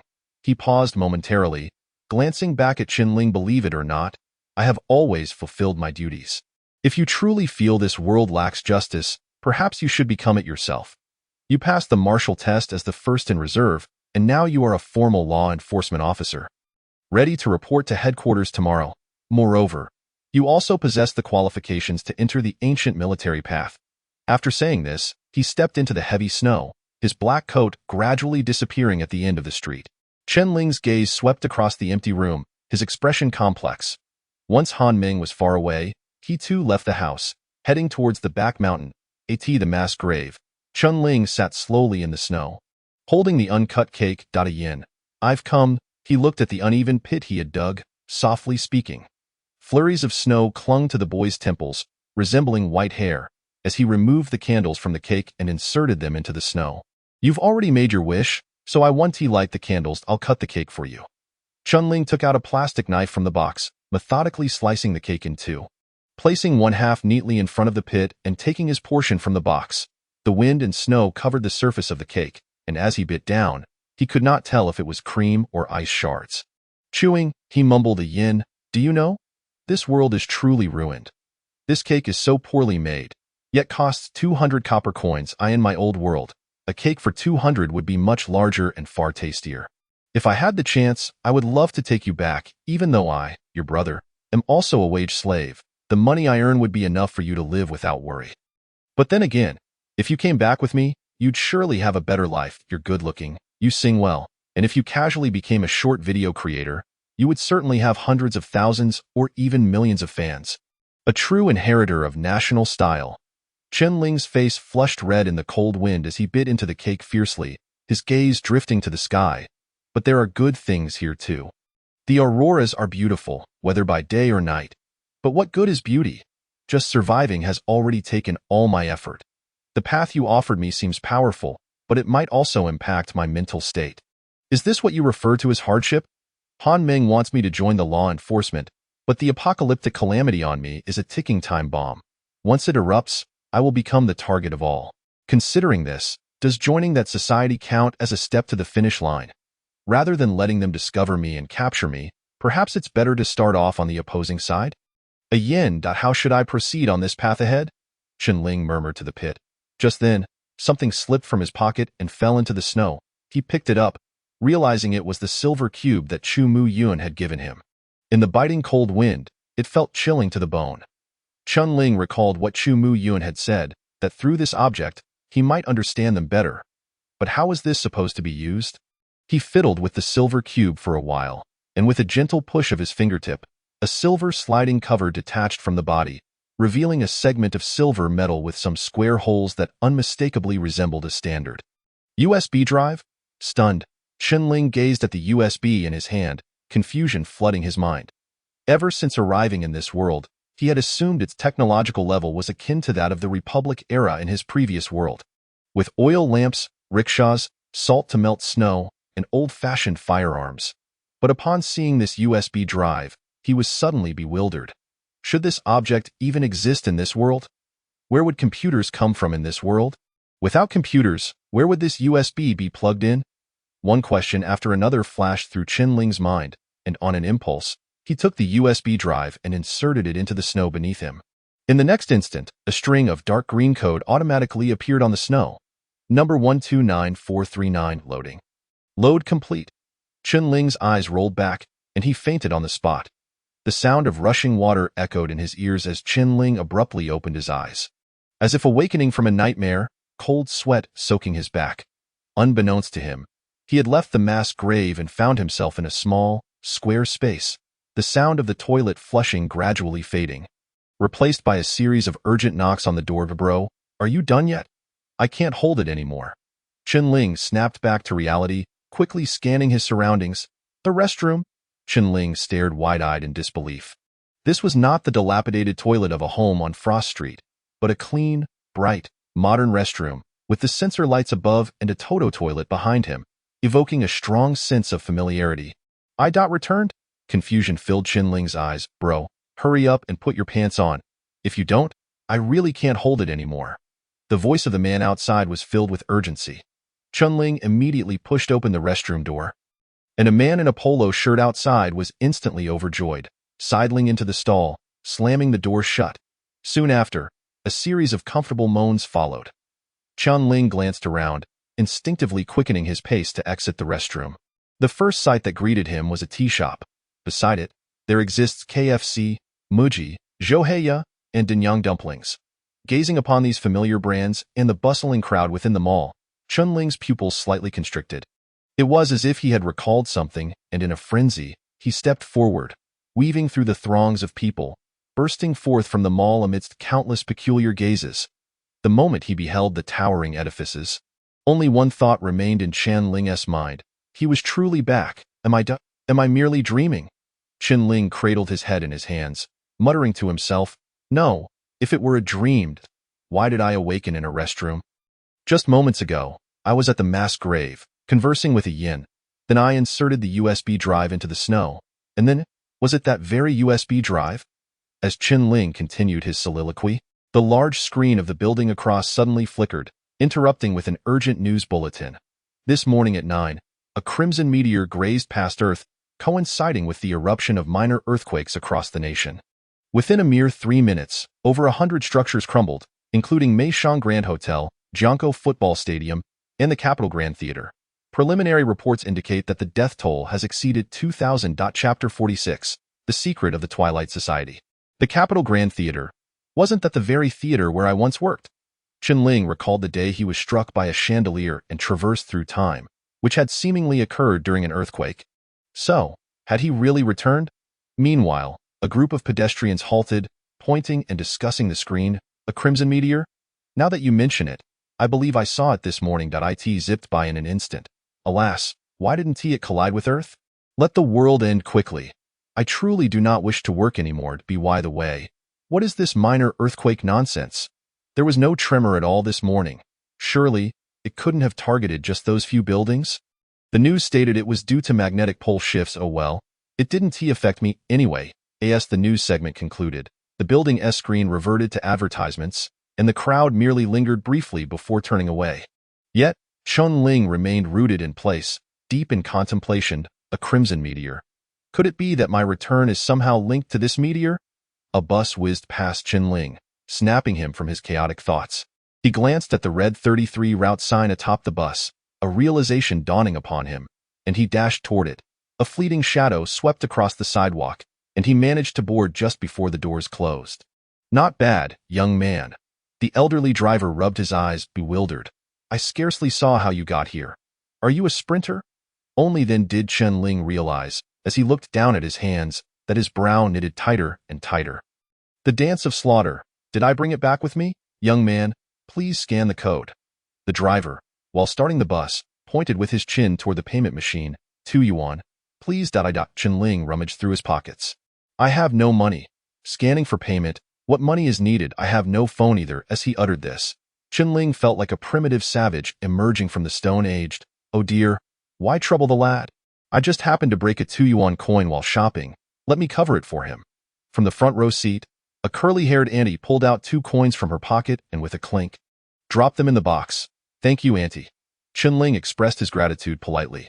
Young man, are you a performer? I love watching plays. Which role do you sing? Hearing the auntie's inquiry, Chen Ling suddenly realized he was still clad in that vibrant red theatrical robe, making him particularly conspicuous on the bus. I just sing casually. Chen Ling replied awkwardly. The bus seats were already filled, so he grasped the handrail, swaying slightly with the motion of the bus, while engaging in light conversation with the auntie. As the bus passed each station, Chen Ling's heart gradually raced. He glanced at the name of the next stop, slowly inching toward the back door, and when the bus halted, he swiftly bolted off. Across the street stood a residential area. Chen Ling shed the eye-catching theatrical robe and strode directly into the community, navigating the familiar paths until he reached a small high-rise. Seeing that the building was intact, Chen Ling finally exhaled in relief. This was his home. His greatest fear was that the earthquake's reach would extend here, subjecting his parents to the same fate as his own. Thankfully, all was well. Upon entering the building, however, he found it adorned with white mourning ribbons, causing his heart to plummet. He immediately took the elevator to the 9th floor. As the doors opened, a cacophony of sobbing filled his ears. Kai-yun, please don't cry. If you continue like this, what will happen to your health? Yes, if a Ling were still alive, seeing you like this would surely break his heart. A Ling was a good child. But fate is truly alas. Chen Ling stood in the elevator, dazed, his gaze piercing through the half-open door, witnessing numerous figures encircling a middle-aged woman, offering consolation. He recognized them. They were relatives from his family in the capital. Aunts and uncles, all gathered here, with the woman at the center being his mother. The middle-aged woman clutched a black and white photograph, her tears flowing freely. The figure in the photograph was none other than Chen Ling. 2 relatives stood in the corner, whispering to each other. Where is Chen Ling's father? He is still at the hospital, discussing a Ling's funeral arrangements. Said they wanted Kai-yun to return first to collect his belongings. Did you see a Ling's body? Yes, the relative nodded. Poor child, his head was crushed, allegedly by a chandelier. At the hospital, Kai-yun held a Ling's hand and cried for over an hour, before his father finally pulled her away. Alas, heaven is blind. Come on, let us console Kai-yun. No matter what, we must first arrange a Ling's funeral indeed. Chen Ling stood in the elevator, like a statue, observing all of this. He wished to step out, but he was uncertain how to explain himself to his relatives and mother. His mind was a whirlwind. Just then, the elevator doors began to close automatically. As the metallic doors gradually shut, the main door of Chen Ling's home swung open, and relatives helped Kai-yun out. Bang! The elevator doors closed. Perhaps someone downstairs had pressed the button, and the cabin began to descend slowly. It was only then that Chen Ling, his lips pale, managed to rasp out that word. He gazed at his reflection in the metallic doors. The image of his mother kneeling and crying flooded back into his mind, causing his heart to ache as if pierced by a dagger. He took a deep breath, as if steeling himself, and frantically pressed the button for the 9th floor. He needed to see his mother. However, the elevator continued its descent. Meanwhile, familiar deep green text materialized in the void. ID 129439, time limit expired. Reading interrupted. Boom. The elevator plummeted rapidly. Mom! Amidst the swirling snow, Chen Ling abruptly sat upright from the ground. He panted heavily, his pupils involuntarily dilating, surveying his surroundings to find himself still at the mass grave. Damn it! What on earth is happening? Chen Ling snapped back to reality, unable to restrain his curses. Just moments ago, he had almost believed he was truly back, only to open his eyes and find himself in this wretched place again. His gaze fell upon the USB drive lying in the snow. Through it, you may come to understand us a little better. What exactly is the organization that Chu Mu-yun belongs to? Why do they possess the USB drive? Can they even send him back to his previous life? Qianling clenched his hands in determination, inhaling deeply, seizing that USB drive, and turned to run down the mountain. Xiaofang's general store, beside the counter, a woman lazily stretched, watching the dimming twilight outside. She remarked, "He probably won't come. No, he will." Chu Mu-yun sat in a chair, earnestly perusing a book, confidently responding, "Why are you so certain? Over the years, many have declined the invitation from the Twilight Society. Haven't they? Red King said he would come, and he will definitely come." And no sooner had Chu Mu-yun spoken than the door of the general store was forcefully pushed open. Qianling stood outside in the snow, his chest heaving violently as if he had sprinted from a fart. "We need to have a serious talk." He raised the USB drive, speaking each word deliberately. Chapter 47, Reversing Time. Chu Mu-yun showed no surprise at Qianling's arrival. He smiled slightly, dragging a chair from the shop and gesturing for Qianling to sit. "Seems you finally have the patience to hear about our justice. I'm all ears." Although Qianling was eager to learn everything about the USB drive, he trusted that since Chu Mu-yun had given it to him, he would surely provide an explanation, so he patiently awaited Chu Mu-yun to begin his tale from the start. "How much do you know about the Great Cataclysm?" Qianling reflected on what Dr. Lin had previously said, mentioning a crimson meteor streaking across the sky, merging the gray world with this world, thereby impacting it. And that calamities would emerge, and then that was all. As Qianling pondered, a sudden thought struck him. He had indeed seen the news about the crimson meteor on the USB drive. It was as if a revelation had dawned upon him, his eyes widening in shock. "Wait, the one on the USB drive, is that the world before the Great Cataclysm?" "Precisely." Chu Mu-yun cast a surprised glance at him, seemingly taken aback that Qianling had deduced it so swiftly. "What you just spoke of is what most people in the Nine Realms refer to as the Great Cataclysm, but the reality of the Great Cataclysm extends far beyond that." "What do you mean?" "According to rumors, the world prior to the Great Cataclysm was prosperous and flourishing, where humanity could harness the power of science to achieve remarkable feats, such as soaring into the heavens, defying death, cities illuminated as brightly as day throughout the night, constructing virtual worlds within reality, and even departing from this planet to explore the more mysterious and unknown universe." As Chu Mu-yun spoke, he observed Qianling's expression, noticing that the latter displayed no sign of emotional fluctuation. Unable to restrain himself, he inquired, "Aren't you astonished? Huh? Isn't what I just said enough to astonish you, like others of this world?" "No, of this era." Chu Mu-yun had grown up here and had never witnessed the technological advancements of the world before the Great Cataclysm. For them, everything depicted in those tales felt intangible, akin to how modern individuals perceive myth. Quite fascinating. Qianling nodded impassively. "Aren't they merely airplanes, medical advancements, electric lights, games, and spacecraft? These are all commonplace to someone like Qianling, who already resides in a modern urban environment. However, if his so-called previous life is indeed the world before the Great Cataclysm, does that not imply that he has not traversed worlds, but rather traversed time? In any case, 379 years ago, a crimson meteor streaked across the sky, and since then, human material civilization began to regress." Chu Mu-yun recited this with the proficiency of someone reciting a well-rehearsed script. Humanity's most cherished technological achievements were the first to collapse: photolithography machines, spacecraft, and the superweapons capable of annihilating the world. "Are you saying human civilization is regressing?" "Indeed. The people before the Great Cataclysm discovered that they could no longer create these new inventions, as if the fundamental scientific principles underlying them had all ceased to function. Even if they meticulously assembled each component to perfection, indistinguishable from before, they simply could not operate. As time passed, more and more items became obsolete: phones, computers, high-speed trains, and large-scale power plants. Panic spread throughout human society. They were oblivious to how far their material civilization would regress. In this climate of fear, they began to turn on each other." "Wait." Qianling interrupted Chu Mu-yun. "The regression of material civilization should be a predicament faced by all of humanity. Why did they not unite to overcome the difficulties, but instead resort to infighting? They did unite, yet it proved futile. Chu Mu Yun paused for a moment, and I also mentioned that they possessed a type of superweapon capable of annihilating the world. But not every nation had access to such weapons. Once these weapons became inoperative, and all nations' technological civilizations regressed to the same level, the original balance of power would be disrupted. The strong would no longer be strong, and the weak would no longer be weak. In order to preserve their status, resources, and wealth, the powerful nations would choose to launch all superweapons to obliterate the weaker nations lacking such arms. Chen Ling seemed to grasp something. A world war? Chen Ling understood the significance of nuclear weapons to powerful nations. If they were to be the first to learn that all countries' technological levels would regress to a common starting point, they would inevitably initiate war, for the loss of weaponry would equate to the loss of deterrence. Other nations would undoubtedly covet their oil, wealth, and other resources.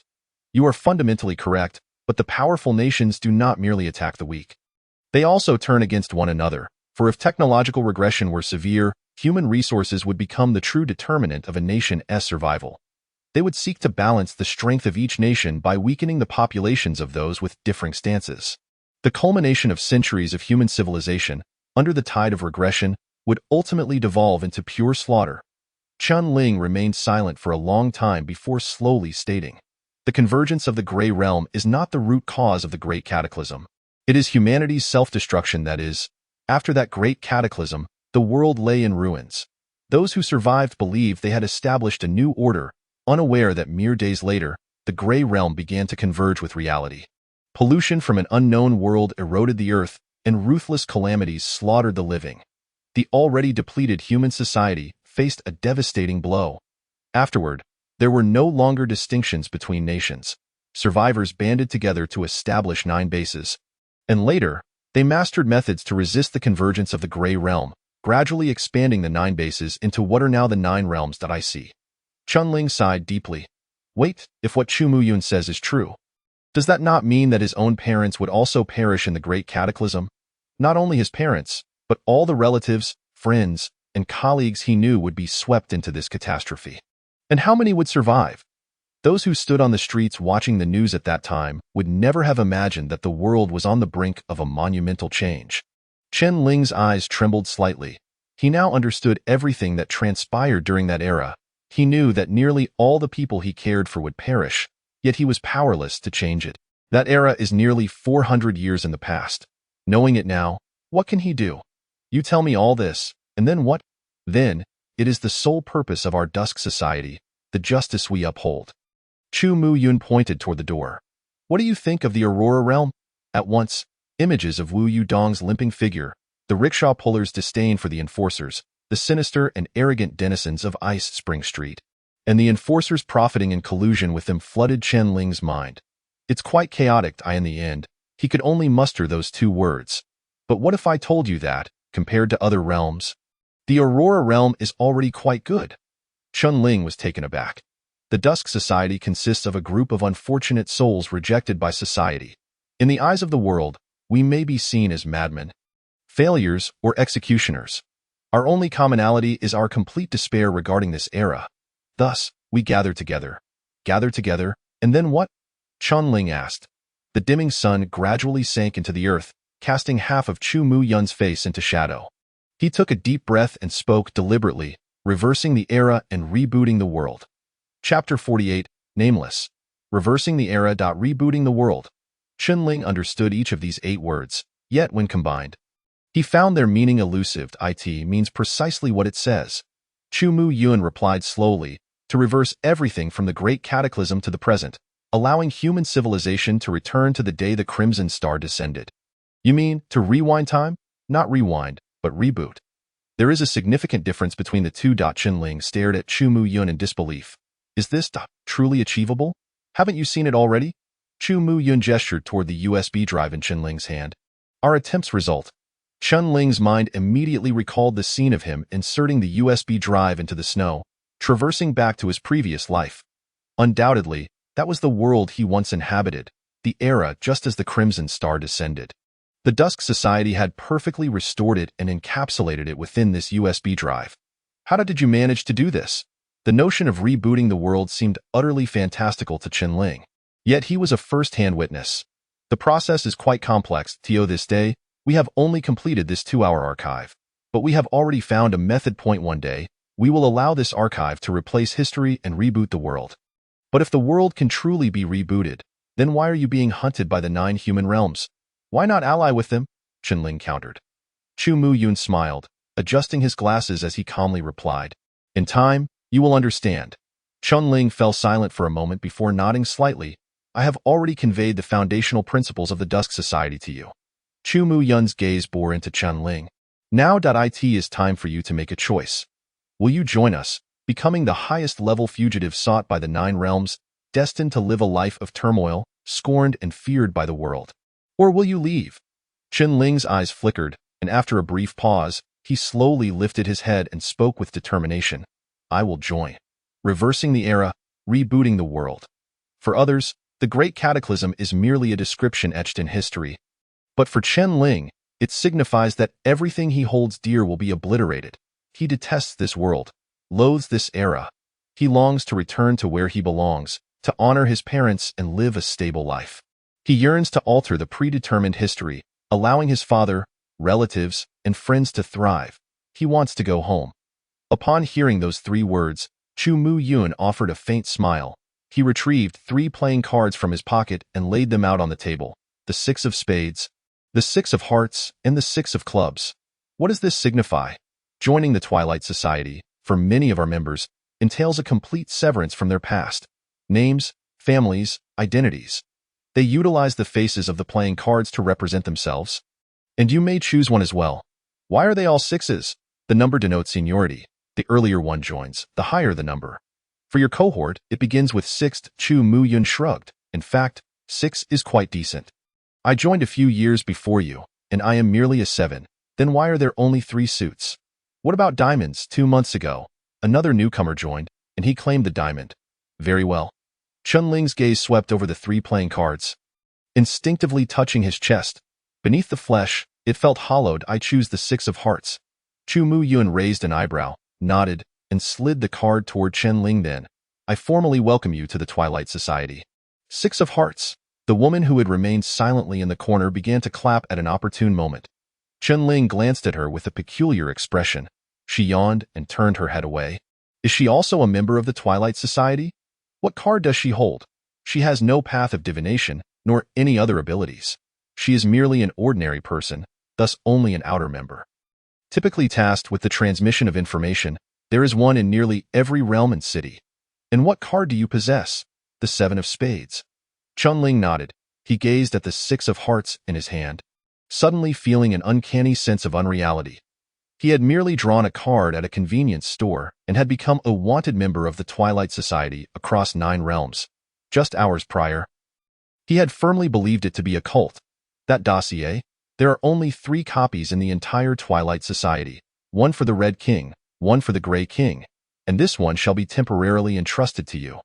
However, it can only be accessed once a month, lest the contents be damaged. What should I do next? Qianling inquired. Where do I report, complete formalities, and where will I reside? Chu Muyun shook his head in silence. The Twilight Society is a club, and it maintains a rather lax attitude towards the personal conduct of its members. You may do as you please, as long as you fulfill your tasks promptly and maintain your disguise, ensuring that you remain undetected by the human realm.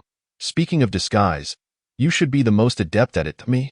Did you not embark upon the path of the divine actor? Assuming various roles should be your forte. Chu Muyun stated matter-of-factly. Moreover, your skills appear to be even more extraordinary than those of a typical divine actor. The path of the divine actor. Skills. Qianling seemed to recall something, his fingertips grazing his chin, and with a thought, he tore his entire face away. In the astonished gaze of the woman, 2 identical Chu Muyuns sat facing each other.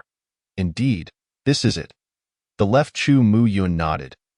Upon stepping onto the divine path, with each advancement, one automatically acquires a corresponding skill, which varies based on the chosen path.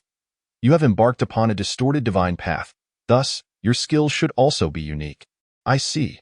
The right Chu Muyun looked down at his own body, noticing that even his attire and voice had changed.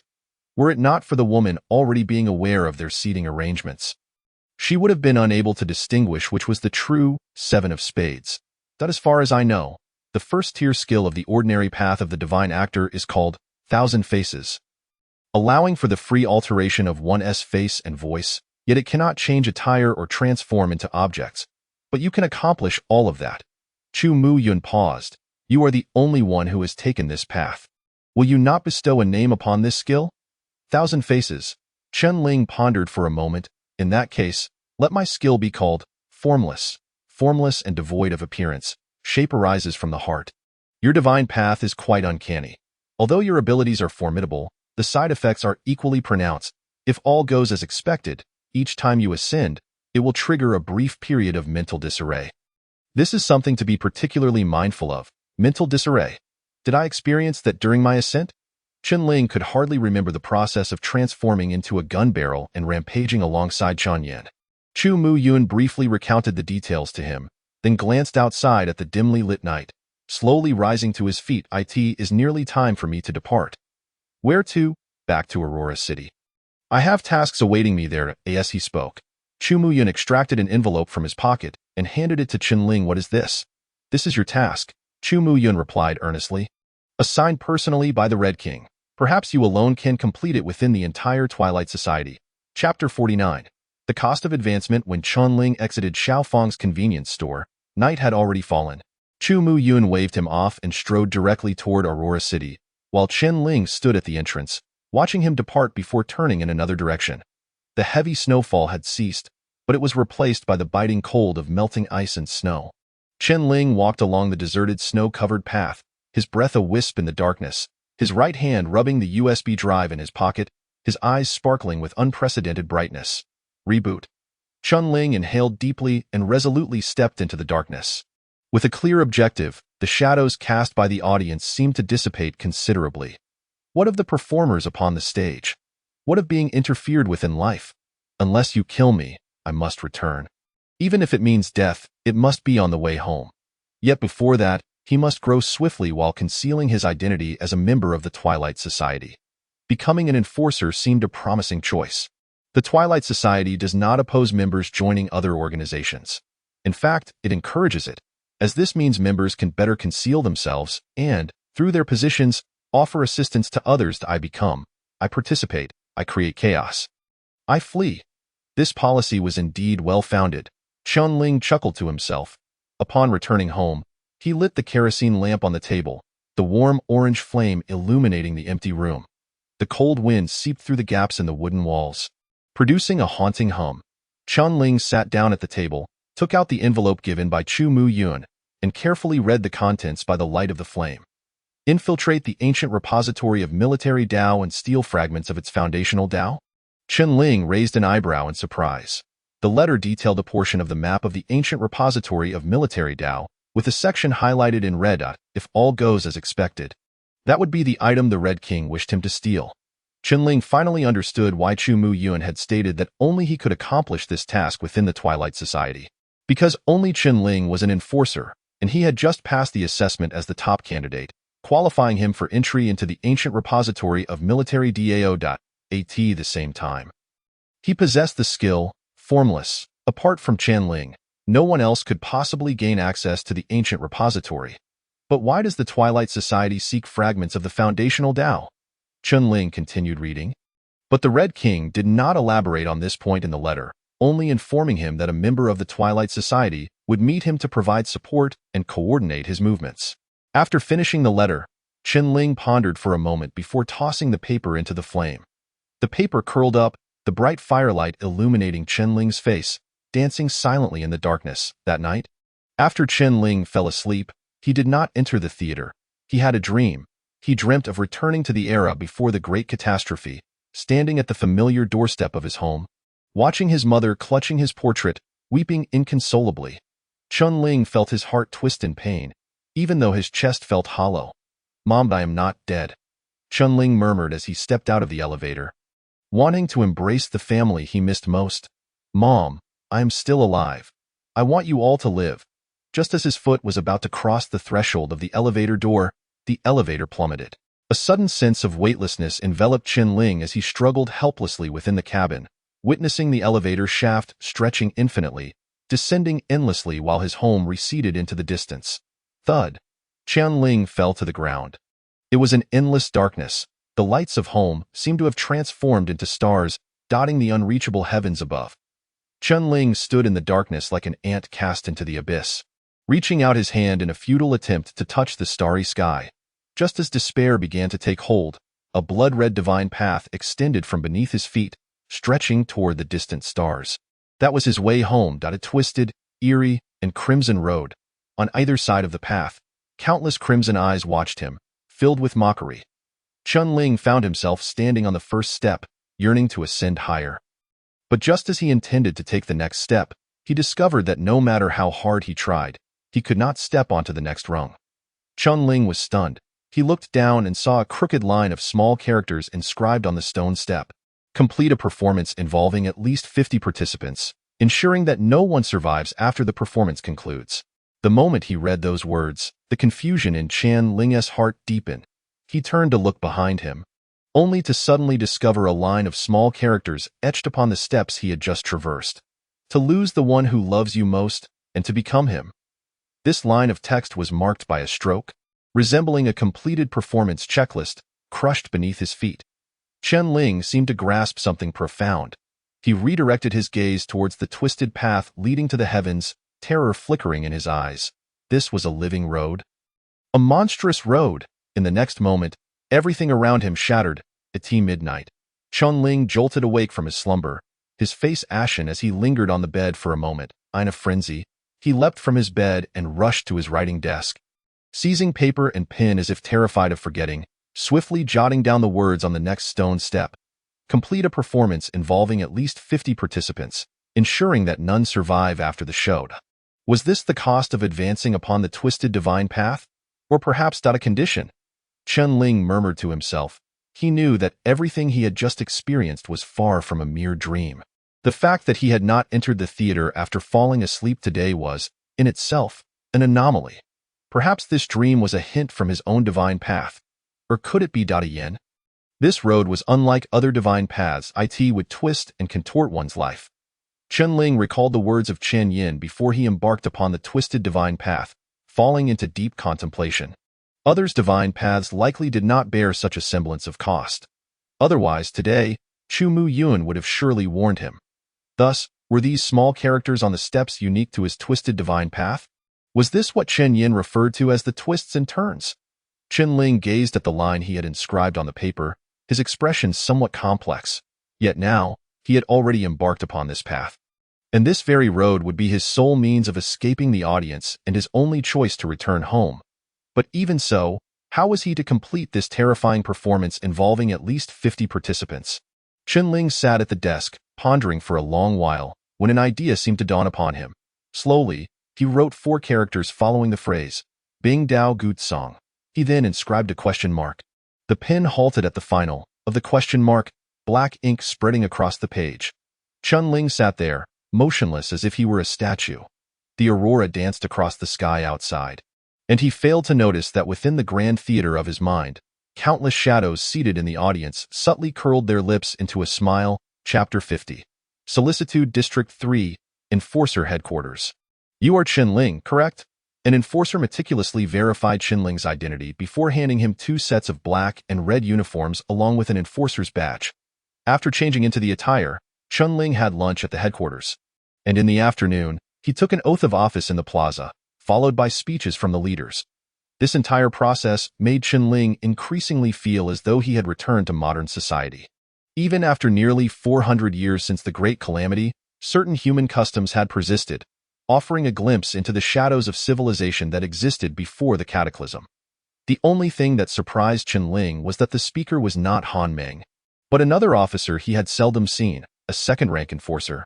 Where was Commander Han Meng? Why wasn't he the one speaking? Nearby, another enforcer voiced a question. Don't you know? I heard that the enforcers in District 3 revolted a couple of days ago. It was that Ma Zhong, who conspired with 2 other enforcers against Commander Han Meng, only to be brutally countered. Really? Is that true? Of course it is. Its said that night, Commander Han Meng was furious and executed Ma Zhong and the others on the spot before any formal documents were issued in Aurora City, also taking down over 50 enforcers with whom they had connections. Didn't you notice that a significant number of enforcers are missing today? Wow, to kill so many in one go. Isn't that crippling the enforcers of District 3? Is Commander Han Meng really that ruthless? Now, there are only 2 enforcers left in District 3.1 is Commander Han Meng, and the other is this officer, Shi Renjie on stage. This Shi Renjie was personally promoted by Commander Han Meng. Though he is merely a second rank, his background is quite clean. However, I've heard that because Commander Han Meng acted without timely reporting and took matters into his own hands, Aurora City is quite displeased. He might be dealt with soon, so that's why he hasn't appeared. Alas, what a pity. Upon overhearing the conversation, Chen-Ling raised his eyebrows slightly. He suddenly recalled the moment yesterday afternoon when Han Meng had been in his home. And after a lengthy silence, had uttered, "Whether you believe me or not, I have always fulfilled my duties. If you truly feel that this world lacks justice, then perhaps you should become it yourself." Previously, Chu Mu-Yun's evaluation of Han Meng also mentioned his sense of justice. It seemed that Han Meng indeed possessed something substantial. After Shi Renjie concluded his speech, he began assigning tasks to the newcomers, as well as designating the streets each would be responsible for patrolling. As the only enforcer from Han Shuang Street this year, Chen-Ling was naturally assigned to that very street. After Han Meng purged the enforcers of District 3, the internal environment had indeed become much cleaner. As Chen-Ling contemplated this, he exited the headquarters and made his way directly to Han Shuang Street. On his first day as an enforcer, he was required to patrol his designated area, allowing the residents to become familiar with him, serving as a form of proclamation of authority, a regulation within the enforcer S ranks. Since donning this uniform and stepping out of the enforcer headquarters, passers-by had all taken care to avoid him, not even daring to meet his gaze. "Commander, would you like a peach?" An elderly voice called out from the side. Chen-Ling turned to see a frail old woman pushing a wooden cart piled high with peaches. Her voice raspy. "No, thank you." Chen-Ling waved his hand in refusal. "Commander, do give it a try. I brought these over from District 4 this morning. The peaches are both good and cheap." She grasped Chen-Ling's collar. Her murky eyes filled with pleading. Following her form, he noticed a baby swaddled in the fruit cart, trembling as the cold wind brushed against the earth. "Just have a taste. If you don't like it, it's free."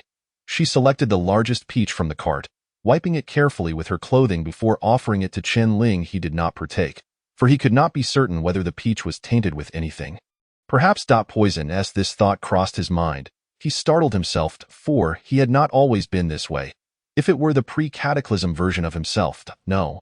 Even yesterday's self would have surely lent a helping hand, even if only to buy a few peaches as a gesture of kindness that had been his mercy and steadfastness. Yet now, it seemed these qualities were gradually fading. After exchanging glances with the old woman for a moment, he finally spoke. "How much for these peaches?" "1 copper coin per pound." "Then I'll take 2 pounds. With an impassive expression, Chen-Ling retrieved 2 copper coins from his pocket and handed them to her. The old woman, upon receiving the coins, immediately bowed to Chen-Ling several times, murmuring her thanks, before selecting several of the largest peaches and placing them in a bag. That moment, Chen-Ling suddenly remarked, "That child has a fever. Take him to get some medicine." Possessing the secret eye, Chen-Ling had immediately discerned that the baby on the cart was in a troubling state and felt compelled to speak up. The old woman paused, her eyes reflecting a mix of struggle and guilt as she gazed at the infant. Yet she said nothing, silently selecting 2 more peaches for Chen-Ling. She did not weigh them. But even with the naked eye, Chen-Ling could tell that these 2 bags of peaches far exceeded 2 pounds.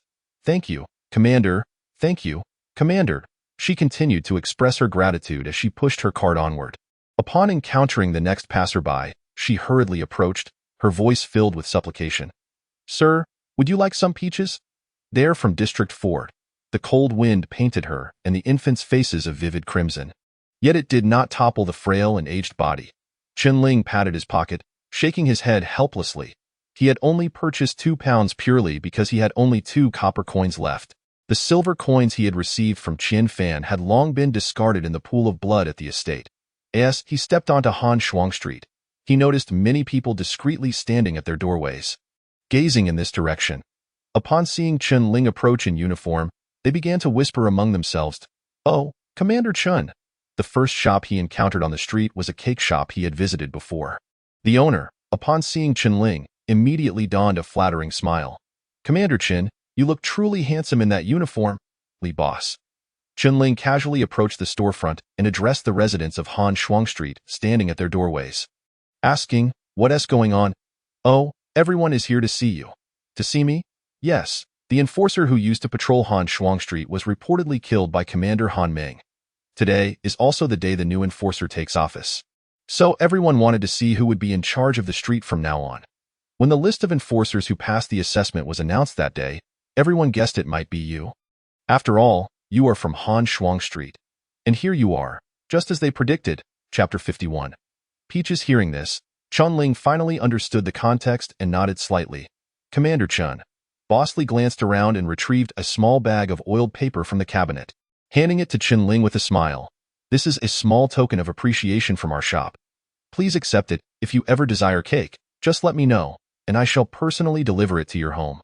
Chunling narrowed his eyes slightly and opened the oiled paper, revealing 2 silver coins still tinged with the scent of cream. His brow instantly furrowed. Noticing Chunling's frown, the observant Boss Li felt a pang of unease and hastily spoke up. "Chief Chin, this month has been plagued by torrential rains and heavy snow, coupled with calamities, and my shop has hardly made a profit. Next month, I assure you, things will improve." Gazing at the 2 silver coins in his hand, Chunling seemed to understand that the residents of Frosty Street had been whispering among themselves just moments ago. As he was about to speak, several figures emerged from nearby shops. "Chief Chin? I am from the tailor shop across the street. Just call me Xiao Su." "Chief Chin, do you remember me? I repaired the pipes at your home previously. My hardware store is right next door. And this is a small token for me. Oh, Chief Chin, you are truly handsome. Do come by our shop sometime. We have many lovely young ladies." It appeared that upon seeing Boss Li's initiative, the other shopkeepers quickly followed suit. All beaming with smiles, presenting oiled paper packets filled with silver coins to Chunling. Judging by their weights, it seemed they had conspired beforehand, as each shop had contributed precisely 2 coins. Except for a middle-aged woman who insisted on inviting Chunling to her shop. She stuffed 5 coins into his hands and offered him a knowing glance. In just a matter of seconds, the silver coins in Chunling's possession had swelled to nearly 20, if converted to pre-cataclysm currency. That amounted to 5,000 yuan, and this was merely the beginning of his stroll down the street. In that moment, Chunling suddenly comprehended why an officer like Ma Zhong could afford such lavish housing in District 2. If an ordinary enforcer could leverage his position to garner such clear-cut benefits, how astonishing would the earnings of Ma Zhong, the all-powerful enforcer of District 3, be? Moreover, his enterprises delved into the shadowy realm of Ice Spring Street. From the residents' reactions on Frosty Street, it appeared such dealings were rather commonplace in the Aurora domain. "I'm sorry, I cannot accept." Chunling shook his head. Hearing these 5 words, the faces of the crowd turned pale, and they exchanged cautious glances before cautiously speaking up. What do you mean?" I simply won't accept." Chunling placed the coins on the cake counter and stepped away, continuing his walk down Frosty Street. The expressions of the shopkeepers grew increasingly grim. They gritted their teeth and pulled out more silver coins from their pockets, stuffing them into their oiled papers before hurriedly chasing after him. "Chief Chin, our revenue this month has indeed been dismal. Please show us some mercy and let us off for this month." "Yes, Chief Chin. We are all neighbors on this street. Please, give us some leeway. If you don't accept this money, we feel unsettled. What if other enforcers come by? We have no protection." The voices of the group grew increasingly hushed, yet Chunling's understanding deepened. They were offering not merely funds but a form of protection money. They wished to continue operating in District 3, and without a shield, they felt vulnerable. If he refused their money, their unease would only heighten. They believed Chunling's refusal stemmed from the sum being too meager. To accept or not accept? Chunling narrowed his eyes. A thought suddenly surged in his mind. "Are you testing my resolve as an officer?" He spoke coldly. At that moment, the other shopkeepers were left dumbfounded. How much do you want?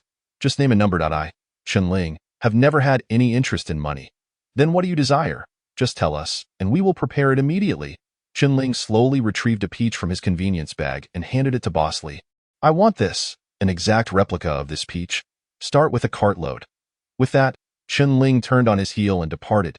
If these shopkeepers were astute, they would inquire where the peach could be purchased. Easily locating the old woman from the neighboring street who sold peaches in this way, they would pay her while securing peaches for themselves, finding solace in the transaction. Yes, This plan is flawless, Chun Ling mused.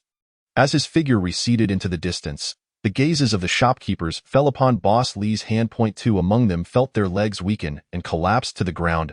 Gee, he said we should deliver this kind of peach? The hardware store owner, a towering figure at 6 feet tall, was now trembling, his lips turning blued. He calls this a peach. At that moment, within Boss Lee's grasp lay a freshly severed human heart, slowly ceasing its rhythmic pulse. Audience expectation level 2. Upon seeing these words appear in the snow, Chun Ling was momentarily taken aback. Why had the audience's expectation level risen inexplicably, furrowing his brow? He replayed his recent actions in his mind, yet could not identify the source of this increase in anticipation. Could it be that the audience was stirring things up again? Chun Ling pondered skeptically as he ventured deeper into Frosty Street, where more shopkeepers approached, eager to cultivate a favorable relationship. Chun Ling promptly handed out the peaches from his bag, informing them that he would only accept those before turning to leave. The effect of distributing peaches seemed to surpass Chun Ling's expectations.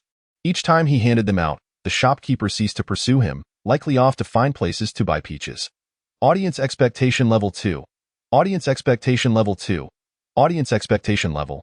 As the anticipation levels continued to climb, Chun Ling's brow knitted tighter. He sensed something amiss and glanced down at the remaining peach in his bead. He lay there, smooth and plump, exuding a fragrant aroma. Chun Ling picked it up and examined it closely for some time, finding no fault with it, and thus cautiously took a bite. Sweet? Meanwhile, across the street, a household was peering through their window at Chun Ling, and the lady of the house fainted on the spot. Utterly terrified, Chun Ling finished the peach in a few bites, and having traversed most of Frosty Street, he noted that it was getting late and headed straight toward his own alley. Upon reaching his doorstep, he noticed that the Zhao family breakfast shop diagonally across had pulled down its metal shutters, which struck him as odd. Ordinarily, even if Uncle Zhao were not operating, he would still keep the door open to prepare ingredients for the next day. Chun Ling thought little of it, returning home to change out of his black and red uniform and sitting on the porch. After an indeterminate amount of time, he gazed at the empty street, lost in contemplation. Why had no one come to deliver peaches yet? Chapter 52. The Demon Enforcer. At that moment, within a certain shop on Frosty Street, dozens of shopkeepers gathered, each wearing furrowed brows as if the world were on the brink of collapse. Did he truly demand an exact replica of the peach? One shopkeeper ventured cautiously. Indeed, he said the same to me. When he handed over that heart, it was still dripping blood. I nearly fainted from fright. Another added, but where are we supposed to procure a human heart? He can't possibly expect us to engage in live sacrifices, can he? This is truly bizarre. The previous enforcer, while tyrannical, could at least be appeased with money. But this Chun Ling, what does he want with a human heart? Today, a neighbor told me they witnessed Chun Ling walking down the street, devouring a heart in a few bites. This. All eyes widened in terror. Vivid images of Chun Ling grinning as he tore into a heart flooding their minds. The temperature in the room plummeted. Gulp. Someone swallowed nervously. The more timid shopkeepers trembled in fear. Does he not enjoy eating human hearts? Isn't that the work of a demon from the tales? If he doesn't enjoy it, why carry around such a large bag of hearts? So, where does he acquire these hearts? Wait, you all are sounding increasingly absurd. Uncle Zhao, who had been quietly observing from the corner, finally interjected. I know Ling well. I watched him grow up. He has a good ki. He can't be as sinister as you say. Can it? It's impossible. There are too many witnesses. Should we report this to the enforcers? Are you mad? Report it to the enforcers? Chun Ling is an enforcer himself. Do you want him to rip out your heart in the street? The shopkeeper who suggested reporting shuddered and fell silent. So what should we do next? We can't possibly provide him with human hearts, can we? As the group exchanged anxious opinions, the atmosphere thickened with panic and confusion. Until finally, no one dared to speak, each lowering their heads in contemplation, seemingly weighing the option of fleeing. But even if they left, where could they go? Could they afford homes in other streets? How about this? One of the older shopkeepers finally spoke up, offering human hearts is definitely out of the question. Xiao, you run a slaughterhouse, right? Why not bring him a few pig and chicken hearts to see how he reacts? Pig and chicken hearts, will that suffice? I'm afraid there's nothing we can do. The kind of peach he wants is simply unattainable for us. Let's assess the situation first. In any case, everyone must be exceedingly cautious not to provoke him. I have a foreboding sense that he is far more ruthless than any enforcer we have encountered before. Understood. Chunling waited until dusk, yet the coveted peaches never arrived. What could possibly have gone wrong? Does it really take this long to procure a few peaches? Chunling was perplexed. Just as he was about to rise, close the door, and retreat to his room, a figure approached his doorstep. Upon recognizing the person's visage, Chunling's eyes narrowed slightly. Director Han Meng? What brings you here again, today? Han Meng was not clad in his usual black trench coat adorned with 4 symbols, but rather in casual attire. Perhaps it was this change that made Chunling feel no sense of oppression from him, as if the individual before him were merely an ordinary youth. I have come to deliver some documents. Your application for the quota to the Bingdao Ancient Repository has been approved, Han Meng calmly stated, holding a piece of paper between his fingers. What's this? Aren't you going to invite me in for a seat? Chunling hesitated for a moment, but ultimately stepped aside to grant him passage. Had it been before, Chunling would never have allowed Han Meng into his home. But after hearing certain things today at headquarters, his impressions of Han Meng had shifted.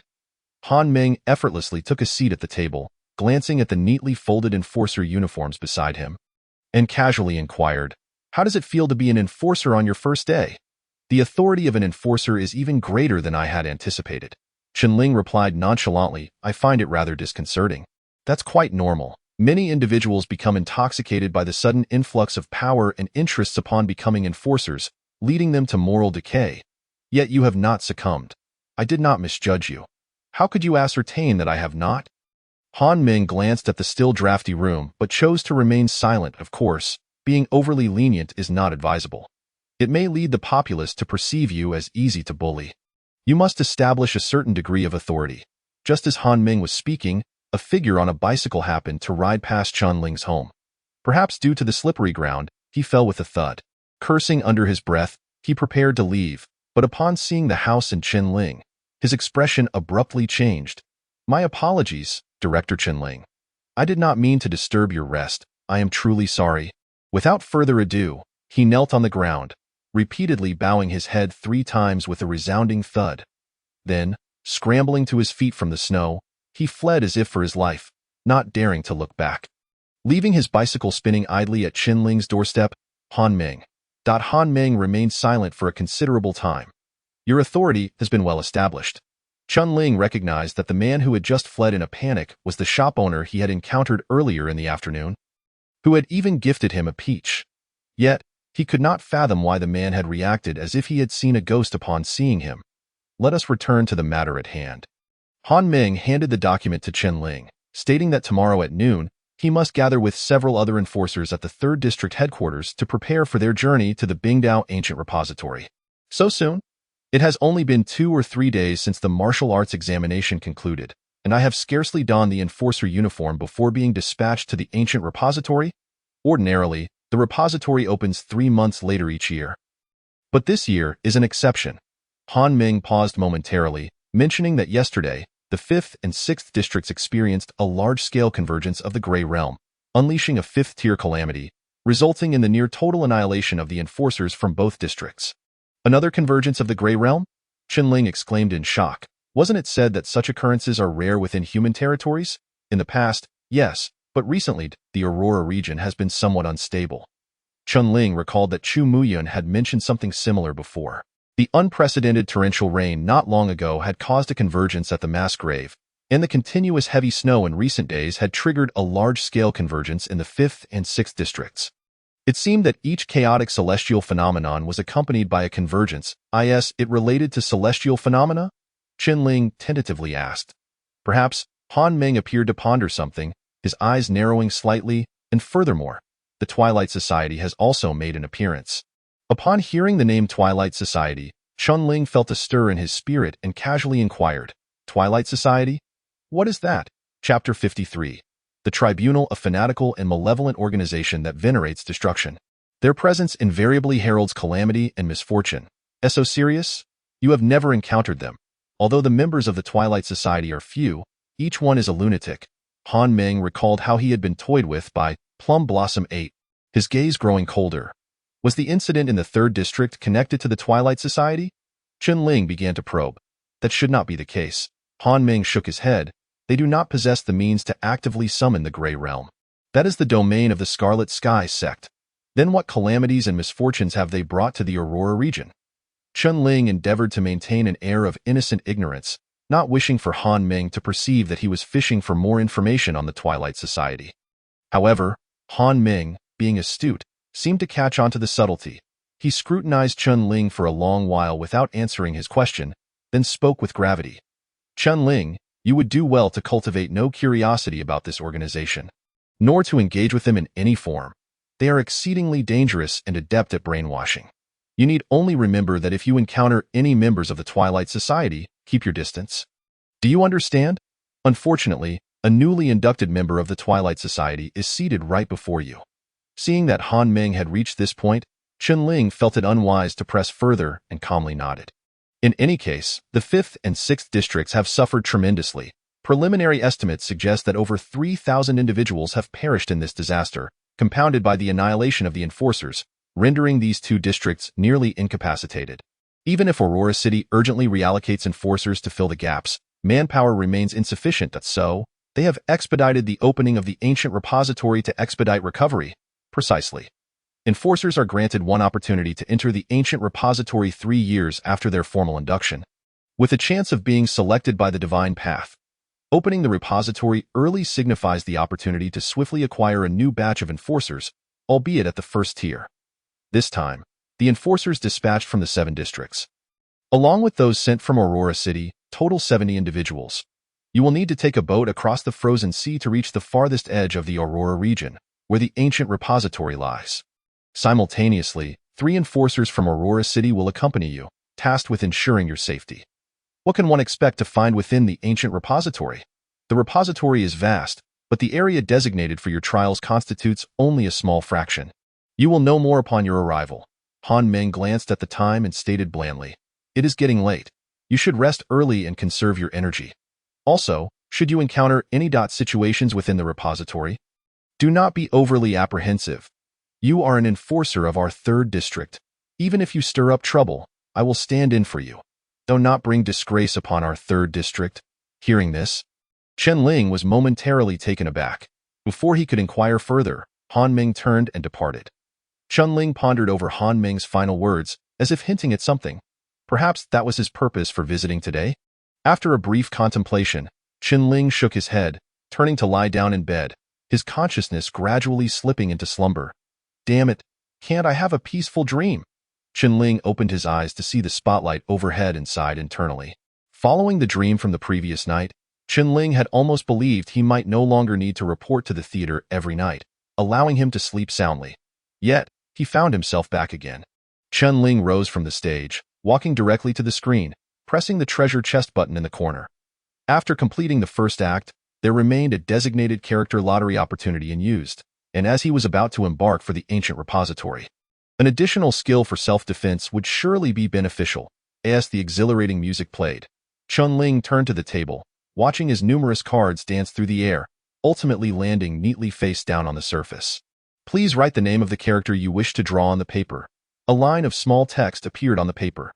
Chen Ling held the blank sheet, hesitating for a moment before ultimately inscribing 2 characters, Han Ming.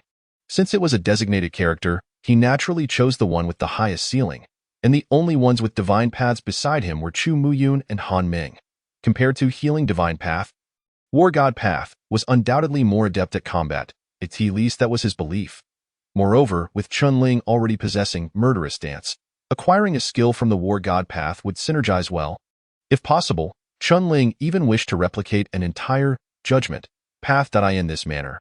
He could claim mastery over both the Drama Divine Path and the War God Path. As the name Han Ming appeared on the paper, all the cards on the table vanished, leaving only 12 cards lined up in a row. These represented all the skills possessed by Han Ming, with 1 card grayed out and unavailable for selection. According to Chen Ling's knowledge, Han Ming was a 4-symbol enforcer, corresponding to the 4th tier of the War God Path. Among these 12 cards, only 4 were blue divine skill cards. The rest were likely ordinary skills like culinary tracking. As for the unselectable card, it was presumably the Murderous Dance that Chen Ling already possessed. The probability of 3 out of 11. No. The screen indicated that, based on the total audience expectation from the previous play, there would be some enhancements. Chun-Ling rubbed his hands, hesitating for a moment before ultimately selecting one of the cards. Skill. Judgment Court, Affiliation. War God Path, Judgment, Path, 4th level. Character. Han Ming. Here it comes. Upon seeing this skill, a vivid image surged in Chun-Ling's mind of that day when Han Ming faced the red paper monster, shattering its body with 3 shots, if all goes as expected. This is indeed one of the core skills of the Judgment Path. As Chun-Ling absorbed the card, all information regarding this skill flooded his mind. Unlike Slaughter Dance, this was a domain-type skill, which would consume the user's mental energy upon activation. Speaking of which, whether it was Formless or Secret Eye, Chun-Ling had felt no burden while using them. However, Slaughter Dance left him utterly fatigued after merely a few seconds of use. Skills from the 1st to 3rd levels were based on physical attributes, while those from the 4th level onward required the consumption of mental energy. Chun-Ling pondered. He wondered if his current 1st level mental energy would suffice to wield Judgment Court even once. Chapter 54K 18 After awakening, Chun-Ling glanced at the time. It was as expected. He walked on foot to the headquarters of the enforcers in Zone 3. As soon as he entered, he spotted a familiar figure approaching. Chun-Ling, you finally arrived. Jiang Qin checked the roster and confirmed. Now we are all here. Chun-Ling still remembered Jiang Qin, the enforcer. It was that night when the red paper monster destroyed the room. And Jiang Qin was the one who asked him questions, mentioning that he could always reach out to him if needed. He was among the few enforcers who left a good impression on Chun-Ling. Chun-Ling scanned the area beside him. Apart from himself and Jiang Qin, there were only 2 others, both from the same group undergoing the martial examination, thus somewhat familiar. Commander Jiang, will just the 4 of us be going this time? Chun-Ling inquired. The other 2 reserve candidates were the top 3 from this session's enforcer examination. According to Han Ming's agreement, they naturally qualified to enter the ancient warpath, but logically speaking, there should be other veteran enforcers from the 3-year term going as well. Indeed, just us 4, Jiang Qin shrugged. Originally, there were 5 or 6 of my peers going along, but a few days ago, their collusion with Ma Zhong was exposed, and they were all eliminated by Menggu. Chun-Ling replied. The situation in our Zone 3 is already quite good. Just look at Zones 5 and 6. The enforcers there are either dead or crippled, and collectively they hardly have 5 people left. Jiang Qin remained optimistic, putting away the personnel list as he led Chun-Ling and the others outside. Commander Jiang, how are we supposed to reach the ancient warpath? One of the enforcers from Chun-Ling's cohort asked. Chun-Ling recalled the name, which seemed to be Zhong Yaoguang. The ancient warpath was located in the frozen sea at the northern border of the Aurora domain. To get there, one could only take a boat from the port. Winter Harbor? That's quite far. Taking the train there isn't too bad. Actually got a train. Chun-Ling was taken aback. He had assumed that this era lacked such technology. However, upon reflection, if it were a steam train, it indeed wouldn't require advanced scientific development. It's just that during his time in Frost Street, he had never heard anyone mentioning riding one. Really, Chun-Ling, haven't you ever ridden one? Zhong Yaoguang's eyes lit up. If it's your first time, you'll be amazed that it's quite impressive. I haven't ridden one either, the other silent cohort member interjected. Don't worry, this time, Menggu will cover the ticket costs. Jiang Qin smiled slightly. The 3 followed Jiang Qin until they reached the border of Zone 3, where a straight iron track extended from the snowy distance toward them, leading to a small and dilapidated platform. While it was called a platform, it was essentially just a large shelter set up on the ground with a few stone steps, beside which stood a small ticket booth with a massive 3 emblazoned on it. For the vast majority of Aurora domain residents, especially those from the 7 major zones, there was hardly any need to take a train. They could spend their entire lives within their districts without the notion of traveling to the other major zones. The development of the 7 major zones had been largely uniform, with little variation. The laying of train tracks was more for the convenience of transporting goods within Aurora City and among the 7 zones. Hence the simplicity of the platform was quite understandable. Jiang Qin approached the ticket booth, and after a while, he returned holding 4 tickets. Let us wait a moment. The train will arrive in about 10 minutes. We re just on time. This train only runs once a day, so if we miss it, that's it. The 4 gathered on the platform, and besides the ticket booth, they were the only ones braving the cold in the desolate wilderness. With the snow just beginning to melt and the platform exposed to the wind, they silently huddled their necks in, gazing eagerly at the end of the tracks, awaiting the arrival of the train that would rescue them. How about you, Chunling? Are you cold? Jiang Qin's concerned voice broke the silence. I see you're dressed lightly. Not cold. Chunling shook his head. If I were, I could get a coat from my suitcase. We still have to venture into the ancient warpath later, so don't catch a cold on the way. Without waiting for Chunling's reply, Jiang Qin crouched down and opened his hardshell suitcase. Rummaging through it, really, it's unnecessary. Chunling quickly waved his hands. I have a good constitution. I can withstand the cold. Before he could finish his refusal, Jiang Qin pulled out a deep brown coat and wrapped it around Chunling without a second thought. This time, I am the team leader from Zone 3, so just listen to me. Jiang Qin patted his shoulder. Even if you catch a cold on the way, it's fine. I brought 4 doses of cold medicine with me. That should be enough. Thank you. Chunling, enveloped in the thick wind-proof coat, found himself at a loss for words, and no need for thanks. Jiang Qin stood beside him, hesitating for a moment before speaking again. Chunling, some things aren't quite as you perceive them. Menggu is a good person. He just has a tough exterior and lacks warmth during work. He doesn't bother to explain misunderstandings. Jiang Qin continued. I had already noticed the activities of Ma Zhong and the other enforcers from Zone 3, but we lacked evidence. Moreover, Ma Zhong has backing in Aurora City. Without evidence, Menggu could not act against him. Regarding your brother, we are truly, truly sorry. Jiang Qin looked at him sincerely, his gaze devoid of any impurities. Chunling hadn't expected him to say this suddenly, and he fell silent in the cold wind. I had my suspicions. If Ma Zhong had no backing, he wouldn't be able to develop his black market operations so recklessly in Zones 2 and 3, and Han Ming was merely an enforcer ostracized by Aurora City. Attempting to bring down the powerful Ma Zhong faction was no simple task. This time, it was Ma Zhong who sought his own demise, attempting to assassinate Menggu, which provided the opportunity to uproot them. Yet even so, Menggu still faced repercussions from Aurora City. Jiang Qin sighed deeply. You know, had it not been for the large-scale convergence of the Grey Realm in Zones 5 and 6, Menggu would have already been imprisoned. Right now, Aurora City is critically understaffed, which is why he hasn't been dealt with, but even then, he has been suspended. Imprisoned? Chunling frowned. Isn't he the victim? There are many in Aurora City who are displeased with Menggu. In this era, those who are overly righteous and serious seldom meet a good end.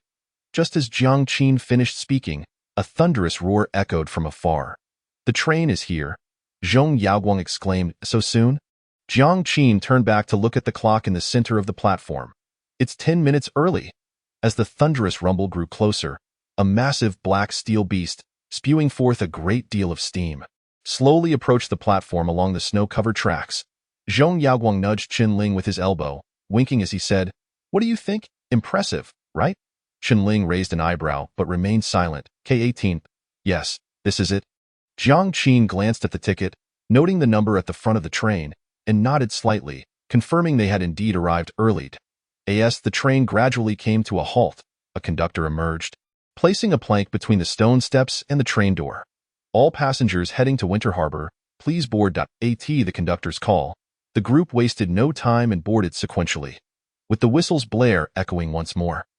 The train began to move slowly along the tracks, gradually disappearing over the snowy horizon. A few minutes later, a figure emerged from the ticket booth. He glanced at the empty platform, a slight smile forming on his lips, then dragged out a blood-stained black bag from beneath the booth's counter and walked away. Clank, clank, clank. A black iron train passed through the snow, coming to a halt at the platform. The conductor leaned out of the train, scanning the area before stating, No one at this station. Let's go. The sound of steam echoed again as the train gradually vanished at the end of the tracks, the top of the dark locomotive clearly displaying 3 large red characters, K-18. Chapter 55 The Face Thief. The 4 of them entered the carriage. This train consisted of 6 carriages, 5 of which were designated for cargo, leaving only 1 for passengers. As Chunling and his companions boarded, they noticed 4 figures dressed similarly in enforcer attire seated together. If all goes as expected, they should belong to the same group of enforcers heading to the ancient vault of Bingdao. 3. Here. Zhong Yaoguang followed the signs to find his seat and promptly sat by the window. What a pity. Had I known earlier, I would have brought some fruits or snacks to alleviate the boredom of the journey. If you wish to eat, I have some right here. Another colleague from the same batch handed over a bag of sunflower seeds. Thank you. Chunling had no interest in the seeds, for since he boarded the vehicle, he had noticed the condensation on the window forming two lines of characters. Audience expectation level, 7. Current expectation level, 36. Something feels off. Every time he observed the inexplicable rise in audience expectation, Chunling would tense up, as it often signified that something was about to happen. Chunling, aren't you going to have some? Zhong Yaoguang proactively extended the seeds towards him. Chunling narrowed his eyes slightly. This time, he did not refuse. Instead, he accepted the seeds, crushed them in his hand, and watched as they scattered onto the floor. Not poisonous. Chunling pondered. Zhong Yaoguang's eyelids twitched slightly. Chunling, even if you don't want to eat? There's no need to act like this, is there? You could just say no.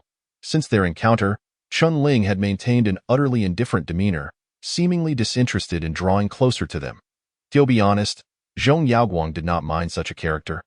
As everyone comes from different backgrounds, yet Chunling's current behavior did strike him as somewhat excessive. Be quiet. Let's have a moment of silence. At this moment, Chunling furrowed his brows, meticulously searching for the source of his unease. Entirely disinterested in engaging in banter, the expectation level had surged abruptly after they boarded the vehicle, indicating that there must be something amiss with this train. Chunling, you. All right, stop the noise. Jiang Qin timely interjected. We are all colleagues from Zone 3. There's no need to squabble over such trivial matters. Chunling is tired. Let him rest a while. Zhong Yaoguang, feeling bored, suggested, how about the three of us play some cards? Although Jiang Qin's words did not please Zhong Yaoguang, he held his tongue.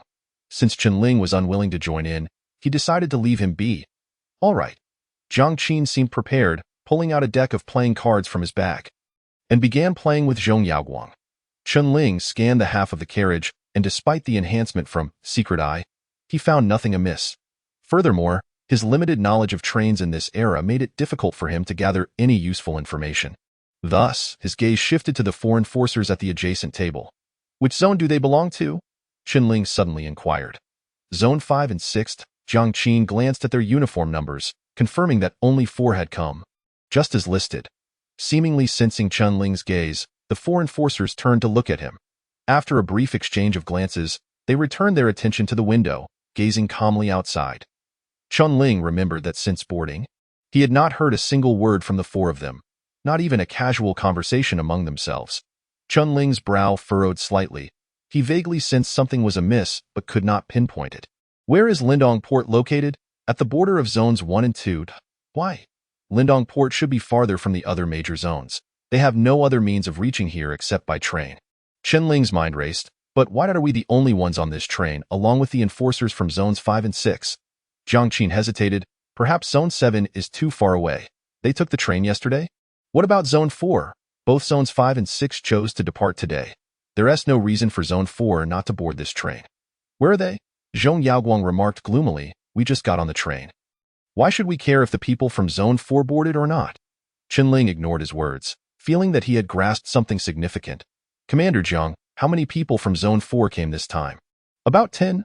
While the two conversed, Zhong Yaoguang, growing impatient waiting for the cards, propped his head with one hand and glanced outside. Huh. What's wrong? His companion beside him asked. Am I seeing things? Zhong Yaoguang rubbed his eyes and stared wide-eyed at the outside. Where are the tracks? The moment he spoke, everyone froze. Chunling quickly turned to look outside, where the swirling snow was being whipped up by the steam train's wind, and everything outside was a blinding white. Unbeknownst to them, the railway tracks had vanished without a trace. Ladies and gentlemen, please remain seated and refrain from moving about. A female attendant, carrying a black basket, approached, filled with snacks and fruits for sale. She reached into the basket with one hand and smiled as she asked, Would you like something? Zhong Yaoguang and the others were momentarily taken aback, just as they were about to speak. Chunling's voice suddenly rang out, Be careful, bang.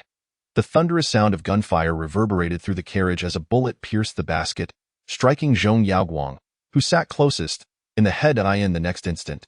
Zhong Yaoguang's bewildered head exploded, red and white matter splattering onto the colleague seated beside him, drenching him in blood. This sudden turn of events left both him and Jiang Qin dumbfounded, and immediately, the attendant pulled the trigger again, but almost simultaneously, a powerful kick struck the bottom of the basket, flipping it over. Bang. The second gunshot rang out, the bullet embedding itself into the iron shell of the train with a piercing screech. Jiang Qin, being an experienced enforcer, reacted swiftly, darting in front of the female attendant and delivering a right hook to her temple. The terrifying force sent her crashing into a nearby seat. He instinctively drew his gun from his waist, aiming at the female attendant just as another bullet was fired from afar. This time, the shots came from the 4 enforcers from Zones 5 and 6, who sat calmly in their seats, squinting at Qinling and his group with mocking eyes. The bullet pierced through Jiang Qin's palm, and with a pained scream, his handgun fell to the ground. Simultaneously, figures appeared at both entrances of the carriage. A middle-aged man in a train conductor's uniform and a male attendant, both fixating on Qinling and the others with cold smiles. Quick reflexes. Too bad. You won't be able to escape. Number 17. If you do not take action soon, that kid will bleed out. The female attendant, who had been knocked down by Jiang Qin, slowly got back up, casting a resentful glance at him before walking to Zhong Yaoguang, whose head had been blown apart, and placing her hand over his face. A grayish light flickered, and Zhong Yaoguang's facial skin and features vanished, leaving behind a blood-soaked, hollow visage staring blankly at the ceiling. In the next moment, the female attendant's features grotesquely contorted, gradually morphing into Zhong Yaoguang's likeness. She had stolen Zhong Yaoguang's face. Witnessing this scene, Jiang Qin's eyes widened in disbelief. Thief's Path. You are the arsonist? Chapter 56, Thief's Path. You guessed correctly. The conductor raised an eyebrow. Too bad. No reward for you. You dare to hijack this train? Jiang Qin questioned while scanning his surroundings with his peripheral vision. Do you even know where this train is headed? Lindong Port, to the ancient vault of Bingdao. The conductor approached the female attendant who had transformed into Zhong Yaoguang, casually tossing his white gloves into the pool of blood, chuckling, otherwise, why would we steal your faces? So your target is the ancient vault of Bingdao. Jiang Qin's mind jolted, and he abruptly picked up his handgun, firing multiple rounds at the conductor. Break the windows and run. Bang, bang, bang. The moment the gunfire erupted, Qinling drew a short knife from his sleeve, forcefully shattering the window beside him. Glass shards, along with the howling cold wind, violently surged into the carriage. Without hesitation, he leaped out. As Jiang Qin bought time, Qinling had already discerned his intention, now that they were outnumbered and both ends of the carriage were blocked. Breaking the window was their only escape route. Jiang Qin moved swiftly as well, shattering the glass beside him with a gunshot and darting out, heading in a completely opposite direction from Qinling. As for the other colleague, his mind was not as sharp. By the time he realized what was happening and intended to follow Qinling and Jiang Qin out, he was abruptly struck by a bullet that pierced through his head, causing his body to collapse lifelessly to the ground. The conductor gazed at the shattered windows on both sides with a grim expression, exchanging glances with the male attendant before calmly stating, I'll chase after that veteran enforcer. You go after the newcomer. Understood. The two figures simultaneously vanished within the carriage. Another attendant stepped forward, similarly placing a hand over the deceased colleague's face, gradually morphing into his likeness. Enforcers from Zone 3, quite intriguing. The 4 enforcers by the window spoke leisurely, unlike those 4 idiots from Zones 5 and 6, who vanished in an instant. Without even a hint of experienced IT was that newcomer who discovered the anomaly. The enforcer sitting opposite him replied, He doesn't seem simple. Number 13 won't miss. Will he? Miss? What are you joking about? Number 13 is already at the second tier of the Thief's Path. That newcomer hasn't even attained the Divine Path. How could he possibly miss? True enough. Enough chatter. Come help me clean up the bodies. This blood is splattered everywhere. It's disgusting. Amidst the swirling snow, Qinling crouched atop the train, observing the frantic figures darting into the snow like headless flies. His eyes narrowing slightly. Indeed, he did not attempt to flee at all. Although the mechanism remains a mystery, this train, capable of traversing the snow without tracks, would surely outpace anyone on flat terrain, especially under pursuit. Therefore, he chose to feign an escape through the shattered window, while secretly gripping the edge of the train beneath the window, stealthily climbing back onto the roof. The most perilous location is often the safest one. Qinling navigated along the train's top, bending low as he advanced towards the rear. With 6 carriages in total, the last one provided an absolute visual blind spot. Once the train distanced itself from the pursuers, he could silently disembark from there and make his escape. The arsonists were their aims aligned with the ancient military vault. As Chen Ling pondered his earlier encounters, he mused whether they, too, sought the path of the military deity. Although he was not well versed in the ways of the arsonists, Jiang Qin's reaction suggested that this organization comprised individuals all possessing the divine path of thieves, who sought to usurp the identities of rookie enforcers to infiltrate the military vault. A scheme strikingly similar to his own. Enforcers from Districts 5 and 6 must have been completely annihilated. Counting the crew and the train conductor, there were precisely 8 individuals. No wonder they only allowed enforcers from Districts 3, 5, and 6 to board. They had calculated their numbers meticulously. He wondered if Jiang Qin managed to escape. As Chen Ling traversed the freight carriage, he found himself quite distant from the passenger car.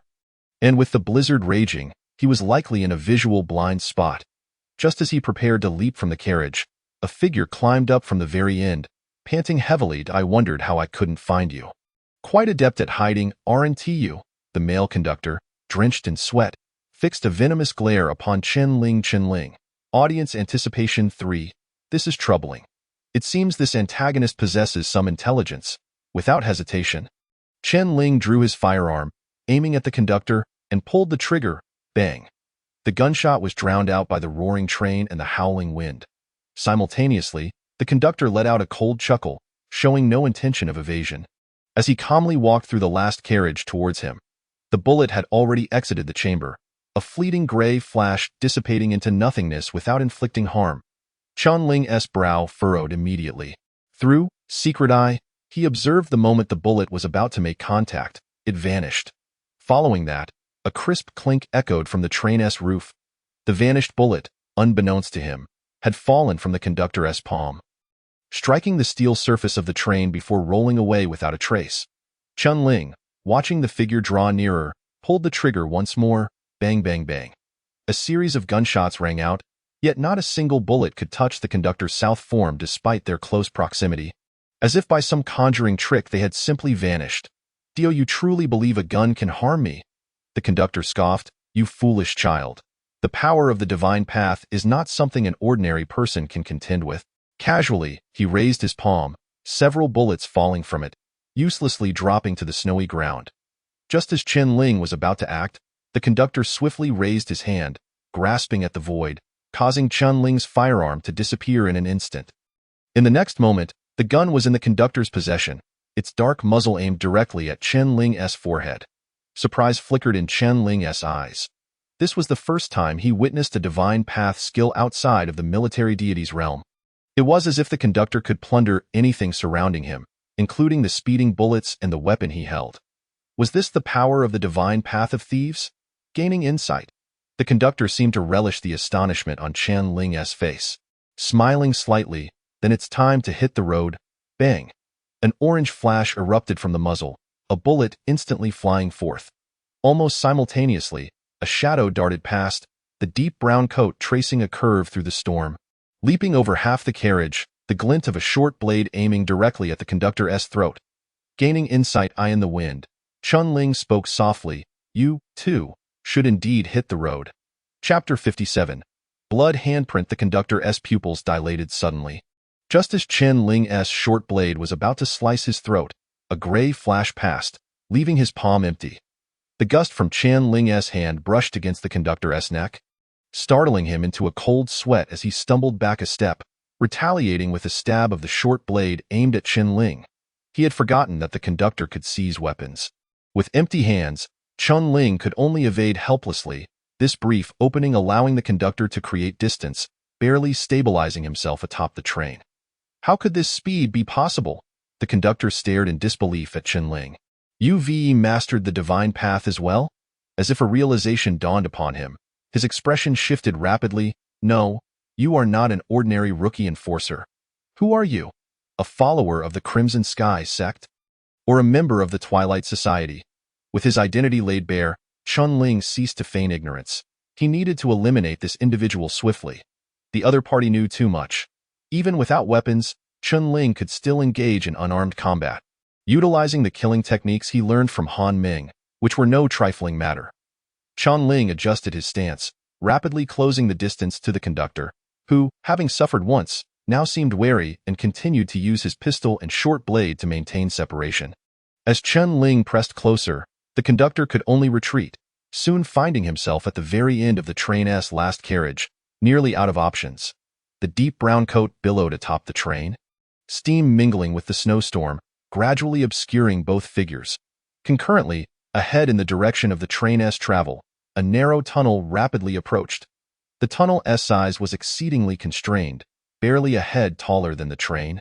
As both combatants caught sight of the swiftly colliding wall in their peripheral vision, alarm coursing through them simultaneously. Just as they were about to crash into the tunnel, Chen Ling reached for his chin and tore at it with force. A piece of skin flew into the air. Vroom! The train barreled through the tunnel like a cannonball, the compressed air emitting a deep rumble. Chaotic light and shadow blurred past, and moments later, light once again enveloped the train's roof. Where the conductor clumsily rose, damn, that was close. Just as he was about to collide with the tunnel, he had utilized his skill to seize the cargo filled with mud and sand within the freight car, causing the tarp below to collapse abruptly, allowing him to hide within and narrowly escape disaster. Steadying himself, he then spotted a blood-red cheetah, crouched just a few paces away, its crimson eyes fixated intently upon him. A cheetah! The instant he beheld this creature, his pupils constricted. He had no time to wonder why a cheetah had appeared on the train. He aimed to shoot, but at that moment, the crimson shadow darted across the train's roof. The sharp claws sliced through his wrist, causing the firearm and his wrist to tumble from the carriage, followed by the cheetah frantically tearing at his neck and face, piercing screams echoing through the storm, swiftly drowned by the roaring train. Clang, clang, clang. Time seemed to stretch indefinitely before the cheetah finally came to a halt. It stood upright. Morphing into a human silhouette, he raised his hand, gently wiping the hot blood from his cheek. Beneath the crimson, Chen Ling's calm yet frenzied visage emerged. Blood trickled from the corner of his mouth as he scooped up a handful of snow from the train's roof, rinsing his mouth briefly before spitting it out. This skilled is unexpectedly effective, he murmured to himself. This was the first time he had faced an opponent with divine path skills. Although he ultimately prevailed, the other's bizarre ability left a profound impression on him. However, he surmised that this man possessed at most second-tier strength. The first-tier skill involved the theft of objects, while the second-tier skill allowed for the theft of faces. Yet, strictly speaking, neither skill bore any offensive capability. A thief is still a thief. In terms of direct combat power, they are no match for a military deity. Chen Ling regarded the disfigured corpse, hesitating momentarily before bending down to strip it of all clothing. Then kicking the slick body beneath the train, where it was swiftly crushed to a pulp by the steel wheels. He then crumpled the conductor's uniform, casting it into a nearby ravine, where it promptly vanished from sight. Apologies, the path of the military deity cannot simply be relinquished to you. The arsonists and their target both sought the ancient military vault. Although he was merely first tier and alone, Chen Ling had no intention of conceding so easily. He planned to take a daring risk this time. The arsonists were foes, yet if wielded wisely, they might become an asset. Chen Ling cast a glance towards the passenger car, a plan surging into his mind. His eyes once again glimmering with madness. In this moment, Chen Ling could distinctly sense the twisted divine path rejoicing within him, his hollow chest beating with fervor, every cell in his body eagerly awaiting the dance of life and death. He understood that this distortion of the divine path was again altering his character. But this sensation, truly delightful. Audience anticipation 12, current anticipation 61. Which do you think will return first? Number 13 or number 8? Inside the passenger car, Zhong Yaoguang sat side by side with another fellow student, munching on sunflower seeds as they spoke. It should be number 13. After all, the enforcer leading District 3 seems quite adept at running. I think I heard gunshots earlier, over by the end of the train. Someone must have met their end. I have a feeling it's number 8. After all, number 8 is third tier, and with that skill, killing is no challenge for him. Reasonable enough. The moment when everyone was conversing, a figure clad in a deep brown coat floated gently to the doorway of the carriage, stepping into the compartment amidst the flurries of snow. It was surprisingly the early return of number 13. Zhong Yaoguang chuckled. Why did you take so long? That rascal pretended to escape, but in truth, he was hiding on the roof, causing me to run a full circle before discovering him. Exhausting. Chen Ling cursed as he casually walked to his seat. Quite clever, It's evident he was the first to notice us, responded another enforcer. Here, have some sunflower seeds.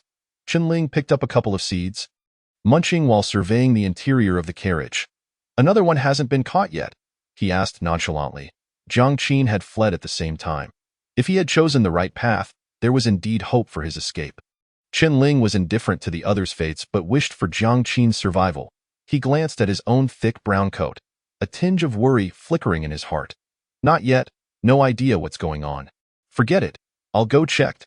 A glimmer sparkled in Qianling's eyes as he rose and headed towards the carriage door, in no need. Just then, a figure entered the compartment, slowly approaching him. Upon seeing the person, Qianling's pupils constricted slightly. It was Jiang Qin, bloodied and dragging a corpse through the carriage. Halting right before Qianling, the body he held was another Jiang Qin. Jiang Qin raised a blood-stained palm and patted Qianling's shoulder. All members have successfully stolen. Well done. With that, he brushed past Qianling. Qianling stood frozen for a long moment, his gaze dropping slightly. On his thick brown coat, a shocking crimson handprint stood out starkly. Chapter 58. The Thief Saint. The black steel beast surged through the flying snow. Inside the solitary compartment, 8 enforcers sat at their respective positions, perfectly replicating the scene when everyone boarded the train. We're nearing Winter Harbor, Number 8 remarked, glancing out the window. Speaking calmly, the first phase of our plan has been successfully completed. Next comes the most crucial step. The usurper who had taken Jiang Qin's place. No. 8 appeared to be the leader among the 8 as he spoke. The chatter of the others, who had been casually cracking sunflower seeds, fell silent. Qianling, who had been feigning sleepiness, slowly opened his eyes. In Winter Harbor. We will meet with new enforcers from other districts, along with 3 escorting enforcers from Aurora City. According to intelligence, one of these enforcers possesses 5 markings, and 2 possess 4. We are vastly outmatched in strength. We must not confront them head-on. You all receive the character profiles and backgrounds of the roles you are to impersonate before coming here. Be sure to disguise yourselves accordingly and avoid causing trouble. Understood. What if other enforcers come to provoke us? Qianling suddenly interjected. Then we must endure. Number 8 paused momentarily. This mission is of utmost importance. We cannot afford any mistakes. Upon hearing this, the other usurpers visibly bristled, yet ultimately nodded in agreement. We really need to be this cautious. Number 8? Zhong Yaoguang queried, puzzled. Wasn't it said that a thief saint would accompany us for protection? The thief saint is a 7th-tier superpower. There are only 5 of them among all usurpers. With him around, what do those enforcers amount to? Qianling felt a weight in his heart. The thief saint? 7th tier? Although Qianling did not fully comprehend the implications of the thief saint's title, he understood the significance of being in the 7th tier. It is said that the path to divinity consists of 10 tiers. So this so-called thief saint is merely 3 steps away from godhood? Thus far, the strongest divine practitioner Qianling had encountered was Han Ming, who was only at the 4th tier. The thief saint? Really? Another usurper's eyes brightened. Which one is coming? Red, yellow, blue, white, or black? White. Number 8 replied calmly. Qianling could distinctly sense the heaviness of the others' breaths. Upon hearing this name, their eyes began to gleam with excitement. Although Qianling did not fully grasp it, he quickly followed suit, a look of yearning appearing in his eyes. With him around, what do we have to fear? We can create chaos in the Martial Dao Ancient Vault, can't we? Someone among them spoke up. Create chaos in the Martial Dao Ancient Vault? What do you take the Martial God Dao for? Number 8 shot him a glance. Among the 14 divine paths of the world, the Martial Dao Ancient Vault represents the ultimate in slaughter. Do you think you can just waltz in there with a thief saint? The group fell into silence. No one in this world can forcibly breach the Martial Dao Ancient Vault. To obtain fragments of the Martial God Dao's foundation, one must navigate the trials of the divine path. Otherwise, what are we to do? If any mishaps occur before we enter the Martial Dao Ancient Vault, such as the 3 escorting enforcers encountering trouble, Aurora City will immediately seal off the Martial Dao Ancient Vault, and none of us will be able to enter. Therefore, before we enter the Ancient Vault, keep your heads down and stay discreet. Understood.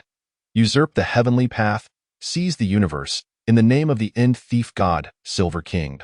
May this journey be smoothed. Number 8 stood in the center of the carriage, his right fingertip resting on his brow, speaking with reverence. At this moment, all expressions grew solemn, as if completing some form of ritualistic faith. each placing their right hand on their brow in unison in the name of the end thief god, Silver King. May this journey be smooth. The end thief god, Silver King? Chen-Ling mimicked the others while mentally noting this name. It sounded like a deity associated with the thief god Dao, akin to the usurper's belief. Seated in his position, Chen-Ling gazed out at the approaching harbor, lost in thought. Once again, it was the Aurora City enforcers. Along with the usurper thief, Saint, he wondered if the members sent from the Dusk Society to meet him could be trusted. The train came to a gradual stop in the wilderness. About 10 kilometers from Winter Harbor. This train had not been recorded, so it could not stop at the station. Number 8 located an abandoned factory warehouse to conceal it, and then they proceeded on foot. As they drew closer to Winter Harbor, the surroundings became increasingly bustling, with shops and pedestrians lining the streets. The air was finally filled with the scent of life. Hot oil cakes, tea eggs, baked sweet potatoes. Tofu pudding, fresh tofu pudding, extra, extra. The latest news from the Aurora Daily, Districts 5 and 6 have suffered severe damage post-disaster. A merger of the 2 districts may occur, turning the 7 districts of Aurora into 6. And the number 1 scandal. The 3rd young master of the Aurora City Star Chamber marries a renowned courtesan, only to discover afterward that she is his long-lost aunt. Hey little brother, bring me a copy of that newspaper about the 3rd young master marrying his aunt. Coming right up, the boy's bright voice echoed on the street, instantly drawing a crowd of passers-by to purchase newspapers. Chen-Ling noticed the other usurpers perk up, seemingly unable to resist the urge to buy a copy. Let us not complicate things. Number 8 shot them a glance. The group shrugged in disinterest. Newspapers, magazines, toys, playing cards. Care to take a look? A languid voice called from nearby. Chen-Ling turned to see a woman lounging in a dilapidated grocery stall, casually calling out while toying with a deck of playing cards on the cover of the box. Heart 6 was clearly visible. Chen-Ling felt a stir in his heart, then glanced at the group heading towards the harbor. Not stopping but lightly averting his gaze, continuing forward with them. The 8 of them crossed the street, heading straight to the harbor, where numerous figures clad in enforcers' attire had already gathered, encircling 3 trench-coated enforcers. Just as number 8 had said, on the hems of their coats, one bore 5 markings, while 2 others bore 4, clearly visible. Hello, I am Jiang Qin, the leading enforcer from District 3. Number 8 stepped forward, respectfully addressing the 3 enforcers while presenting several documents. Enforcers from District 3, District 5, and District 6 participating in the Marshall Dao Ancient Vault trial total 8. All present. One of the 4 marked enforcers scanned the group, picking up the documents and meticulously cross-referencing them. When they joined the enforcers, each had left an image at headquarters. Now, the enforcer was checking against the photographs, inquiring and comparing with keen eyes that sliced through the faces of the group. Finally, he nodded slightly, marking their names off the list. By the way, how did you all arrive? The 4 marked enforcer suddenly asked. We took yesterday's train. Number 8 replied with a slight smile. They mentioned not having been to Winter Harbor. So we came a day early to take a look. We unexpectedly ran into friends from Districts 5 and 6 on the road. Very coincidental, another enforcer from District 5 nodded. All right then, you can move around a bit. Once the people from District 4 arrive, we can board the ship. Just don't stray too far. Stay within 200 meters. Understood. Hearing this, the other usurpers exchanged cautious glances and then asked tentatively, Director Jiang, can we go by newspapers? Go ahead. The group turned and left. Chen-Ling, hands in pockets, silently followed behind them. Chapter 59. The meeting. After walking about 40 to 50 meters, Chen-Ling suddenly turned and slipped into a nearby public restroom. He had naturally seen the rendezvous information provided by the grocery stall, but Winter Harbor was not large, and under the watchful eyes of the 3 enforcers and number 8, he couldn't possibly approach the stall owner directly for a conversation. Desiring to rendezvous with the enigmatic member of the Twilight Society, he was compelled to adopt a more clandestine approach. Chen-Ling discreetly trailed a fortunate boy, and just as the lad was about to step into the stall of the lavatory, a swift chop rendered him unconscious, after which Chen hastily dragged the boy inside and secured the door. When it reopened, he had assumed the boy's appearance. Chen-Ling adjusted his slightly disheveled collar and stepped out of the restroom, striding purposefully toward the newsstand. Newspapers, magazines, toys, playing cards. Is there anything you desire? If not, I'm off duty. Hello. I wish to write a letter to my mother. Just as the woman yawned, a youthful voice suddenly chimed in. She looked down to find a pair of innocent, wide eyes gazing up at her imploringly. "Little one, my mother's heart is ill, and I wish to give her a glimmer of hope." Before the woman could respond, the boy continued, "I only have $6 left. Can I send it?" Upon hearing this, a flicker of surprise briefly crossed the woman's eyes, but she smiled and pushed paper and pen toward him, saying, "Of course, you may write it here. Thank you." The boy seized the pen and swiftly scribbled on the paper. "An infiltrator among the ranks, the thief Saint Bayi lurks in the shadows, awaiting support." Once he penned the final word, he promptly folded the paper and handed it to the woman. That moment, several enforcers rushed past him, heading toward the port. "The enforcers from District 4 have arrived." Seeing this, the boy cast a deep look at the woman before promptly making his way back to the restroom. This woman was not a member of the Twilight Society. Rather, akin to Xiao Feng's grocery store in District 3, she merely served as a conduit for information. Although he did not personally witness the member who came to assist, he was confident that the woman would relay his message. Thus, the Twilight Society would be prepared. If not to dispatch someone capable of subduing the thief Saint Bayi, at the very least, he could ensure his own safe retreat. With this thought, Chun Ling's heart settled significantly. He returned to the restroom, reverted to his original appearance, and then unhurriedly made his way to the assembly point. Meanwhile, the woman at the newsstand scanned her surroundings with vigilance, cautiously taking the paper beneath the table and slowly unfolding it only to freeze in place. On the expansive sheet, there were merely 2 crimson characters. "Go die." The woman, audience anticipation level 5. The instant Chun Ling glimpsed those words, his heart sank. The anticipation level had inexplicably surged. This could not bode well. This was the accumulated wisdom of Chun Ling over the years. He attempted to search his surroundings for any clues but found none. No assassins, no dangers. He even circled around the ship for a while, fearful that someone might secretly bore a hole into the vessel's hull. As the enforcers from District 4 arrived, 3 officers summoned the crowd to gather, boarding the ship by district. There were indeed a multitude of people from Aurora City. They occupied nearly half. Zhong Yaoguang remarked upon seeing a large group of enforcers congregated together. "Normal." Another infiltrator replied nonchalantly. "Aurora City is the heart of the Aurora domain, monopolizing 80% of the domain's resources. Initially, the 7 districts were designed to serve as the peripheral factories for Aurora City. It's rather fortunate that they are willing to grant the 7 districts such a number of quotas." Chun Ling followed their gazes and spotted a large assembly of enforcers by the ship's edge, preparing to board. There were at least 30 of them. They exchanged words among themselves, not sparing a glance at the enforcers from the 7 districts. In stark contrast, the enforcers from other districts cast envious and admiring looks their way. Just by their demeanor, one could discern the distinction between the enforcers from Aurora City and those from other districts. Their every gesture exuded an air of confidence, making the enforcers from other districts appear as though they were poorly dressed bumpkins by comparison. Among the throng of enforcers from Aurora City, 3 figures stood out particularly. They were conspicuous not because of their stature, but because they were not clad in the enforcers' black and red uniforms. One wore black attire, another donned extravagant jewels, and the last held a folding fan, languidly fanning himself in the cold wind. They stood at the forefront, and no one dared to encroach upon their space.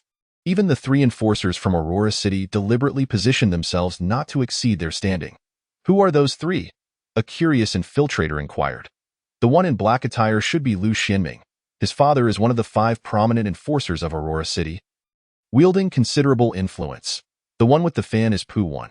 It is said that his family hails from a clan of literary gods in another domain, a clan of literary gods. Why then come to the ancient repository? I don't know, and the one adorned in jewels." Zhong Yaoguang hesitated momentarily as if realizing something. He picked up the newspaper he had just purchased and widened his eyes. No wonder he looked so familiar. He is the 3rd young master of the starry commerce, Yin Shizai. The crowd gasped in astonishment.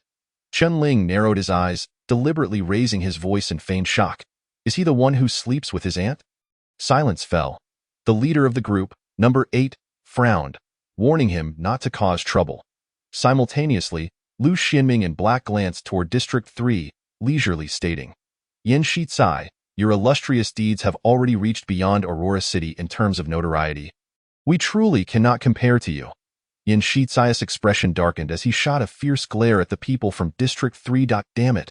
When I return, I will bankrupt the Aurora Daily. These treacherous bastards. You'd better tread carefully on the path of the war god. Otherwise, even if you do return, you will be cast out from your family. What is there to fear, with Pu Wen here? I refuse to believe I cannot tread upon the divine path. All right. Let us board the ship. As the enforcers from Aurora City boarded first, others followed suit, and compared to the numbers from other districts, the combined total of 8 from Districts 3, 5, and 6 appeared rather meager. Once the count was confirmed, an officer nodded slightly, signaling for the ship to set sail. Amidst the resounding blasts of the steam whistle, the vessel slowly navigated toward the heart of the frozen sea.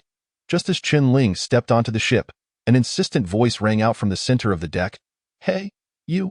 Chen Ling turned to see Yin Shizai standing there with a grim expression.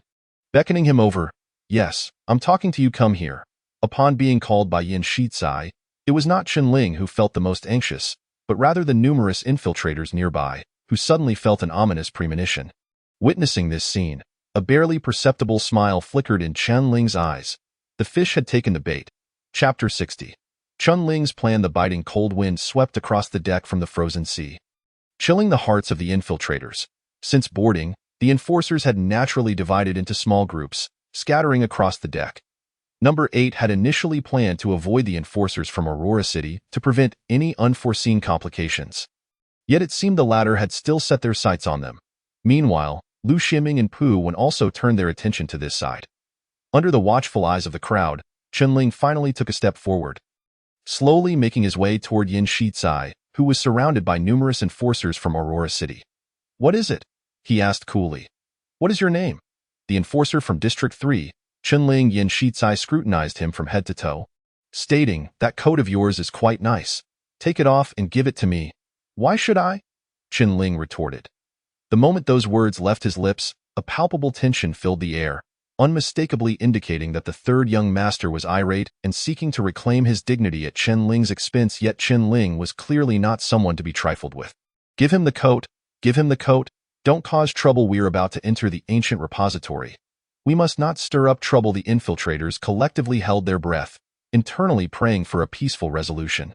Yin Shizai casually extended his hand, and an enforcer behind him promptly produced a thick stack of silver coins, handing it to him, which he flicked away nonchalantly. Clink. Dozens of silver coins cascaded onto Chen Ling, then fell to the ground like refuse. Is that enough? Yin Shizai lightly blew on his nails, casually inquiring. If it's not enough, we can add a leg of yours. How about before he could finish his sentence? The cold muzzle of a gun pressed against his forehead. Yin Shizai froze. Not enough. Chen Ling gripped the gun with one hand, his eyes narrowing into a dangerous arc. With a click, the bullet was chambered. How about we add your life to the mix? The infiltrators. Audience anticipation level 5. Current anticipation level 71. A chilling wind swept across the deck, and in the next moment, the onlookers finally snapped out of their shock. Over a dozen enforcers standing behind Yin Shizai gasped, simultaneously drawing their weapons. Countless gun barrels were aimed at Chen Ling. Should he dare to pull the trigger, he would undoubtedly be riddled with bullets. Meanwhile, Lu Ximing and Pu Wen, standing at a distance, also exhibited surprise. They hadn't considered that Chen Ling would resist. After all, not everyone is a soft target.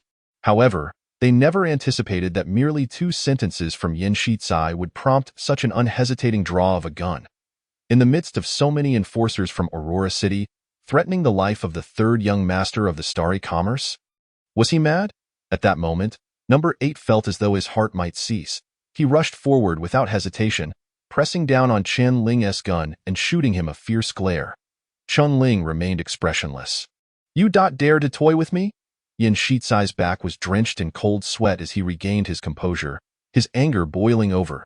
He had thought himself teetering on the brink of death, only to discover that this was merely a jest played by Chen Ling. In that instant, his life had been manipulated by Chen Ling. How dare you play tricks on me? How could you? Yin Shizai staggered to his feet, his eyes bloodshot as he furiously commanded, Kill them for me. In the next moment, the numerous enforcers surrounding Yin Shizai simultaneously drew their weapons, their gun barrels encircling Chen Ling and Number 8. A pack of rustic hounds. You dare to mock me? Yin Shizai seized the weapon from a nearby enforcer, thrusting the barrel against Chen Ling's forehead. "What do you have to oppose me? At my command, half the ship's crew would come to slay you, and you." He swung the gun towards number 8, exclaiming, "Yes, I am indeed fortunate in my birth. One word from me, and you lowly curs from the 3rd district would be sent back to your origins. Do you dare contest that?" Number 8 was utterly bewildered. He had painstakingly led a group of arsonists, stealing the identities of enforcers from 3 major districts, all to avoid trouble and blend into the ancient vault of military arts. Yet, the sudden appearance of Chen Ling had thrust them into the eye of the storm. This turn of events was something number 8 could never have anticipated. "Young master, are you truly going to fire?" A relatively calm enforcer from Aurora City cautiously inquired, witnessing Yin Shizai's almost frenzied state. "What is there to fear? I can easily eliminate 2 lowly curs." Wait. Just as Yin Shizai was about to give the order, 3 figures clad in black trench coats hurriedly approached. The 3 enforcers had been engaged in a meeting within the cabin, discussing upcoming routes, when they heard the commotion outside and rushed out to find chaos reigning. "Put down your weapons. Do you all wish to forfeit your chance to enter the ancient vault?" The 5-pattern enforcers spoke coldly. The crowd exchanged glances, silently lowering their weapons. Director Lee, "What do you mean by this?" Yin Shizai's brow furrowed, indignantly asserting, "They provoked me first. I was merely acting in self-defense." He emphasized the term self-defense. "Young Master Yin, please do not make it difficult for us. If there is a death aboard this vessel before we reach the ancient vault, we will be compelled to return and face an investigation from the Aurora City Enforcer headquarters." Upon hearing this, the fury in Yin Shizai's eyes subsided slightly. This was indeed a regulation issued by the Enforcer headquarters. Under different circumstances, he could have killed without consequence, but this ship, heading to the ancient vault, held profound significance for the Aurora realm. Nonetheless, Yin Shizai remained unwilling to relent, his gaze fixed on Chen Ling and his companion, a glint of malice flickering in his eyes.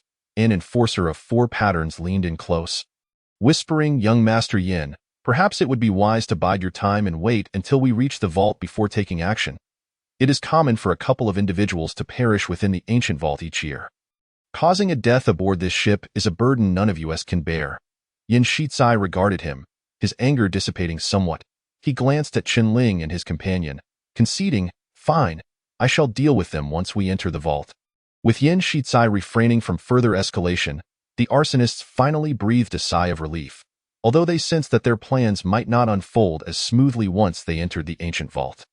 Number 8 cast a deep glance at Chen Ling, who wore a benign smile, yet for reasons unknown, a chill crept into Number 8's heart upon seeing it as the ship gradually glided across the azure sea.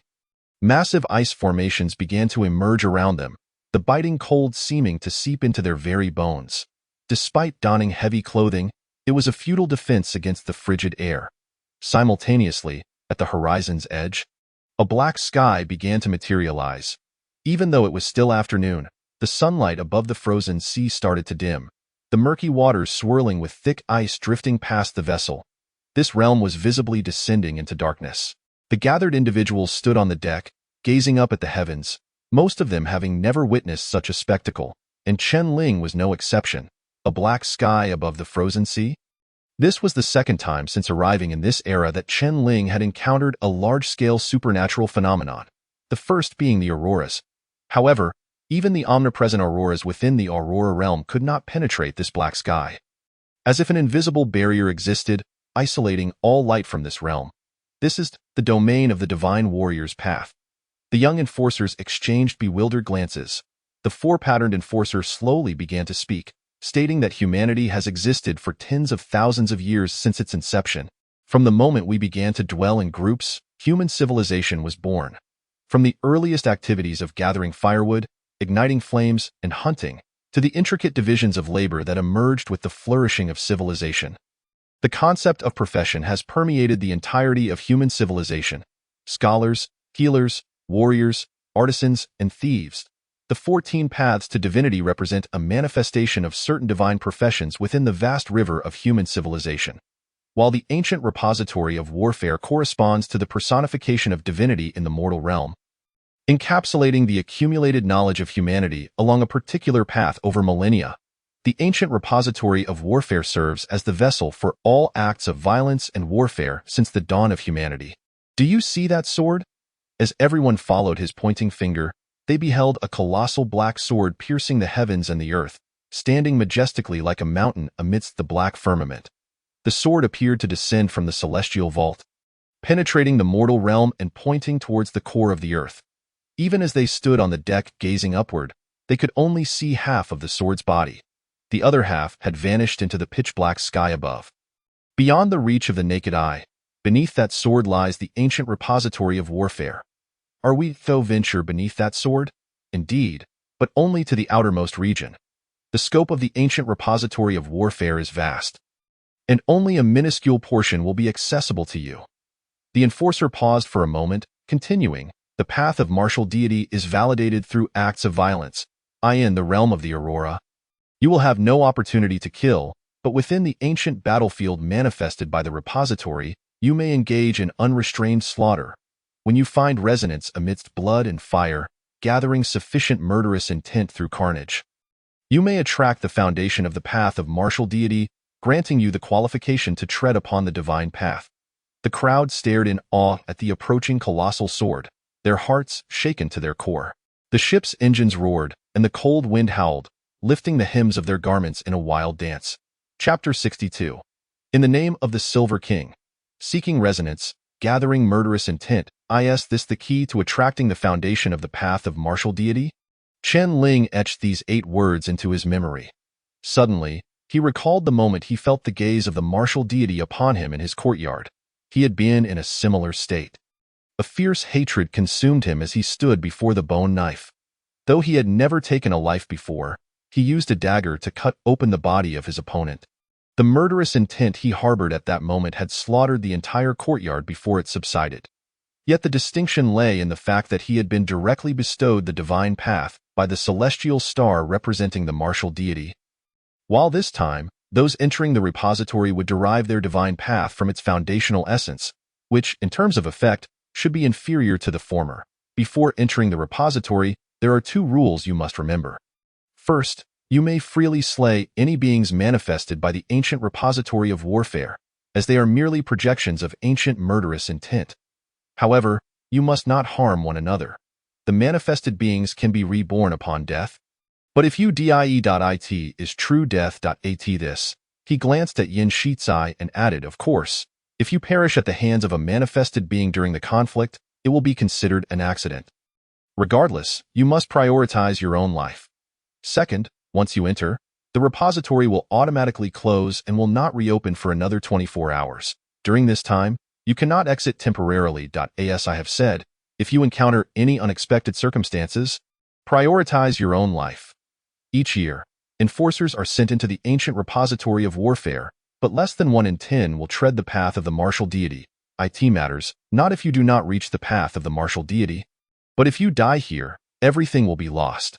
Every word from the enforcer served as a reminder to the crowd not to act too recklessly and to minimize unnecessary casualties within the repository. Meanwhile, Chen Ling felt a piercing gaze upon him. Turning around, he found Yin Shizai sneering at him amidst a throng of enforcers, while the other 7 arsonists similarly regarded him with furrowed brows, their eyes glinting with intrigue. Chen Ling chose to disregard the gazes directed at him. His deep brown coat billowed in the wind as he stood at the bow of the ship, contemplating the approaching ancient repository of warfare. Before long, the vessel arrived at the base of the colossal celestial sword, docking before an immense portal. There were no walls, no pathways. The black doors stood solitary above the frozen sea, behind which lay an endless void. We have arrived. The 4-patterned enforcer glanced at the time. Passing through that door would officially mark their entry into the ancient repository of warfare. The ship will await you here in 24 hours. The crowd exchanged glances and approached the edge of the deck, contemplating how to enter through the solitary black portal looming before the void. Just then, Lu Xianming, who had remained silent until now, suddenly stepped forward. He placed 1 foot on the railing, leapt high into the air, and then plunged into the black portal, disappearing from sight. Lu Xuanming's decisiveness startled the others, prompting more and more individuals to follow suit. Taking a deep breath, they leaped from the ship into the doorway. Chen Ling, right? Yin Shizai stood with one foot on the railing, sneering at Chen Ling. "I'll be waiting for you in the repository." With that, he too leapt down, vanishing from view. The 7 arsonists followed closely behind. As the crowd nearly finished entering, only Chen Ling remained on the deck, appearing small and insignificant beneath the colossal celestial sword. 3 enforcers clad in trench coats stood behind him, urging, "Go ahead." The 5-patterned enforcer spoke slowly, "Even if you choose to withdraw now, once you reach the shore, Yin Shizai will still find a way to kill you. His influence is far more formidable than you can imagine." They assumed Chen Ling hesitated due to fear.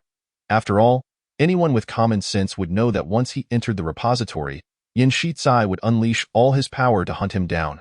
For Chen Ling, entering the repository seemed akin to walking into a death trap. After a prolonged silence, Chen Ling slowly turned his head. He smiled faintly at the 3 enforcers. "Who said I want to withdraw?" Leaning back against the railing, he gently arched backward, and his form gracefully plummeted from the ship, disappearing into the black portal. Audience anticipation 3. Current anticipation 77. Darkness enveloped Chen Ling as he fell. When he opened his eyes again, he found himself standing upon a precipice.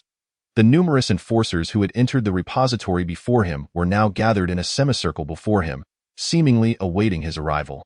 They regarded Chen Ling with expressions of pity, regret, schadenfreude, and sympathy. Anyone who had witnessed his confrontation with Yin Shizai aboard the ship understood. Chen Ling was doomed. This was the inevitable consequence of provoking Yin Shizai. Ultimately, he was merely a newly promoted enforcer from the 3rd district. How could he contend with the powerful Yin Shizai? Among them were also enforcers from other major districts, most of whom felt sympathy for Chen Ling, recognizing that had they been in his place, they would have met a similarly grim fate. Yet they could not step forward to speak on his behalf. Their only solace lay in the fact that Yin Shizai had set his sights on Chen Ling. Not them. Amidst the encirclement, Chen Ling's expression remained unchanged. He shifted his gaze to the edge of the group, where the individuals, designated as number 8 and others, stood. The arsonists exchanged glances, seemingly disinclined to intervene in Chen Ling's affairs. Lost in their thoughts. "You truly dare to enter," Yin Shizai spoke, his voice dripping with malice as he stood among the enforcers.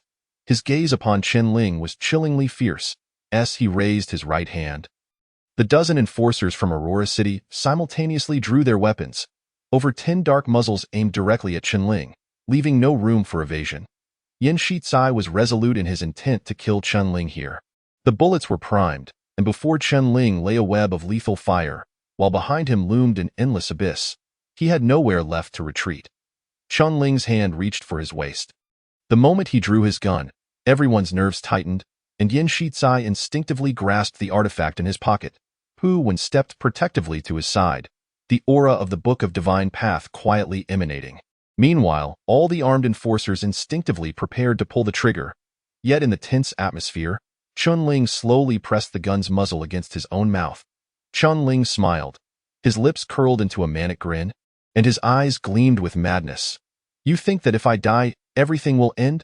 Before all eyes, he raised his right hand and lightly tapped his forehead, like a devout believer addressing the void. He proclaimed, "Usurping the celestial path, seizing the cosmos, I in the name of the end, I, the Silver King, declare, you shall all die here." Bang! Chen Ling pulled the trigger. In the instant the bullet pierced his throat. His face contorted, morphing into that of the number 13 arsonist he had slain, before he helplessly plummeted into the abyss behind him. Arsonist, Chapter 63. The prelude to chaos as Chen Ling committed suicide by gunshot in front of everyone. The world fell into a deep silence. All gazes were fixed in shock upon the empty edge of the precipice, and for a moment, thoughts ceased to flow. Did he just take his own life? Yin Shizai was momentarily stunned. I had thought his resolve was unyielding. Yet he ended his own life so abruptly? Something seems amiss. Did you see that? His expression transformed into that of a different person at the moment he was shot. What could possibly explain this? I found it peculiar that a mere junior enforcer from Zone 3 would dare to confront young Master Yin so audaciously. He is not Chen Ling at all. He is a fire usurper. Just as the crowd began to murmur amongst themselves, Hu Wen suddenly spoke up, his countenance grave. To usurp the heavenly way, to seize the universe. The end thief god, king of Silvered. This is the creed of the fire usurper, fire usurper. At the utterance of these three words, the faces of everyone present changed drastically. Is it that infamous evil organization that is wanted across all human realms? Have they infiltrated the Aurora realm as well? I have heard that each member of the fire usurpers possesses the ability of the thief god. They can effortlessly steal anyone's visage and blend into the crowd. They delight in appropriating everything from others: identity, wealth, memories, emotions, families. It is said they can even usurp another's divine essence. Thus, the one who perished just now was not Chen-Ling, but rather a fire usurper who had infiltrated our midst. Have they made their way into the ancient repository of martial arts? The atmosphere grew tense, filled with horror and dread, as the realization sank in. Meanwhile, the fire usurpers stood bewildered. They had assumed that Chen-Ling had counterattacked and disguised himself as a fire usurper to infiltrate their ranks. Yet, after Chen-Ling was shot, he clearly transformed back into the form of the 13th. So, the 13th did not falter. Was everything that transpired merely orchestrated by him? Had he betrayed them? But what could he possibly gain? All the fire usurpers felt their minds reeling, exchanging glances filled with confusion and uncertainty. He had just proclaimed that we would all perish. Suddenly, Lu Xianming, who had remained silent until now, spoke up. If it had been Chen-Ling who uttered these words, the crowd would have dismissed it as absurd, for he was merely a powerless junior enforcer from Zone 3. But if it were a fire usurper masquerading as Chen-Ling who said it, the implications would be entirely different. In that moment, as everyone reflected on Chen-Ling's words, demeanor, and smile before his suicide, a chill coursed down their spines. But he is dead now. Can he still kill us? One of the enforcers spoke hoarsely. On what grounds can you be certain that there is only one fire usurper among us? At the utterance of this question, every hair on their bodies stood on end. The hearts of the fire usurpers plummeted. If the fire usurpers had infiltrated the ancient repository, their motives must be significant. Do you truly believe they would send only one? Lu Xuanming's deep voice echoed in their ears. From another perspective, if there were only one, why would he provoke Yin Shizai, inciting us to attack him? Wouldn't that be a reckless exposure of his identity? Are you suggesting that he was deliberately drawing our attention away to conceal his accomplices? That too seems implausible. Once he perished, we would realize that fire usurpers had infiltrated our ranks. Wouldn't that make it even easier to expose his allies? Could it be that there was infighting among the fire usurpers? While that remains a possibility, I still feel something is off. Chen-Ling stirred the wrath of the enforcers from Aurora City, leaving the fire usurers utterly bewildered. And then this enigmatic young man, standing at the epicenter of the storm, simply took his own life, leaving behind an endless enigma. Yin Shizai's expression darkened immensely. He had believed that once in the ancient repository, he could exact revenge on Chen-Ling. Yet he found himself in an even more distressing predicament. So, is there truly a fire usurper among us? He ground his teeth and demanded, "Who is it?" The crowd exchanged wary glances, a hint of suspicion and caution creeping into their eyes. According to Lu Xuanming's earlier statement, any one of them could have been replaced by a fire usurper. If memory serves me right, that Chen-Ling should have traveled on the same transport as the enforcers from Zones 3, 5, and 6. Pu Wen seemed to have an epiphany. There were only 8 of them in total. If a switch were to occur en route, they would have been the most suitable candidates. Suddenly, everyone turned to look at the individuals from Zone 8. Moreover, they had arrived a day early. An enforcer from Zone 4 interjected, "They are quite close to Winter Harbor, especially Zone 3. Upon reflection, there was no need for them to arrive a day in advance. Even if they were merely here for leisure, what a coincidence it would be to encounter the enforcers from Zones 5 and 6 along the way." Speaking of which, the conversation between that Chen-Ling and the captain of their Zone 3 team during the voyage was rather peculiar. The 7 fire usurers felt a growing tension as they sensed the changing gaze of those around them, filled with fear and suspicion, causing them to quickly distance themselves. Some even revealed a murderous intent. This is outrageous. What is happening? The 7 fire usurers were now at their wits' end. They had been diligently masquerading among the enforcers, doing nothing wrong, yet their identities were on the verge of exposure. Moreover, with Chen-Ling's death, all leads had been severed. As their identities threatened to be revealed, the fire usurers exchanged glances, their expressions turning sinister. Since exposure was imminent, should they eliminate everyone? After all, once inside the ancient repository, no one outside would be aware of the carnage. Although they were outnumbered 10-1, the majority of the opposing force comprised ordinary individuals, making it not particularly challenging to eliminate them. Enforcer Jiang Qin from Zone 3 spoke, arms crossed, "We need to verify the authenticity of your identities. Do you agree?" Suspicion had taken root, and without confirming the identities of the enforcers from Zone 3, who could safely navigate the ancient repository? How shall we verify? Zone 8 countered, "I have heard that fire usurers merely overlay their faces with the flesh of their victims. If you allow me to cut your face open, I can ascertain if there is indeed a face beneath it in an instant." All weapons were aimed at the 7 fire usurers. Upon seeing this, the expression of Zone 8 shifted rapidly.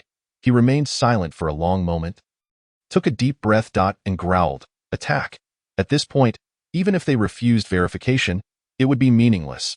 They would be better off launching an assault to eliminate these troublesome enforcers. With those words, the 7 fire usurers simultaneously transformed, revealing their true appearances. The onlookers were taken aback, nearly falling victim to the deception. Simultaneously, the fire usurers wasted no time in pulling the triggers. Yet, in the next moment, the weapons in their hands vanished into thin air, reappearing in the hands of the 7 fire usurers. "A bunch of little brats. I've endured you long enough."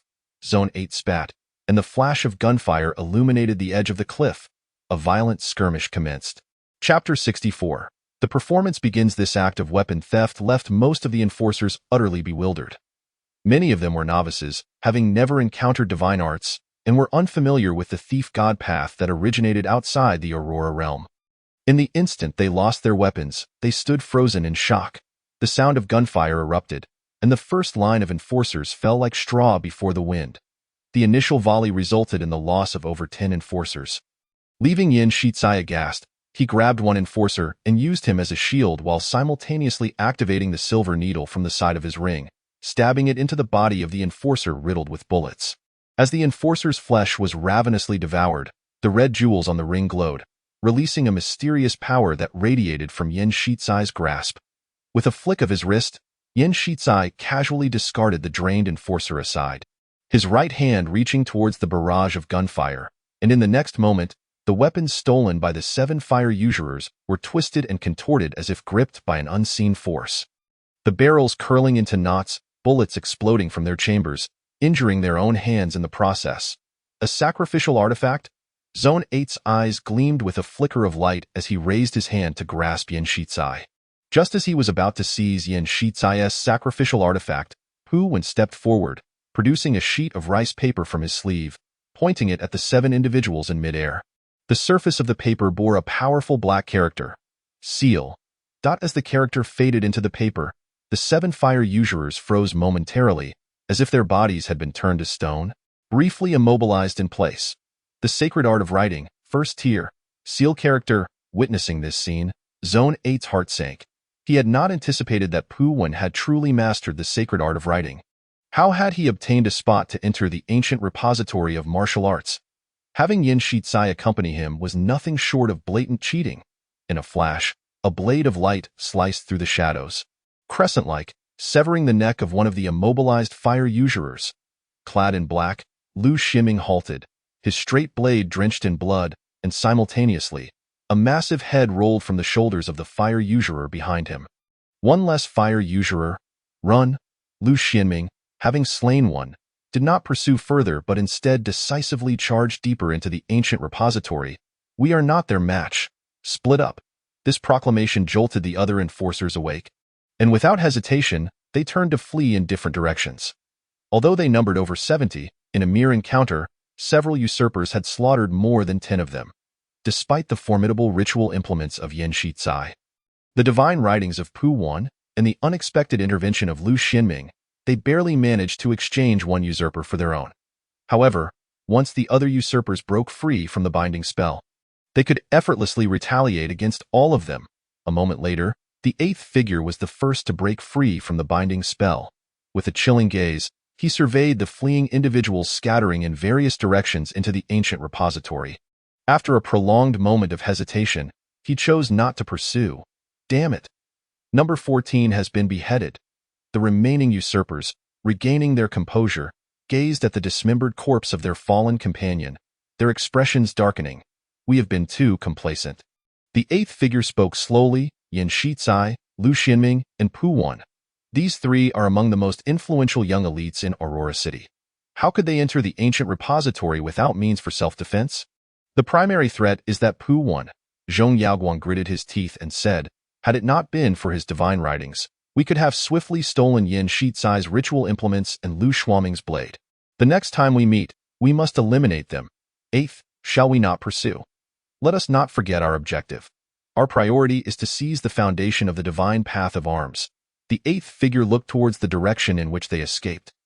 A sardonic smile creeping upon his lips. As for them, even if we allow them to delay for 24 hours until the ancient repository reopens, what of it? Awaiting them outside will not be those three law enforcers from Aurora City, but a saint of thievery. The other usurpers envisioned this scenario, their lips curling into smirks, their hearts suddenly at ease.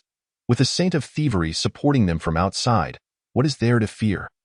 Indeed, let them frolic a while longer. Yet this 13th figure remains utterly perplexing. Who exactly is he? What does it matter? A dead man cannot stir any waves. I just feel that everything is rather odd. Enough of this speculation. Our focus must remain on seizing the foundation of the divine path of arms. The 6 usurpers turned away from the cliff, making their way deeper into the ancient repository, soon disappearing beyond the horizon. Time passed, and a blood-red hand slowly clawed over the edge of the cliff. The mournful wind at the cliff's base seemed to echo with ghostly wails, as a figure draped in a crimson ceremonial robe crawled up from the abyss. Chen Ling spat out a bullet casing, his perforated skull visibly mending at an astonishing rate. His gaze swept over the bloodied corpses strewn across the ground, as if counting something. 1, 2, 3.12, 13.13 are dead, leaving 64 remaining. The slaughter is still insufficiently intense. Complete a performance involving at least 50 participants, ensuring no one survives at the end. This is the target left for Chen Ling by the twisted divine path. In other words, he must guarantee that within 24 hours, everyone perishes here. If relying solely on himself, killing the remaining 77 would undoubtedly prove exceedingly difficult. For among them are 7 usurpers banded together, as well as Yin Shizai, surrounded by numerous law enforcers while wielding ritual implements, Pu Wan, who possesses divine writings, and Lu Xinming, whose combat prowess remains unknown. The good news is that the divine path requires no survivors, without mandating that Chen Ling personally slay everyone. Thus, Chen Ling meticulously crafted this script. By using his own death as bait, he could incite conflict among the other usurpers. Amidst their clash, he would not only instigate casualties without shedding blood, but could also evade detection, manipulating everything from the shadows. Audience anticipation, 8. Current anticipation, 35. At the dim cliff's edge, blood stained the earth crimson. Chen Ling, draped in a crimson ceremonial robe, knelt slowly, his fingertips brushing against his lips before pressing them onto the blood-soaked ground. Like an actor poised to commence a performance, kissing the stage. His lips curled upward uncontrollably, as if completing some ritual, murmuring. The performance begins. Chapter 65. It is those Qin army lackeys. What's the situation? Are they pursuing? Yin Shizai distanced himself from the cliff, rushing several kilometers before finally halting, panting heavily. At this moment, beside him, apart from the ever-present Pu Wan, only 8 law enforcers from Aurora City remained. In the earlier panic, they had nearly scattered completely. Number 1 of the law enforcers glanced back, declaring that this place should be secure now. Damn it. What are the law enforcers of Aurora City doing? How could they allow the usurpers to infiltrate? Yin Shizai exclaimed in frustration. There must be accountability. This matter must be addressed. Just as they conversed, a figure hurriedly approached. Is it a usurper? Upon seeing him, Yin Shizai's nerves tightened. No, it is Xiao Jin. A law enforcer recognized the individual, noting that he was not very well, running a bit slowly.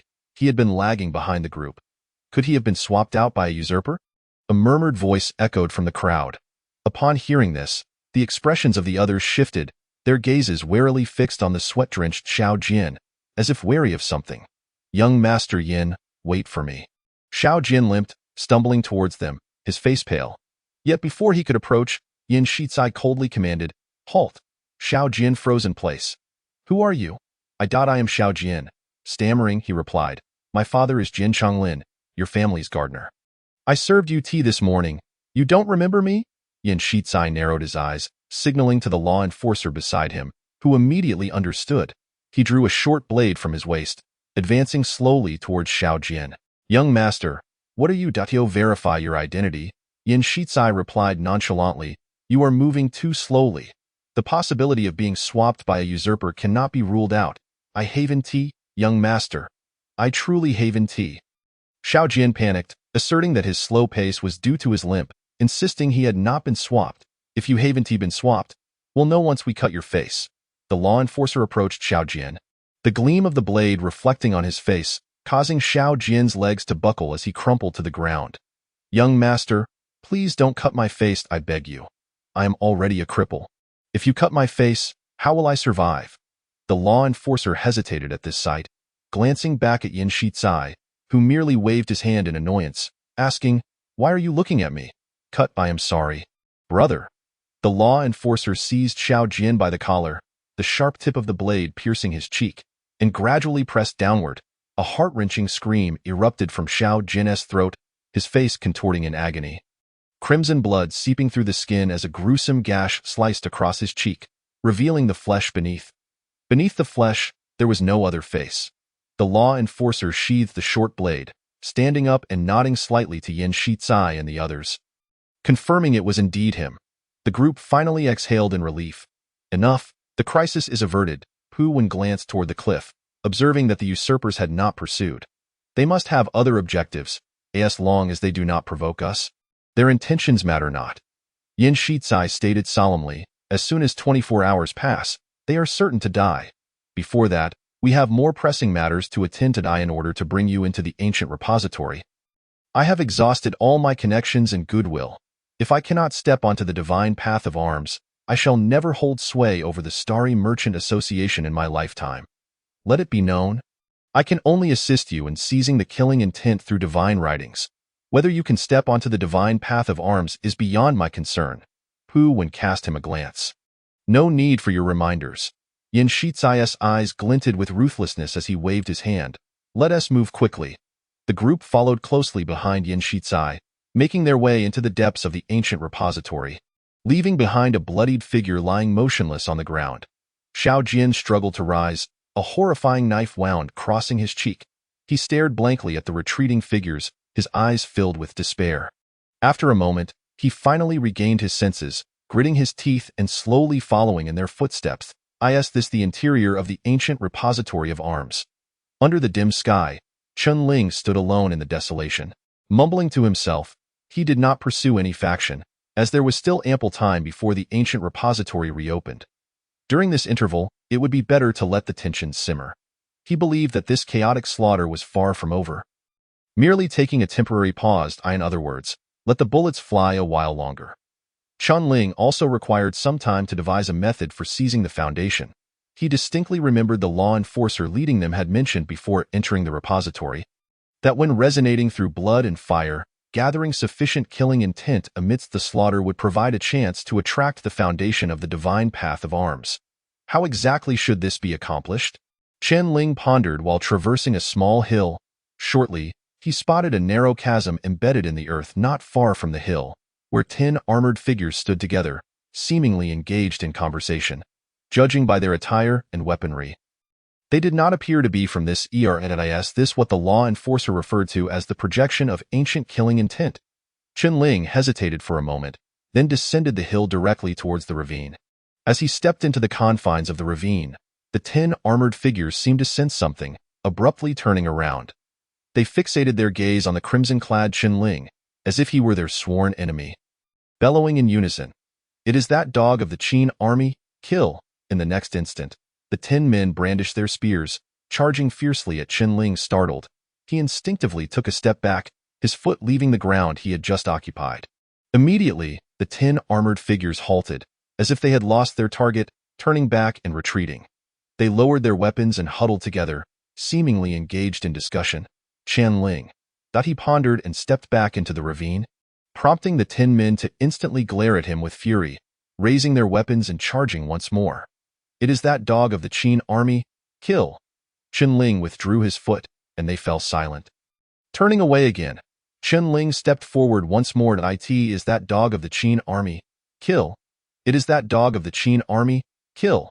The refrain echoed repeatedly, and Chen Ling observed the expressions of the tin in the ravine with an odd mixture of intrigue and disbelief. Were they not mere NPCs?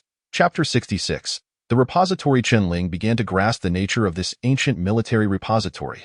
The enforcer on the ship had mentioned that the Divine Path's ancient repository was a manifestation of divinity in the mortal realm, encapsulating the cumulative experiences of humanity over countless millennia along a particular path. Initially, Chen Ling had little concept of it, but the scene before him instantly recalled a term from a bygone era: repository. The ancient military repository functioned like a super repository, consolidating all of humanity's historical warfare and bloodshed, revealing itself through some form of logic, while the trial area they occupied was likely the periphery of this repository. The ravine before him seemed to house a fragment of war history. Anyone entering its bounds would trigger it, and as soon as they left, the murderous projections within would reset automatically. No wonder the enforcer advised them to act within their means. In this mode, as long as the participating enforcers did not recklessly court death, they could ensure their safety as long as they fled at the first sense of danger, making it an ideal training ground for these novices. Chen Ling stepped into the ravine again, this time not retreating but striding boldly towards the enemy. "And it is that dog of the Qin army. Kill." The soldiers shouted, charging at him with their spears in a narrow formation, leaving him no choice but to confront them head-on. The dark, blood-stained spearheads sliced through the air but failed to touch Chen Ling's body, the scarlet fabric of his attire gracefully evading the trajectories of the spears. In an instant, he closed the distance, and a gleaming dagger flashed across the throat of the first soldier. In quick succession, 3 spears whistled toward him. These soldiers were not like the rabble from Ice Spring Street. They were clearly well-trained, exhibiting excellent coordination and cunning angles in their attacks. Chen Ling, gripping the dagger, retreated within the ravine, skillfully dodging the frenzied stabs of the spearheads. Simultaneously, he propelled himself off the nearby wall. His figure soared through the air, bypassing the wall of spears, landing deftly amidst several of them. The hem of his robe arced elegantly, and the white glint of his dagger swiftly claimed the lives of 3 soldiers. In the brief span of an encounter, Chen Ling had slain 4 men. He turned to gaze at the lifeless bodies lying in pools of blood, an indescribable feeling swelling within him. He was unaware of how he had accomplished it. The leap and subsequent execution of the soldiers had been pure instinct, a reflex devoid of conscious thought. It was as if he inherently understood the most efficient way to kill. After dispatching 4 soldiers, Chen Ling watched as their corpses transformed into black mist, flowing into his being. Concurrently, an inexplicable thirst arose in his mind. This sensation was difficult to articulate, akin to exiting a gangster film, spine straightened and gaze fierce, perceiving the world through a lens of unearned confidence. Under the baptism of murderous intent, his soul yearned for more intense battles, craving blood and fired. A fierce glint flickered in Chen Ling's eyes. Without hesitation, he launched himself towards the remaining 6 soldiers. A streak of red danced among the crowd. Under Chen Ling's agility, the advantage of their long weapons was rendered moot. The 6 soldiers found themselves retreating amidst the onslaught. Unable to withstand the cunning angles of his dagger strikes, at last, under the ferocity of Chen Ling's assault, their coordination faltered, and as the first figure fell, more followed suit. Blood soaked the earth, and a chilling aura of death filled the ravine. All absorbed by the red-clad figure. Dogs shall not die well. Chen Ling's dagger plunged into the chest of the final soldier, whose blood-red eyes locked onto him. Blood gushed from his throat, and only after uttering those words did he collapse into the pool of blood. The last vestige of murderous intent entered Chen Ling's body as he glanced down at the strewn corpses, contemplatively stating, "Dogs of the Qin army, I wonder which war's projection this is?" Chen Ling was not well versed in history and held little interest in it. For him, the priority was to swiftly seize the foundation of the god of war. Just as he prepared to depart the ravine, the ground beneath him suddenly trembled. The sky of the ancient military repository churned, and the colossal black sword piercing the heavens gradually revealed its true form amidst the mist. A faint light flickered at the sword's hilt, where a dark red gem shimmered like a star. In that moment, Chen Ling felt the murderous intent within him begin to boil. It seemed as though something unseen had locked onto him. Wait, why does this feeling seem so familiar? Just as Qin Ling was engulfed in confusion, a black satin ribbon extended from the gem of the sword's hilt, slithering through the clouds, hurtling straight towards him. Meanwhile, in another area of the ancient military repository, useless, with so many of you, you can't even handle 3 murderous projections? In a small ravine, 7 enforcers clumsily wielded their blades, retreating under the assault of 3 armored soldiers. Yin Shizai and Pu Wen stood outside the ravine, watching the arduous battle unfold, unable to suppress their exasperation. 7 against 3, and you still can't win. What kind of enforcers have you become these past few years? The 7 enforcers within the ravine were on the brink of tears. Indeed, they had served as enforcers in Aurora City for 3 years, but in this era, enforcers typically carried firearms. Practicing marksmanship was infinitely more useful than honing close combat skills. How many among them had even trained with melee weapons? Yet, ironically, their firearms had been stolen by the arsonists. Without guns, they had no choice but to scavenge for nearby melee weapons to fight. But when it came to close combat, they had barely wielded swords and knives, making them ill-prepared to battle soldiers seasoned by history. Thus, even when they found a ravine containing only 3 murderous projections, they were still overwhelmed in their full frontal assault, prompting Yin Shizai to stomp in fury. Pu, hurry up and do something. If this goes on, I fear I won't be able to resist wiping out this bunch of useless fools. Yin Shizai suppressed his anger, speaking to Pu Wen beside him. Pu Wen nodded, reaching into his sleeve to retrieve a piece of rice paper, which appeared in his hand once more. Freeze, he whispered to the 3 soldiers. As the characters on the paper vanished, the 3 armored soldiers froze in place, allowing the other enforcers to finally breathe a sigh of relief as they brandished their weapons and aimed for the soldiers. Chapter 67. The token in the chaos, 3 enforcers managed to strike vital points, absorbing the murderous energy that the soldiers transformed into upon vanishing. Their eyes instantly gleamed with brightness, as if something within them had begun to grow. Their previous fatigue dissipated, and their postures straightened with newfound vigor. What are you still standing there for? Get out here, Yin Shizai called out again. The others obediently stepped forward. After all this time, they had only absorbed 3 murderous energies. At this rate, when would they attract the attention of the god of war? Yin Shizai grumbled. Attracting the attention of the divine varies from person to person, Pu Wen explained timely from the side. Some are inherently suited for the god of war. Even if they only kill one person, they can draw the divine's gaze.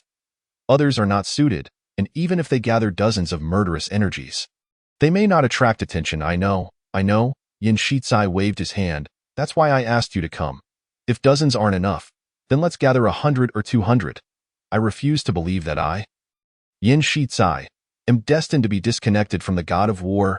After speaking, he pointed at the 3 enforcers who had absorbed the murderous energies. Quick, use your skills to transfer their energies to me. Pu Wen shook his head. The number of swallows is limited. It's best to wait until their energies accumulate more before using it, otherwise the efficiency is too low. Fine, then we'll find a place with more murderous projections and take our time. Suddenly, thud! Before Yin Shizai could finish his sentence, the ground trembled violently. Everyone froze in shock as the clouds parted, revealing a black serpent extending from the hilt of the sword, shooting straight down towards the ground not far away. Witnessing this scene, Yin Shizai's eyes widened in astonishment. The god of war? How long has it been since we entered, and someone is already about to step onto the path of the god of war? It shouldn't be. Among this batch of enforcers, could there really be such a prodigy? Pu Wen pondered. Could it be Lu Xianming? Let us go and take a look, Yin Shizai declared. We cannot provoke Lu Xianming. But if it's someone else, then it is an entirely different matter. The group hastily set off towards the location where the divine path descended. The number 8 has already summoned the divine path, a fire usurper remarked, observing the distant scene. I see it. Number 8 responded, his gaze tracing the black satin ribbon upwards, eventually resting upon the dark red gem embedded in the sword's hilt. Is that the foundation of the god of weapons? The foundation on the sword's hilt? How are we to steal it? Climb up. That is impossible.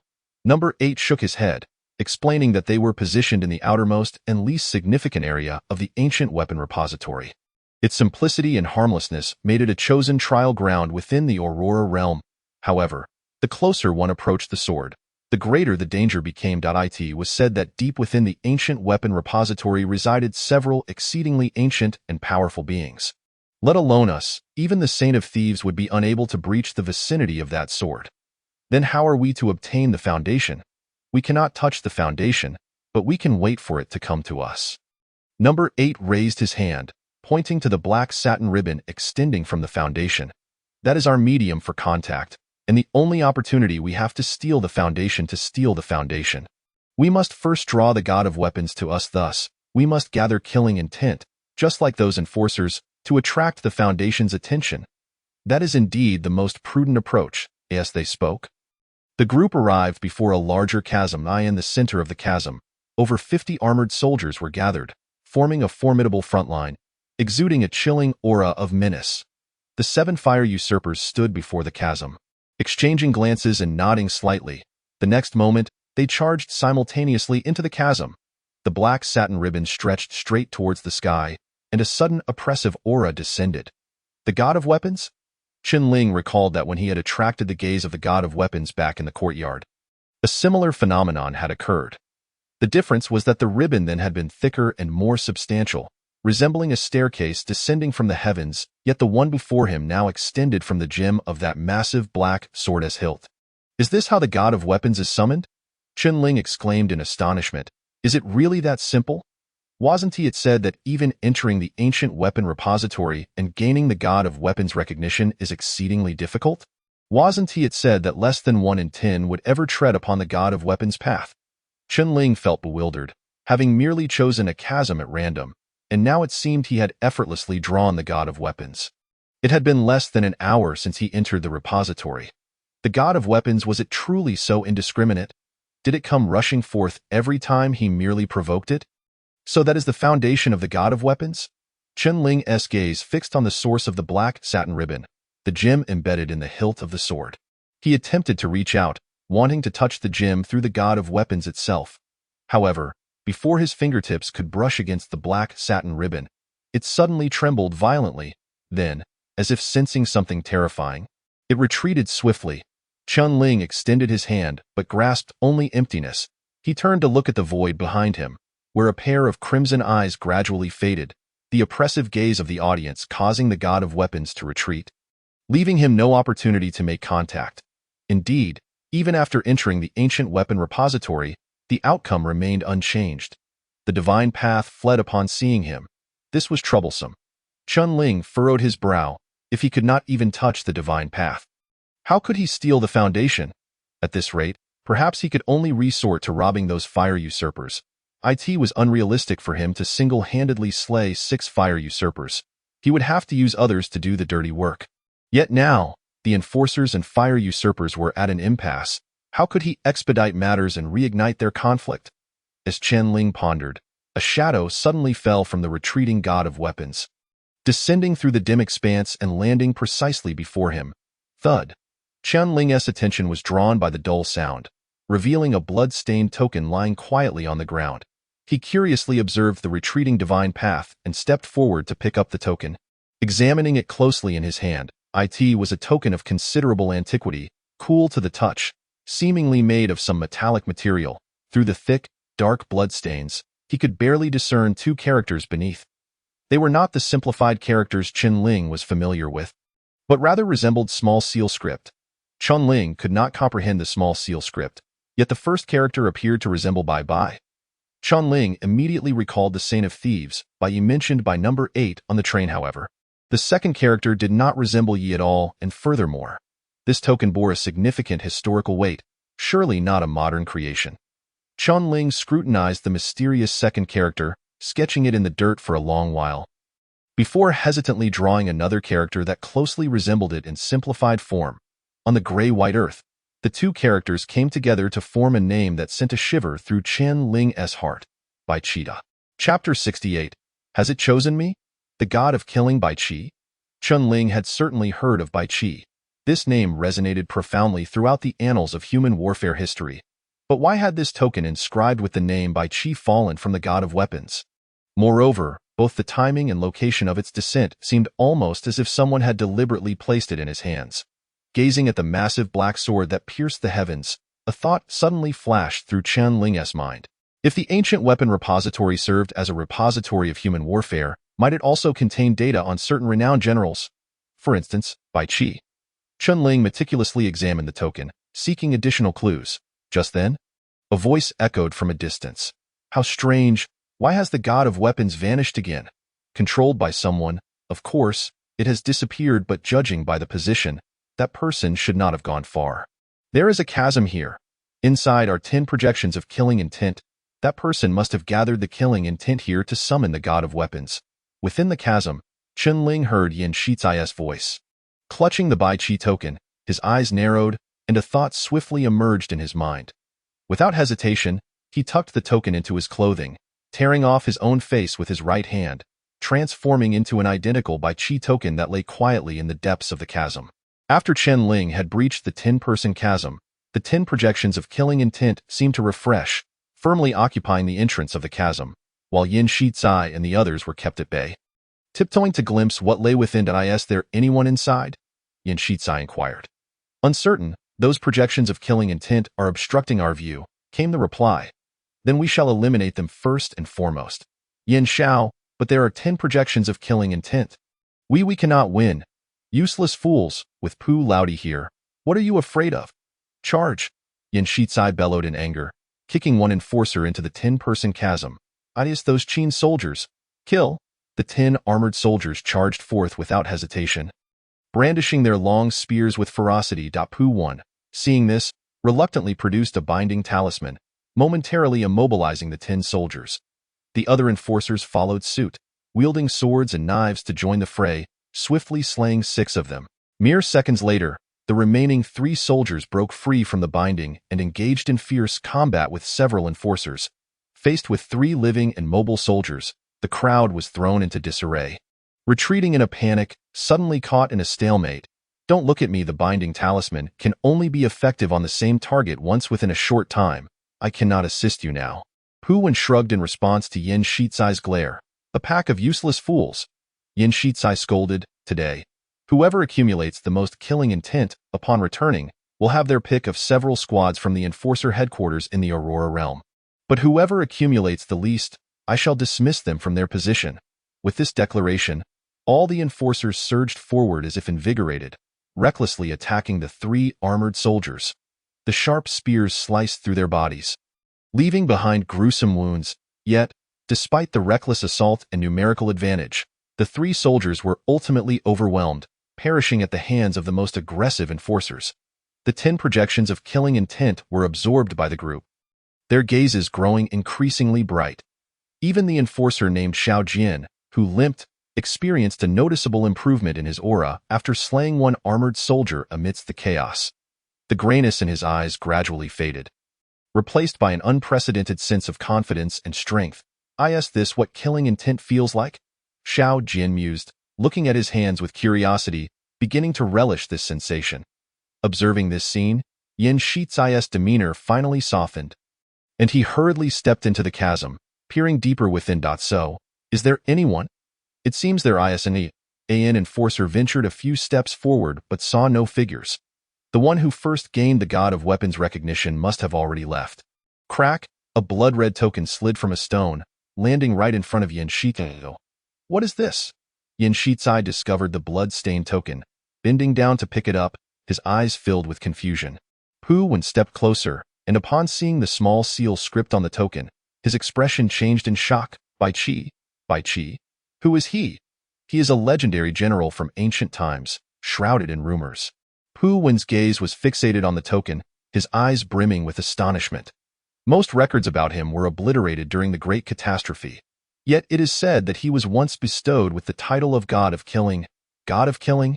Even Yan Shizi, who knew little of history, was taken aback upon hearing these words. He quickly inquired, could it be that he is still alive? Impossible. Pu Wan shook his head. The ancient military repository indeed serves as a vessel for all wars and bloodshed up to this day. But historical figures remain just that, historical. Even if Bai Qi were to truly manifest, he would merely be a projection of some violent episode from the repository. The notion of resurrecting a figure from history is utterly implausible. Yan Shizi's enthusiasm began to wane. So, This item is a forgery?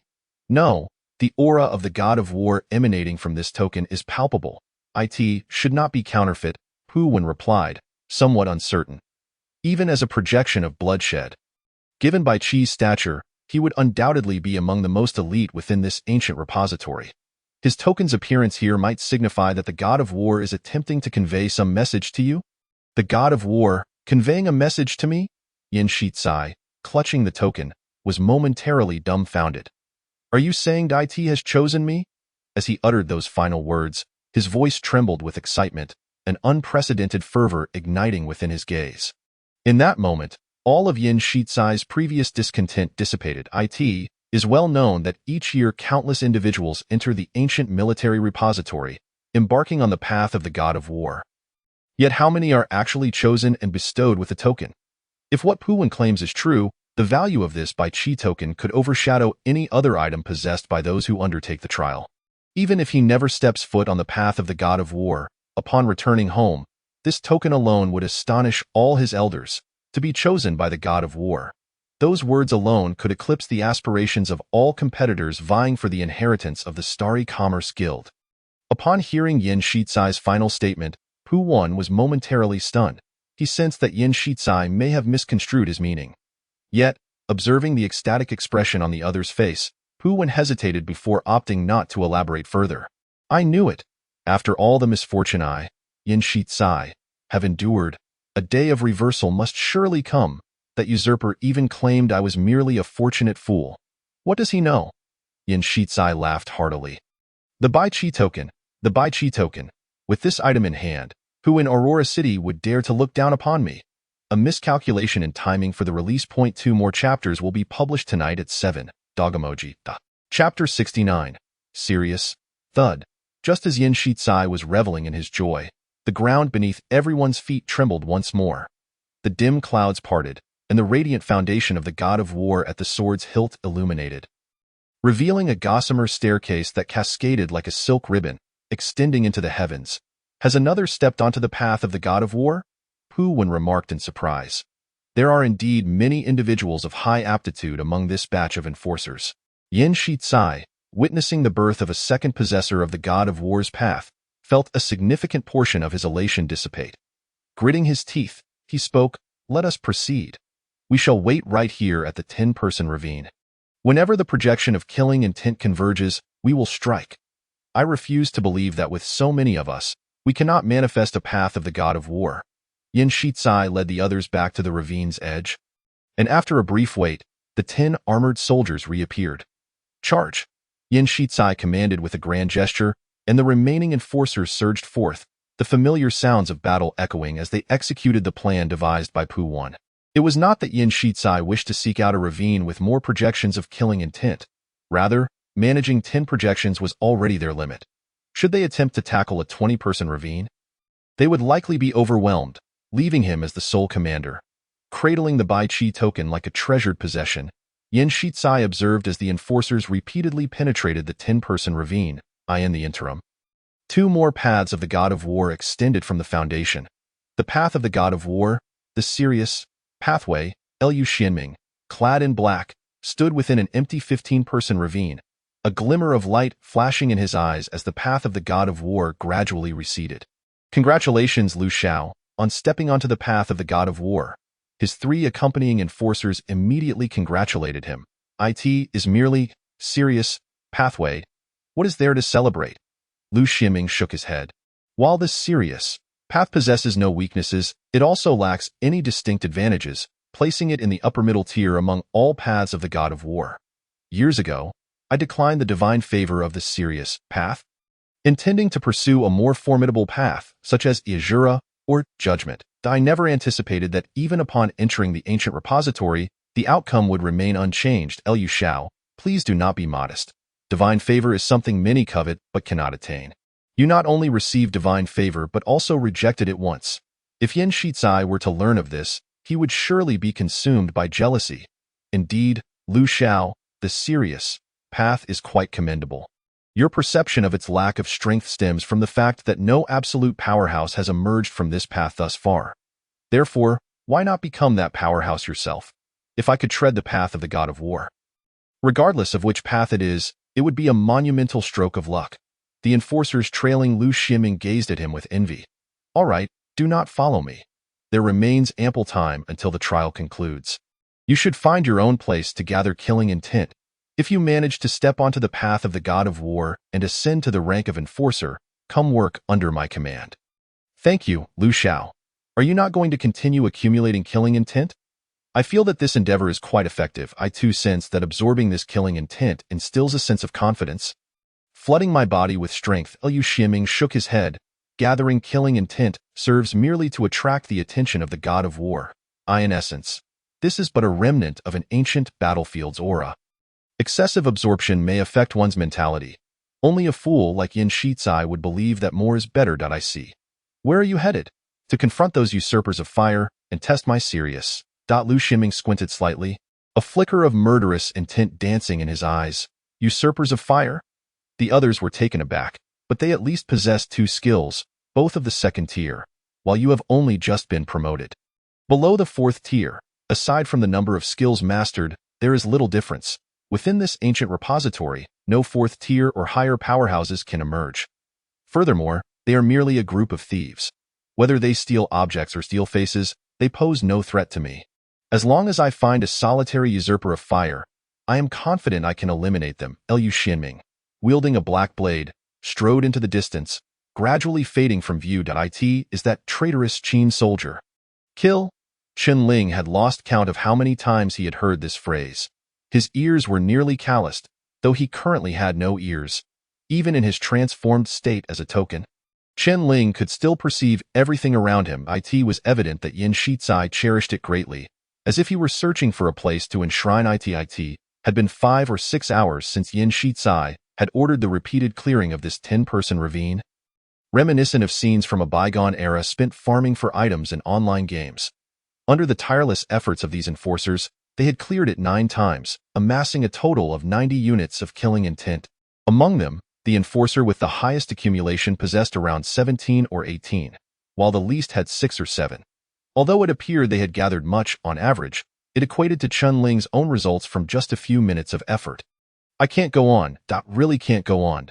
An enforcer, battered and bruised, staggered out of the ravine and collapsed onto the ground. The other enforcers bore injuries as well, and after 5 or 6 hours of continuous combat, they were utterly exhausted. Even with the invigorating effects of the killing intent, their stamina could not withstand the strain, and one by one, they succumbed to fatigue. Observing the sprawled figures of his comrades, Yin Shizai felt a twitch in his eyelids. After a moment's hesitation, he looked towards Pu Wen beside him. Pu, is it about time?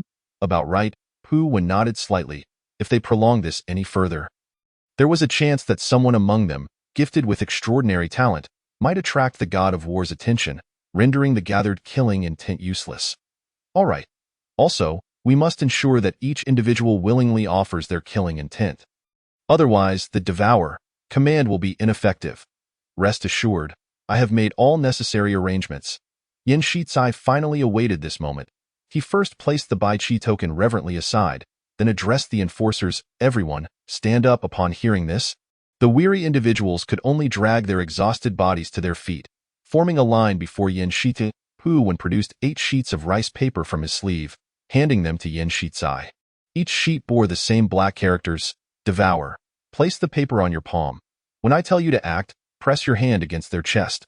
Understood. Pu Wen formed a seal with one hand in front of him. And in the next moment, the Devour character in Yin Shizai's palm twisted abruptly, transforming into an invisible vortex that swirled in the void. Go, Pu Wen commanded. Yin Shizai, without uttering a word, placed his palm against the chest of one of the law enforcers. The dark aura of murderous intent visibly swirled into Yin Shizai's body.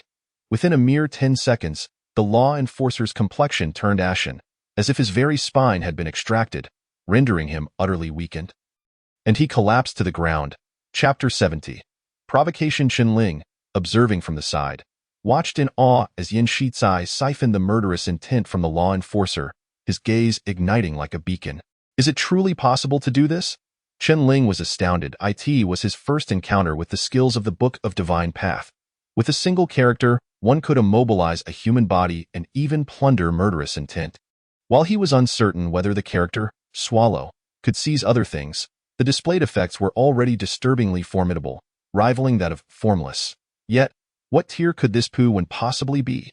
As Qin Ling watched the spectacle unfold, he took advantage of everyone's attention on Yin Shicai to quietly transform into a spider and scuttle away from the ravine. Having drained a law enforcer of his murderous intent, Yin Shicai could distinctly feel his own state elevating. A sensation of unprecedented exhilaration and confidence coursing through him. He approached the second law enforcer and resumed his absorption. 10 strands of murderous intent, 22 strands, 35 strands, with each law enforcer collapsing powerless to the ground. Yin Shicai's eyes visibly reddened, an indescribable ferocity emanating from him. The accumulation of murderous intent within him grew, yet the divine path of war remained unresponsive, a surge of intense agitation rising in his heart. Not enough, still insufficient. Yin Shicai extracted 16 more strands of murderous intent, forcefully pushing the recently drained law enforcer to the ground, before seizing the shoulder of the next law enforcer. How many strands do you have left? 10.15 strands. The law enforcer, clearly intimidated by Yin Shicai, stammered his response.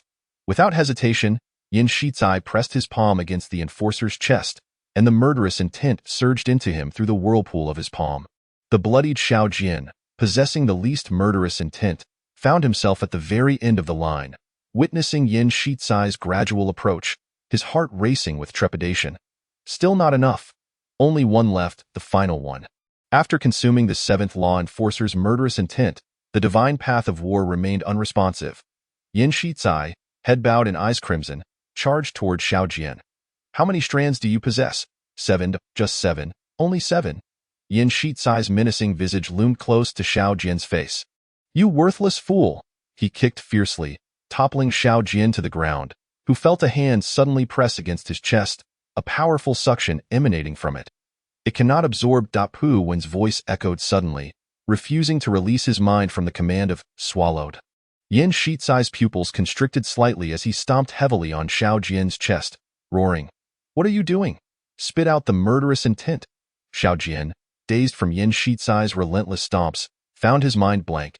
Do you truly wish to abandon your role as a law enforcer? Do you believe I could utter a single word that would lead to your family's demise? Yin Shicai's roar resonated like a beast's growl in Xiao Jian's ears. At this, Xiao Jian's pupils constricted, a flicker of struggle crossed his face, but ultimately he relented, allowing the character, Swallow, to absorb the murderous intent within him. As the murderous intent rapidly dissipated, so too did his confidence and dignity.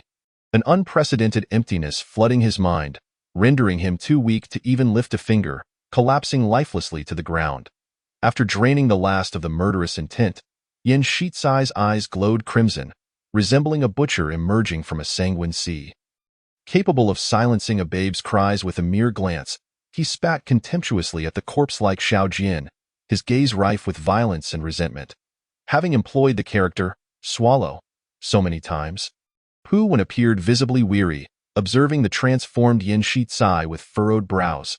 After absorbing so much murderous intent, yet still failing to attract the divine path of war, it was evident that Yin Shicai possessed the highest concentration of murderous intent in the entire ancient repository, even surpassing most law enforcers who, over the course of 24 hours, could scarcely accumulate close to 100 strands.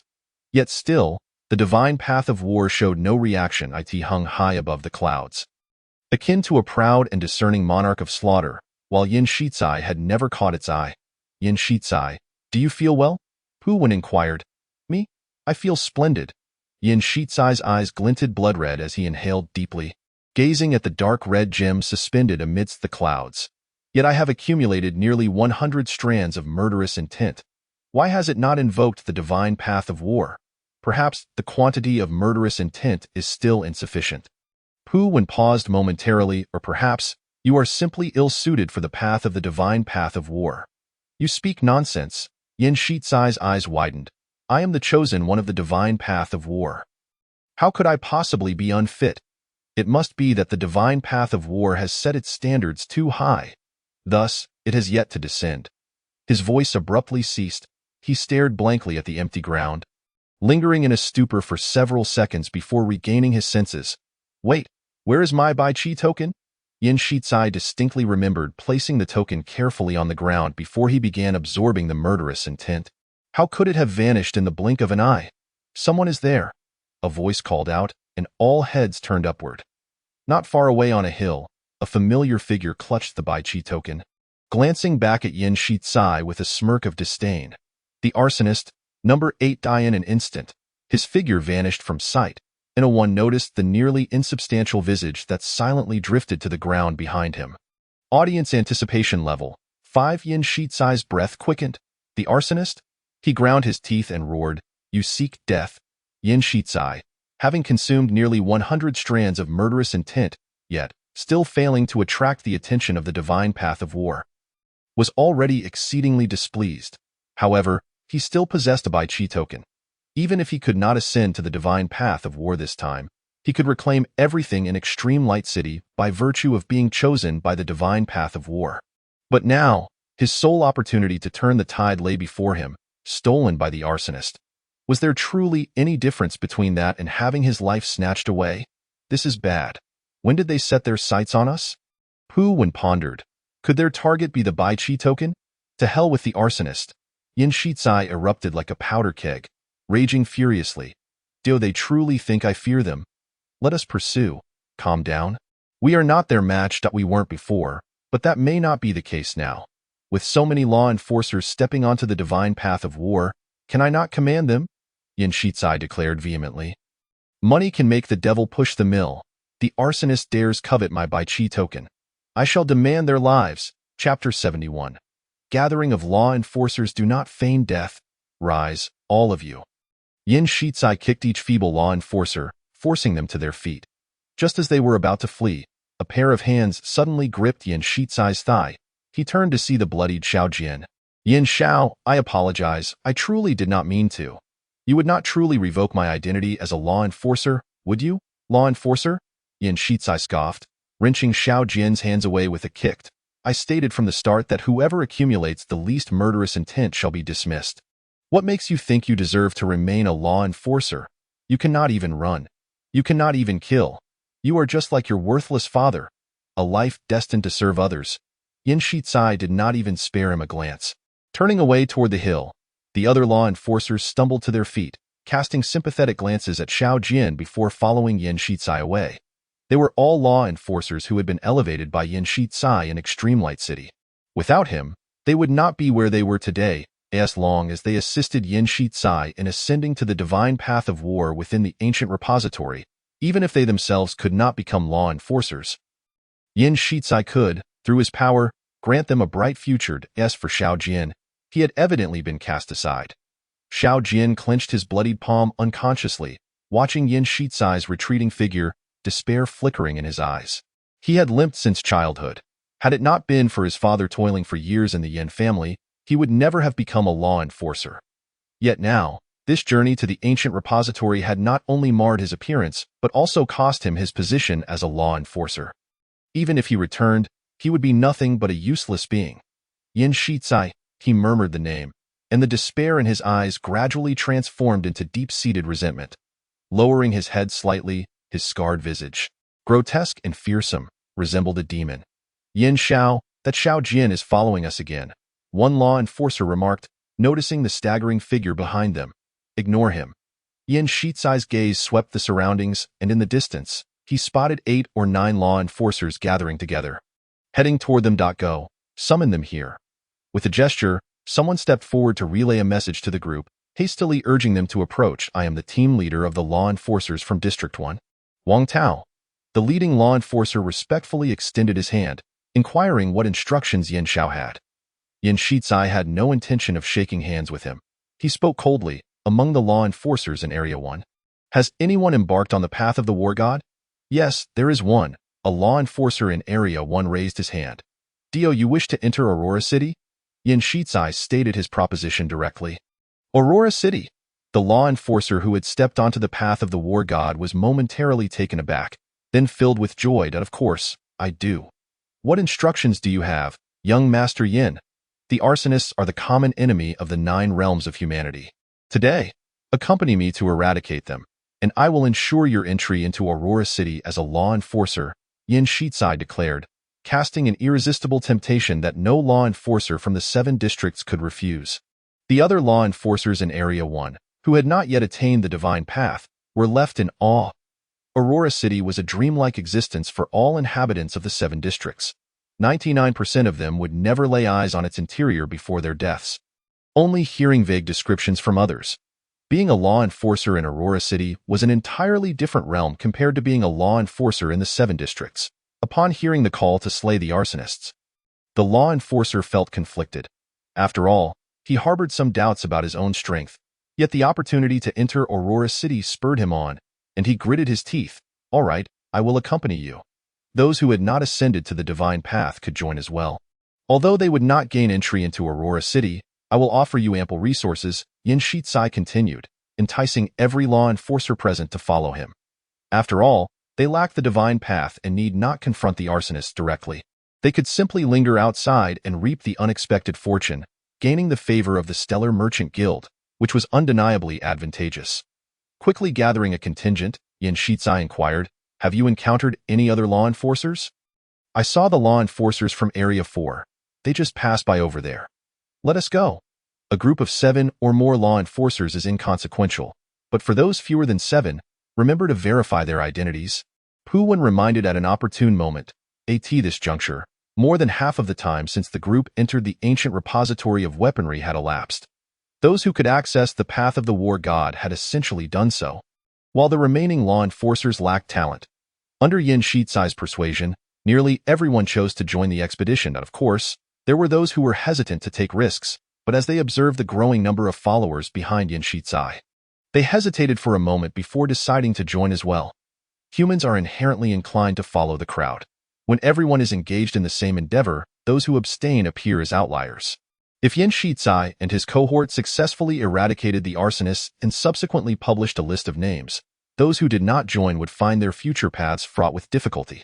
Several hours later, Yin Shizai had assembled a formidable force of over 50 individuals, among whom 5 had stepped onto the path of the war god, each having attained the first stage. With such a battalion at his disposal, Yin Shizai straightened his posture and turned to Pu Wen. How much time remains until the ancient repository opens? Less than 3 hours. That should suffice. Yin Shizai clenched his teeth, commanding, send someone out to search. Scour the entire trial grounds and find those arsonists.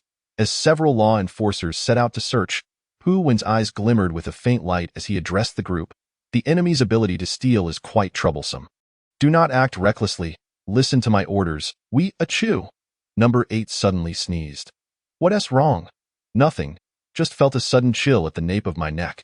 Number 8 turned to gaze at the field littered with the bodies of 50 men, his brows furrowing involuntarily. This shouldn't be happening. Despite the accumulation of so much killing intent, the path of the war god has not yet taken notice of us. Could it be because we carry the aura of the thief god?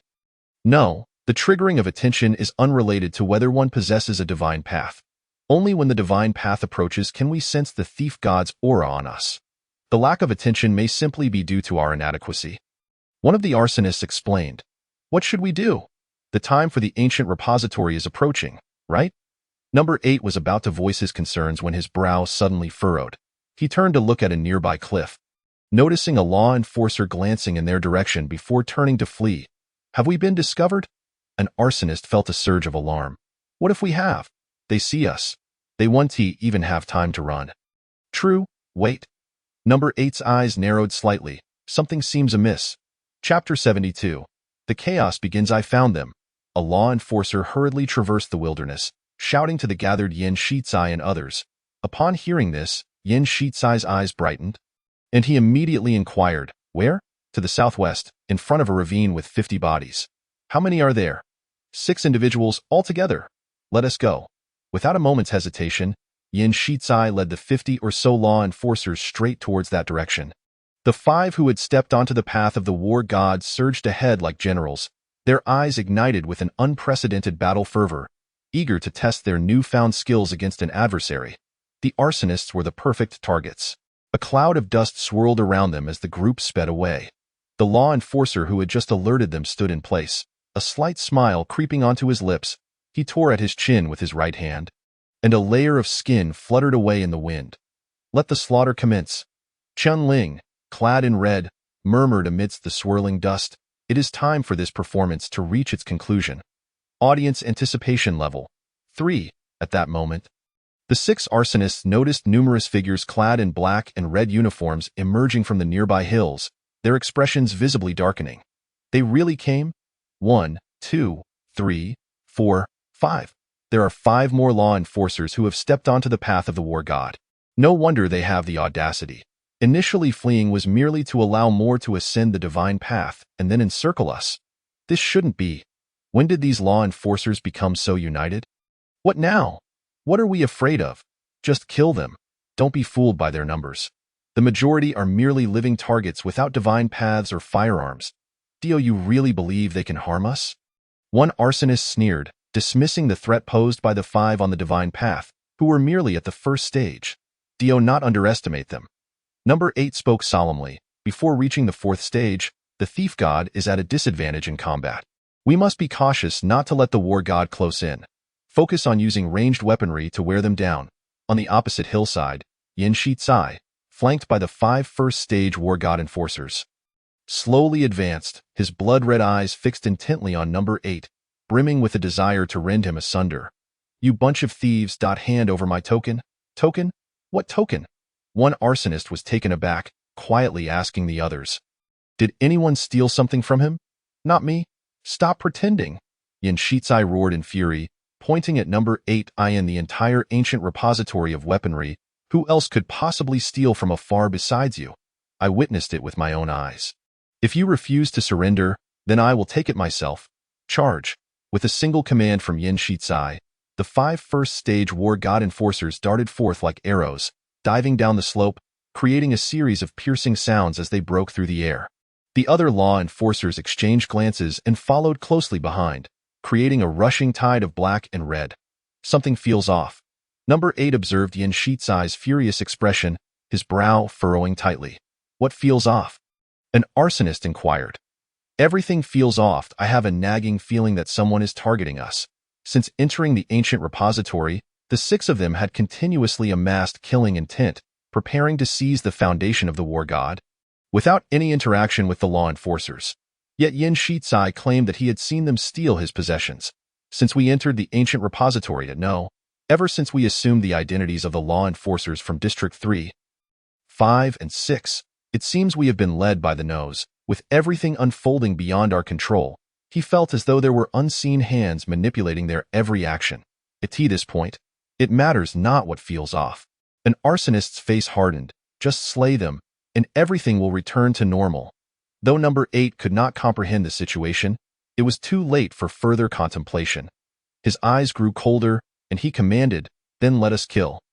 The 6 arsonists raised their hands simultaneously, each gripping firearms, the dark muzzles aimed at the oncoming black and red tide, and they opened fire. Bang, bang, bang, bang.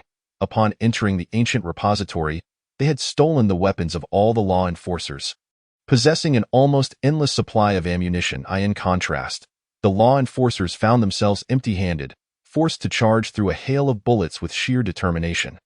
Fortunately, there were only 6 arsonists, each wielding 2 guns, totaling a mere 12 weapons. The 5 first-stage war god enforcers leading the charge shouted as a layer of blackness enveloped their skin, akin to armor affixed to them. Bullets rained down, leaving only a few superficial wounds. "What in the world?" A bewildered arsonist spoke up. "It is iron armor." Number 8 replied in a deep voice. "Most of the first-tier skills of the god of war path are iron armor, significantly enhancing one's defense and strength. However, its weakness lies in the fact that before advancing to the 4th tier, iron armor cannot completely cover the body, under the relentless firepower of the arsonists. Apart from the 5 first-tier god of war warriors at the forefront, the other enforcers charging ahead fell one after another, struck down by bullets. The ground was stained crimson with blood. Witnessing this, the enforcers hiding behind the crowd turned pale, hastily retreating, only to be confronted by the menacing visage of Yin Shizai blocking their path. He knocked down the fastest fleeing enforcer with a single punch, the ruby ring on his finger embedding itself into the victim's body. swiftly absorbing a substantial amount of flesh and blood, a sinister red light beginning to flow across its surface. Charge forward or perish. Yin Shizai raised his hand, gripping the air towards the panicking enforcers. Crush, with a sickening crack, several enforcers' necks felt as if gripped by an invisible hand, forcefully twisted until they collapsed to the ground. Contorted like twisted rope, this horrific scene left the fleeing enforcers in shock, and coupled with the palpable aura of death emanating from Yin Shizai, they hesitated for a moment before ultimately deciding to turn back towards the arsonists. With death looming from both sides, they concluded that their chances of survival lay in charging forward. Meanwhile, the 5 first-tier God of War warriors had already breached the hail of gunfire, hurtling towards the 6 arsonists like cannonballs. Seeking death, one arsonist's eyes flashed with murderous intent as he raised his hand, grasping at the void. The ground beneath the feet of the approaching first-tier enforcer suddenly gave way, creating a large pit. The enforcer lost his balance, and in that fleeting moment, the arsonist snatched his short blade, the sharp tip aimed directly at the enforcer's throat. Chapter 73. The clam and the heron clash. Clang. The blade pierced the enforcer's throat as if striking steel. Producing a jarring sound of metal clashing, the arsonist felt a numbing sensation in his hand, an ominous premonition surging within him. The next instant, the unbalanced enforcer suddenly twisted, a black fist crashing into his jaw with terrifying force, sending him flying. Shattered teeth mingled with blood, falling upon the desolate ground, and that punch left the arsonist dazed. Instinctively, he raised his hand to seize the enforcer's weapon, but grasped only air. He could not steal another's fist. The enforcer himself was caught off guard, surprised at the pitiful combat capability of these thieves, his confidence swelling as he unleashed a swift kick. Just then, darkness enveloped his vision, losing his target and direction. He could only kick into the void, nearly losing his balance and falling. What happened? Why am I losing sight amidst such chaos caused this newly ascended enforcer to panic, as he blindly raised his hands to feel through the darkness. Calling out in terror, suddenly, he felt a chill at the nape of his neck, as if something was pressed against it. Bang. The gunshot rang out, his head exploding instantly, blood and brain matter splattering like a blossoming bouquet upon the earth. A wisp of smoke drifted from the gun's muzzle as Number 8 stood behind the fallen corpse, his expression devoid of emotion. I warned you not to underestimate your foes. The arsonist whose jaw had been shattered struggled to rise. Pain etched in his eyes. Number 8's gaze shifted to the battlefield nearby, where 4 first-tier God of War warriors were embroiled in a fierce struggle against 4 arsonists. In close combat, the God of War warriors exhibited a clear advantage, nearly overpowering the other arsonists, who could only barely maintain their ground through constant weapon theft. Among the 7 arsonists who entered the ancient repository of the God of War, only Number 8 had reached the 3rd tier. He snorted coldly, intent on advancing towards that battleground when a voice drifted from afar. Fired, a sheet of rice paper unfurled in the wind, a blazing fireball instantly shooting forth from the character, fire, aimed directly at Number 8's face. Number 8 furrowed his brow, retreating swiftly as the fierce flames erupted at his previous position, nearly engulfing him. Just a first-tier practitioner of the calligraphy path, truly seeking death. A glint of cold light flashed in Number 8's eyes as he abandoned the thought of aiding the other arsonists, rushing instead towards Pu Wen on the hillside, whose expression was grave. Without hesitation, Pu Wen drew another sheet of rice paper from his sleeve, but as he prepared to unfurl it, the paper vanished into thin air. Simultaneously, Number 8 tore his sheet of rice paper into shreds, coldly declaring, "Having stolen your character, let us see what you can do now." As Number 8 closed the distance between them, Pu Wen instinctively took a step back, shouting to the side, "Yin Shizai, what are you waiting for?" At this moment, Yin Shizai, who had been watching from the sidelines, finally took action. His hand adorned with the ruby ring rose into the air, a chilling word escaping his throat. Crush, invisible torsion erupted from the void, causing Number 8's hair to stand on end. Without hesitation, he darted aside, yet his right hand was still caught in the vortex. The sound of bones fracturing echoed as Number 8's arm visibly twisted into a spiral. Hanging limply at his side, he let out a pained roar, his eyes filled with wrath as he glared at Yin Shizai.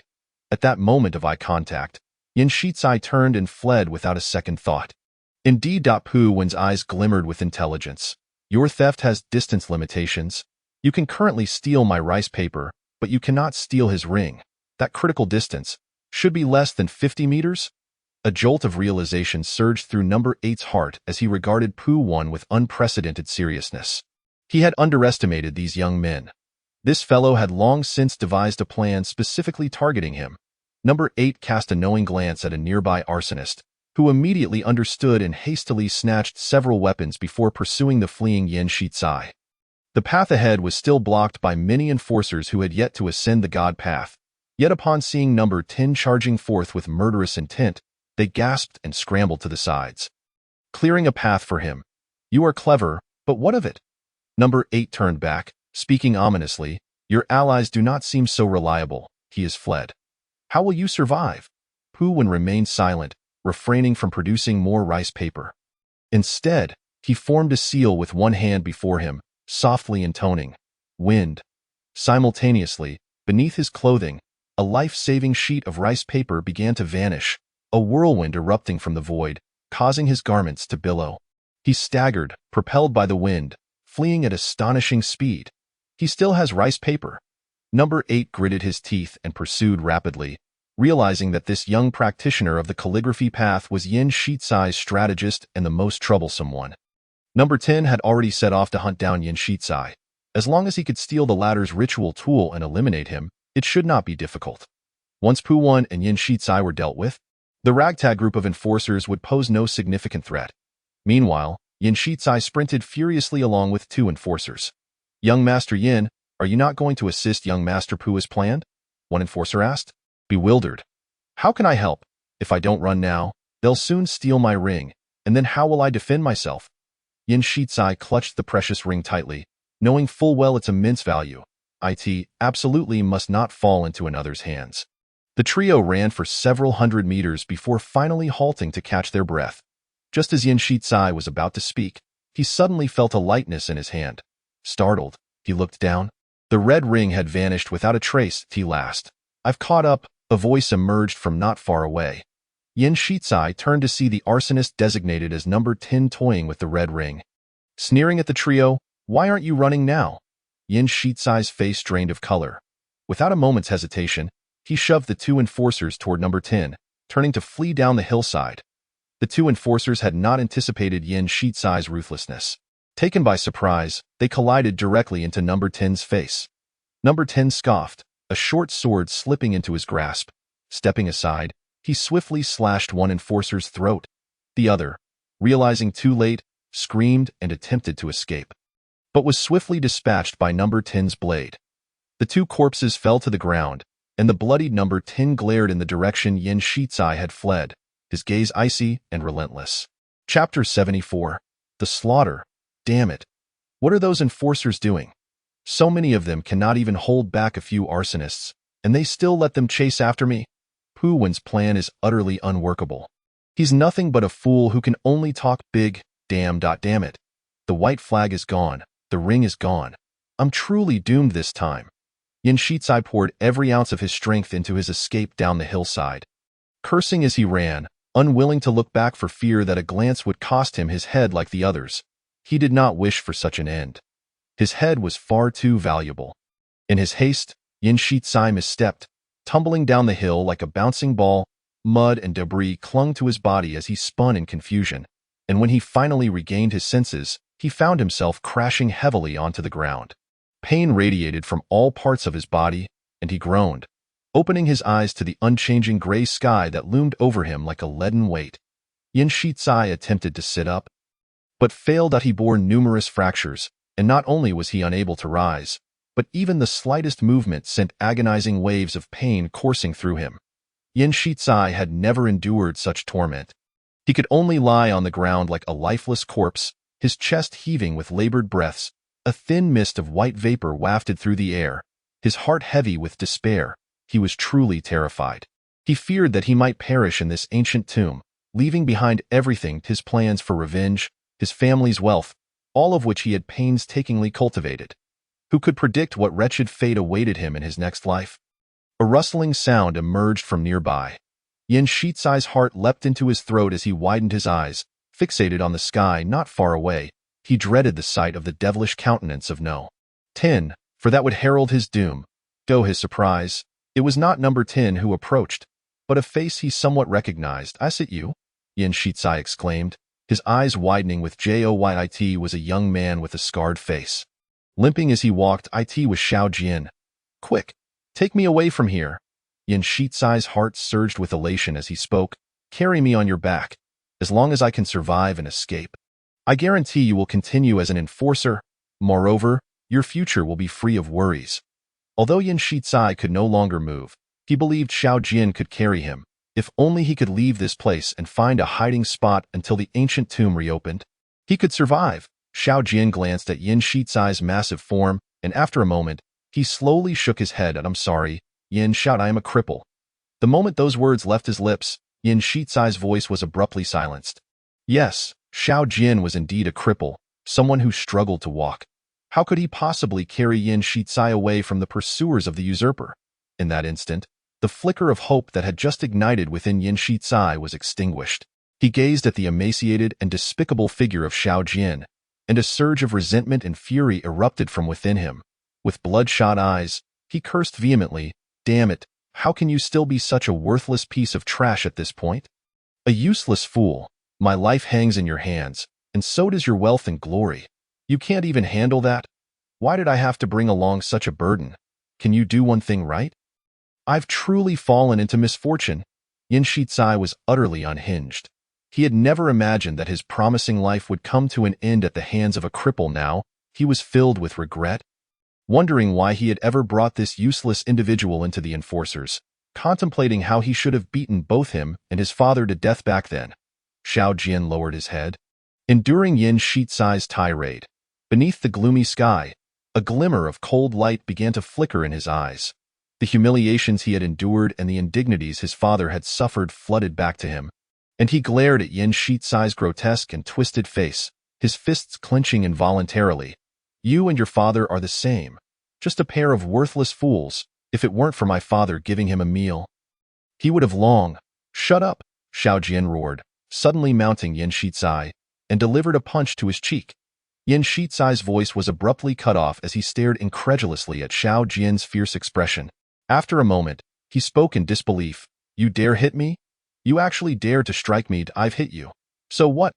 Xiao Jian unleashed another punch, followed by another. "You think you're so impressive just because you were born into privilege? What gives you the right to be so arrogant? My father was recognized by yours based on his own merits. Who do you think you are to insult him? My leg, which you call a worthless limb, was crippled by your drunken actions. If it weren't for you, would I have fallen to this state?" Xiao Jian's fists were hard, forged by years of labor, and he rained blows upon Yin Shizai with reckless abandon, leaving the latter barely able to utter a coherent word. It was only when Xiao Jian grew weary, and the bloodied Yin Shizai finally managed to catch his breath, that he glared fiercely at Xiao Jian. His eyes filled with rage. "You dare strike me? You're finished, finished?" Xiao Jian sneered, suddenly drawing a short blade from his waist and plunging it into Yin Shizai's lung. "Who is really finished?" Yin Shizai let out a horrified scream as blood seeped from the corner of his mouth. "You dare kill me? Your whole family will perish. Killing you? Who can prove it?" The cold glint in Xiao Jian's eyes deepened. The usurper had infiltrated the ancient tomb of military gods, unleashing a massacre. Would the death of a single Yin Shizai be so strange? Upon hearing this, fear crept across Yin Shizai's face as he stared blankly at Xiao Jian's grotesque scarred visage, as if he were seeing him for the first time. Xiao Jian withdrew the blade and mercilessly stabbed it into Yin Shizai's body, the blade sliding in and out, growing increasingly crimson, as blood pooled upon the dreary earth, gradually engulfing the two of them. Yin Shizai's life ebbed away furiously. He attempted to halt Xiao Jian's assault, offering resources or promises to buy his life. Yet he could not muster even a single coherent word. "Xiao Jian." Blood gushed like a fountain into Yin Shizai's throat, rendering him barely intelligible. "I am not called Xiao Jian." Xiao Jian gripped the hilt of the short blade tightly, raising it high. The eyes that had always reflected humility and servitude now glimmered with unprecedented ferocity. "I am Jian Changsheng." With a swift motion, the blade pierced Yin Shizai's throat. His body jolted violently before collapsing to the ground, breathless. Xiao Jian's chest heaved with intensity, and his blood-stained lips involuntarily curled into a smile. An unprecedented sensation of exhilaration and clarity surged within him, as if a nightmare had been shattered, and he was embracing a new life. Simultaneously, above the heavy clouds, the foundation of the military god's path began to illuminate. At this moment, was there truly someone worthy of the military god's recognition? The one pursuing Pu Wan, number 8, halted abruptly upon witnessing this. He gazed at the black silk ribbon extending down from the foundation. Cascading towards a nearby hill, a flicker of light igniting in his eyes. The plan to accumulate killing intent to attract the military god's attention was evidently no longer viable. Thus, to seize the fragments of the military god's foundation. They could only target the paths of others. And this path was alarmingly close to them. If they acted now, they might still have a chance. Without hesitation, number 8 abandoned his pursuit of Pu Wan and charged straight towards the black silk ribbon descending from the heavens. At the edge of the hill, a figure clad in red, having witnessed Xiao Jian's brutal execution of Yin Shizai, raised an eyebrow, a faint smile curling at the corners of his mouth. Interesting. Chapter 75. Transformation? The military goddess path. Upon seeing the straight black ribbon flying towards him, Jian Changsheng was momentarily taken aback. He staggered to his feet, glancing down at Yin Shizai's mangled corpse and the bloodied short blade in his hand. His expression complex, fate, it seemed, was indeed wondrous. The military goddess path converged before him, weaving into a staircase ascending towards the heavens. Jian Changsheng hesitated for a moment, but ultimately took the step forward. Thud! The instant his foot touched the ground, the path solidified. A torrent of information and power surged into Jian Changsheng's mind, and he stood frozen for a long while, gazing down at his hands. The military goddess path, the first level, Shura, path? A look of astonishment spread across his face. Having served as an enforcer for so long, Jian Changsheng was well aware of several paths of the military god, and Shura was undoubtedly among the most formidable of them, reportedly sought after by even Lu Xianming. Yet he had awakened this path. Perhaps that I truly am a genius of the military goddess path? As Jian Changsheng muttered to himself, he began to move, discovering that since stepping onto the Shura path, his crippled leg was no longer lame. He felt lighter than ever. He could sense an unparalleled surge of power coursing through him. It was an addiction far more intoxicating than merely gathering killing intent. He closed his eyes, meticulously stretching every muscle and bone in his body, producing a series of satisfying cracks. Taking a deep breath, he slowly exhaled the murky air. When he opened his eyes again, they sparkled like flames. I am, without a doubt, a genius, aren't I? A smile involuntarily graced Jian Changsheng's lips as he spat upon Yin Shizai's corpse. That heap of filth that had obstructed his life for over a decade. Now, he felt his life was finally back on track. Perhaps it was due to years of repressed character, but at this moment, Jian Changsheng felt an overwhelming surge of confidence, akin to that of a newly minted rich man. He desperately sought a target to test his newfound strength. An astonished voice sounded from nearby. Number 10 stood at the edge of the hill, looking down at Jian Changsheng and the corpse of Yin Shizai, exclaiming in surprise, he was actually killed by someone else, TSK. The moment Jian Changsheng caught sight of the usurper, his eyes lit up, he gripped the bloodied short blade and charged towards the hill without hesitation. His speed was astonishing, each step leaving a trail of crimson, and to number 10, he appeared as a fleeting shadow racing towards him. Another who has stepped onto the military goddess path. Number 10's heart sank, instantly on high alert. He had never witnessed the first-level skills of the Shura path, but he could tell with the naked eye that it was distinctly different from the iron skin of others. Number 10 flipped his palm, and a handgun materialized, aimed at the rapidly approaching Jian Changsheng as he pulled the trigger repeatedly. Bang, bang, bang. 3 bullets were fired in quick succession, all hitting Jian Changsheng, and unlike those with iron skin, the bullets easily embedded themselves into his flesh. Is that all? Number 10 paused, but in the next moment, he realized something was amiss. As soon as he struck down 3 shots in quick succession, Jian Changsheng not only did not slow down, but rather increased his speed, gliding over dozens of meters like a wraith. Before the figure numbered 10 could fire again, a flash of cold brilliance appeared before him. With a startled exclamation, figure 10 activated his stealth causing Jian Chongqing's short blade to vanish into thin air, leaving only a fist that crashed against the back of his ear. Bang! The terrifying force deafened Figure 10 instantly, blood gushing from his ear. How could this man, who had been shot 3 times, still possess such swiftness? Moreover, his strength was even more outrageous than that of the so-called iron armor. With great effort to endure the excruciating pain and dizziness, Figure 10 gripped his short blade and thrust it into Jian Chongqing's abdomen 3 times, each strike penetrating deeply. Yet, after the 3rd stab, Jian Chongqing not only showed no signs of pain but grew more ferocious, unleashing a barrage of 5 punches to Figure 10's chest within half a second, so fast that crimson afterimages flickered in the air. The visible collapse of Figure 10's chest indicated that nearly all his ribs had fractured. He violently spat blood, resembling a severed kite, flying several meters before crashing to the ground.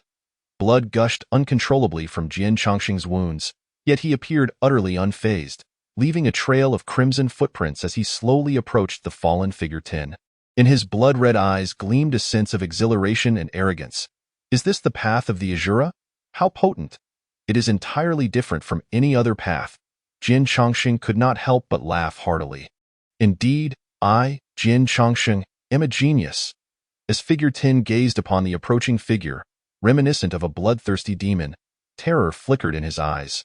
This man, regardless of being shot or stabbed, seemed impervious to pain, and the more wounds he sustained, the more ferocious his onslaught became. He was nothing less than a humanoid beast.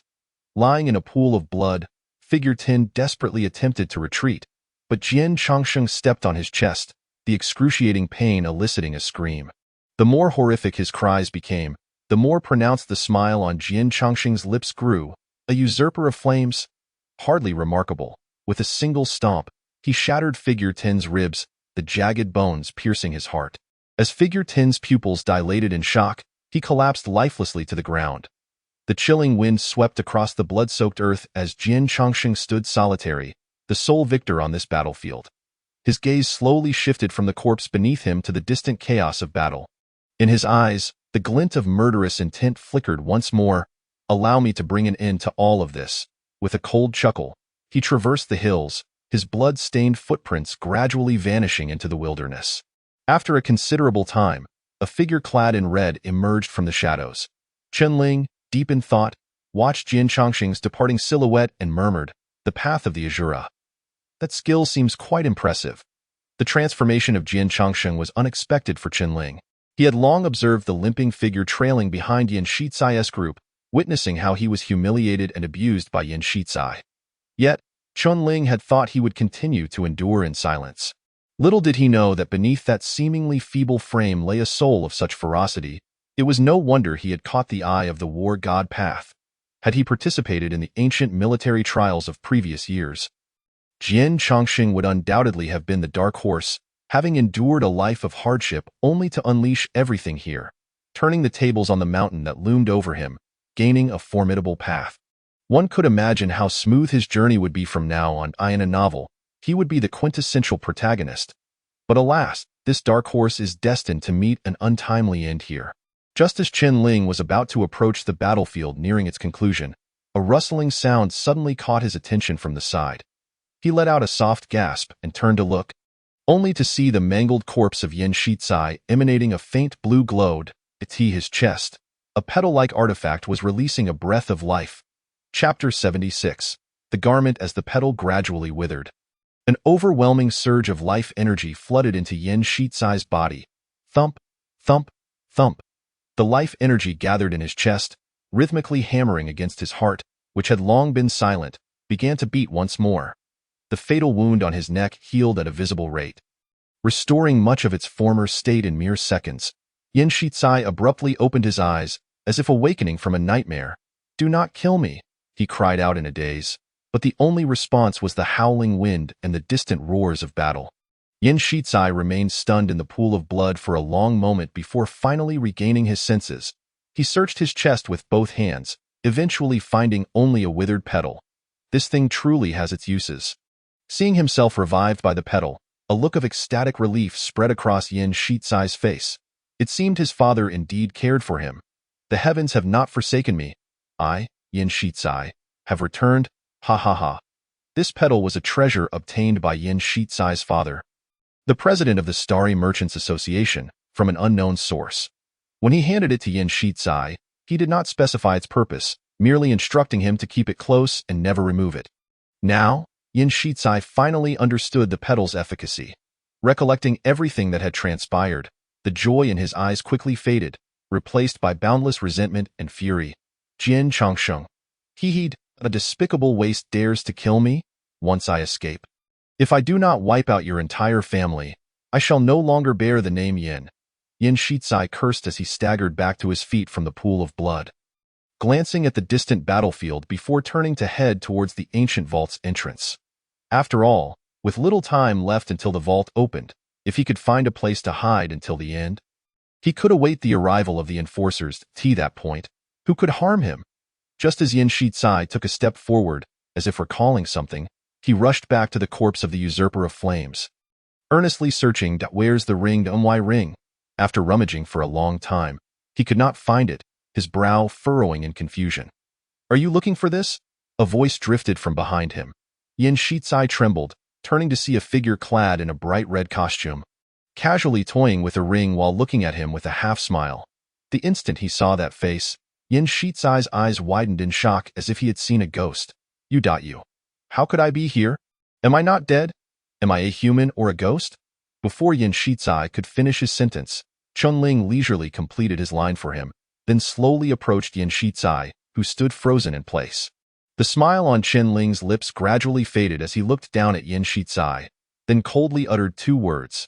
Kneel. In an instant, the glint of the dagger flashed as Chunling ruthlessly severed Yin Shizai's Achilles tendon, causing him to scream in agony and collapse to the ground, curling up in the pool of blood. This is impossible. You were clearly dead. Yin Shizai clutched his legs, his face as pale as death. If even you require 2 kills to die, why should I not? Chunling replied indifferently. I told you. All of you will die here. Did you truly believe you could escape, young Master Yin? Chunling. Spare me. Grant me a chance to live. I promise. I will not speak of anything that transpires here. We have no deep-seated hatred, do we? Aside from what happened on the ship, I can apologize truly. I can even bow to you. I can take you to Aurora City. You can choose any position among the enforcers. I guarantee you endless wealth and glory. Moreover, I have many treasures at home. Anything you desire, I can give you. Yin Shizai pleaded desperately, having exhausted all his means of self-preservation. If he were to be killed by Chunling again, it would indeed mean his end. Death would leave him with nothing.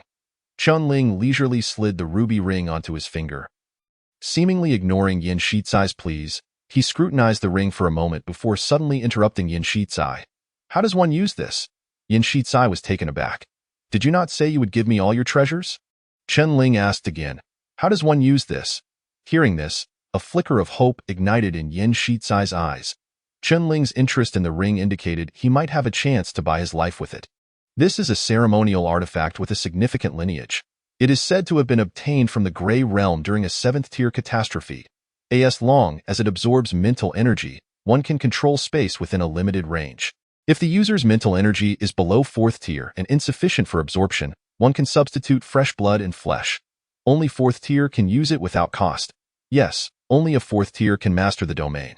Without the domain, mental energy is nearly non-existent. Then how does one make it absorb blood and flesh? There is a mechanism on the side of the ring. Just touch it, and then prick the emerging needle into your body. Before Yin Shizai could finish, Chunling seized his throat with one hand, the ring's needle piercing into his skin, voraciously consuming Yin Shizai's flesh. Under the ring's consumption, Yin Shizai's once plump form visibly shrank. Akin to the first time Chunling witnessed Qian Fan utilizing a finger artifact, though this ring's absorption speed seemed even swifter. Yin Shizai, gripped by Chunling, attempted to wail but could not produce a sound, only staring at Chunling with desperate eyes, pleading for mercy. Finally, just as Yin Shizai was on the brink of being drained dry, Chunling released his grip. Cough, cough, cough. Yin Shizai collapsed onto the ground, succumbing to a fit of violent coughing. In that moment, he resembled a frail specter, emaciated and skeletal, bearing an uncanny resemblance to a decayed skull, his original visage almost unrecognizable. So it was. Qianling gazed contemplatively at the softly glowing ruby. It already belongs to you. Yin Shizai gasped like a deflated bellows. Qianling, can you let me go now? Very well. Qianling patted his shoulder and slowly rose from the pool of blood. By the way, didn't you mention you like that garment of mine? That piece cannot be given to you. How about this one I'm wearing? Yin Shizai glanced at the crimson theatrical robe draped over Qianling and quickly shook his head. At such a dire moment, how could he dare to act as he did aboard the ship? Besides, he truly coveted Qianling's tattered attire. He merely sought an excuse to provoke Qianling. No. It's unnecessary. Such a pity. Qianling turned away and walked into the distance. As he saw Qianling depart, Yin Shizai's heart finally settled. He awkwardly crawled through the blood-soaked ground, inching toward the entrance of the ancient repository. He could finally return home. Just then, a chill breeze swept past the hem of the scarlet robe as Qianling ambled forward, casually raising his right hand to snap his fingers. Snap. Crack. Yin Shizai's form twisted grotesquely, and the faint glimmer of life within him vanished in an instant. He lay emaciated in the blood pool, his vacant gaze turned skyward, as though he had donned a scarlet robe identical to Qianling's upon this ashen earth. Chapter 77. Assassination of the Arsonist. Where have they gone? Pu Wen traversed the desolate wilderness, his eyes scanning the surroundings in search of the figure of number 8. According to the original plan, 5 enforcers of the God of War were to confront 5 arsonists, while he and Yin Shizai would set a trap to eliminate the leader, number 8. However, unexpectedly, halfway through the plan, Yin Shizai was pursued and forced to flee by one of the arsonists. Just as he thought he would have to grapple with number 8 alone, number 8 himself had also fled. In the midst of this skirmish, both allies and adversaries had vanished, leaving only Pu Wen. Thud.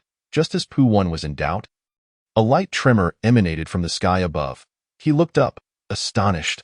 Beneath the clouds, a black ribbon was gradually retracting toward the base of the sword, but atop that ribbon, a figure clung desperately to one end. Seemingly struggling fiercely, I asked that not the arsonist? Number 8's form rapidly distanced itself from the earth, gazing at the approaching base of the God of War with excitement and madness in his eyes. His palm plunged into the black ribbon, grasping repeatedly, yet only seizing emptiness. But he showed no signs of halting, continuing to employ his thieving skills. Finally, after dozens of attempts, a dark red fragment fell into his palm. This fragment was roughly half the size of a hand, and compared to the complete base of the God of War, it was akin to a small stone dislodged from a mountain. Yet it was the utmost he could achieve. The moment the fragment detached, the entire ancient repository of the God of War trembled violently, and the black ribbon shattered into oblivion, leaving number 8 unsupported as he plummeted from the sky. Directly towards the ground. Is his target the base? Witnessing this scene, Pu Wen's expression tightened. He knew little of the base. While every ancient repository housed a corresponding base, they had never had the opportunity to engage with it.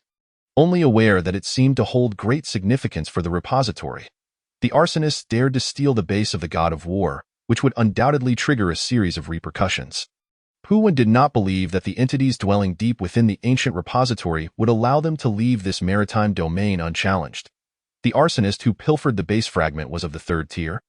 And now Yin Shizai had vanished, while that fellow Lu Xianming was nowhere to be found. Leaving only himself, how could he contend with him? Pu Wen glanced at the direction number 8 was falling, then turned to the chaotic battlefield nearby, suddenly feeling a headache coming on. The melee between the enforcers and arsonists was nearing its conclusion. 3 of the 5 enforcers of the God of War had been slain, while 2 of the arsonists had also perished, and numerous ordinary enforcers lay dead or wounded, leaving only a handful of figures still engaged in combat, amidst a sea of corpses scattered across the ground. Pu Wen calculated roughly that of the 70 or so who had entered the ancient repository, fewer than 10 remained alive. In nearly a century, the trials within the ancient repository of the God of War had never witnessed such devastating casualties. The enforcers from Aurora City had hoped to utilize this opportunity to cultivate more enforcers to regain their strength, only to find that all their seedlings had perished within the repository. If the ancient repository were to open now, would those 3 enforcers not be instantly terrified? Pu Wen shook his head, casting aside the chaotic thoughts, and charged directly toward the direction of No. 8's descent. With the battle reaching this intensity, no one could hope to leave alive without dealing with the most troublesome arsonist. Meanwhile, as number 8 plummeted from the sky, he clung tightly to the base fragment, his palm reaching towards the earth below. The hardened stones were instantly stolen away, leaving only the soft soil beneath, upon which he crashed heavily, a cloud of dust swirling around him. Even though the ground was soft, the impact still jarred number 8, who staggered to his feet, feeling as if his very organs were in agony. Yet when he gazed at the base fragment in his hand, joy bloomed within him. Task accomplished. Having stolen the fragment of the base of the god of war, upon his return, his standing should rise significantly, perhaps even placing him among the top 5. Just as number 8 reveled in his success, a whistling sound sliced through the air from behind him, and he felt a chill at the nape of his neck. Rolling forward without hesitation, swish, a long blade grazed the top of No. 8's head, shearing away a considerable amount of crimson. Before number 8 could discern the identity of his assailant, the flash of the blade struck again with astonishing speed. Thoughts raced through his mind, and he raised a fingertip. The menacing gleam that had approached his brow vanished into thin air, only to be grasped in his palm. Yet that hand seemed to have anticipated the weapon's disappearance, the attack unabated. Morphing into a hand-shaped blade, covered in iron black, striking toward number 8's face with lightning speed. Number 8 immediately swung his blade to block, the clash of steel and flesh producing a blinding spark, yet the terrifying force still sent him flying several meters away. Number 8's battle experience was considerable. He adjusted his posture midair and landed steadily on the ground.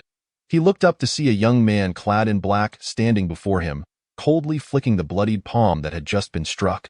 Did I evade it? Liu Ximing's brow was furrowed in intensity. ITSU? Number 8's gaze shimmered with malice. Liu Ximing's sudden attack had been too abrupt, as if he had been lurking nearby, waiting for number 8's guard to be at its lowest before launching his strike. Had it not been for number 8's rich combat experience, he would have likely lost his head in an instant. But now he had narrowly escaped, and the distance between them had widened. In this situation, the scales of victory could no longer tilt in Liu Ximing's favor. A newly initiated enforcer dared to plot against me. Number 8 slowly straightened, his grip tightening around the long blade. Truly commendable courage for the son of that infamous enforcer. Alas, you have no more chances left. Liu Ximing's brow furrowed, his foot smashing against the ground as he charged toward No. 8 like a fierce beast. Number 8 remained calm, standing his ground, his right hand reaching into the void before him.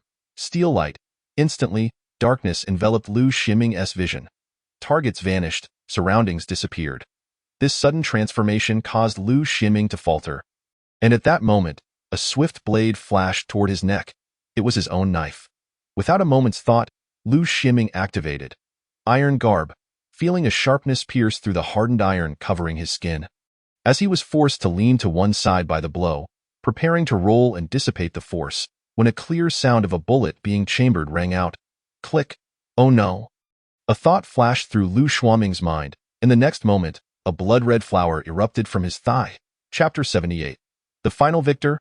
Liu Ximing could gauge the direction of an attack by observing the airflow created by the blade cutting through the air, allowing him to utilize Iron Garb for defense, but he could not determine the firing position of a bullet. Thus, he was shot. The bullet pierced through his thigh, causing him to lose his balance completely, an overwhelming force striking from his chest, sending him flying. Dust swirled as the disoriented Liu Ximing crashed heavily to the ground. Reflexively, he sat up, but at that moment, he was utterly lost, having no idea from where the enemy would strike. Blood flowed steadily from the bullet hole in his thigh, his complexion paling drastically. So this is the pressure of the third tier. Even an adept thief like the god of thieves cannot contend against it in the first tier. In the desolate wilderness, number 8 approached Liu Ximing with a knife in one hand and a gun in the other, his expression impassive. He silently raised the gun, aiming at Liu Ximing's brow, just as he prepared to pull the trigger. A voice called out from nearby. Is this the last one? Number 8 paused, turning to see Jin Chongsheng, bloodied, staring intently at him from a short distance away, excitement and desire etched upon his scarred visage. If I kill this one, should it not count as a significant achievement? He let out a hearty laugh, his figure resembling a blood arrow as he rushed toward the scene. There is still one who has stepped onto the path of the god of war? Number 8's brow furrowed slightly. Jin Chongsheng's speed was astonishingly swift. so much so that even Lu Xianming, clad in the iron armor, could not hope to catch him. In a mere instant, he traversed dozens of meters. Arriving before number 8, the latter was taken aback and immediately fired several shots at him. Bullets struck Jian Chongqing's body in rapid succession, only serving to amplify his velocity further. With a bloodied fist, he unleashed a roaring blow towards number 8, exclaiming, "Steal the light!" Without hesitation, number 8 activated his skill once more.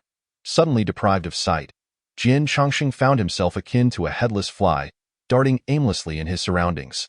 Just as number 8 exhaled in relief, a punch, heavy as a boulder, landed squarely on his chest.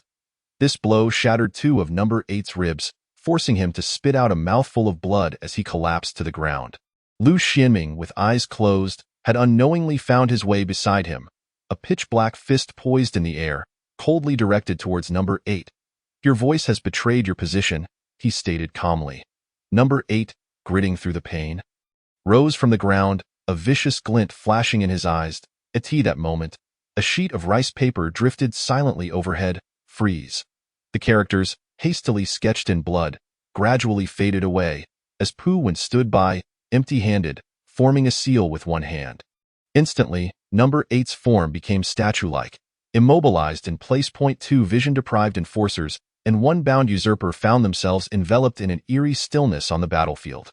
Moments later, Lu Xianming was the first to regain his sight, launching himself at number 8 like a cannonball. Half a second later, number 8 broke free from his paralysis, one hand again stealing Lu Xianming's vision while the other raised his firearm, unleashing 3 shots. "Damn it! Is his theft limitless?" Lu Xianming cursed inwardly. 3 bullets whistled into Lu Xianming's body. 2 were deflected by the randomly activated iron armor, but the last pierced through his shoulder, causing his previously clenched fist to drop limply. Number 8 attempted to fire again but discovered his magazine was empty. Reluctantly, he discarded the weapon. At that moment, a searing pain radiated from his lower back. Jian Chongqing's punch had crushed number 8's kidney.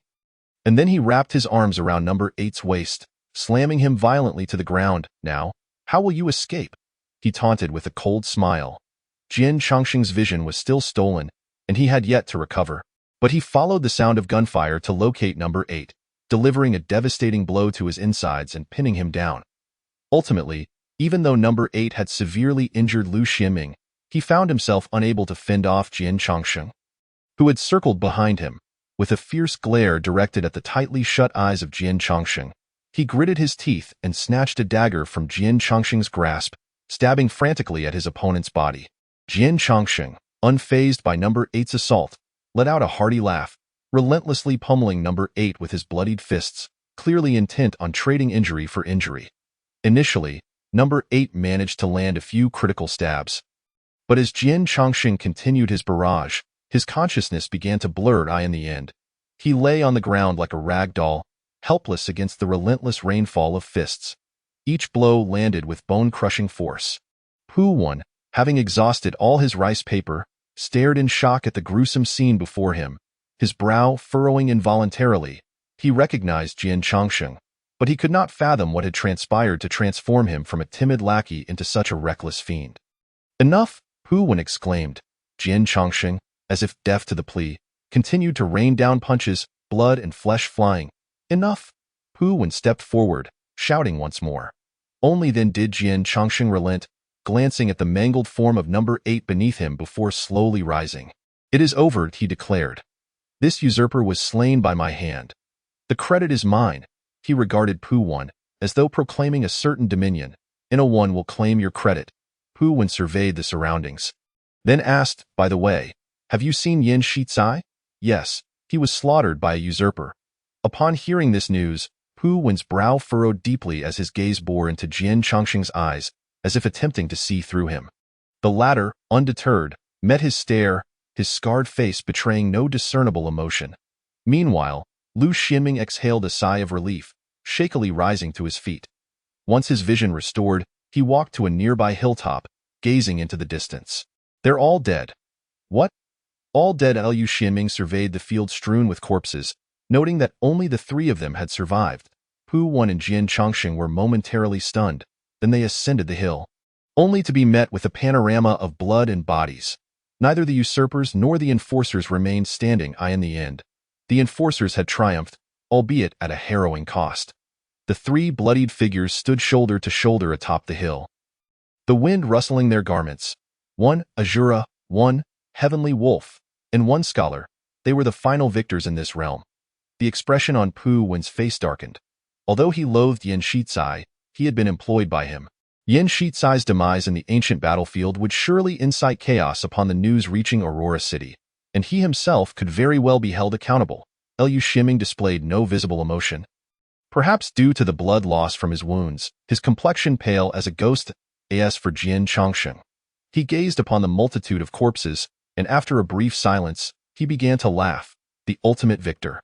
Ismi, clap, clap, clap. At the moment of profound silence, a crisp sound of applause echoed from behind.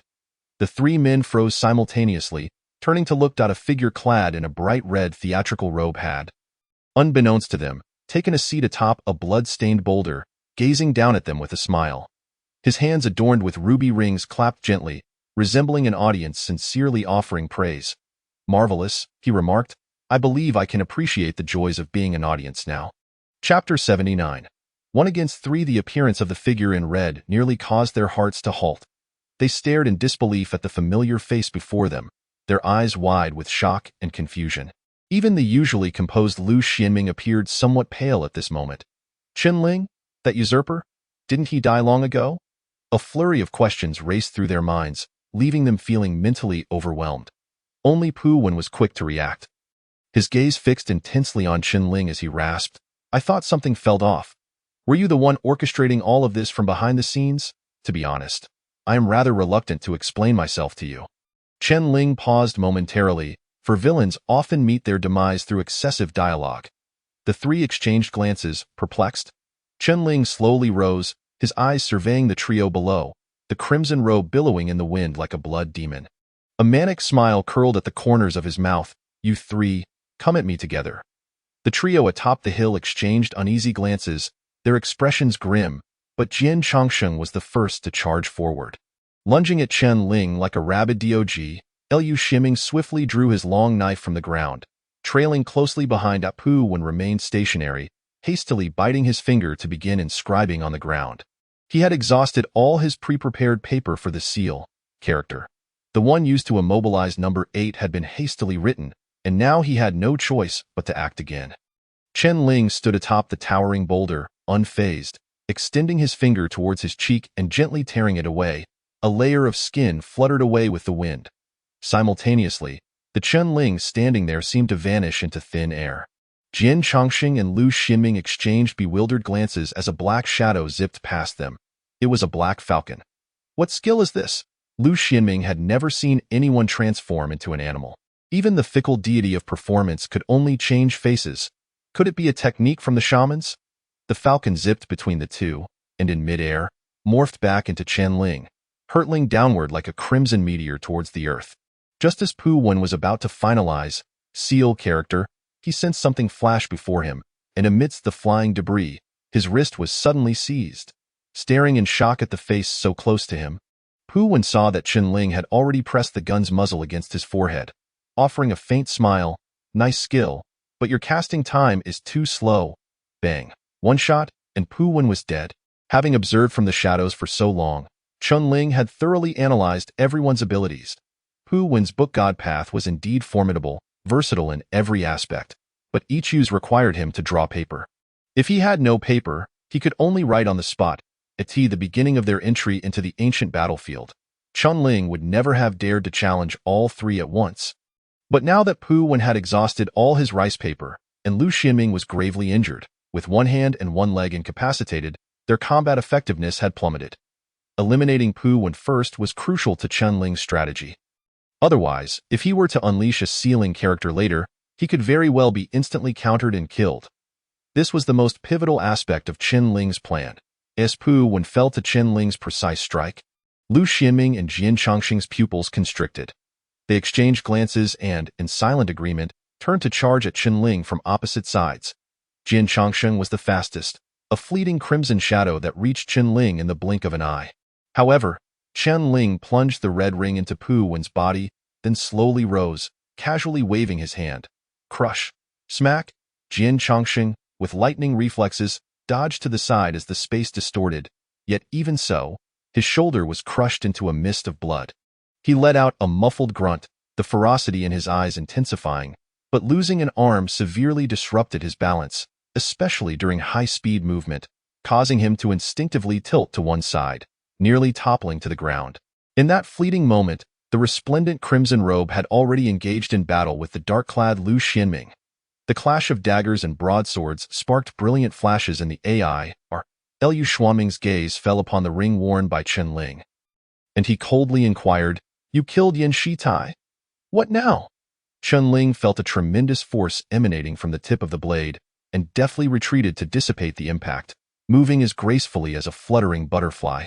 Instantly appearing behind Lu Xianming, possessing the iron garb, Lu Xuanming's strength and defense were formidable. Chen Ling knew he could not confront him head-on. Instead, he relied on the agility afforded by the Dance of Slaughter to engage in combat. As long as his speed was swift enough and the angles of his strikes sufficiently cunning, Lu Xianming would be unable to adapt the iron garb for defense. Having already lost a hand to No. 8, Lu Xianming, wielding a sword with one hand, struggled to keep pace with Chen Ling's onslaught, forced to retreat and defend himself clumsily while awaiting rescue from Jian Chongsheng. Naturally, Chen Ling would not grant him such an opportunity. Like a specter, Chen Ling sidestepped Lu Xuanming's counterattack, thrusting his ring-adorned right hand into Lu Xuanming's wound, where a voracious force surged forth, visibly draining Lu Xuanming's vitality. Lu Xianming reacted swiftly, immediately swinging his sword toward Chen Ling's wrist, only to have his dagger intercepted mid-air. After a brief struggle, Chen Ling was knocked back several steps. Before Lu Xianming could strike again, Chen Ling preemptively gestured toward him. Crush, a localized distortion in space, precisely struck Lu Xuanming's sword-wielding hand, causing his bones to shatter, and he relinquished his broadsword in a flash. A blurred shadow darted before him, a cold glint piercing his chest. Lu Xianming grunted, his eyes wide with disbelief as he stared at the nearby Chen Ling. Before collapsing to the ground, simultaneously, a slicing sound broke through the air behind Chen Ling. He nimbly evaded, the short sword narrowly grazing his cheek as Jian Chongsheng's eyes sparkled with malice. The dagger and short sword clashed in midair at an astonishing speed, neither gaining the upper hand. Following an explosive exchange of blows, both combatants opted to distance themselves, the two figures in crimson standing on opposite sides of the battlefield, eyes locked in a fierce stare. Whether human or specter, today, you shall perish. Jian Chongsheng clenched his jaw, acutely sensing Chen Ling's formidable strength, having witnessed the subsequent deaths of Pu Wen and Lu Xianming. But having come this far, he could not afford to die here. His resolve surged, the scent of slaughter enveloping the air as he let out a low growl, charging toward Chen Ling like a bolt of crimson lightning. Chen Ling, expressionless, raised his firearm, aiming at the rapidly approaching figure, and spoke slowly. For the resurrection of human civilization, I decree your death. Chapter 80. You did well, child. The moment Chen Ling's words fell, an aura of judgment surged into the barrel of his gun. Simultaneously, Chen Ling felt his spirit rapidly waning, as if he had poured all his essence into his grasp and the depths of his consciousness. A force seemed to lock onto Jian Chongsheng through the muzzle of his weapon. Jian Chongsheng, feeling a sudden prickling sensation all over his body, was overwhelmed by an unprecedented sense of impending doom. He gazed at the black muzzle drawing nearer, akin to the gaze of death itself. Instinct screamed at him to evade this attack, but his body was already beyond the point of retreat. Bang! Chen Ling pulled the trigger. The force of deconstruction manifested as a bullet, silently shooting from the barrel. No sparks, no thunderous roar. It was as quiet as a voiceless arrow, instantly piercing through Jian Chongsheng's chest. Jian Chongsheng felt his body grow weightless, a gaping wound the size of a fist replacing his heart, and as he looked down, he could even see the ground behind him. Everything struck by that bullet seemed to dissolve into nothingness, including his very heart. He could no longer control his body, staggering 2 steps before collapsing at Chen Ling's feet. After firing the shot, Chen Ling too felt darkness encroaching upon him, the overwhelming drain on his mental strength nearly causing him to faint. He gritted his teeth to remain upright, Indeed, attempting to unleash the fourth-tier skill, Judgment Court, at the first-tier level had proven excessively taxing. Moreover, judging by the results, he had failed to expand his domain like Han Meng had at that time, and could merely condense a minuscule version of the domain near the barrel. Firing a deconstruction bullet with a lethality no larger than a fist at it was worth noting that Han Meng had once annihilated the body of the Crimson Paper Monster with 3 shots, each strike possessing a lethal radius countless times greater than Chen Ling's current output. Even if he could release skills exceeding his level at the first tier, their potency would be significantly diminished, constrained within the confines of their respective tiers. This thought flickered through Chen Ling's mind. Yet, it was evident that even the weakened Judgment Court was sufficient to dispatch nearly all foes of the same tier, such as Jian Changsheng. "You are a monster," a feeble voice escaped Jian Changsheng's lips as he lay on the ground. Perhaps due to the nature of his own abilities, even with his heart pierced, he did not die instantly, but instead stared intently at Chen Ling. "I should not die here. I have only just begun. I will not yield." His voice grew ever quieter, until finally, he fell into profound silence. Yet even so, his eyes remained fixed on Chen Ling. As if striving to etch his visage into the next life, he died with his eyes wide open. Only upon confirming Jian Changsheng's demise did Chen Ling finally exhale in relief. This fellow was exceedingly difficult to kill. Not only did he feel no pain from his injuries, but he fought with increasing ferocity. Chen Ling suspected that had he not employed the Judgment Court skill to eliminate him, he might not have been able to contend with Jian Changsheng for much longer.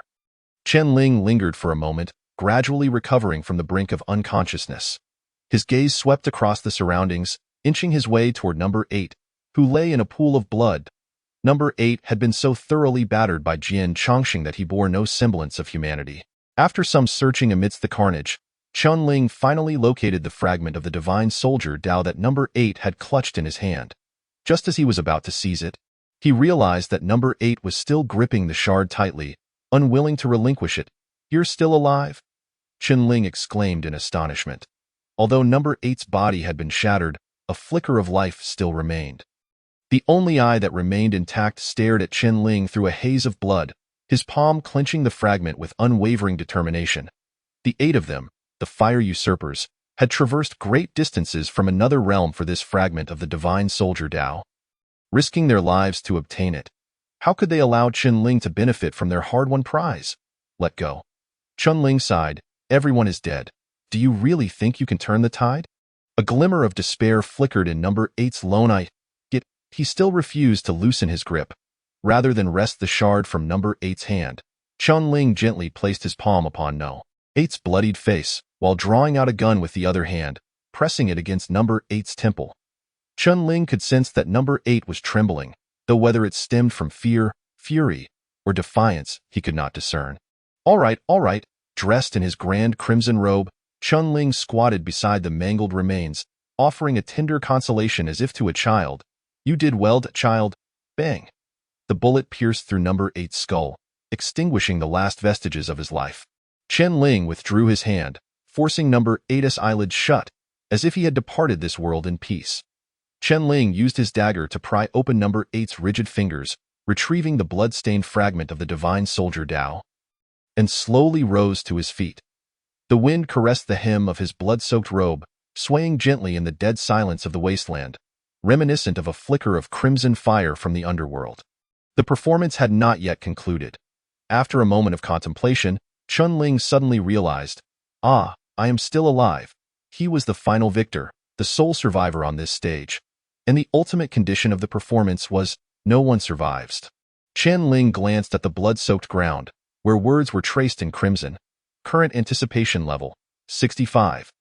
Since the beginning of the performance, the audience's anticipation had steadily risen alongside the unfolding events. But the true accumulation of anticipation came from his transformation into Bai Qi Ling, inciting the clash between the enforcers and the fire usurpers. Merely by slaying Yin Shi Tai, seizing the ring as a sacrificial artifact, and making his entrance against Jian Changsheng and his companions, he had harvested nearly 30 points of anticipation. The recent takedown of Number 8 added another 5 points. With everyone dead, where could he procure an additional 5 points of anticipation? Chen Ling suddenly felt a twinge of headache.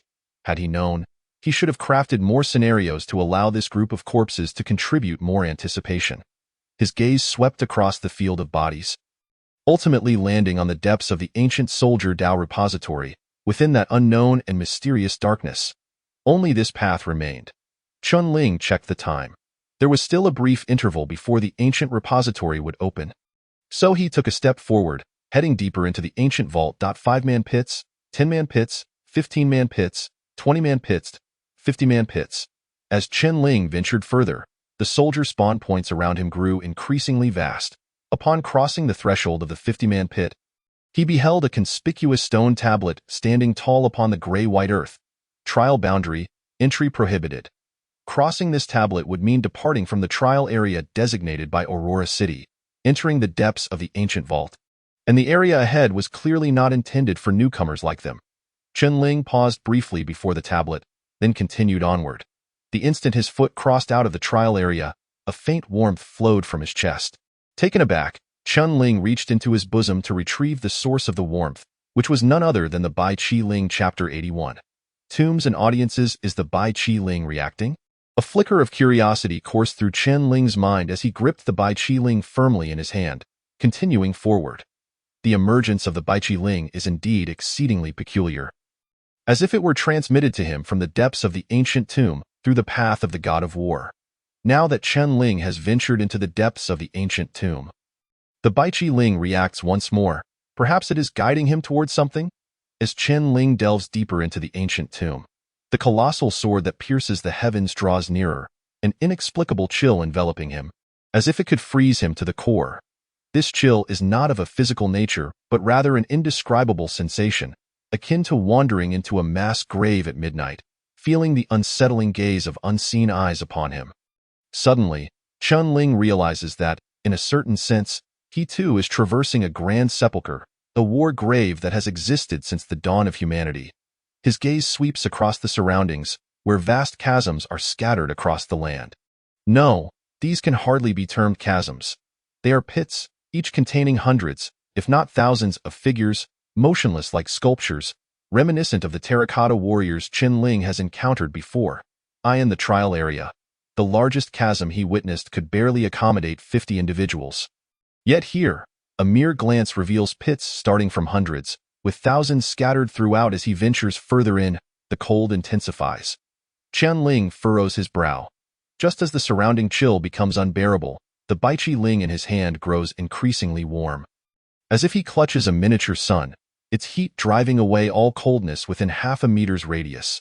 Yet, despite holding the token, Chun-Ling feels no burn. Rather, an inexplicable sense of security envelopes him. Where does it wish to guide him? His steps unconsciously quicken as he approaches the black giant sword, and he seems to catch glimpses of something flitting around him. A sensation of being watched surges within him. However, each time he turns to look, he finds no trace of whatever it may be, as if it were merely a figment of his imagination. In the depths of the ancient tomb, something lurks. Chun-Ling's frown deepens, and just as he contemplates retreating, a colossal pit suddenly comes into view. It is a circular abyss with a diameter spanning several kilometers, under a dim sky, stretching endlessly into the void. Standing at the edge of this pit, Chun-Ling feels as insignificant as an ant. Shock reflects in his eyes. How many souls could such a vast pit contain? Tens of thousands? Hundreds of thousands? This is the largest pit Chun-Ling has encountered since entering the ancient tomb of war, surpassing the combined size of all the pits that refresh soldiers. Yet curiously, this giant pit is empty. There are no periodically refreshing projections of murderous intent, nothing but a solitary desolate tomb standing in the center of the pit. A bone-chilling cold emanates from within, and even with the token in hand, Chun-Ling cannot help but shudder. His naked eye perceives nothing within the pit, but he can almost hear the wails of countless vengeful souls, steeped in murderous intent, echoing above the abyss. Suddenly, Chun-Ling recalls having read in history books that the general Bai Chi had executed 400,000 Zhao soldiers after the Battle of Chongping. It is precisely for this reason that Bai Chi's name as the god of killing has been immortalized through the ages. His gaze falls upon the solitary desolate tomb at the center of the pit, his eyes narrowing slightly. This pit does not, like the others, spawn projections of murderous intent. Instead, It is marked by a desolate tomb. Does this imply that this tomb alone could rival the presence of hundreds of thousands of murderous projections?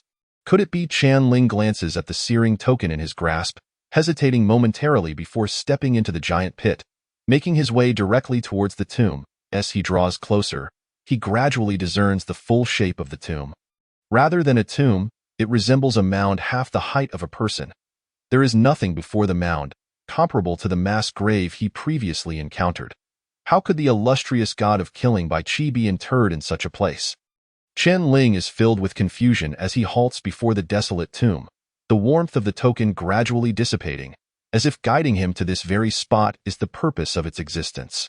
Simultaneously, an eerie chill envelopes him, and upon the earth before the tomb, a line of blood-red characters seems to seep up from the ground, slowly materializing.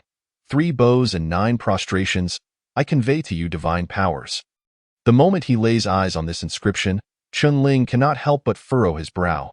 Before he can react, an even colder aura erupts from the void behind him, and countless scarlet eyes suddenly snap open, their gaze piercing through the boundaries of the theater, as if an unseen apocalyptic beast roars in fury. A tempest rises within Chen Ling, crashing violently toward the desolate tomb opposite him, almost simultaneously. A concentrated black murderous intent surges forth from the mound, as if the master of this tomb, standing through endless ages, is casting a piercing gaze of lethal intent upon this very spot. Boom! The 2 terrifying auras collide within the giant pit, like circular waves erupting outward, the aftershocks displacing the surrounding soil and revealing the ghastly crimson beneath, littered with bones, upon the ground before the tomb. A massive character composed of seeping blood emerges, grotesquely proclaiming, "Disaster." Chen Ling stands at the edge of the collision of these auras, his scarlet robe billowing wildly, shielding his eyes with his hand as the black murderous intent roils around him. A terrifying pressure nearly suffocating him. The audience is clashing with Bai Qi. This thought flashes through Chen Ling's mind, filling him with sudden joy. If Bai Qi can contend with the audience, could he possibly obliterate them entirely?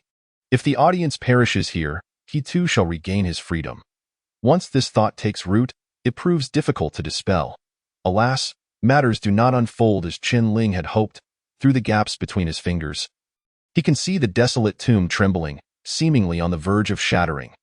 The scarlet eyes behind him begin to fade into the void, and the apocalyptic pressure dissipates accordingly, while the murderous intent surging from the tomb retreats back to the depths of the pit. The vast expanse of the giant pit once again falls into silence. The sudden clash and equally sudden retreat of both sides leaves Chen Ling questioning reality. Had all this merely been an illusion? His gaze returns to the desolate tomb, where numerous cracks have indeed appeared on the surface of the mound. It seems Bai Qi did not gain the upper hand during their earlier confrontation.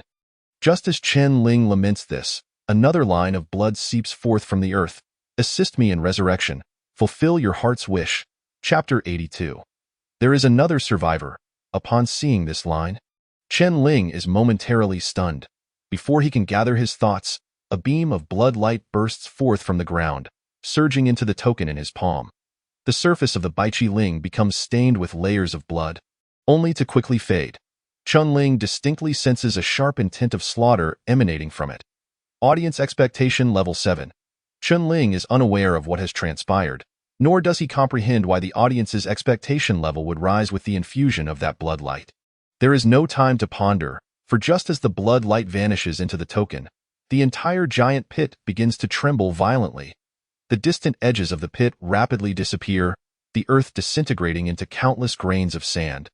As if a collapsing sandbox world is being consumed at an astonishing speed by the void beneath the ancient tomb. A wave of obliteration surges toward Chen Ling. His pupils constrict, and without hesitation, he turns to flee, his form slicing through the air as he races back from whence he came. A minuscule ant struggling for survival amidst the collapse of the pit, capable of holding hundreds of thousands. Chen Ling's speed reaches its zenith, and just as the impending collapse threatens to engulf him, he narrowly escapes the confines of the pit, stumbling onto solid ground. Damn. What just happened? Chen Ling wipes the cold sweat from his brow, glancing back to find that the once mighty pit has vanished entirely, replaced by an empty void. When he looks down, it feels as if he is gazing into an abyss in the next moment. The earth begins to restore itself, the void filled with soil that emerges from unknown origins, leveling out within mere seconds, as if the giant pit had never existed at all. Witnessing this scene, Chen Ling involuntarily recalls the automatic restoration of murderous projections after being vanquished. Thus, could it be that this giant pit was also restored by some mechanism of the ancient tomb of war? Chen Ling glances at the token in his hand, a look of increasing perplexity crossing his features, yet he cannot afford to linger any longer. If all goes as expected, the 3 law enforcers are about to open the ancient tomb's gates. He conceals the token close to his person and swiftly rushes back to the trial area, first heading to the entrance of the ancient tomb, where he defaces the faces of all the law enforcers corpses from Zone 1 before tossing them into the abyss. After a moment's hesitation, he also discards the bodies of 2 law enforcers from the Aurora City. Completing all this, Chen Ling randomly chooses a spot with the most chaotic accumulation of corpses. Sitting down amidst the disorder, thud. Simultaneously, a deep, resonant hum emanates from the entrance of the ancient tomb. The ancient tomb of war is now open. Chen Ling squints, casually picking up a short knife nearby. Slowly pressing the blade against his abdomen, with a forceful slash, his waist is cut open, and a torrent of blood pours forth, Chen Ling's complexion visibly paling as he endures the excruciating pain. Lying back amidst the disarray of corpses, within the scarlet pool of blood, a face so pale it bears no trace of color reveals a bizarre smile. The performance concludes, his eyes close, outside the ancient tomb of war. A massive vessel sways gently with the waves beneath a black sky. 3 figures clad in cloaks stand at the bow, gazing at the slowly opening vortex.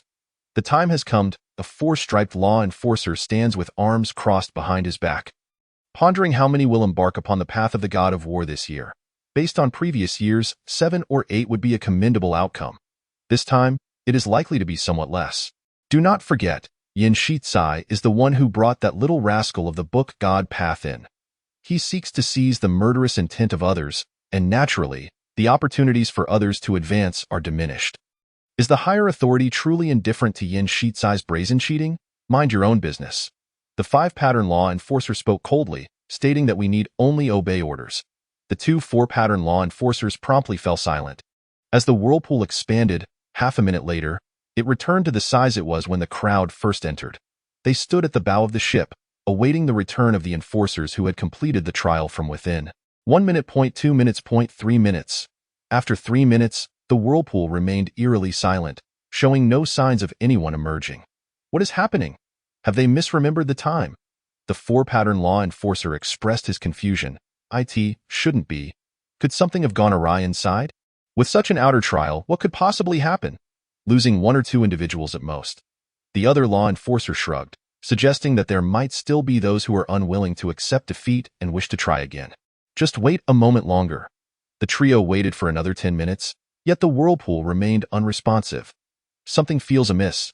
The 5-pattern law enforcer furrowed his brow, contemplating for a moment before deciding to investigate. Ah? But our ranks have already surpassed the 4th stage. We might be repelled here, right? In this urgent situation, as escorts, we possess the secret treasures provided by Aurora City as tokens, allowing us to temporarily operate within. He stood at the bow, solemnly bowing toward the colossal black sword that pierced the heavens, then leaped into the whirlpool, vanishing within. The other 2 law enforcers exchanged glances and followed suit. A dizzying sensation enveloped them. And the next moment, the 3 stood firmly at the edge of a cliff. A pungent metallic scent of blood surged into their nostrils. The 3 law enforcers frowned in unison. Upon glimpsing the scene at the cliff's edge, their expressions shifted dramatically. They beheld the scattered corpses of over 10 enforcers, most seemingly shot dead, belonging to the earlier group that had entered the ancient repository. What on earth happened? The 4-pattern law enforcer exclaimed in shock. How did so many perish? The 5-pattern law enforcer's face turned ashen as he swiftly circled the bodies, his gaze locking onto one particular figure, slowly crouching down. This is strange. He grasped the corpse's face, scrutinizing it closely. Among this batch of enforcers who had entered the ancient repository, this individual was absent. Are you implying that someone infiltrated the ranks of the enforcers? Who? The 5-pattern law enforcer did not respond. He immediately rose and hastened deeper into the ancient repository. The further they ventured, the greater the number of bodies. The vast ancient repository lay in eerie silence, a silence that resonated deafeningly in the ears of the three law enforcers. "Is that Yin Shizai?" One of the four-pattern law enforcers trembled as he raised his hand, pointing toward a corner. The other two turned sharply, only to see a gaunt figure twisted like a pretzel amidst a pool of blood. Standing in stunned silence for a moment before recovering, it was not that they did not recognize Yin Shizai. Rather, the bloodless cadaver bore such a stark contrast to the arrogant young master they had encountered earlier. "It truly is him," another four-pattern enforcer rasped, fear reflected in his eyes. "If even Yin Shizai has fallen within the ancient repository, there would surely be great turmoil back in Aurora City. Quickly, let us see if there are any survivors." The three dispersed to search, one of them arriving at the base of a hill where the fiercest fighting had taken place. Here, the bodies of dozens of enforcers and usurpers lay piled together, as if they had endured a gruesome battle of life and death. The more they searched, the colder their hearts grew. In the past century, never had there been such a large-scale casualty among newcomers. They could not fathom what transpired within this place over the mere span of 24 hours. Amidst the scattered corpses, a lifeless figure slightly twitched a finger. "This?" The four-pattern enforcer's pupils constricted as he shouted. "There is still a survivor here." Chapter 83. The performance has concluded. Upon hearing this, the other two law enforcers rushed over like arrows. "There is still a living soul? Wait, how could it be him?" Upon seeing the only remaining figure with a faint breath of life, Qianling, their eyes widened in astonishment. He should have been cut open during the battle, losing too much blood. The law enforcer hesitated, glancing at the five-pattern. If they did not attend to him soon, he would truly perish. "Should we save him? All who entered the ancient repository are dead, yet the one they had deemed most likely to die." Qianling unexpectedly clung to life. They now found themselves reflecting on the capriciousness of fate, caught in a dilemma. To save or not to save? The five-pattern law enforcer barked in anger. "Are you all out of your minds? This is the only remaining hope for the entire enforcer team. If he dies, who will explain to Aurora City what transpired here? Save him. At all costs, bring him back to life." The two law enforcers immediately set about rescuing Qianling. Though they lacked medical equipment, resorting to simple bandaging before hastily evacuating the ancient repository. With their departure, the ancient repository once again fell into a profound silence.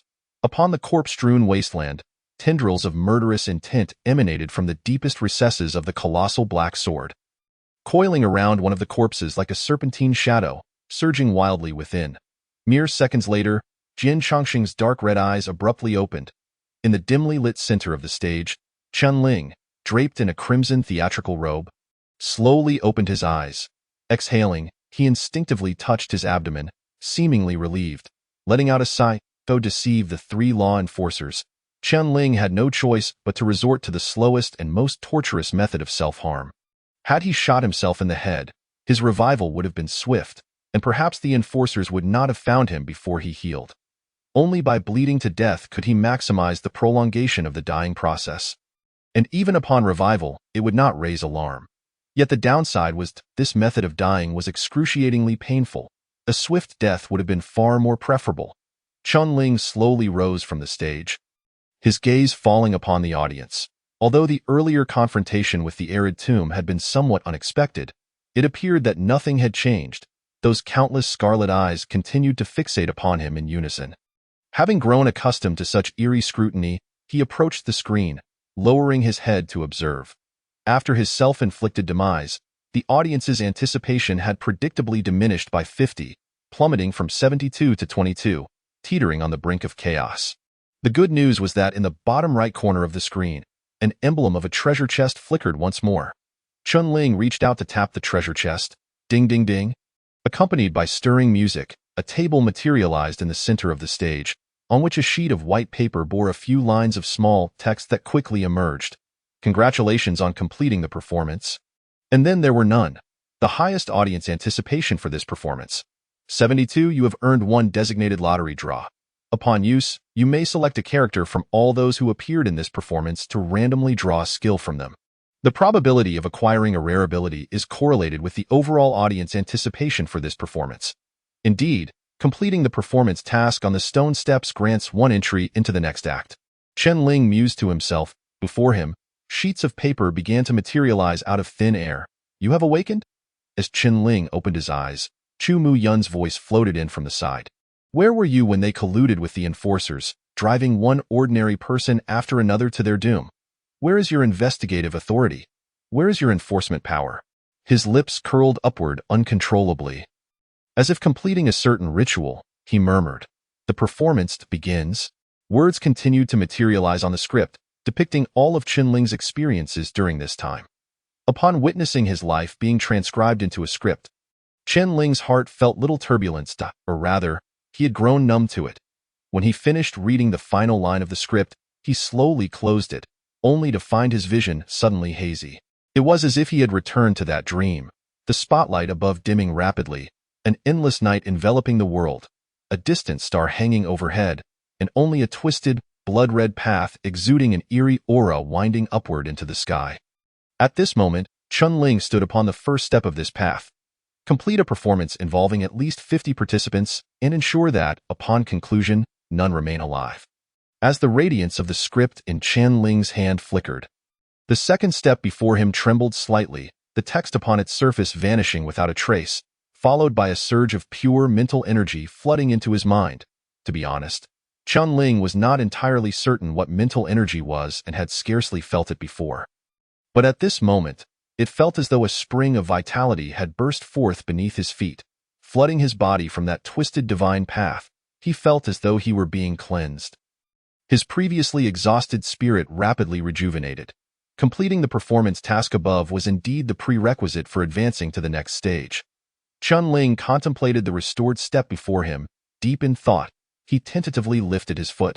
Moving toward the second step, his foot effortlessly traversed the once imperceptible barrier. Yet with each step he took, his mental energy was consumed at an alarming rate.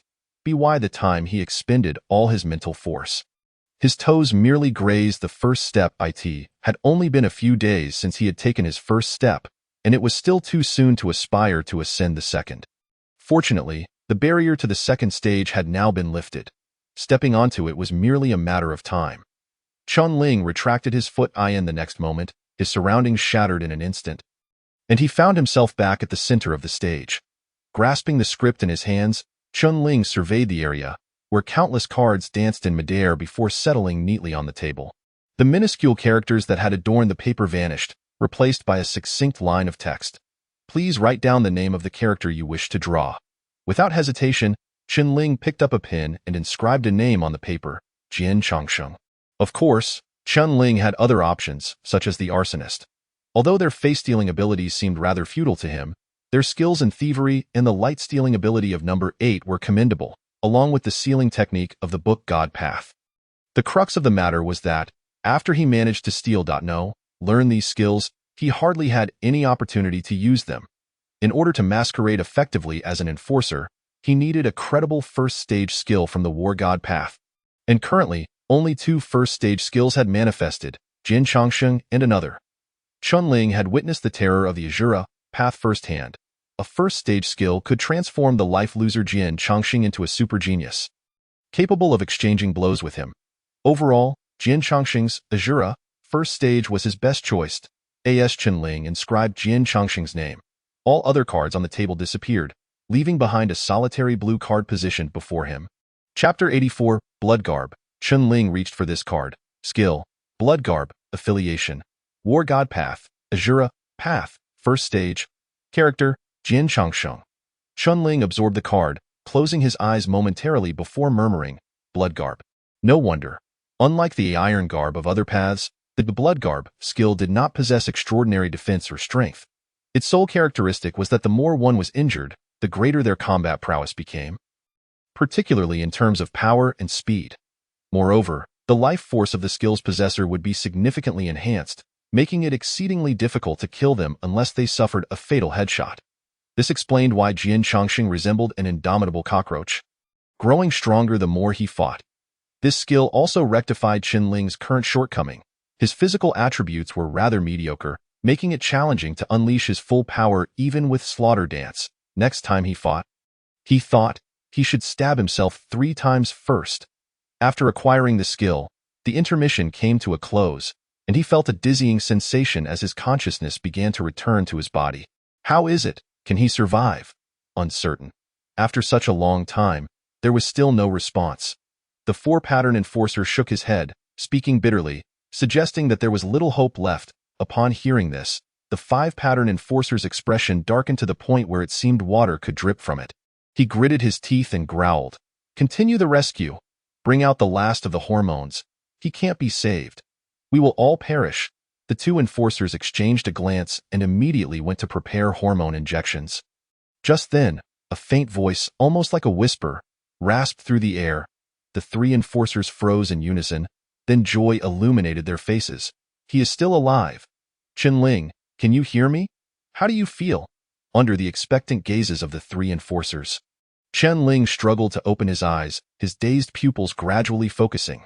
He parted his lips. "Where'd I ask this? This is on a ship. We have brought you out from the ancient vault." The 5-pattern enforcer inquired anxiously. "Chen-Ling, what exactly transpired in the ancient vault?" Upon hearing the term ancient vault, Chen-Ling's pupils visibly constricted, as if recalling some horrifying event. After a lengthy pause, he managed to utter 3 words: "Arsonist." The 3 enforcers felt a jolt in their hearts, as expected. The 5-pattern enforcer clenched his fists, a glimmer of light flashing in his eyes. Only they could infiltrate the enforcer ranks by stealing faces. But when did they make their move? It was on the train. What? The arsonists attacked the train carrying the enforcers from District 1, and then disguised themselves as them, infiltrating the ancient vault. Chen-Ling clenched his fists involuntarily, his voice hoarse. After they entered the ancient vault, they began a massacre. The enforcers from District 3 and District 5, along with several enforcers from Aurora City, were all shot down and fell into the abyss below. At that moment, I was coerced by Yin Shizai and separated from them, narrowly escaping a calamity. They actually attacked the train? No, the Railway Bureau did not report any attacks. I will investigate further once we disembark. How many people came from District 1? It seems there were 9. The 5-pattern enforcer furrowed his brow, memories of the arsonists' corpses flashing through his mind as he calculated the numbers. Chen-Ling continued. And then that Pu Wen used some kind of paper to immobilize them, although Yu Xinming killed one with a single strike, and Yin Shizai pushed 2 others off the cliff with his ring. When Pu Wen shouted, we all scattered in different directions. This aligns. The 5-pattern enforcer nodded slightly. I was terrified, fleeing to a desolate area, but I saw several war god paths converging in other places. Later, Yin Shizai said they were going to encircle the arsonists, and then they engaged in combat. Yin Shizai said this? The 5-pattern enforcer asked, astonished. Yes, he said that group of arsonists stole his ring. At the time, he was exuding an overwhelming killing intent, seemingly very angry, and then they fought. I initially intended to hide until the end, but just then, one of the fleeing arsonists ran toward me, and I fought desperately, killing him. After that, I saw a war god path coming down on my face, and then I lost consciousness. Chen-Ling concluded his narrative, his eyes filled with sincerity and pain. The 3 enforcers exchanged glances, each recognizing the gravity reflected in the other's gaze. By this point, the sequence of events had mostly unraveled, but more specific details would likely require personnel from Aurora City to verify. So, you've also embarked on the war god path? It seems so, Chen-Ling replied uncertainly. Which path? Azura?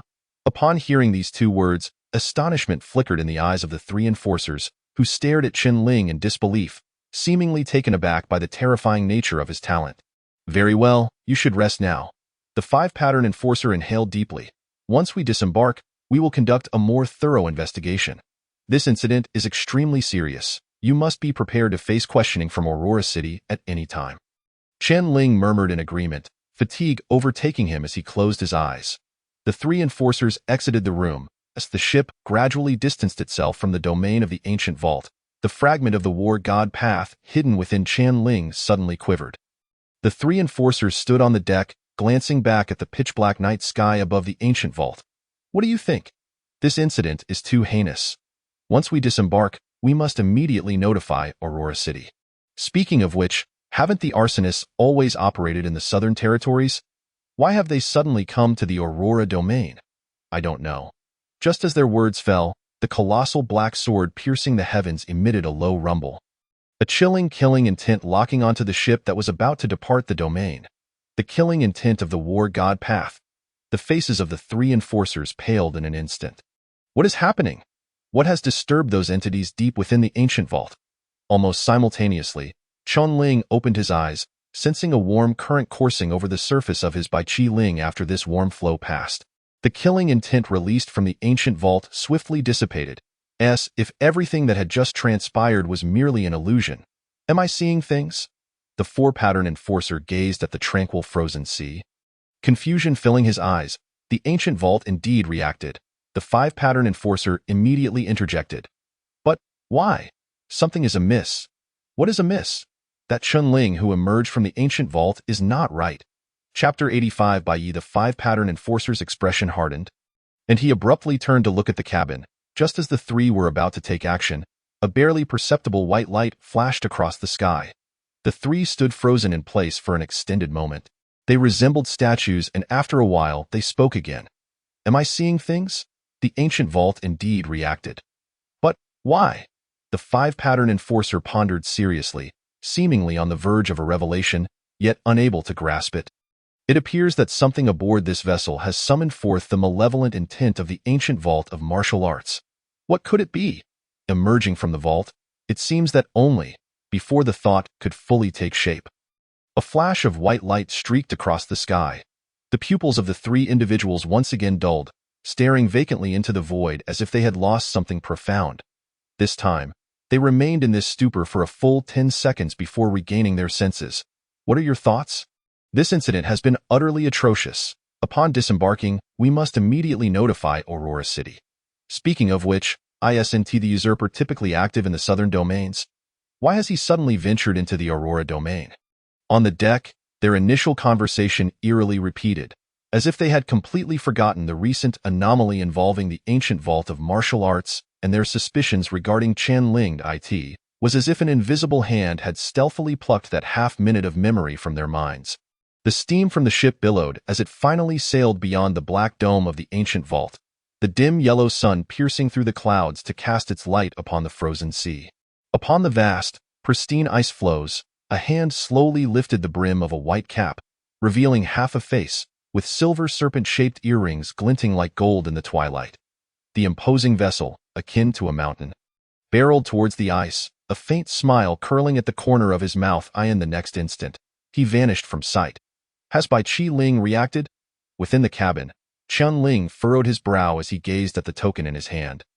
Confusion flickering in his eyes, he was unaware that the ship had just passed the edge of the ancient vault, only knowing that, in that fleeting moment, the fragments of Dao and Baiqi Ling had reacted in succession, returning to their original states within a second, as if nothing had transpired. Just as Chunling was lost in thought, a sudden flash of white caught his peripheral vision. Startled, he quickly stowed the token away and turned to look in that direction. At some point, a tall figure clad in white had silently leaned against the cabin wall, resembling a specter. Who? When did he enter? Two questions surged into Chunling's mind. After all, this cabin had but a single entrance, surrounded by heavy steel walls that offered no other means of entry, and Chunling was certain that he had been the sole occupant until now. His mind raced, and in a moment of clarity, he reacted swiftly. Raising his right hand, he lightly tapped his brow, fervently intoning, "Usurp the heavenly way, seize the universe.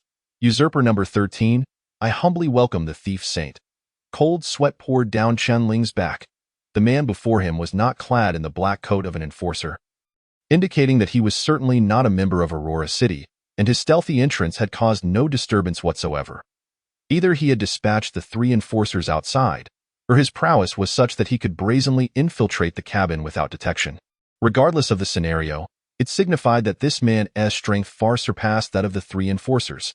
Exceptionally powerful, not an enforcer, and having appeared just after leaving the ancient vault, he was either the thief Saint Baiyi of the usurpers or a member of the Dusk Society come to assist him. Considering the worst-case scenario, Chunling confidently began with the tenets of the usurpers. The figure slowly lifted his head, and from beneath the white cap, a pair of sharp, icy eyes locked onto Chunling. No. 13, his voice bore no hint of emotion. What of the others? They have all been exposed. embroiled in conflict with the enforcers within the ancient vault. All perished in battle. A look of regret surfaced in Qianling's eyes. Number 8 had met his end alongside the 3 enforcers on the divine path, leaving him barely clinging to life. What of the Tao fragments? They were not obtained. Not obtained. He raised an eyebrow. Then, what is this? He withdrew his hand from his pocket, revealing an unknown dark red crystal fragment that had somehow appeared in his palm, the very one Qianling had originally concealed on his person. Qianling's heart plummeted. Damn it. How could these thieves be so swift? The Tao fragments. Qianling feigned surprise, responding, Thief Saint, where did you acquire this? Where? Naturally, from you. The man's words trailed off as Qianling shot forth like an arrow from the bed, racing towards the cabin door with astonishing speed. Just as his hand was about to grasp the portal, a sudden blur overtook his vision, and when he regained clarity, he found himself repositioned directly before the mysterious figure. He had stolen Qianling's place. Qianling reacted instantaneously, realizing escape was futile. He opted instead to strike at the figure's neck. In response, the other chuckled lightly. If your wounds aren't healed, refrain from making any sudden movements. Heart of Red 6. Upon hearing the final 3 words, Qianling's hand froze just before the figure's neck, a flicker of astonishment crossing his eyes. The man gently raised his hand, and from the void, a playing card appeared, pinched between his 2 fingers. Heart of Red Q. Human civilization shall never extinguish. He spoke slowly. I have come to assist you, newcomer. Qianling stared at the card depicting a queen's visage, momentarily lost in thought before regaining his composure. You are a member of the Dusk Society? Qianling inquired, bewildered. Then, what of the thief Saint Bai Yi? The man regarded Qianling, smiling yet silent. You are the thief Saint Bai Yi of the usurpers. And also the Heart of Red Q of the Dusk Society? Qianling finally comprehended. You are also an undercover agent. I am not an undercover agent. The thief saint is my original identity. But I chose to betray. Bai Yi casually pocketed the card, seemingly unwilling to elaborate further on the matter. That said, as a newcomer to the society, you have performed admirably on this mission. Wait. Qianling's mind struggled to keep pace. You are the thief saint of the usurpers, yet you sent someone to infiltrate the vault to steal the Tao fragments. Why then did you also seek me out to partake in the theft? Good question. Bai Yi had anticipated this inquiry, spreading his hands as he explained, yet you have overlooked one point. I am indeed the thief saint, but not the leader of the usurpers. Sending them to pilfer the Tao fragments was the leader's decision. I am merely responsible for providing assistance. Then why not wait for them to steal the fragments and then take them for yourself? As soon as Qianling posed the question, he arrived at the answer himself, thoughtfully articulating, I understand your standing within the usurpers has risen too high. If you were to steal the fragments now, you would undoubtedly expose yourself. Astute. Bai Yi chuckled. Thus, I require you. Go help me stage a grand performance. Chapter 86. Is my face real? Bai Yi could certainly seize the fragments pilfered by the usurpers, but doing so would render his thief saint identity null and void, and the usurpers would undoubtedly expend every effort to hunt him down. For him, such an act would be an utter folly. However, if the fragments were taken by another within the ancient vault, the situation would differ entirely. Having grasped all of this, Qianling finally exhaled. Returning to sit at the edge of the bed, the final weight on his heart finally lifted. He could orchestrate the performance within the ancient vault, but once outside, the unfolding events would exceed his control. Whether it be the 3 enforcers or the thief Saint Bai Yi, neither were adversaries he could contend with. His only hope lay with the mysterious rescuer. Yet he never anticipated that the rescuer and the thief Saint Bai Yi were one and the same. You performed rather convincingly just now. Bai Yi couldn't help but remark, I nearly believed you had genuinely been swapped with number 13. Qianling chuckled awkwardly, remaining silent. Bai Yi secured the Tao fragments, continuing, I have stolen the memories of the 3 enforcers regarding the anomaly in the ancient vault. They will no longer suspect you. From here on, can you extricate yourself? I can. Qianling nodded. Then, as if recalling something, he added, could you assist me with one more task? Speak. Please hide these 2 items in the beams above 128, Frost Street in District 3. Qianling handed the Bai Qiling and the red ring to Bai Yi, who examined them closely and remarked in surprise. This item carries the essence of the god of war. A fine treasure. Did you retrieve it from the ancient vault? Indeed. Very well. Is there anything else?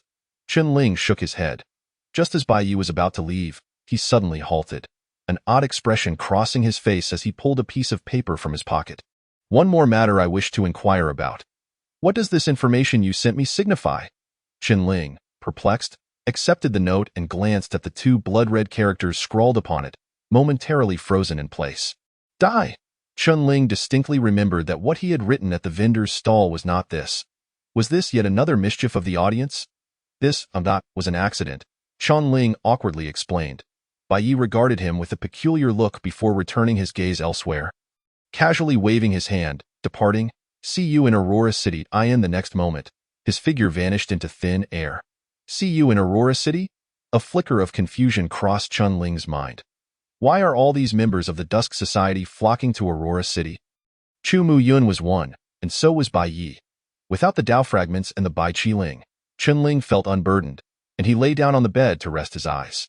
Several hours later, the ship gently docked at Winter Harbor, where an enforcer assisted the weakened Qianling back onto solid ground. As Qianling disembarked, he was met with dozens of enforcers clad in black and red uniforms, who had already sealed off the entire Winter Harbor. The once bustling port now lay shrouded in an atmosphere of desolation and chill. Upon witnessing the scene, Qianling immediately discerned that news had reached Aurora City. More than 70 law enforcers, who had once been regarded with hope by Aurora City, ventured into the ancient trial of the military path, only to have a single survivor emerge. This was, without a doubt, catastrophic news for Aurora City. Are you Qianling? A six-pattern law enforcer stepped forward, furrowing his brow as he regarded Qianling. Yes. The six-pattern law enforcer exchanged a glance with his colleagues, signaling them to conduct a search. Without uttering a word, 3 law enforcers rushed to Qianling's side and searched him thoroughly, as if they wished to strip him bare. Under such a rigorous search, Qianling found it impossible to conceal anything. Naturally, they were destined to find nothing. There's nothing else, one law enforcer replied quietly. I apologize. Qianling, the six-pattern law enforcer, spoke once more, his tone leaving no room for disagreement. Next, we must verify your identity through facial recognition. To prevent any imposters from assuming your identity. This proclamation, Qianling's eyes narrowed. Truth be told, he had anticipated this step. Since Aurora City was aware of the infiltrating imposters, precaution was essential, especially considering he was the sole survivor from the ancient trial. From the moment he stepped out of the ancient repository, Qianling had resigned himself to the most thorough investigation within the entire realm of Aurora. A law enforcer withdrew a short blade from his robe and approached Qianling with measured steps. Before he could act, Qianling broke free from the enforcers on either side and drew his own dagger from within his garments. This spectacle startled the surrounding law enforcers, their vigilance heightened. And the six-patterned law enforcer's gaze sharpened. I'll handle this myself. Qianling, expressionless, plunged the sharp blade into his cheek, meticulously carving it open. Crimson blood dripped down the blade, revealing the flesh beneath. The howling cold wind swept through the silent port. And amidst the tense gazes of onlookers, the young man, while slicing his own face, smiled. The gory visage of his lacerated cheek bore witness to his grim determination as he softly inquired, "Do you see my face?" Truly, in the headquarters of the law enforcers in Zone 3, chaos erupted. Monge! A figure forcefully pushed open the door and hurried into the office. What has happened? Han Mon, seated behind his desk, furrowed his brow at the sudden commotion. It's Aurora City. We've received news from Aurora City. Aurora City? Han Mon seemed to connect the dots. Did Jiang Qin and Qianling emerge from the ancient repository? They are dead. What? Han Mon froze. All dead? The law enforcer reiterated. The imposters ambushed the ancient repository, and every law enforcer who entered has been slaughtered, except 4. Han Mon's complexion turned ashen as he abruptly rose from his seat. An overwhelming aura of terror filling the room. Except for whom? Except for Qianling. The report from Aurora City states that Qianling is the sole survivor. Han Mon stood rooted in place. They discovered Qianling among a pile of corpses, and when they found him, he was reportedly on the brink of death from blood loss. And now, has he been saved? He has been revived. But it is said he has been detained at Winter Harbor to undergo investigation and interrogation by Aurora City. Among the law enforcers who entered the repository, one was the son of a prominent merchant from the Starry Guild, and another was the offspring of a six-pattern law enforcer. Both families have sent representatives to Winter Harbor. It remains unclear what their intentions are. Upon hearing this last statement, Hanmon's expression shifted dramatically, as if a realization struck him. Without waiting for the law enforcer to continue, he pushed the door open and vanished into the snowy expanse at an astonishing pace. Chapter 87. Interrogation as Chen Ling carved into his own flesh. Winter Harbor fell into an eerie silence, save for the sound of the wind. For reasons unknown, the onlookers felt a chilling sensation as they beheld Chen Ling's mutilated visage and his faint smile. That will suffice. The six-patterned law enforcer finally spoke. Take him inside to tend to his wounds, and prepare for questioning. Two law enforcers exhaled in relief as they supported Chen Ling, guiding him toward a nearby small hut. The hut was evidently a temporary arrangement, likely a private residence hastily requisitioned. It was narrow and dimly lit. Chen Ling was assisted inside and seated beside the bed. Once the enforcers fetched bandages and medicine, they instructed him to wait there. Chen Ling heard them exit but did not leave. Instead, he lingered by the door. He merely applied a simple treatment to his wound, wrapping it in gauze, and chose not to dwell further.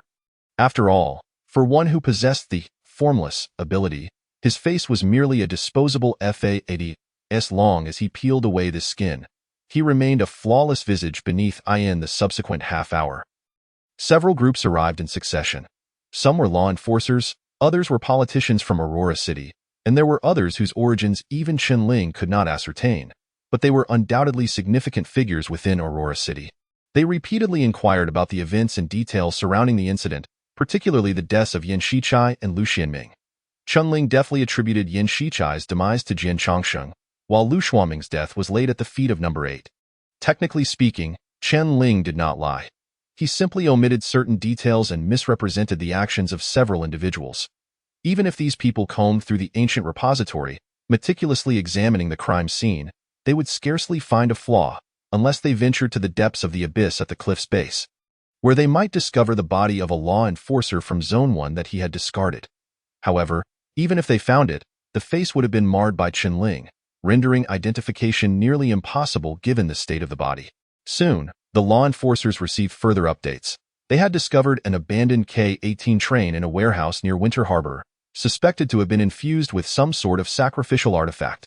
This revelation lent credence to Chen Ling's testimony, confirming that the imposters had indeed executed a face-swapping scheme via an attack on the train. The K-18 train connected the 7 major zones, and a train that did not exist in the records. Departing from the starting station with a law enforcer from Zone 1 would hardly raise suspicion. Moreover, the imposters had cleaned the train so thoroughly that no traces remained, as for the possibility of someone from another zone being swapped. The crowd did not entertain such doubts, for Chen Ling had no reason to fabricate lies regarding this matter, and his own experience aboard the train, without substitution, served as the best evidence. So, has the interrogation concluded? Chen Ling wearily rubbed his eyes. When can I go home? It should be soon. One law enforcer stationed at the door hesitantly replied. It should? After all, this was the first time such a severe incident during a trial had occurred, and the implications were enormous. Furthermore, the Starry Guild and the family of the six-pattern law enforcer were formidable entities. They had originally hoped their heirs would undergo trials and ascend the divine path, only to find them all perished within. You think they will let this go easily? Upon hearing this, Chen Ling's brow furrowed deeper. What does this have to do with me? The ones who killed them were the imposters. But the imposters are all dead as well, the law enforcer said meaningfully. Everyone has perished, yet you alone have survived. If they seek vengeance against the imposters, they can only turn to you for leads. But I have shared everything I know. What if you concealed something? These powerful families possess means to extract every last detail from individuals, even reconstructing all that you have witnessed. Only then would they feel assured. Of course, after such methods are employed, most individuals either end up dead or driven mad. Chen Ling's heart sank. If those in Aurora City truly resorted to such tactics against him, wouldn't everything be laid bare? Wouldn't this be considered a form of extrajudicial punishment? Would the law enforcers not intervene? Indeed, this is strictly prohibited in Aurora City. But tell me, which law enforcers or officials would dare oppose them? If they wished to take you away, who would dare to stop them? Chen Ling fell silent. At that moment, the law enforcer seemed to realize he had spoken too freely and quickly added, Brother, I was merely stating a possibility. May not even come to that. Chunling did not respond further. He suddenly recalled the group that had repeatedly inquired about the deaths of Yan Shichai and Lu Xianming. After their questioning, their expressions had turned rather grim, and ominous premonition surged within him. He closed the door and began to contemplate within the confines of the room. If someone truly intended to take him away, how could he navigate this predicament? Flee. With so many law enforcers outside, where could he escape? Just then, a low murmur of conversation emanated from outside, followed by the door being pushed open. Standing at the threshold was a man clad in black, not wearing the standard garb of a law enforcer, but rather a luxurious, warm fabric. Two law enforcers trailed behind him, one of whom was the same individual who had spoken to Chunling earlier. His gaze filled with sympathy. Law enforcer Chunling, the man at the forefront, began slowly, "You must come with me." "Where to?" "Aurora City." Chunling's brow knitted tightly. "Who are you? Why must I go to Aurora City?" "My identity is of little consequence. What matters is that you must accompany me today." The man's gaze intensified, and a terrifying aura erupted from within him, engulfing Chunling like a tsunami. A shadow of a divine path materialized. One that Chunling had recently encountered, the Book of Divine Path. With Chunling's current mental fortitude, the disparity between him and his opponent was nothing short of astronomical. Undoubtedly, the adversary's rank must be above the 4th level. Yet not quite at the 5th, for there remained a palpable difference when compared to the aura of that 5th pattern enforcer. If all goes as expected, this individual is undoubtedly a representative dispatched by the Starry Commerce, or that 7th pattern enforcer. The abduction of Chunling is ostensibly a violation of the regulations of Aurora City, hence they could not directly send an enforcer to act, but rather had to employ some formidable beings outside the system. The individual before him, a possessor of the Book of Divine Ways, was evidently one of their own. "And if I refuse?" Chunling articulated, each word deliberate. Chapter 88. Mind your own business? Refuse? I am quite eager to see how you intend to do so. The man chuckled lightly as his words fell. He casually produced a paper talisman from within his garments and waved it towards Chunling. The 4 large characters on the paper immediately burst forth with dazzling light. Command followed. A beam of light surged from the talisman into Chunling's body, causing him to shudder, and no matter how he struggled, he found himself unable to move even a fraction. What manner of skill is this from the Book of Divine Ways? Chunling's expression darkened considerably. Although he could not move his body, it seemed he was still able to speak, and he coldly declared, "The unlawful detention of an enforcer in the Aurora realm constitutes a crime." Unlawful detention? Who witnessed it? Upon hearing this, the 2 enforcers behind him immediately turned, their gazes fixed on the sky above Winter Harbor, as if oblivious to the events unfolding within. "Kid, don't be so naive. This world does not adhere to reason." The man cast a sidelong glance at him before striding out of the room. Audience anticipation level 5. Chunling felt as though he were tethered by invisible strings. Compelled to follow, the biting cold wind surged from the frozen sea into Winter Harbor, and clad in but a thin garment, Chunling slowly made his way into the snow. He furrowed his brow. Glancing around, the enforcers who had previously surrounded Winter Harbor had mysteriously vanished, leaving only a few busy enforcers who, upon noticing the scene, instinctively averted their gazes and took a detour. Chunling's heart plummeted. While he had surmised that the influence of the Starry Commerce was vast, he had not expected them to so brazenly contravene the rules of Aurora City, directly abducting him from Winter Harbor.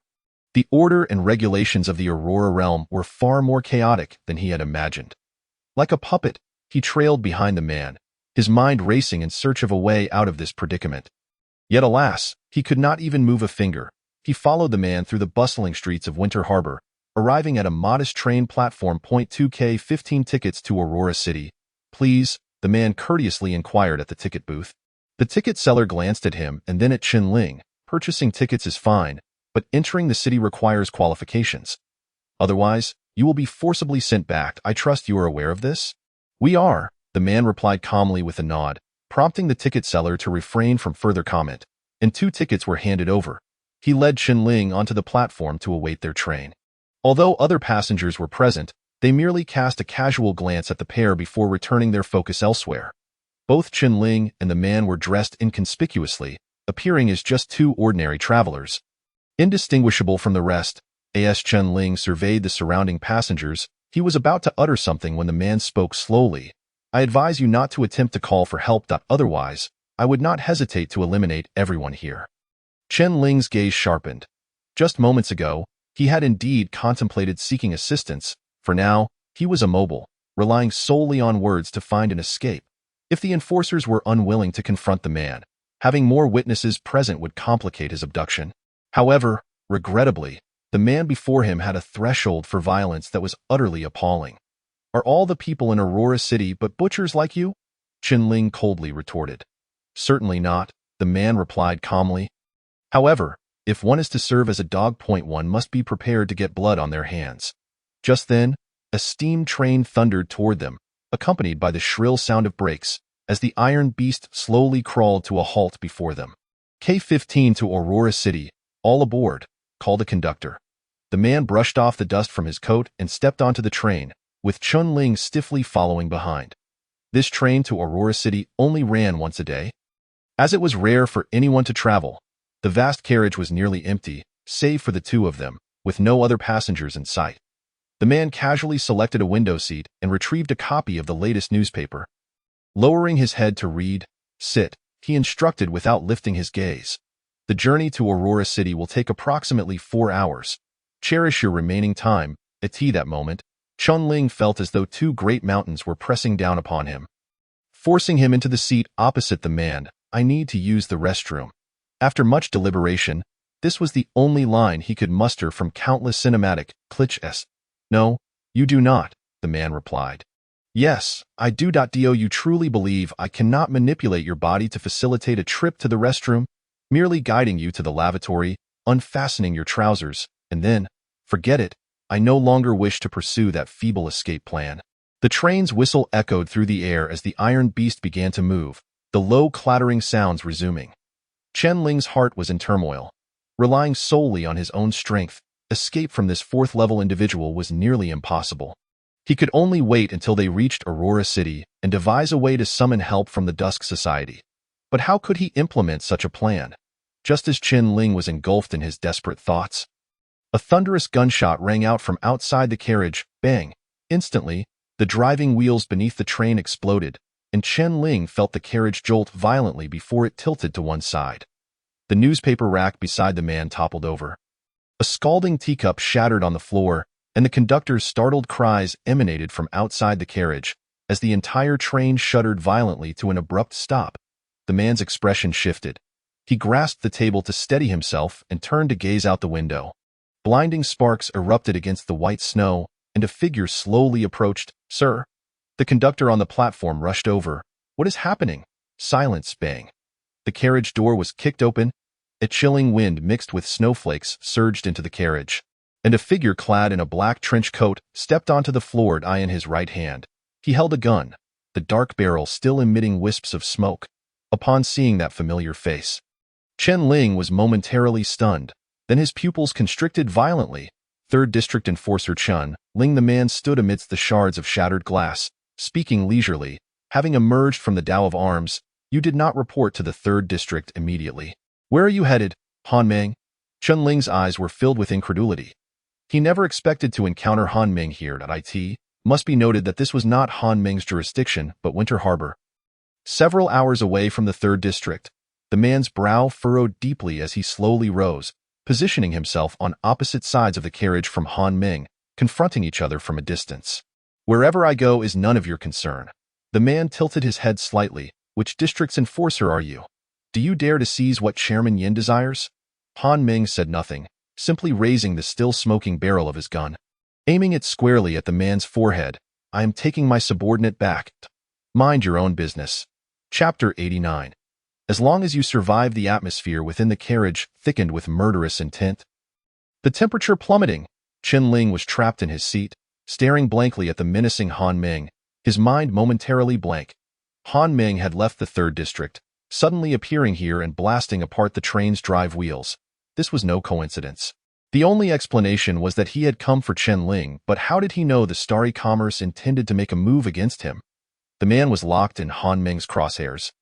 The aura of death enveloping him, he scrutinized Han Meng for a long moment, as if recalling something.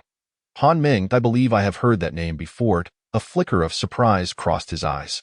I heard that several years ago, a rookie enforcer from the 3rd District killed the nephew of the Starry Commerce's president in the Dow of Arms, and after being detained, managed to endure 3 rounds of soul-shattering evidence collection while maintaining his sanity. That enforcer was named Han Ming, if I recall correctly. Is that so? Han Ming replied coolly, what a coincidence. His fingers rested on the trigger, and beneath his black coat, a domain swiftly unfolded around him. Sensing the terrifying aura contained within this domain, the man's complexion grew increasingly grim. Without hesitation, he raised his hand, about to sketch something in the void, when a thick beam of light suddenly flashed past his temple. The intangible force of deconstruction, akin to a bullet, effortlessly shaved his hair and, in the blink of an eye, pierced through the entire train carriage, leaving behind a gaping circular void. What makes you think your words can outpace my gun? Han Ming maintained his stance, one hand gripping the gun, wisps of blue smoke drifting from its muzzle, his expression devoid of emotion. However, at that moment, beads of cold sweat began to trickle down the man's forehead. A pallid expression flickered across his face, revealing a mix of fear and trepidation. Had Han Ming's shot been even slightly off, his head would have been rendered to nothingness. His survival was not due to the man's misfire but rather because Han Ming had no intention of killing him. This serves as a warning. Never attempt to confront a judgment head-on, you fool. Han Ming aimed his gun at the man, gesturing towards Chen Ling, ordering the release of the symbols binding him, or else the next shot would find its mark in your head. At that moment, the man was both alarmed and furious. Though he was a formidable 4th-tier warrior, he found himself utterly subdued by Han Ming's court of judgment. This left him feeling immensely frustrated. He possessed a wealth of knowledge in the divine script, yet in the face of that gun barrel, everything he could muster felt painfully slow. However, he was left with no recourse. The vast majority of divine combat prowess simply could not surpass that of the war god path. And the judgment path was the most lethal of all war god paths. As a practitioner of divine script, what could he possibly use to contend with a judgment? Once he had been locked onto? No matter how swift his words, could they ever rival the speed of a bullet? The man's expression shifted repeatedly. He fixed his gaze on Han Ming for a long moment before gritting his teeth and speaking. You know the consequences of offending the Starry Commerce Association. No one understands better than I do. Han Ming narrowed his eyes slightly, a wave of killing intent once again permeating the carriage. Do not make me repeat myself for a 3rd time. Release him, as the second bullet was about to be fired. The man gritted his teeth, sweeping his hand through the air to unravel the symbols controlling Chen Ling instantly. Chen Ling felt a lightness in his body, the control returning to him. Do not think that just because you have been hiding outside Aurora City, they cannot do anything about you. The man began to step back, and with each step, mysterious symbols appeared on the train's floor. The next time we meet, you shall not have the opportunity to point a gun at me. A glimmer of cold light flashed in his eyes. And in the next moment, those mysterious symbols suddenly illuminated. His form transformed before Chen Ling's eyes into a shadowy black, as if ink had been split into countless strokes, swiftly vanishing into the void. He can turn his body into characters? Chen Ling watched this scene unfold, astonished. It seemed that all the skills of the divine script were beyond his comprehension. Seeing the man depart, Han Ming calmly holstered his gun and glanced at Chen Ling. Still not leaving? Do you truly wish to follow him to Aurora City? With that, he turned and walked towards the train's exit point. One shot shattered the train's moving wheel, startling the attendants and other passengers on the platform, who stared in disbelief at Han Ming in his black trench coat as he emerged, their expressions akin to witnessing a monster. Chen Ling navigated through the crowd and approached him. How did you know I was here? There is only one train to Aurora City each day, departing from Winter Harbor. This was the only place. Chen Ling wanted to ask him how he was so sure that the Starry Commerce Association would secretly take him away. But recalling the man's words, he refrained from voicing the question. According to him, Han Ming had offended the Starry Commerce Association years ago in the ancient Martial Repository and had endured 3 soul-shattering evidence searches. What Chen Ling had already experienced, and what he had yet to endure, Han Ming had faced long before. One knew better than him, the victim, the methods of the Starry Commerce Association. The two walked side by side through the snow. Han Ming did not inquire about what had transpired in the ancient repository, nor did Chen Ling question Han Ming about his past. They both maintained silence, akin to two solitary travelers on their way home. Finally, Han Ming's voice broke the quiet. I still underestimated you. What? I thought you would only kill a few people, but in the end, it was only you who emerged. Han Ming's tone was difficult to decipher. Was it praise or reproach? This incident had escalated far too much. Chunling suddenly recalled the words Han Ming had left him before he entered the ancient repository. If you encounter any situations there, do not be overly apprehensive. You are the enforcer of our District 3. Even if you stir up some trouble, I will stand by you. Chunling did not hesitate. Han Ming had indeed shielded him. When Chunling exited that small chamber, all the enforcers and law enforcers chose to close their eyes. Only Han Ming, having traversed hundreds of miles, fired a shot that obliterated the train, raising his gun against the powers within Aurora City. Had it not been for him, Chunling would likely have been forcibly taken into Aurora City, and the outcome would remain uncertain. Chunling remained silent for a long while before earnestly uttering two words. Thank you. Han Ming turned to glance at him, his black trench coat continuing towards the end of the snowed, as long as you are alive. Chapter 90. Azura and Judgment, the Ancient Martial Repository. A blood-soaked figure staggered out of the vortex, plunging headfirst into the frozen sea. The biting cold invaded his entire being. Jian Chongqing endured the pain and stiffness brought by the chill, struggling to swim over 100 meters before finally crawling onto a 2-meter-long ice floe. Cough, cough, cough, he lay weakly on the ice, all his strength drained, as a gust of sea wind swept by, solidifying the moisture on his body into fragments, whisking away the last remnants of warmth. Jian Chongqing stared blankly at the black sky and the gradually receding giant sword. His scarred face displaying only numbness, he had survived. He did not know how he had managed to live. The last moment of his memory was the image of Chunling standing before him with a gun. He remembered his heart being pierced. Reflecting on this, Jian Chongqing instinctively reached for his chest, finding his flesh intact, not a gaping hole to be found, and it felt as though something within was still beating. He sensed that with every beat of that heart, killing intent coursed through his veins, as if he were being cleansed entirely. Moreover, he felt as if something new had awakened within him, resonating with the distant black giant sword. What on earth was that creature? Jian Chongqing recalled the figure in red who had single-handedly breached the ancient repository, a lingering dread still clinging to him.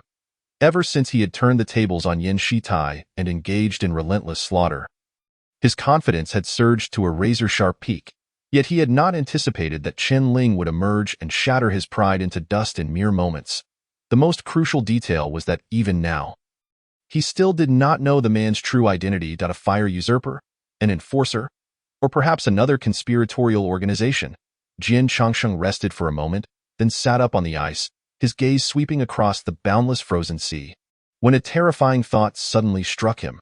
How was he to return? They had spent hours aboard the ship to arrive here.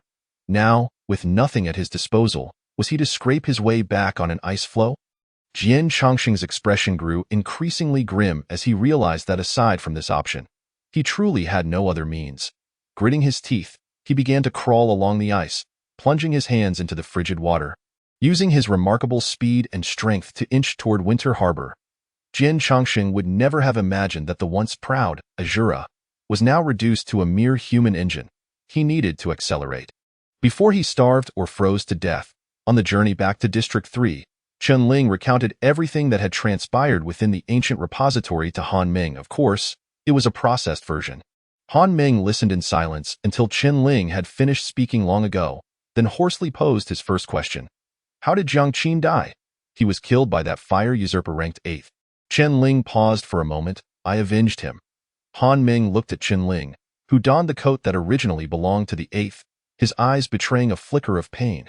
Chunling had never witnessed such desolation and fatigue on his face. Thank you. This time, it was Han Ming expressing gratitude to Chunling. Chunling did not respond, as he felt unworthy of such thanks. Jiang Qin was already dead. Avenging him changed nothing. If he truly had the ability, he should have saved Jiang Qin.as for the others in the ancient repository, although their deaths were tied to him, even if he did not provoke the enforcers and fire usurpers. Once the fire usurpers had seized all the Dao Foundation shards, both sides would still clash upon returning to the entrance of the repository, not to mention the presence of the thief, Saint Bai Yi outside. From the very beginning, This group of enforcers had no possibility of leaving the ancient repository alive. By the way, Han Meng turned to Chen-Ling. Have you stepped onto the path of the war god this time? Yes. Which path? Azura. Han Meng's eyes widened in surprise. He nodded slightly. Azura is indeed remarkable. There are very few who have tread this path throughout Aurora City. Which path are you on? Chen-Ling feigned ignorance. Judgment. How does it differ from Azura? Naturally, Judgment pursues ultimate lethality, but at higher tiers, the body becomes relatively fragile, whereas Azura reigns supreme in close combat. While its lethality may not match Judgment, its survivability is exceptionally strong. Especially the first-tier skill, Blood Garb. You should be able to sense the power it grants you. Unless one is struck down instantly, the heavier the injuries, the greater the damage. As this effect amplifies to its zenith, the damage can even rival that of Judgment. Chen-Ling nodded thoughtfully. Now, he possessed the third and fourth tier skills of Judgment, alongside the first tier skill of Blood Garb. The combination of the two left him pondering whether it could be considered a mutual enhancement. After stepping onto the divine path, how does one advance? Chen-Ling tentatively inquired, are there any prerequisites? Prerequisites? There are no such things. Han Meng elucidated that although there are 14 divine paths in the world, each distinct in its own way, their essence remains the same. All are driven by spiritual energy to ascend the ranks. With each elevation, not only does one acquire various skills, but it also triggers a significant enhancement of spiritual power. Ultimately, it boils down to personal talent. Those who are naturally attuned to the divine path experience a more rapid growth in spiritual energy and ascend at a quicker pace. Conversely, those lacking in talent will find advancement exceedingly challenging, often halting at a particular tier for life, forever ensnared in that level. Of course, beyond the fourth tier, the ascent becomes increasingly arduous. At times, apart from the accumulation of spiritual energy, one may require an opportunity for a breakthrough. Indeed, it seems that the advancement of others is far less cumbersome than his own. Chen-Ling sighed heavily within. In addition to the growth of his spiritual energy, he must also fulfill performance tasks on the stone steps. Failure to do so means that even with heightened spiritual energy, he cannot progress to the next tier, indicating that each step he takes will be several times more challenging than for others. Generally, how long does it take to ascend from the first tier to the second? For an ordinary person, it takes roughly 2 years. If one possesses decent talent, advancement may occur in just over a year. Such a lengthy duration? Chen-Ling was astonished. How long did it take you, then? 6 months. Chen-Ling. No wonder people in Area 3 refer to Han Meng as a prodigy of the warrior divine path. The disparity is glaringly evident. Yet, Chen-Ling felt a twinge of unease, as he had only embarked on the first tier of the drama divine path for a little over a week. And now, his feet were nearly touching the second step. Chen-Ling even sensed that in just a few days, he would truly step onto the second tier. Was it his innate talent that was exceptional?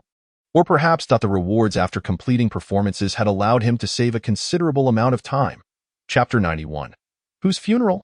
Chen-Ling leaned towards the latter possibility, for he did not believe he possessed any particular talent in the drama path. The two boarded the K-18 train and, just before nightfall, finally returned to Area 3. Han Meng stood on the desolate platform, glancing at the time, but it's getting late.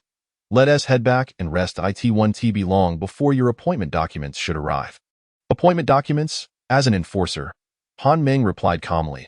All who embark on the divine path will be appointed as enforcers by Aurora City. You are the only one who has stepped onto the divine path. They cannot possibly overlook appointing you. I have offended the Star Alliance. Will the appointment still be an issue? This is a decree from the highest echelons of Aurora City. The Star Alliance cannot interfere. If I can become the chief enforcer of Area 3, you certainly will have no problem.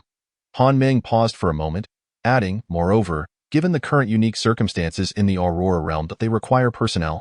Chen-Ling nodded. Good.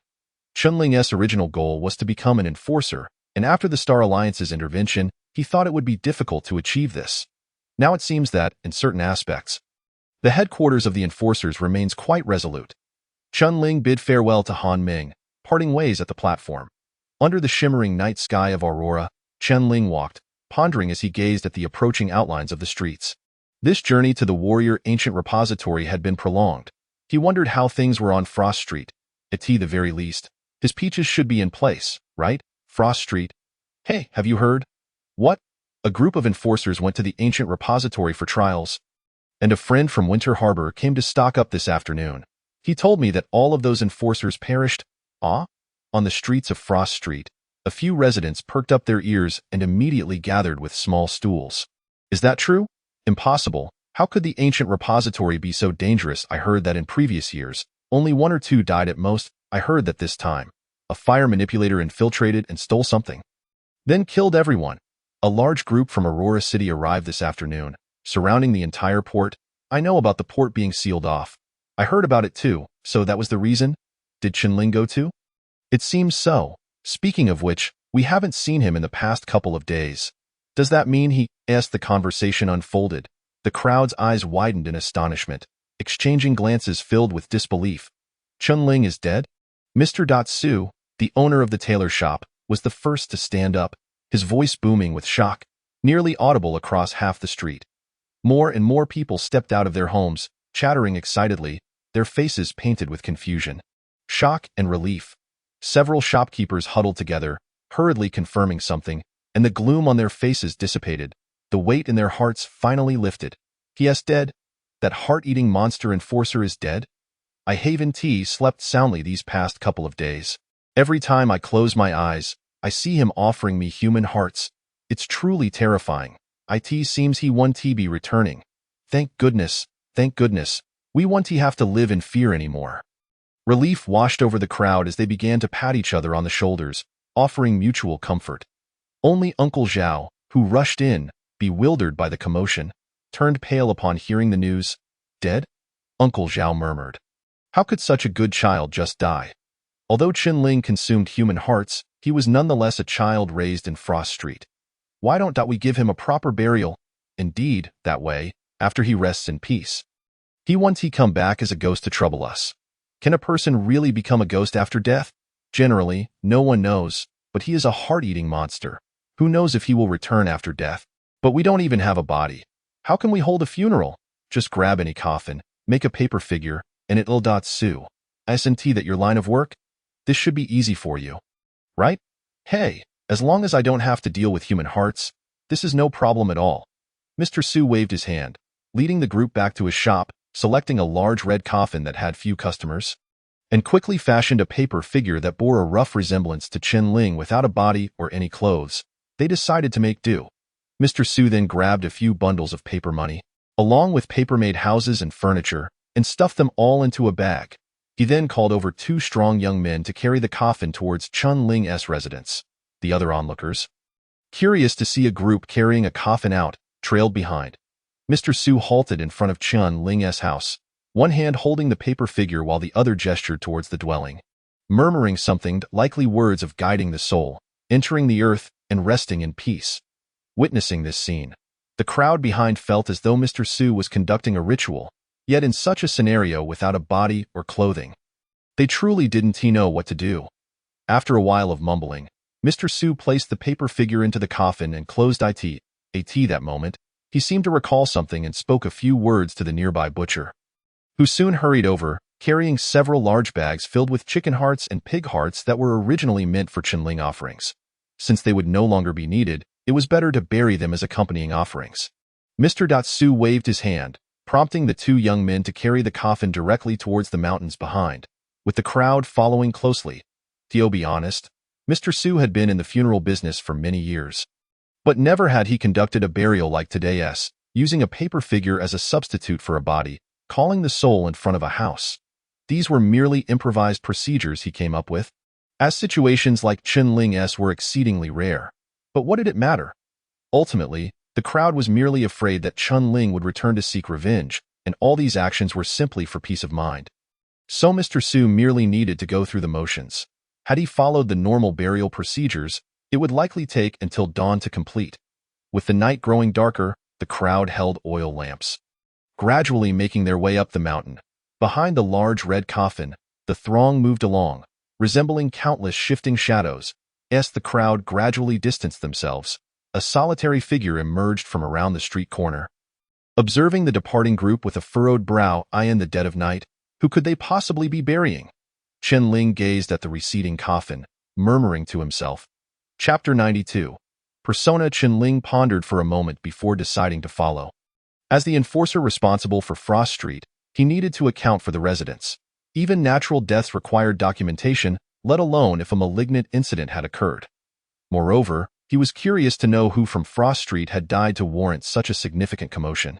Under the dim sky, Chen Ling trailed at the end of the group, following them to a desolate area on the mountain. Along the way, whispers filled the air, suggesting that it would be better to dispose of the remains far away, lest they return, leaving Chen Ling increasingly perplexed. Under Mr. Su's direction, a few physically fit residents began to shovel dirt, soon clearing an area sufficient to accommodate the coffin, which they gently placed within. That's enough, cover it with dirt, and burn some paper money, and we're done. Mr. Su tossed 2 bags containing hearts into the pit, and the others immediately began to bury it. As the large red coffin vanished beneath the soil. A collective sigh of relief resonated among the crowd, and their whispers grew louder. To this point, it should be entirely over. It is said that the feng shui of this place is quite favorable. I hope he can rest in peace. After returning, I will go to the neighboring street to erect a monument for him. Just this mound of earth looks rather eerie. I can't shake the feeling that he might still emerge. Could it be that he could really become a ghost? Bosley and the others crouched down, producing a basin from some unknown source, igniting paper money and tossing it inside. A cold wind swept across the desolate landscape, scattering another bag of paper money around him. In the dim light, a figure stepped forward voluntarily, bending down to pick up the scattered bills one by one. Thank you. Bosley could not discern his face. Merely uttering a word of gratitude, and no need for thanks. Bosley was taken aback, suddenly feeling that the voice sounded somewhat familiar. The individual clutched the paper money, approached the newly ignited fire pit, and began to toss the bills in, the flames growing stronger, gradually illuminating his features in the shadows. Right, Bosley, who are you burying? The firelight revealed a portion of Chen Ling's face as he slowly raised his head. Bosley was instantly struck dumb. He blinked vigorously, as if encountering a ghost. Oldly, your paper money is burning too slowly. We are done here. Boss Su approached Chen Ling, who was squatting with his back to him, unable to restrain himself from speaking, urging him to finish burning it quickly, as everyone needed to return to rest. You. Boss Li's face turned pale, a finger pointing at Chen Ling, unable to utter a complete sentence. What does he mean by he? Boss Su, puzzled, looked down just as Chen Ling lifted his gaze towards him. The firelight illuminated half of his face from below, pale and eerie. Boss Su. Chen Ling suddenly recalled something. Where are the peaches I wanted? Audience anticipation level 3. Audience anticipation level 3. Audience anticipation level. Boss Su's eyes widened in shock, fixating on Chen Ling's face, and after a moment, he fainted on the spot. Boss Su? Hey, what happened to Boss Su? The others, upon witnessing this, immediately surrounded him. Unsure of what had transpired, at that moment, a figure stepped forward to assist him. What happened to him? Chen Ling furrowed his brow. The midnight wind swept across the wilderness, lifting the paper money in front of Bosley, scattering it around Chen Ling. In the next instant, everyone held their breath. They stood frozen like statues, and after a few seconds, turned and fled down the mountain in terror. As the crowd fled from him as if they had seen a ghost, confusion filled Chen Ling's eyes. Ling? A voice called from the side. Uncle Zhao. Chen Ling looked at the only one who had not run, Uncle Zhao, and could not help but inquire, what is happening? Uncle Zhao looked at him with complexity, and after a long sigh. Half an hour later, under the night sky, the Zhao family breakfast shop was pushed open. Uncle Zhao lit the kerosene lamp, heated a bowl of soy milk from the kitchen, and placed it on the table for Chen Ling. A heart-eating demon? Chen Ling, upon hearing Uncle Zhao's description, displayed a fleeting look of bewilderment. I did not. They all said they saw you on the street that day, pulling out hearts from a bag one by one to give to them. They were all terrified. Uncle Zhao looked at him with complexity. Ling, I've also heard about your parents and Yin. I can understand your current feelings, but you must not stray down the path of evil. Chen Ling's mind instantly conjured the scene of being surrounded by various bosses on the street that day, but what he had handed out was clearly peaches. Wait. Chen Ling suddenly recalled the image of audience anticipation rising with each peach he handed out. His expression darkening, he seemed to understand what was happening. No wonder that man had stumbled and knocked his head 3 times at his doorstep that day. It turned out he had mistaken him for a psychopathic killer. After you finished handing out the peaches, you went to the ancient military vault. During this time, the rumors about you have become increasingly sinister. Some say you are the reincarnation of a demon. Others claim you have psychological issues, and even outside of Hanswang Street, people have heard about your affairs. It's all a misunderstanding. Chunling could only manage to utter this after a long pause. I also believe it is probably a misunderstanding. Uncle Zhao handed him a few tea eggs, chattering on, but you must be cautious. These rumors will affect your image. If this continues, no one will dare to approach you. Chunling had been on the move, hardly having had a few proper meals, and now he peeled a few tea eggs and stuffed them into his mouth, gulping down the soy milk on the table. I'll find it timed. Tio explained it to them. After finishing his meal, Chunling replied helplessly. The situation had developed to this point, far from what he had desired, but the audience's morbid curiosity was truly excessive, and he had no idea how his image had been distorted to such an extent without his awareness. Just as the two were conversing, a weary figure crossed the street and pushed the door open. Chunling, Zhao Yi, upon seeing Chunling at home, was initially taken aback, then spoke with annoyance. Why are you here at my house for a meal in the middle of the night, Zhao Yi? After all, was rather brash. Even now that Chunling had become an enforcer, he showed no hint of humility, remaining as overbearing as in their childhood, finding fault with Chunling at every turn. The key issue was that previously, his father had misunderstood him for liking men, and Zhao Yi had pondered over it for a long time, still sensing something amiss, suspecting that Chunling was secretly up to no good. Unfortunately, he had no evidence. Seeing Chunling now, he naturally wouldn't present a good face. Chapter 93. Fated Chunling was about to speak when Uncle Zhao interjected sternly. Xiao Yi, can't you speak properly? You and Ling have been neighbors since childhood. How can you be so rude? Although Zhao Yi was brash, Uncle Zhao was quite clever. His words scolded Zhao Yi but were also intended for Chunling's ears. He knew that his son was incapable of accomplishing much and had poor social skills, and that he and Chunling had not gotten along in the past. Now that Chunling had become an enforcer, he hoped Chunling would remember their shared childhood and not stoop to his level. Though Chunling had not navigated the political arena in his previous life, he could still grasp such simple implications. He silently lowered his head to drink the soy milk, remaining silent. Zhao Yi opened his mouth to say something more, but Uncle Zhao shot him a glare, displeased, and tossed his backpack onto the nearby dining table. Taking a bun and starting to eat, aren't you on the night shift today? Why are you back so early? Uncle Zhao inquired. The factory isn't operating anymore. What can I do? Upon mentioning this, Zhao Yi became even angrier, speaking fiercely. They haven't even settled my wages from a few days ago. I'm going to demand it tomorrow. Chunling's ears perked up, suddenly asking, Uncle Zhao, what is Xiao Yi doing for work now? Him? He.s. working at the steel mill. Uncle Zhao glanced at Zhao Yi and continued. This kid didn't do well in school, has no skills, so I pulled some strings to get him a job at the steel mill. He.s. out there melting snow every day. How much can he earn? Zhao Yi pouted, seemingly wanting to retort, but could only lower his head in silence. Uncle Zhao was indeed telling the truth. The pay from a day at the steel mill was enough for him to melt the snow for the road administration for several days. Working odd jobs would ultimately not be as beneficial as a formal position. Chunling nodded. The 7th district is not short of factories.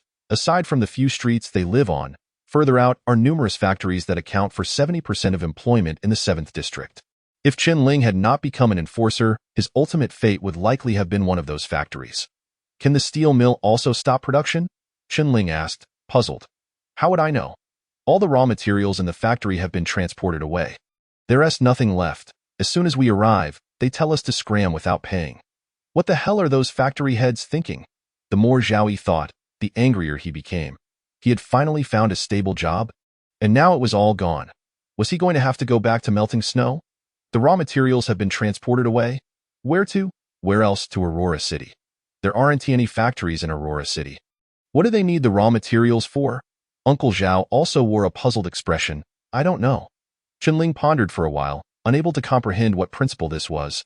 Could it be that Aurora City was also developing heavy industry? Chunling did not understand these convoluted matters. After finishing the soy milk, he slowly stood up, smiled at Uncle Zhao. Thank you, Uncle Zhao. I'll head back now. All right, take care. Chunling left a few silver coins, pushed the door open, leaving only Zhao Yi's complaints echoing in the room. He crossed the street and, after a few steps, arrived at his doorstep. His peripheral vision caught a glimpse of the corner of the door. Showing no signs of anyone entering or exiting, he took out his key and unlocked the door.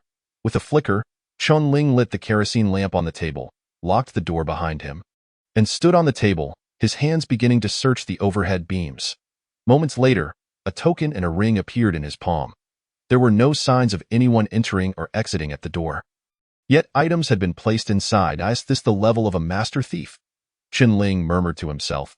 He tucked the two items away securely, raised his hand to extinguish the kerosene lamp on the table. The house fell into darkness. Meanwhile, in Aurora City, on the bed, Chu Mu Yun's eyelashes fluttered gently as he slowly opened his eyes, eyeing the sequestered bedroom. The curtain-like window drapes swayed lightly, as if an invisible breeze had lingered there. Beyond the sheer fabric, the silent waves of the aurora danced across the sky. Chu Mu Yun gazed at the aurora for some time before rising from the bed, donning a white lab coat hung on the wall, and stepping outside. The biting winter wind lifted the hem of his coat, and as Chu Mu Yun adjusted his glasses, the lenses reflected the aurora alongside the silhouette of a languid man beneath the eaves. His observational skills were commendable, befitting one of the blood slayer path. The man lowered the brim of his cap slightly, chuckling softly, a pair of silver serpentine earrings swaying silently in the moonlight. Red Heart Q. With his hands tucked into the pockets of his lab coat, Chu Mu Yun spoke calmly. Senior, your sudden visit. What brings you here? Don't call me senior. It makes me feel ancient.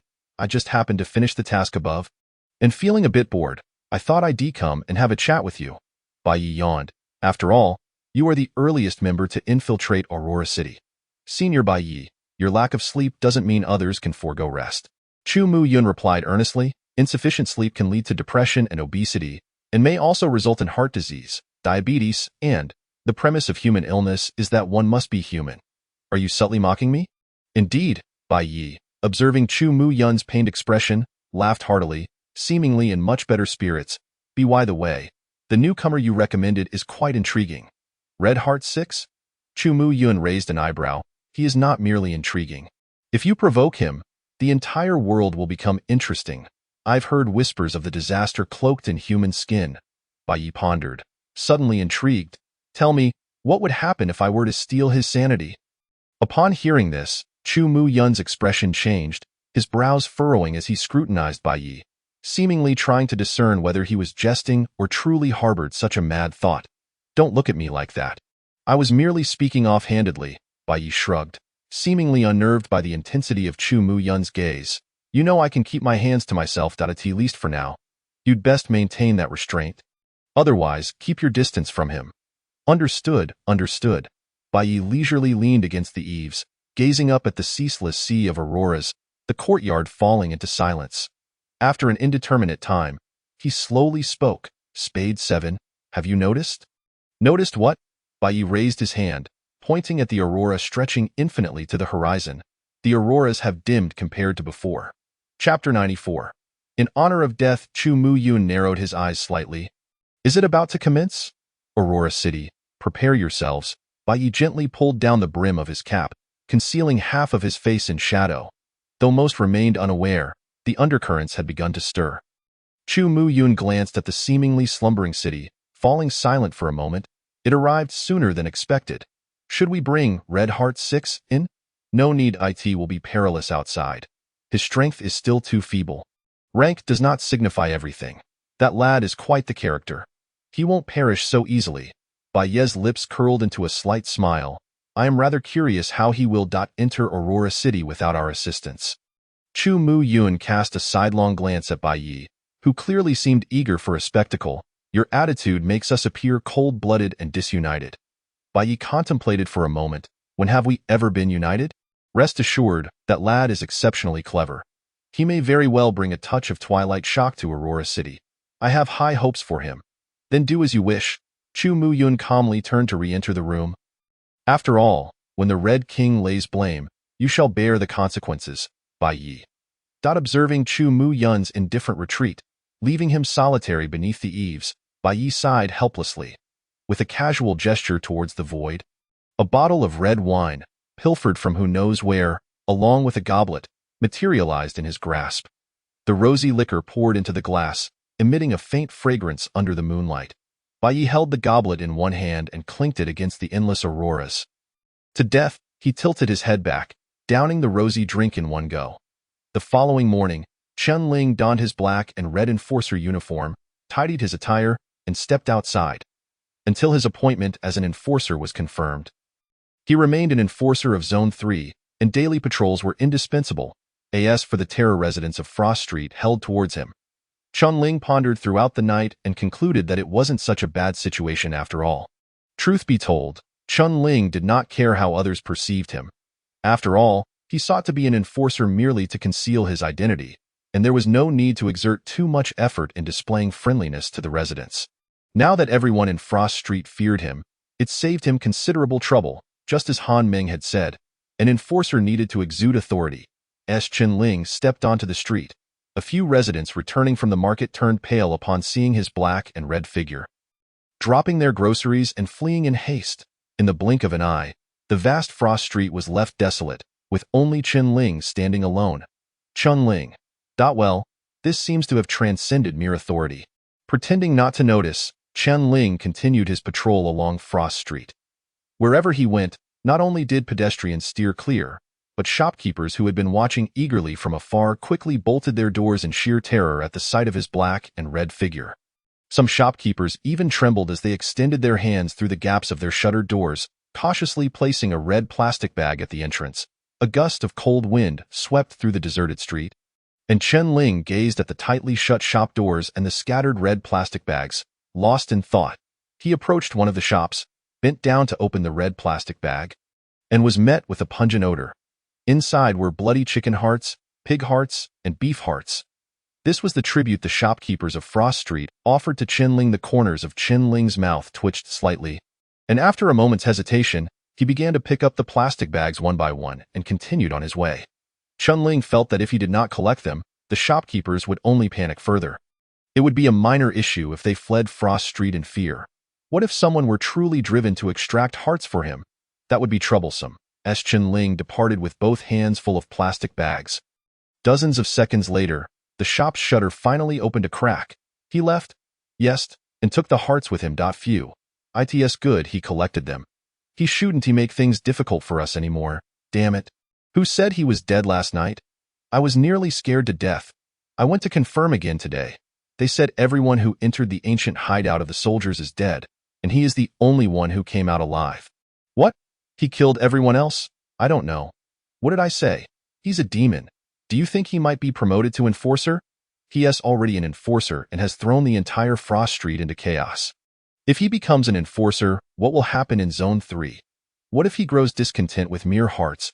With a little effort, he could kill for hearts, right? He must not become an enforcer. The shopkeepers reopened their stalls, watching the direction in which the figure had departed, simultaneously praying in their hearts. Meanwhile, at the street corner, 3 enforcers emerged slowly, observing the fearful faces of the crowd not far away, their brows knitting tighter. Is that the demon enforcer you spoke of? Yes, I've heard he uses human hearts to intimidate the residents of Frost Street. His reputation has reached us. Human hearts? Is that true?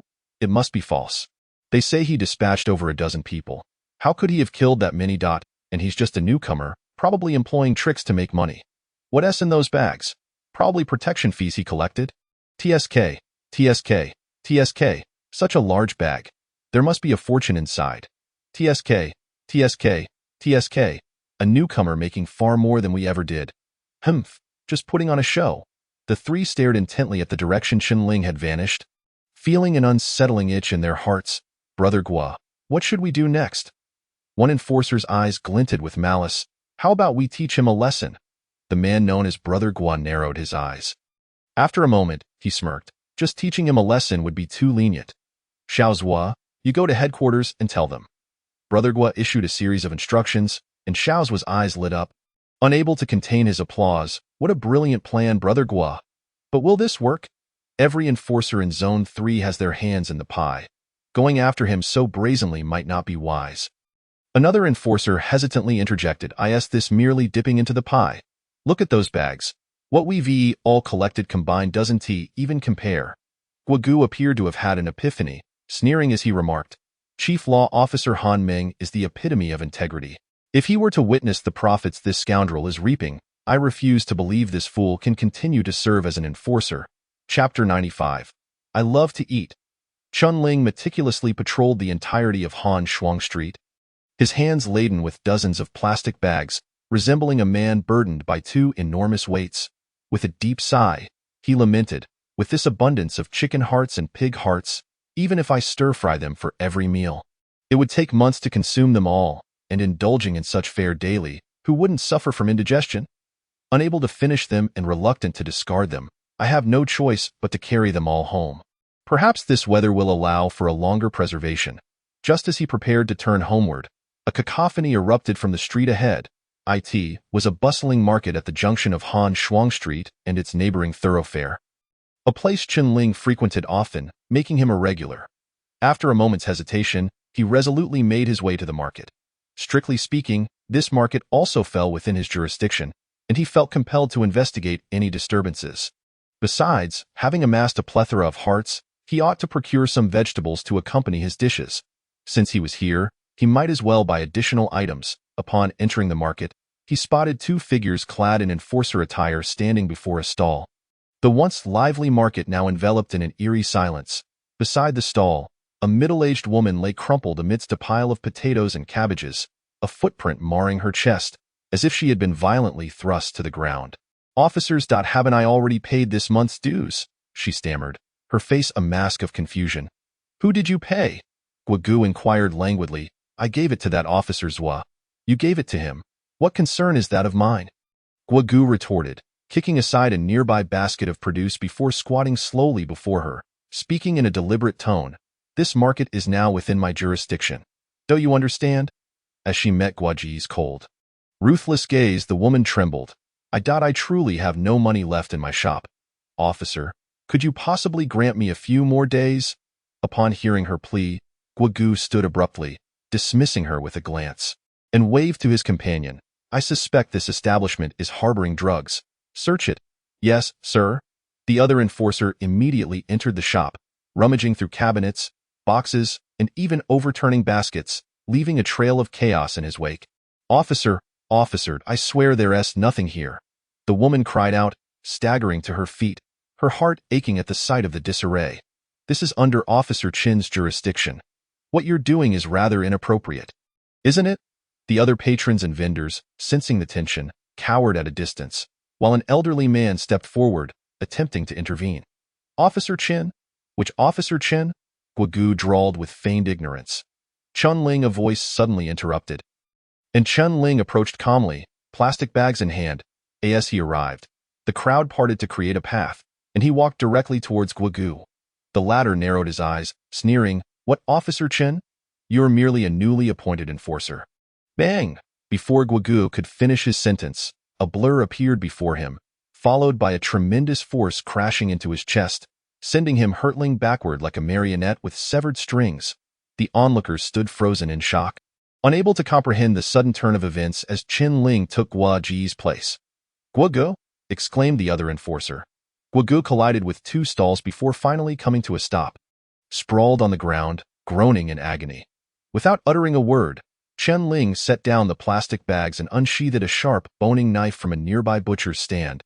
Advancing towards Guogu, "What do you intend to do?" Guogu's eyes widened in terror, believing Chun Ling had lost his mind. His intent in provoking this scene was to incite a conflict, and he had meticulously plotted several ways to provoke Chun Ling. Yet, he never anticipated that Chun Ling would appear and, without a word, send him flying several meters. "What am I doing?" "Aren't you seeking death?" Chun Ling replied coolly. "Allow me to fulfill your wish." The blade of the boning knife plunged downward. The sharp tip pierced Guoji's shoulder blade, a pained howl erupting from his throat, the intensity of which sent shivers through the surrounding crowd. The other enforcer stood dumbfounded. From the moment Chun Ling appeared, he had performed two actions, a kick and a stab. Not a single superfluous word was uttered. His movements were swift and decisive, leaving the spectators in a daze as he drove the knife into Guoji's shoulder. "Since when has Han Shuang Street become your territory?" Chun Ling asked, his expression devoid of emotion as he withdrew the knife, crimson blood seeping from the wound. "Chun Ling, you're courting death. Just wait until you..." Guoji's words faltered as Chun Ling thrust the knife into his abdomen. eliciting another anguished scream. Please continue, Chun Ling urged, his voice devoid of inflection. The knife's incision was small, and even though he had stabbed him, it wasn't enough to cause significant blood loss. With vital areas avoided, how many more times do you suppose I can stab you? Madman, you are a lunatic? Ah, stop. A voice echoed from behind. The entrance of the market.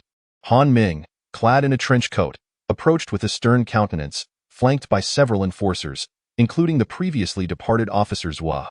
Han Ming has arrived. Upon hearing this exclamation from the crowd, Chun Ling narrowed his eyes, glancing down at the pale-faced Guogu, and slowly stood. Could someone explain to me what transpired? Han Ming's deep voice resonated. Chief Han. One of the enforcers immediately spoke up. This Chun Ling has been intimidating the residents in his jurisdiction, extorting wealth indiscriminately. Guogu merely exchanged a few words with him before being stabbed on the spot. Han Ming raised an eyebrow, casting a scrutinizing glance at Chun Ling intimidating residents. Extorting wealth? It's true. Officers would chimed in eagerly. I witnessed it myself. Those bags on the ground contain evidence. Chun Ling's expression shifted subtly. The residents of Han Shuang Street exchanged glances, murmuring amongst themselves. Han Ming locked eyes with Chun Ling. Pausing momentarily before speaking slowly, Chun Ling, open the bags at last. Chun Ling understood the intentions of the enforcers. He couldn't help but retort, Are you certain? Open them. Very well, before the collective gaze of the crowd. Chun Ling bent down, gradually unsealing the bulging plastic bags. In an instant, a plethora of chicken, duck, and pig hearts were exposed to the air. Audience anticipation 7. The atmosphere fell into an eerie silence. Beside him, Officer Zhua and the injured Guogu stood frozen in disbelief. Han Ming's lips twitched as he gazed at the seemingly innocent Chun Ling, unable to restrain his curiosity. What is the meaning of all these hearts? After a moment of contemplation, Chun Ling mustered the courage to respond, I love to eat. Chapter 96. The enforcer This is impossible. Guo Ji's eyes widened, and at that moment, the pain of his injuries seemed to fade away. All the shops that had been intimidated into closing their doors and cautiously offering protection money were merely for this. Endless confusion flooded his mind, and he suddenly felt as though he had been made a fool of. The other two enforcers mirrored his shock, standing there like two dried-up statues. Zhua, Nan. Han Ming's icy gaze swept over the two. Is this what you refer to as extorting wealth? This shouldn't be happening, Chief Han. There must be a misunderstanding. Guogu gritted his teeth, forcing out those words. Guo Ji's thoughts had spiraled into chaos. He couldn't fathom that the shops on that street had orchestrated such a grand display merely to deliver these items to Chun Ling. What kind of good person would offer up such a bounty of animal hearts as protection money? Wouldn't that lead to indigestion? However, he had indeed been the aggressor. Guogu attempted to shift the narrative. Enduring the pain as he spoke again, I spoke barely a sentence to him before he stabbed me. He's a madman. Han Ming then turned his attention to Chun Ling. And you? Do you have anything to say? He has bullied the residents within my jurisdiction. I was merely upholding the law, acting in self-defense. You consider that self-defense? I can attest that Officer Chun Ling was indeed acting in self-defense. An elderly man who had stepped forward earlier spoke up. I can vouch for that. I can toot it. An increasing number of individuals came forward to testify on Chun Ling's behalf. Han Ming cast a cold glance at Guogu, who was about to interject but ultimately remained silent, merely staring daggers at Chun Ling. Chun Ling paid no mind to Guo Ji's glare. To him, it was no different from a dung beetle glaring at him as it scuttled by. At that moment, Han Ming retrieved a document from his bosom and handed it to Chun Ling. What is this? Chun Ling inquired. Your appointment letter. Han Ming's calm voice resonated. Originally, I intended to deliver it to you directly. But upon hearing you were here, I decided to stop by. The Aurora City has appointed you as the law enforcer of District 3, effective today, directly under my jurisdiction. Simultaneously, you possess the authority to oversee all law enforcers in District 3. Everyone was momentarily taken aback. Guo Ji's eyes, once filled with malice, transformed into astonishment, followed by disbelief, as he observed Chun Ling receiving the appointment letter with a stoic expression. Only a vacant look remained on his face. Memories of the terrifying speed and strength with which Chun Ling had kicked him earlier flooded his mind, leaving his complexion ghastly pale. He had just offended Chun Ling. and now the latter had been promoted to law enforcer? Except for Han Ming, no one knew that Chen Ling had embarked upon the path of the war god, and he himself had no intention of publicizing it. Unlike previous law enforcers who had ascended the path of the war god, they would return and eagerly boast about it, recruiting followers. Chen Ling glanced at the appointment letter and turned to Han Ming. "Where is my uniform?" "The trench coat you were wearing," Han Ming replied. "The law enforcer's attire is quite unsightly." Han Ming shot him a perplexed glance before turning to leave. "Follow me to retrieve it." As Chen Ling and Han Ming walked side by side, the marketplace once again fell into a profound silence. Guogu stared blankly at Chen Ling's departing figure, his heart plummeting, a cliché plot. Chen Ling sighed. "What? Nothing, just a casual remark." Chen Ling glanced at the audience in the snow, noting that their anticipation had only increased by 9 since entering the marketplace. 7 of that was garnered the moment the bag was opened, with the remaining 2 occurring when the appointment letter was presented. Had Chen Ling foreseen this interlude, he would have had the confidence to manipulate it further, doubling the audience's anticipation. Unfortunately, everything had occurred too abruptly. However, having the anticipation presented to him while walking down the street was rather fortuitous. If only there were more people like Guanan, he mused. "You know very well that there is a phenomenon of law enforcers collecting protection fees. Why do you not intervene?" Chen Ling voiced a long-held doubt. "Intervene? How?" Han Ming shook his head. "When I ascended to the position of law enforcer, I attempted to address this issue, but it proved utterly unmanageable. Even if the command stipulations were firmly established, it would still fail. You do not understand. The root of all this lies not with the law enforcers, but with the residents themselves." Han Ming spoke slowly. "The people here have been enslaved for far too long. For over a century, they have relied on offering tributes to gain the protection of law enforcers, living their lives in a stable manner. Their forebears, their ancestors, have lived this way. Even if you were to tell them they no longer need to offer tributes, it would only make them feel unsettled. Changing the mindset of a generation that has been shackled is not an easy feat." Chen Ling remained silent for a long time, recalling the day he became a law enforcer, and he nodded slightly. Following Han Ming, they arrived at the headquarters of District 3's law enforcers, where the latter retrieved a trench coat adorned with silver patterns from a cabinet and neatly placed it on the table. "This is yours." Chen Ling donned the black trench coat, finding it a perfect fit, and gazed at his reflection in the mirror, noticing a marked improvement in his demeanor. The classification of law enforcers is determined by the patterns on the trench coat's hem.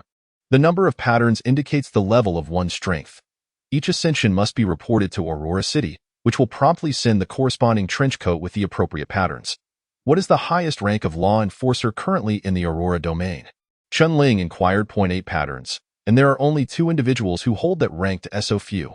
"Do you think ascending to 8 patterns is an easy feat?" Han Ming cast him a sidelong glance. "In the entire human world, there are very few 8-pattern powerhouses, each capable of obliterating the entire District 3 with a mere wave of their hand. Those 2 8-pattern law enforcers have been formidable figures in the Aurora domain for a century." "Is there not a 9-pattern law enforcer in the Aurora domain?" Chen Ling asked. "No, there is no 9-pattern law enforcer." Han Ming paused for a moment, then added, "However, there is one individual at the 9th level." Chen Ling was taken aback, then quickly grasped Han Ming's implication. "There exists a 9th-level individual in Aurora City, but that person does not belong to the law enforcer system. Is he not on the path of the war god?" Chen Ling inquired tentatively. "No, that individual does not belong to any path of divinity." "Does not belong to any path of divinity?" Chen Ling spoke in confusion. "It